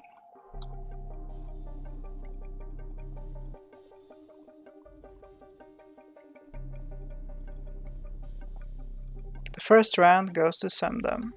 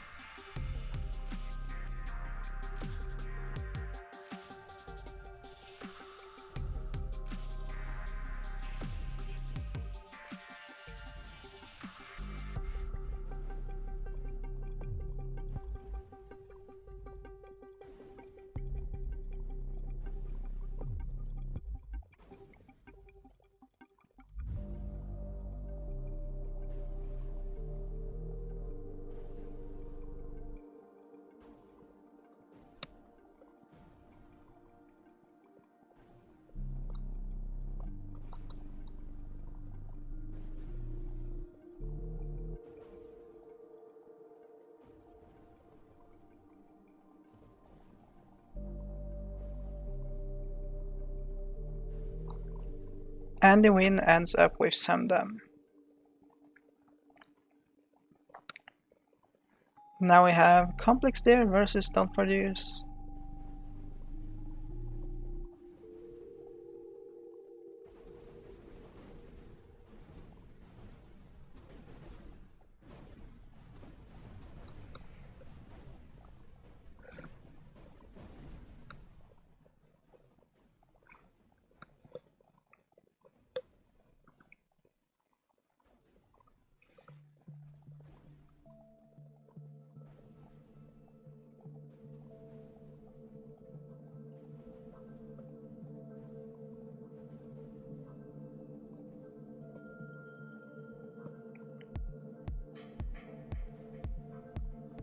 Now only the tanks remain, and those do not have much function other than, well, tanking.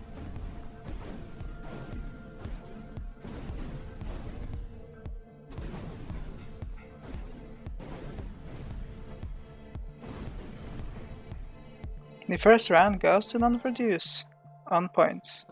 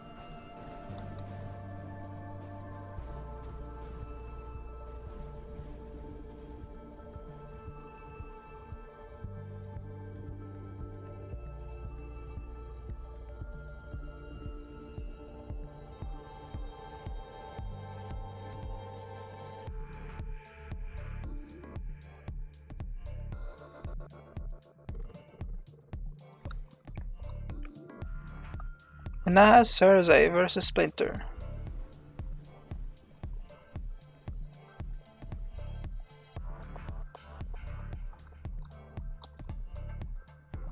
There was not much effect.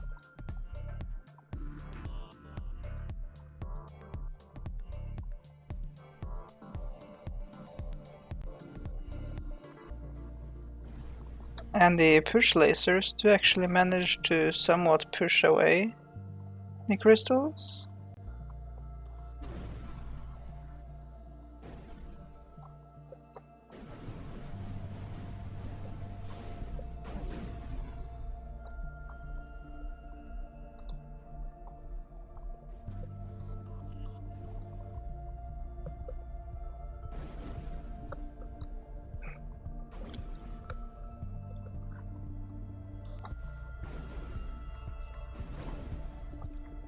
The first round went to Splinter on points.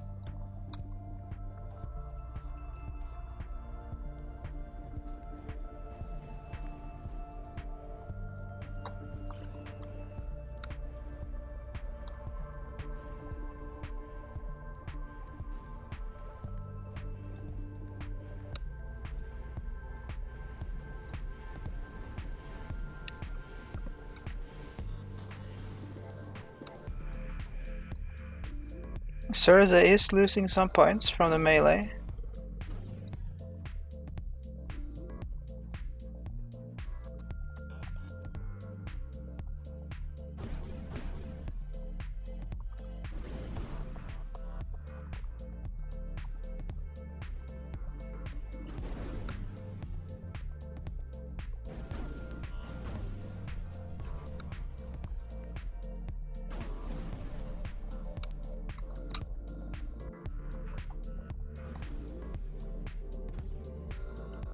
And the win goes to Splinter.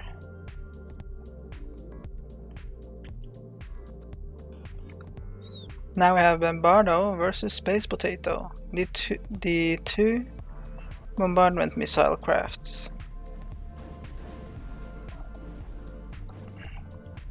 I may have to nerf this point defense, since it seems to be able to push away everything, including crystals, which is a bit ridiculous.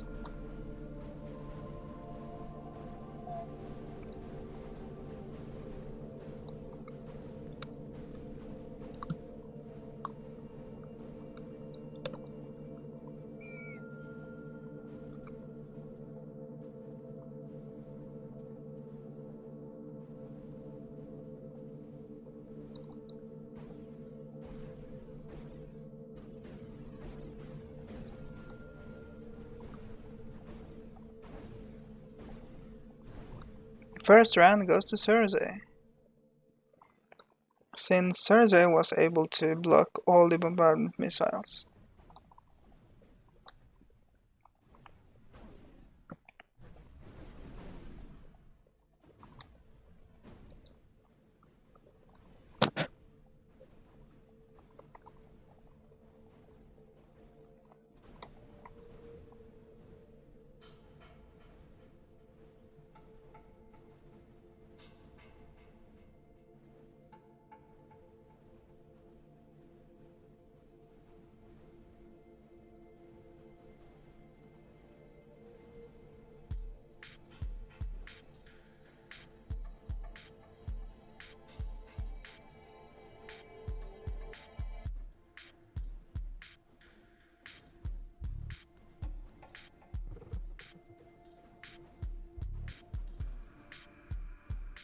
The win goes to Cersei. Splinter was unable to block all the bombardment missiles. Now I have Cersei versus MGV. MGV does not have any very effective point defense, so he will take at least some damage.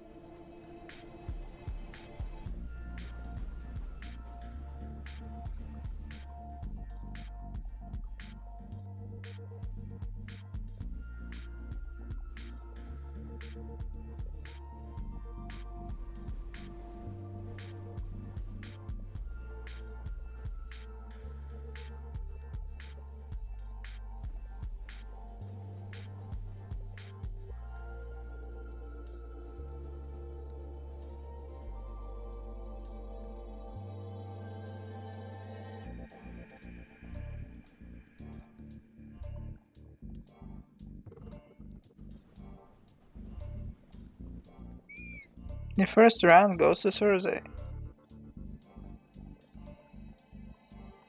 If he does something similar again, he will likely win again. Since MGV is unable to attack at a long range.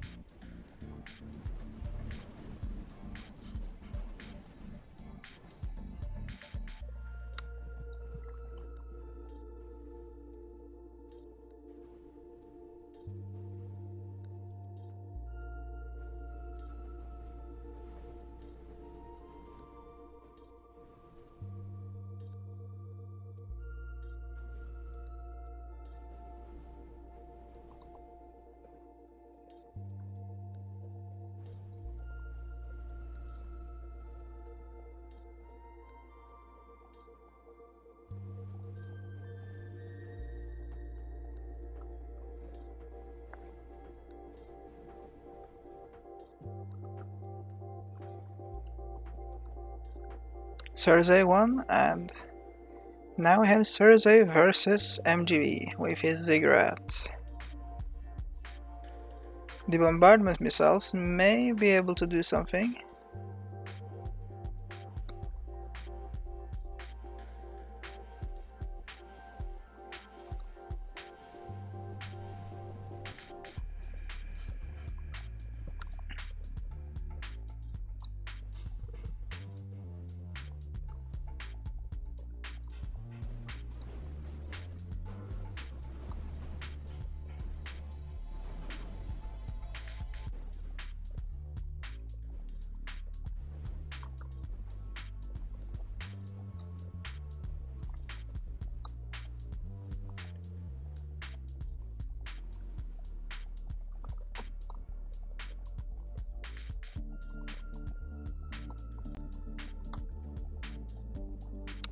The first round goes to MGV. Thursday was not able to do much at all.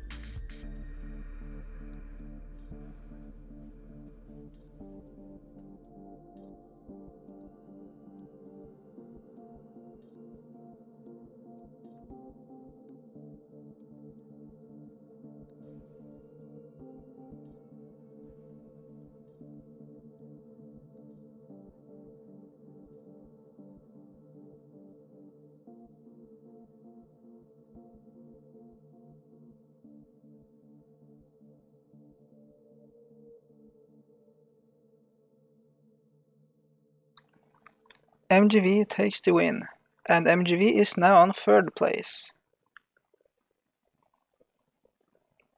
We now have Bombardo versus 404, Timpor not found.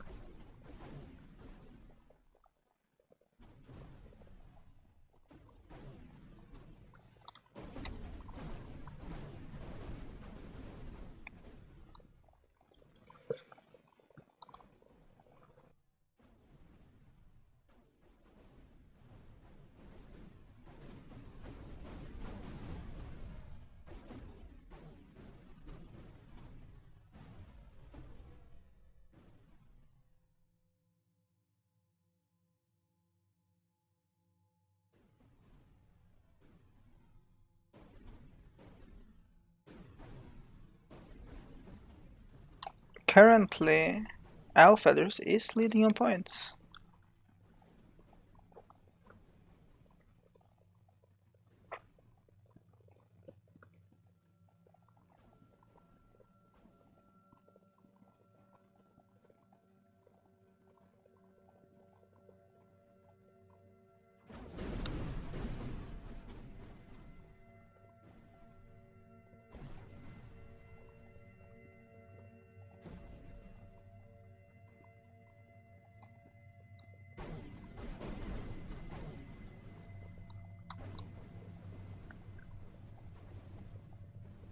Now Thursday is once again losing on points, so it is likely Alfeathers will win.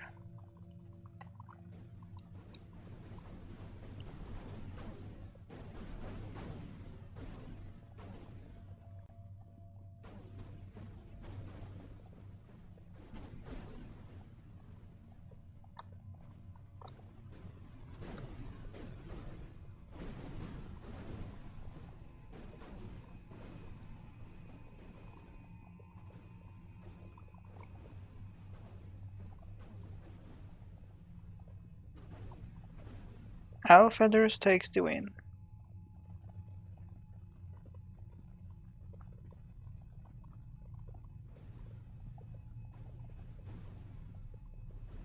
Now Cersei versus Owl Feathers Patrol Squadron.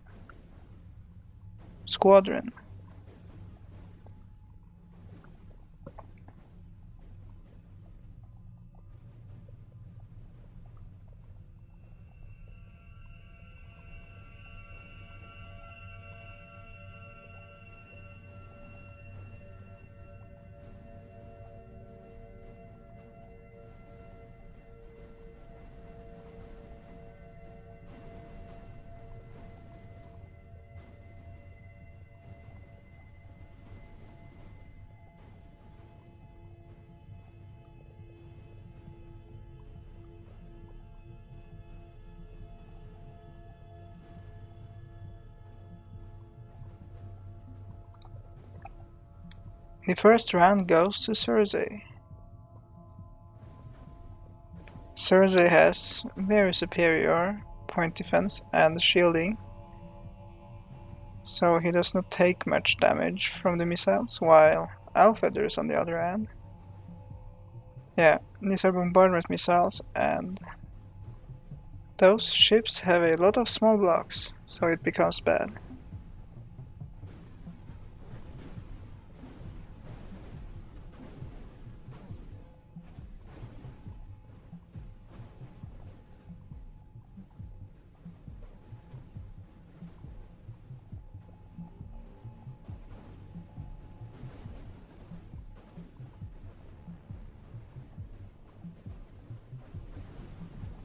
Owl-Feathers is losing on points.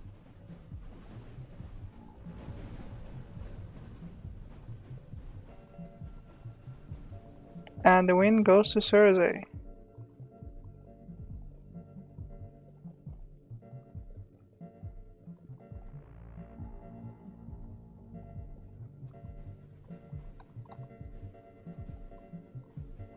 Oh, the Argon Laser Cruiser's point defense is actually almost sufficient to take out the bombardment missiles.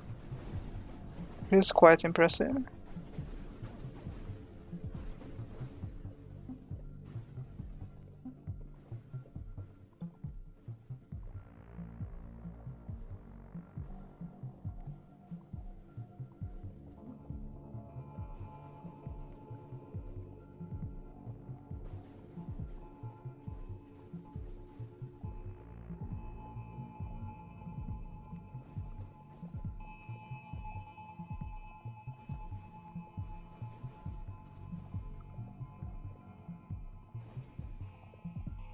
Cersei is unable to do much to Skill's fleet, so the first round goes to Skill.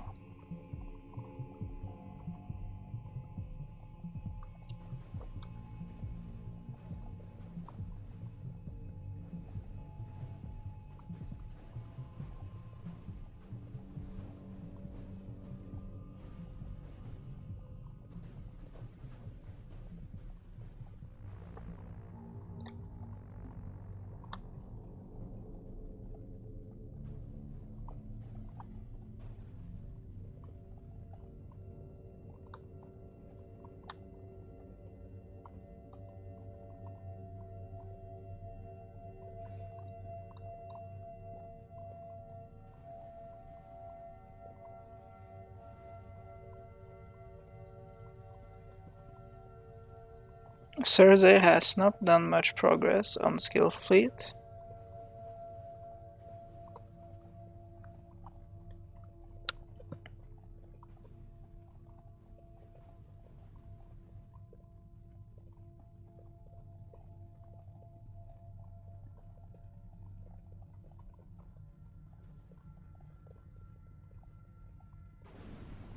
We now have Cersei's Bombardo versus Arrow by Sumdown.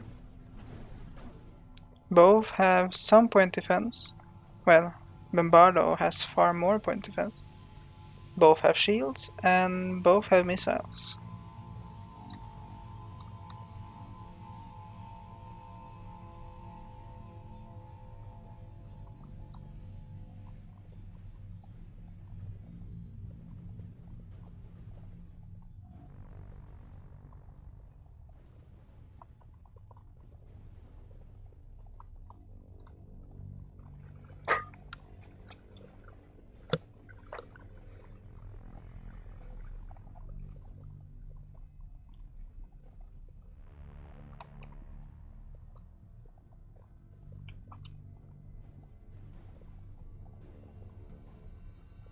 Send them takes round 1.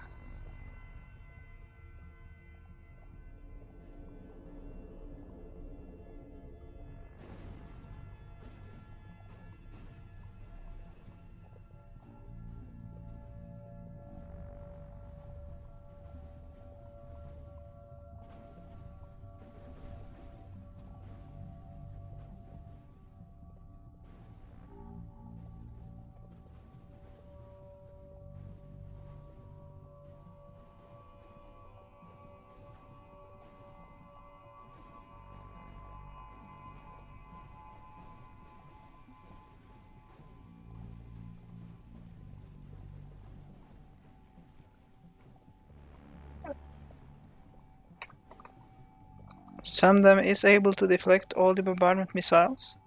However, Cersei is taking some of them directly.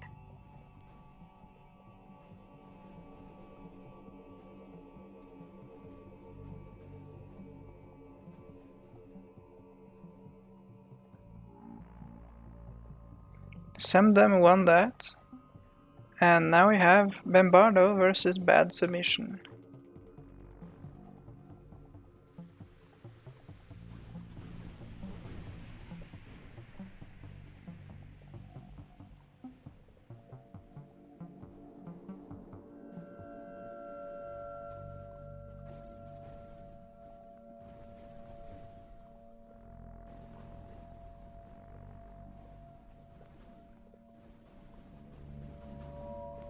Non-Verdus has already lost quite a few points,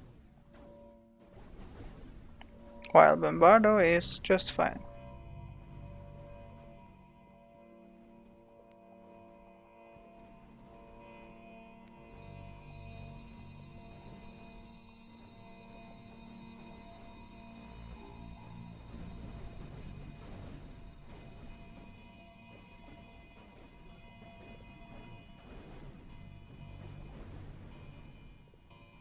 The first round goes to Cersei.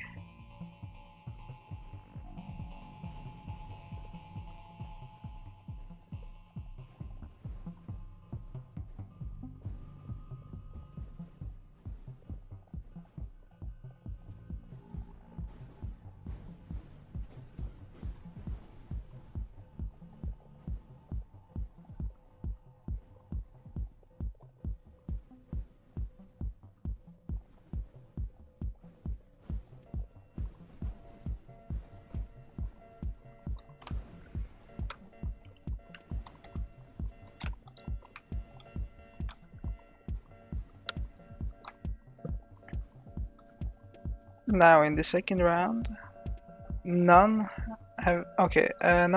just took some damage, which means Cersei is likely to win. I apologize for the lack of commentating and cameramanship now, but after 7.5 hours of tournament, sorry, it becomes a bit difficult to stay awake, so yeah.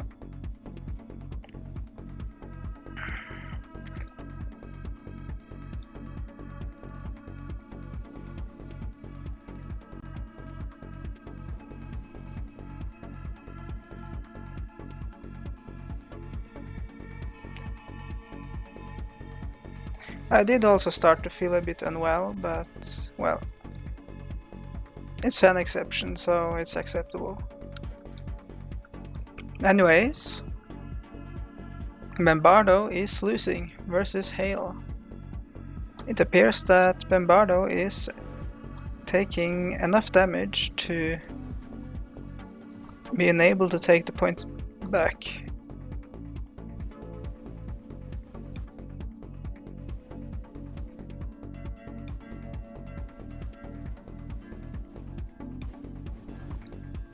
The first round goes to Nighthawk.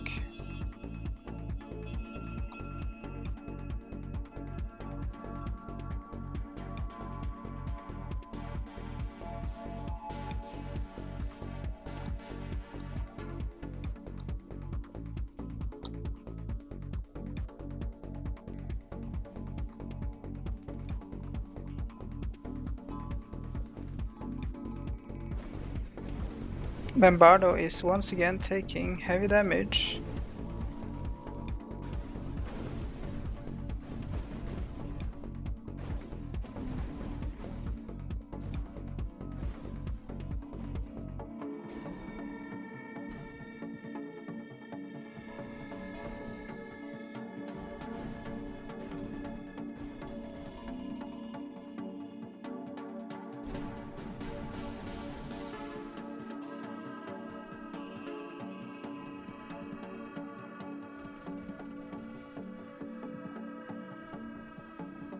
Bombardo is quite durable, but Hail still managed to do enough damage to win. Now we have Splinter's Quad Thumper versus Splinter's Space Potato.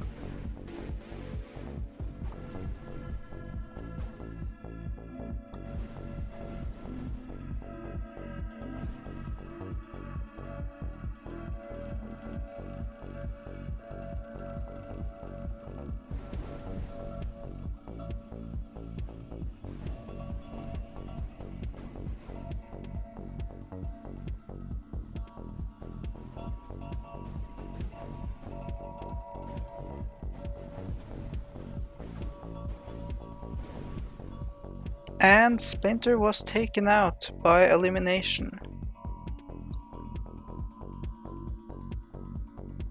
He was cored out by crystals.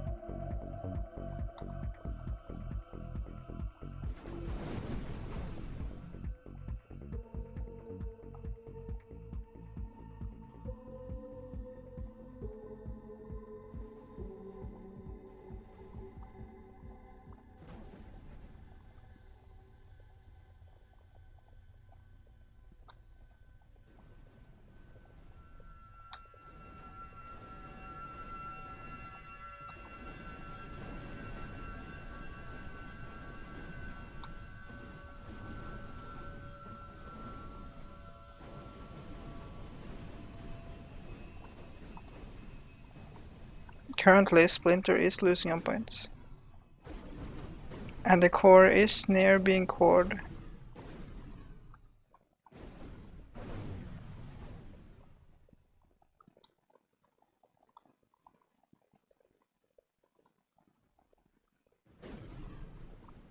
And the win ends up for Splinter.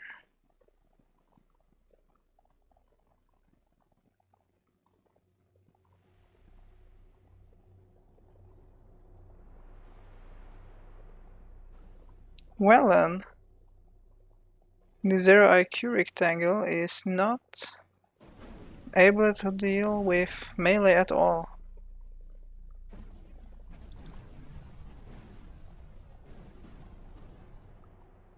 The first round goes to Splinter. Melee is generally better against single weaker blocks rather than large durable blocks. So this pretty much confirms it. The fact that the structure is so porous means the average durability is quite low.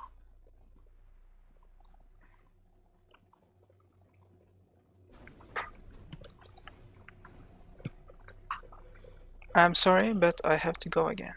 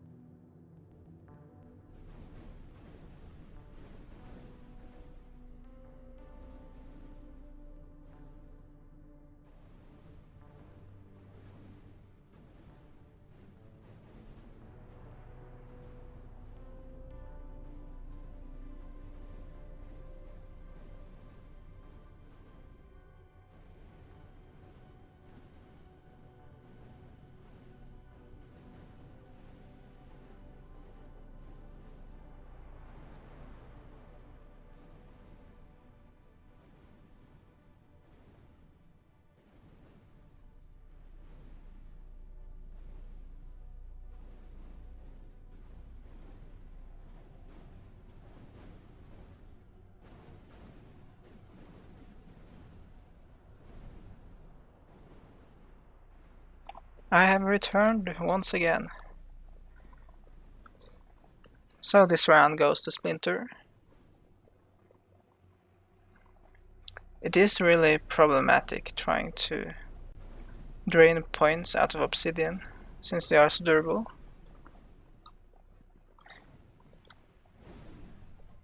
Our feathers too is made out of small blocks, which means it is very easy for the melee from crystals to just cut through.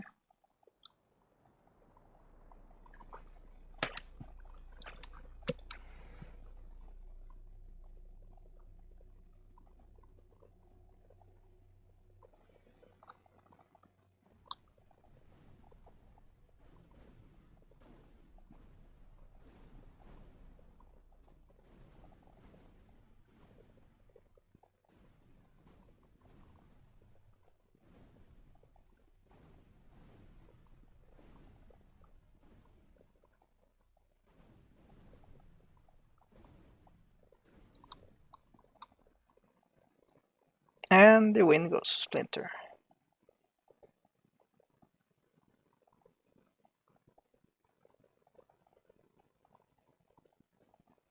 Now we have Splinter versus Skills shape. I'm wondering how the melee crystals will do against this laser cruiser.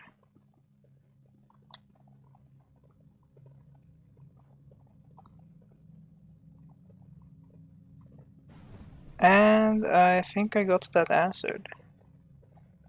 Since Veteran's Challenge has so poor armor, it is very easy for a crystal to just drive through.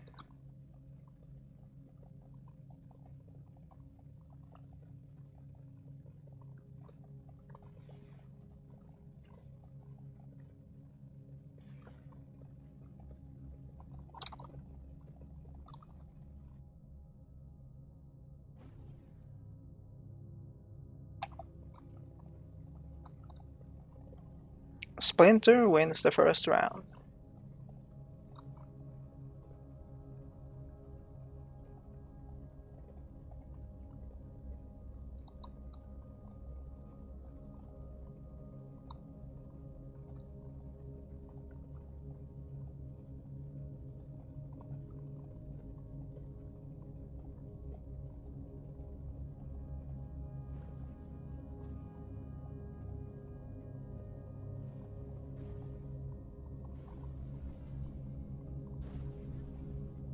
Skill is being torn apart, and the core is completely exposed.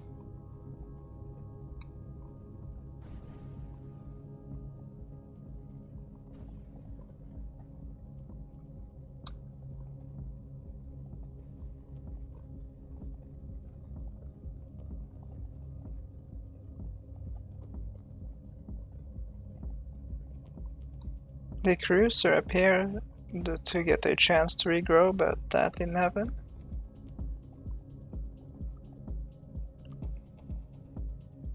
The win went to Splinter, of course. Now we have Sundom versus Splinter.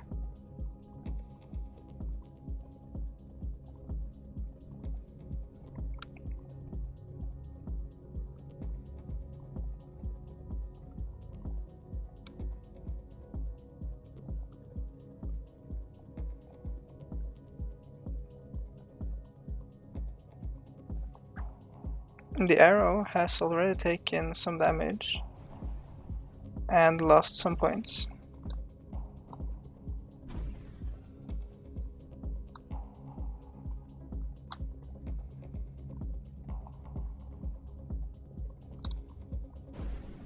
Oh, the crystals just removed the whole backside, removing roughly half of the points.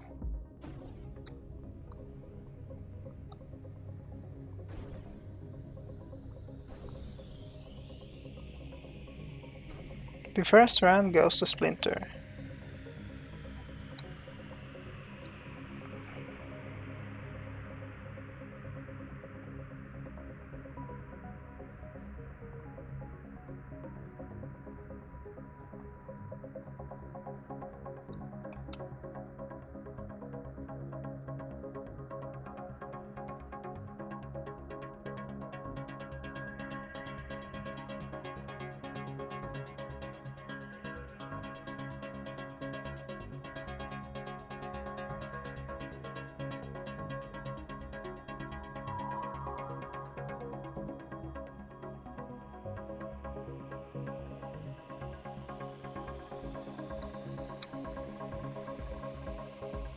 The arrow is being taken apart again. But the second round goes to some of them. I assume the cruise missiles managed to pop the core.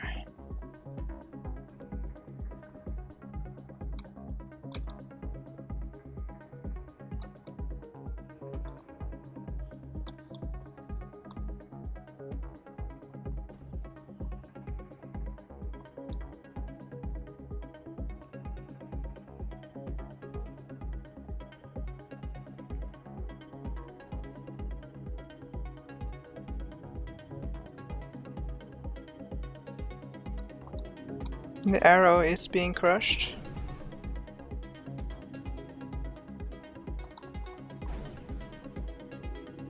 And it is doomed.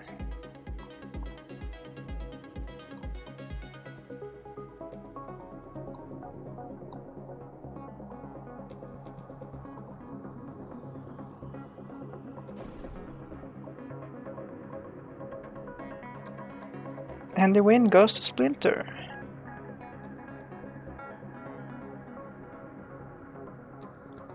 We now have Quad Thumper versus Bad Submission.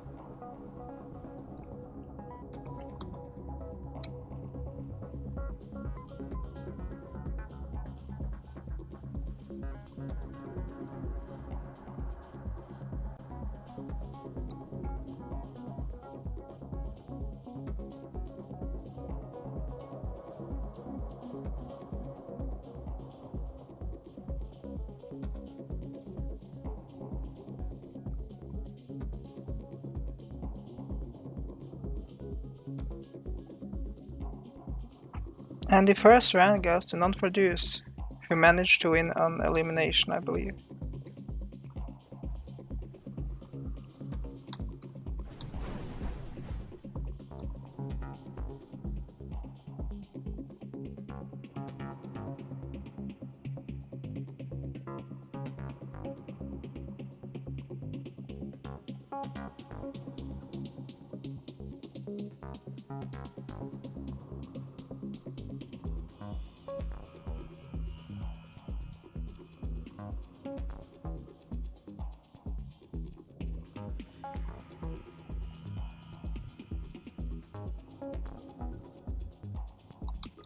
Non-Produce has lost some points.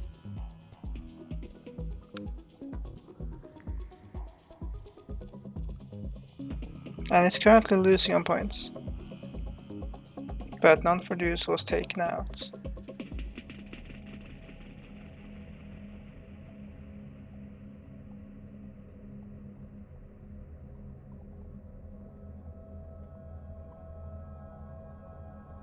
We now have Hail versus Quad Thumper.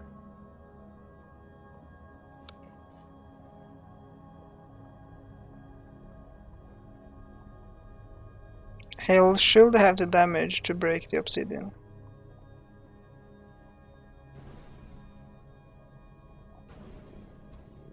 And the crystals just... I may have to nerf the crystals.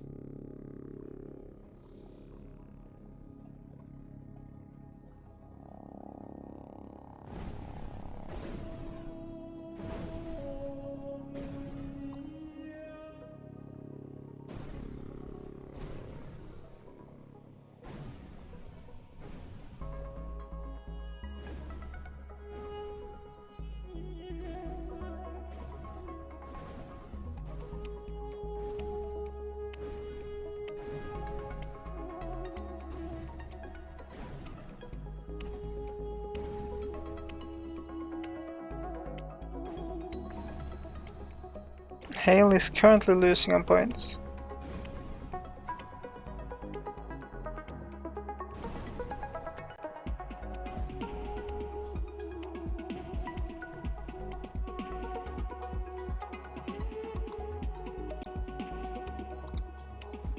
However, the win goes to Splinter.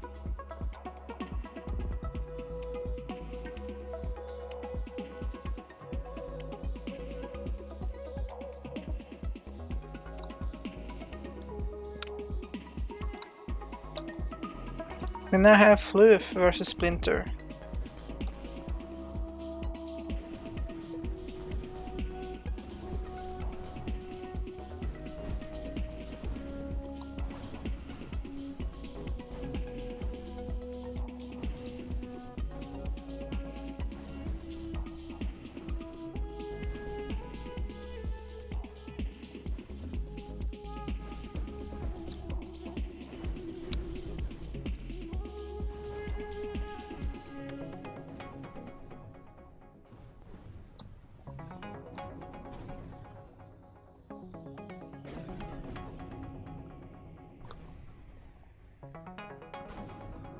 Floof is doing his best to destroy the obsidian, but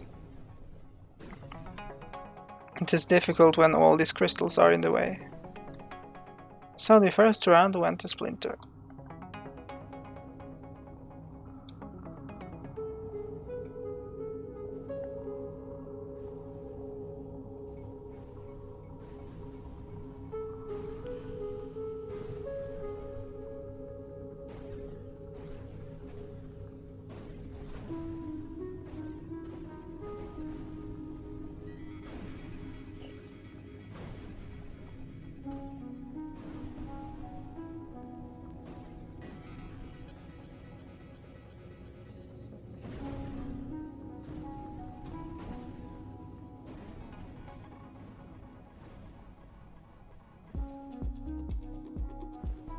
The points are currently quite equal, but it is now that everything is being destroyed in Floof's ship.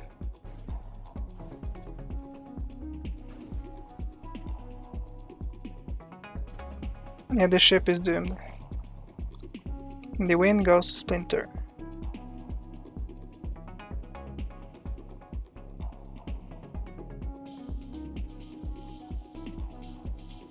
Now we have Space Potato by Splinter versus Zero IQ Rectangle by MGV.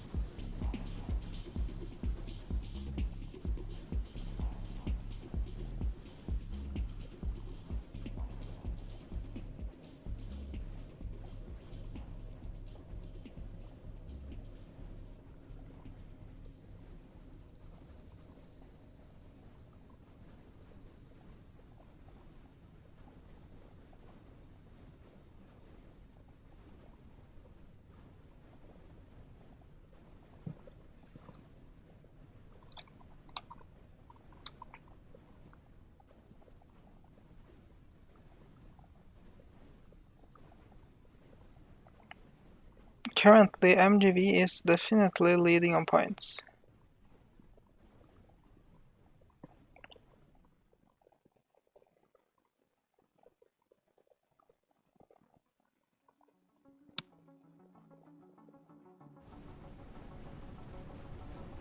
The first round went to MGV. It seems like the railgun blaster does work.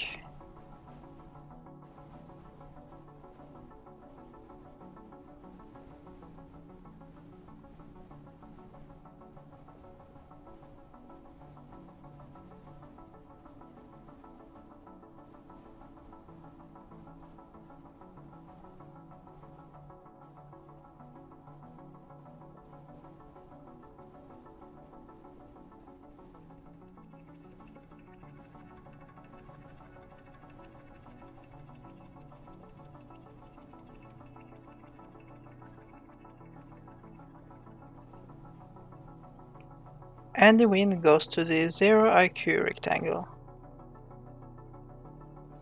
Now we have Space Potato versus Ziggurat. There is a massive size difference even here, even with the Space Potato being decently sized.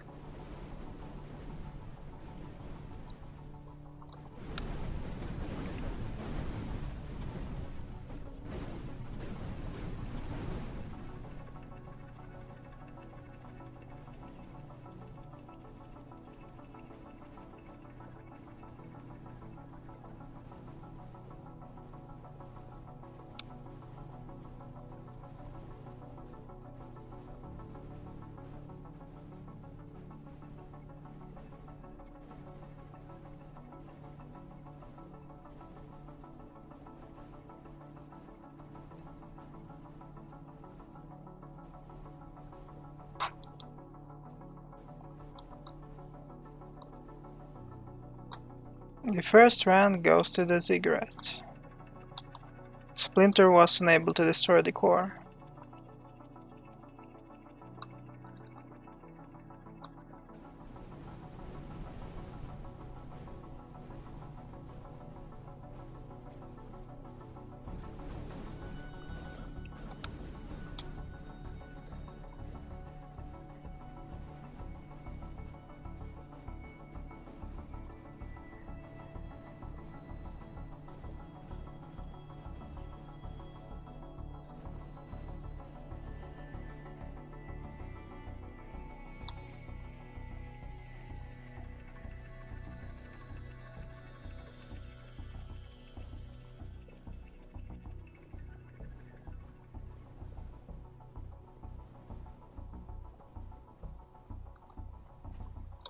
Splinter has run out of power, and he loses this round and match.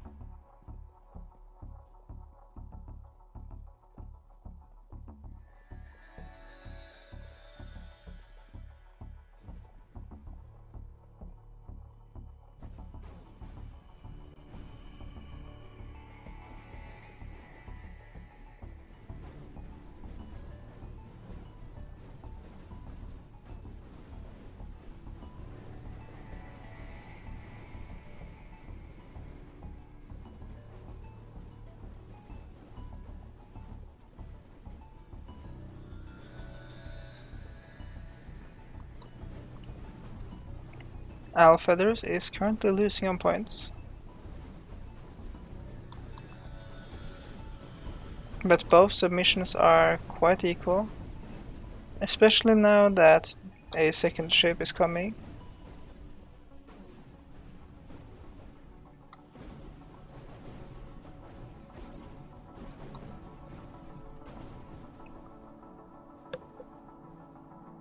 The first round went to Feathers.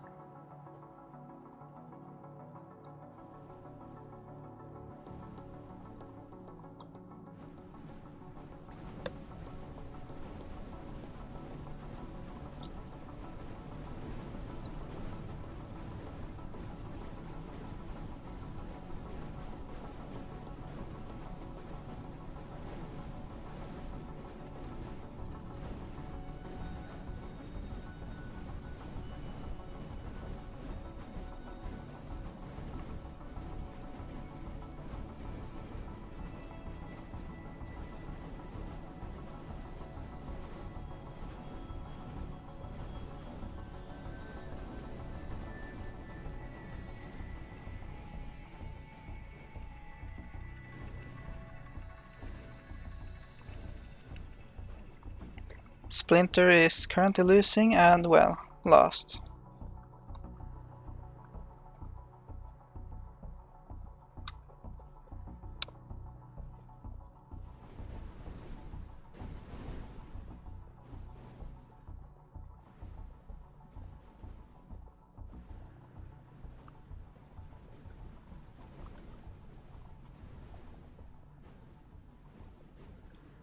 Now we have Splinter versus Feathers.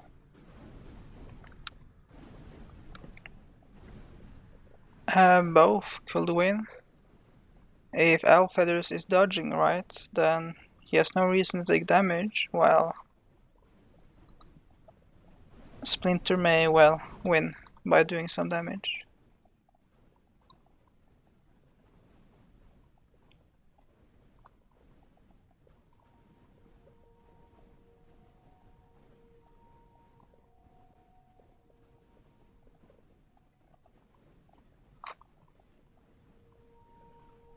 The first round goes to Splinter.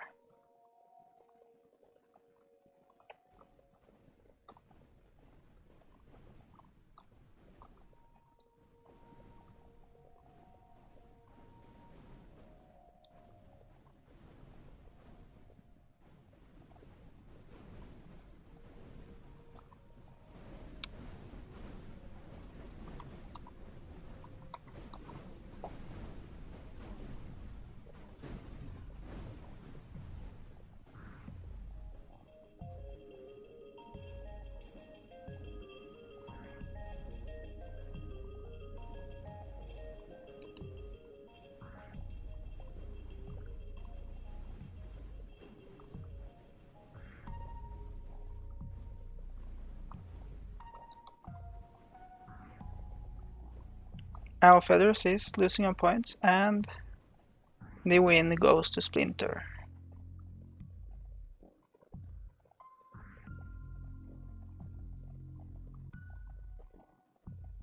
We now have Space Potato versus Argon Laser Cruiser.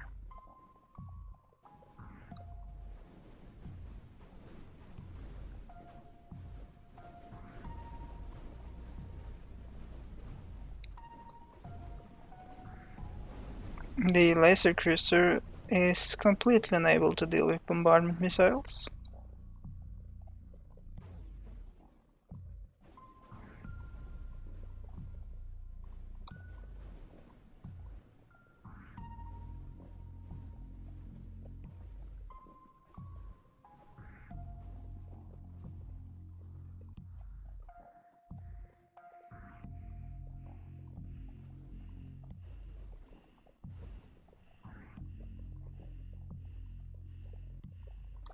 With only a few seconds remaining, Splinter was unable to take it out. But Splinter will have to take it out if he wants to win.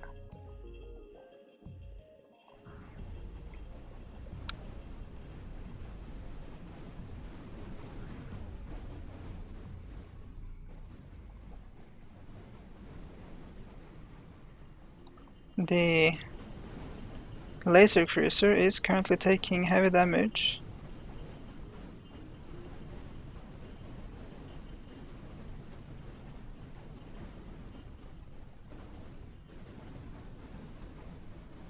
And the Laser Cruiser is defeated.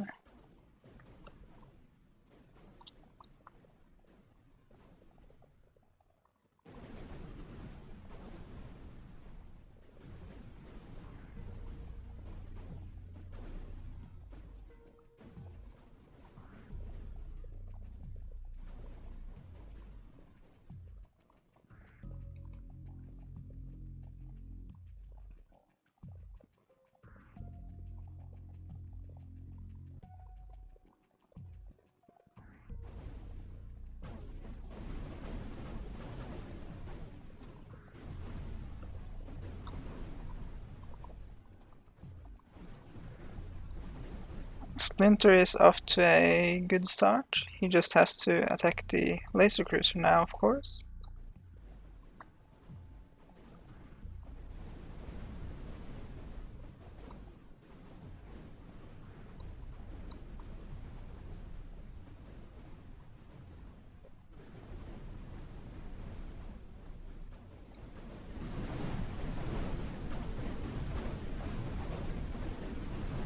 And the Laser Cruiser is taken out.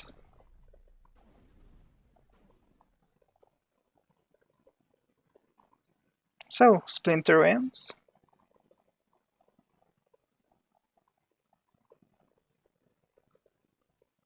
And we now have Arrow versus Space Potato.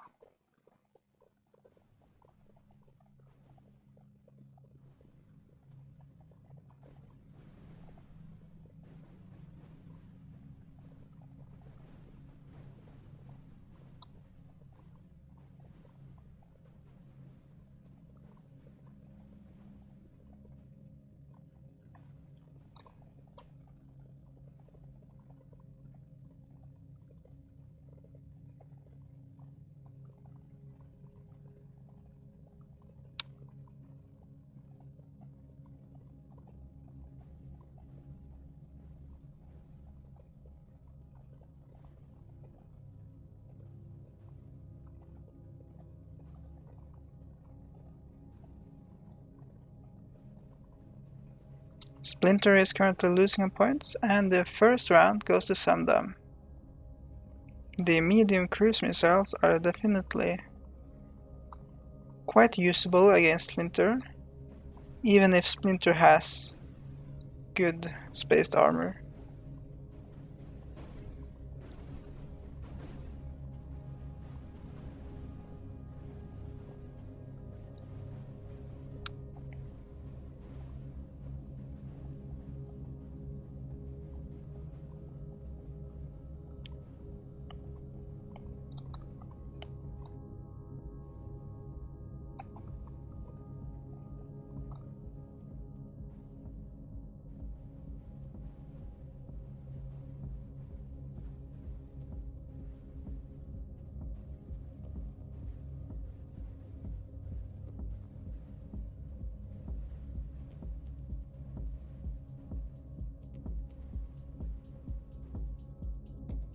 The second round went to some dumb 2.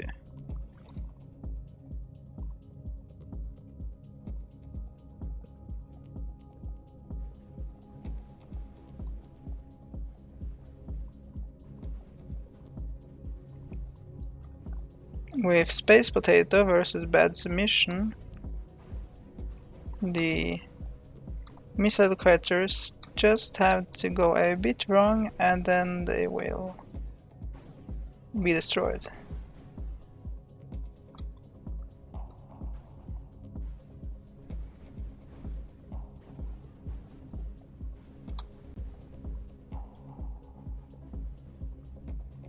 Splinter is leading considerably on points.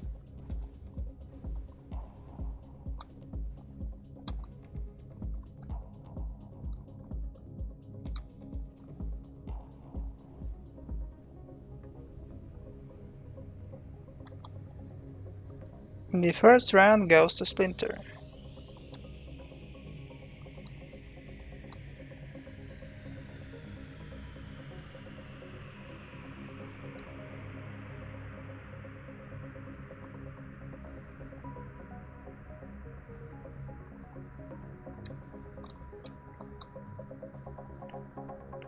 None for Deuce has already lost considerable points.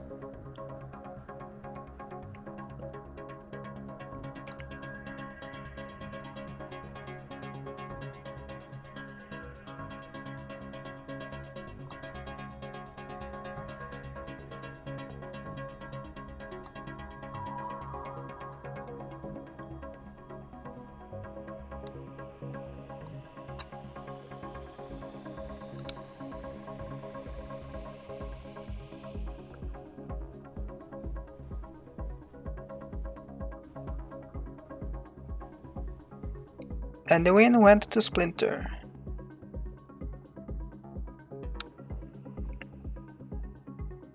We now have Splinter versus Hale.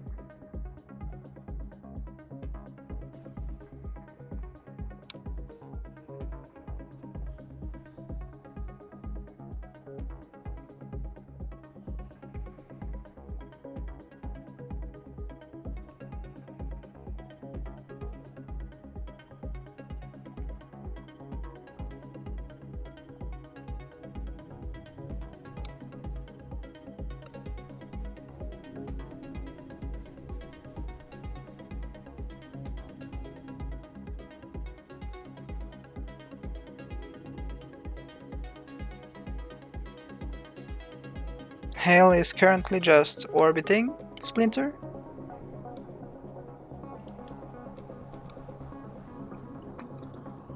But Hale is leading on points, so yeah, the first round goes to Nighthawk.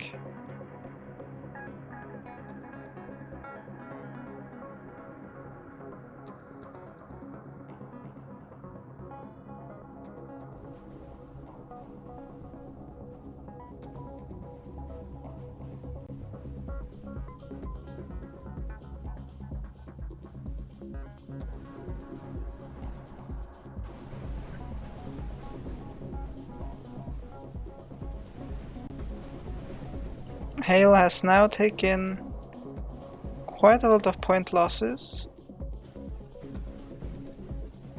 and it might not be able to recover.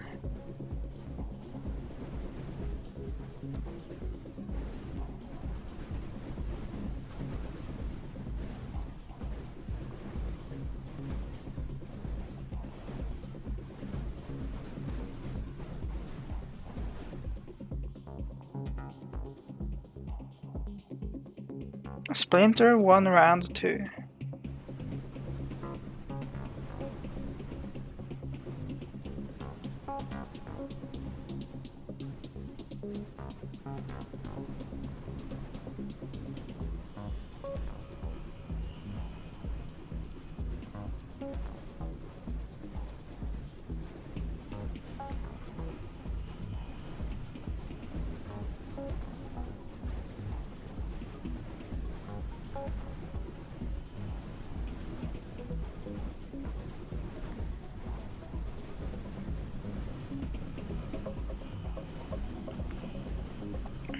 Hale is making good progress getting to Splinter's core.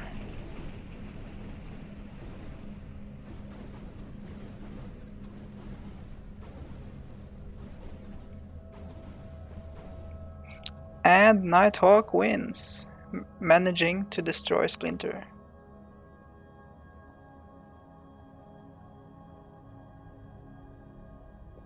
We now have Space Potato versus Harrow class Assault Frigate. And yeah, a lot of splash, so the frigate is not doing well.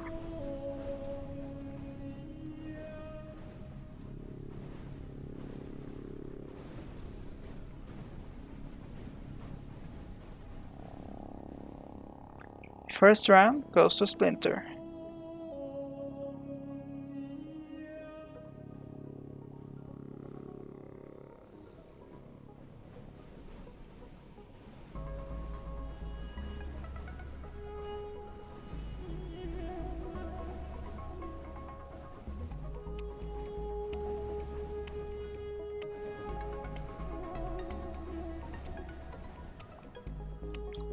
And the win goes to Splinter.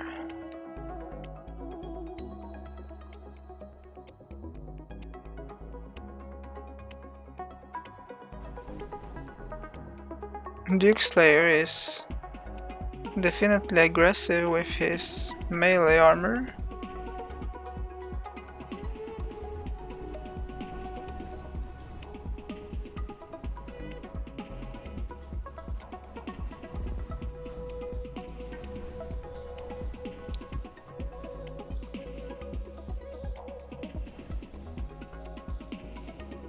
But a Space Potato can regenerate.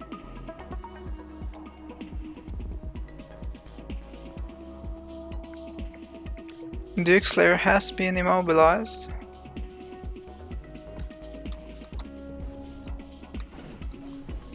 To some degree at least.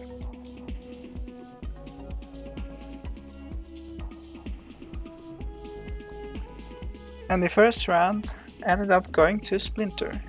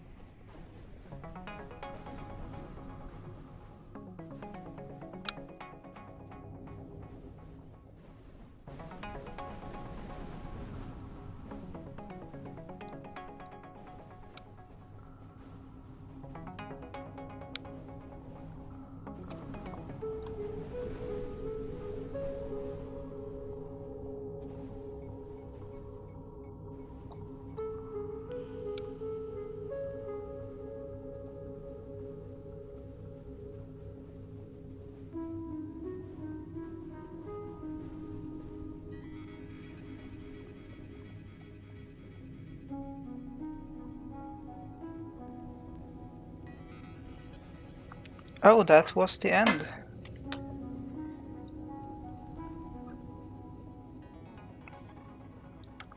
Well then, I missed that since I was doing something for a moment.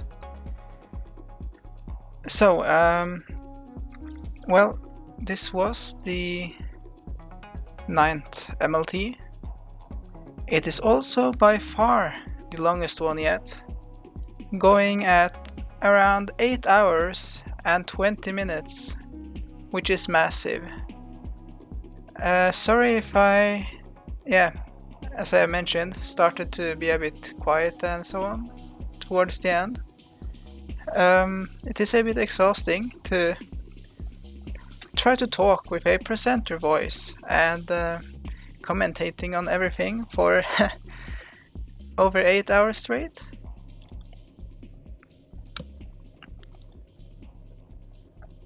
But it did end up going just fine. And yeah, all the submissions were of course interesting. I did also get to compare vanilla and MLT factions, and I am very glad to see the large variety of designs. This clearly means there is not just one broken meta, but a lot of strategies you can choose. And I'm very happy with the submissions. I am not sure who ended up winning. I can try to check.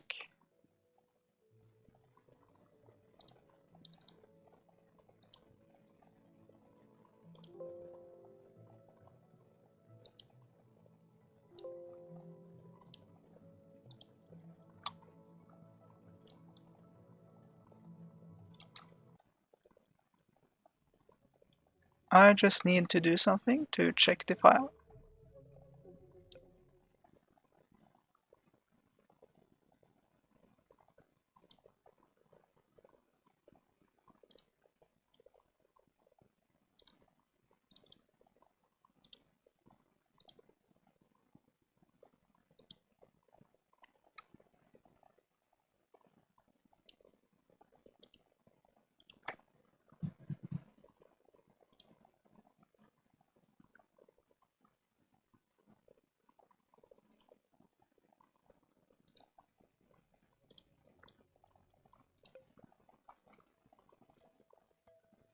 So, from the log file, I now know that Quad Thumper by Splinter, the crystal submission, which launches crystals has 18 wins and is on first place together with the Argon Laser Cruiser from Skill, which is a Veterans Challenge submission.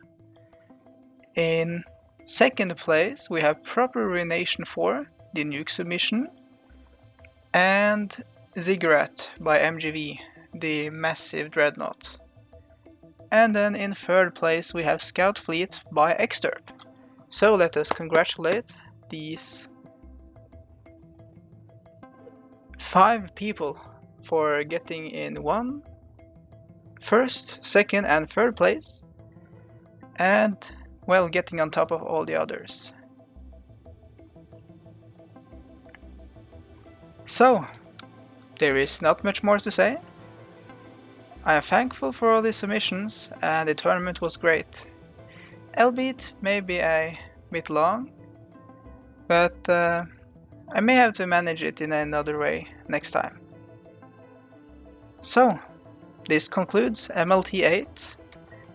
I am not certain when the next one will come, and I will see you next time. Goodbye.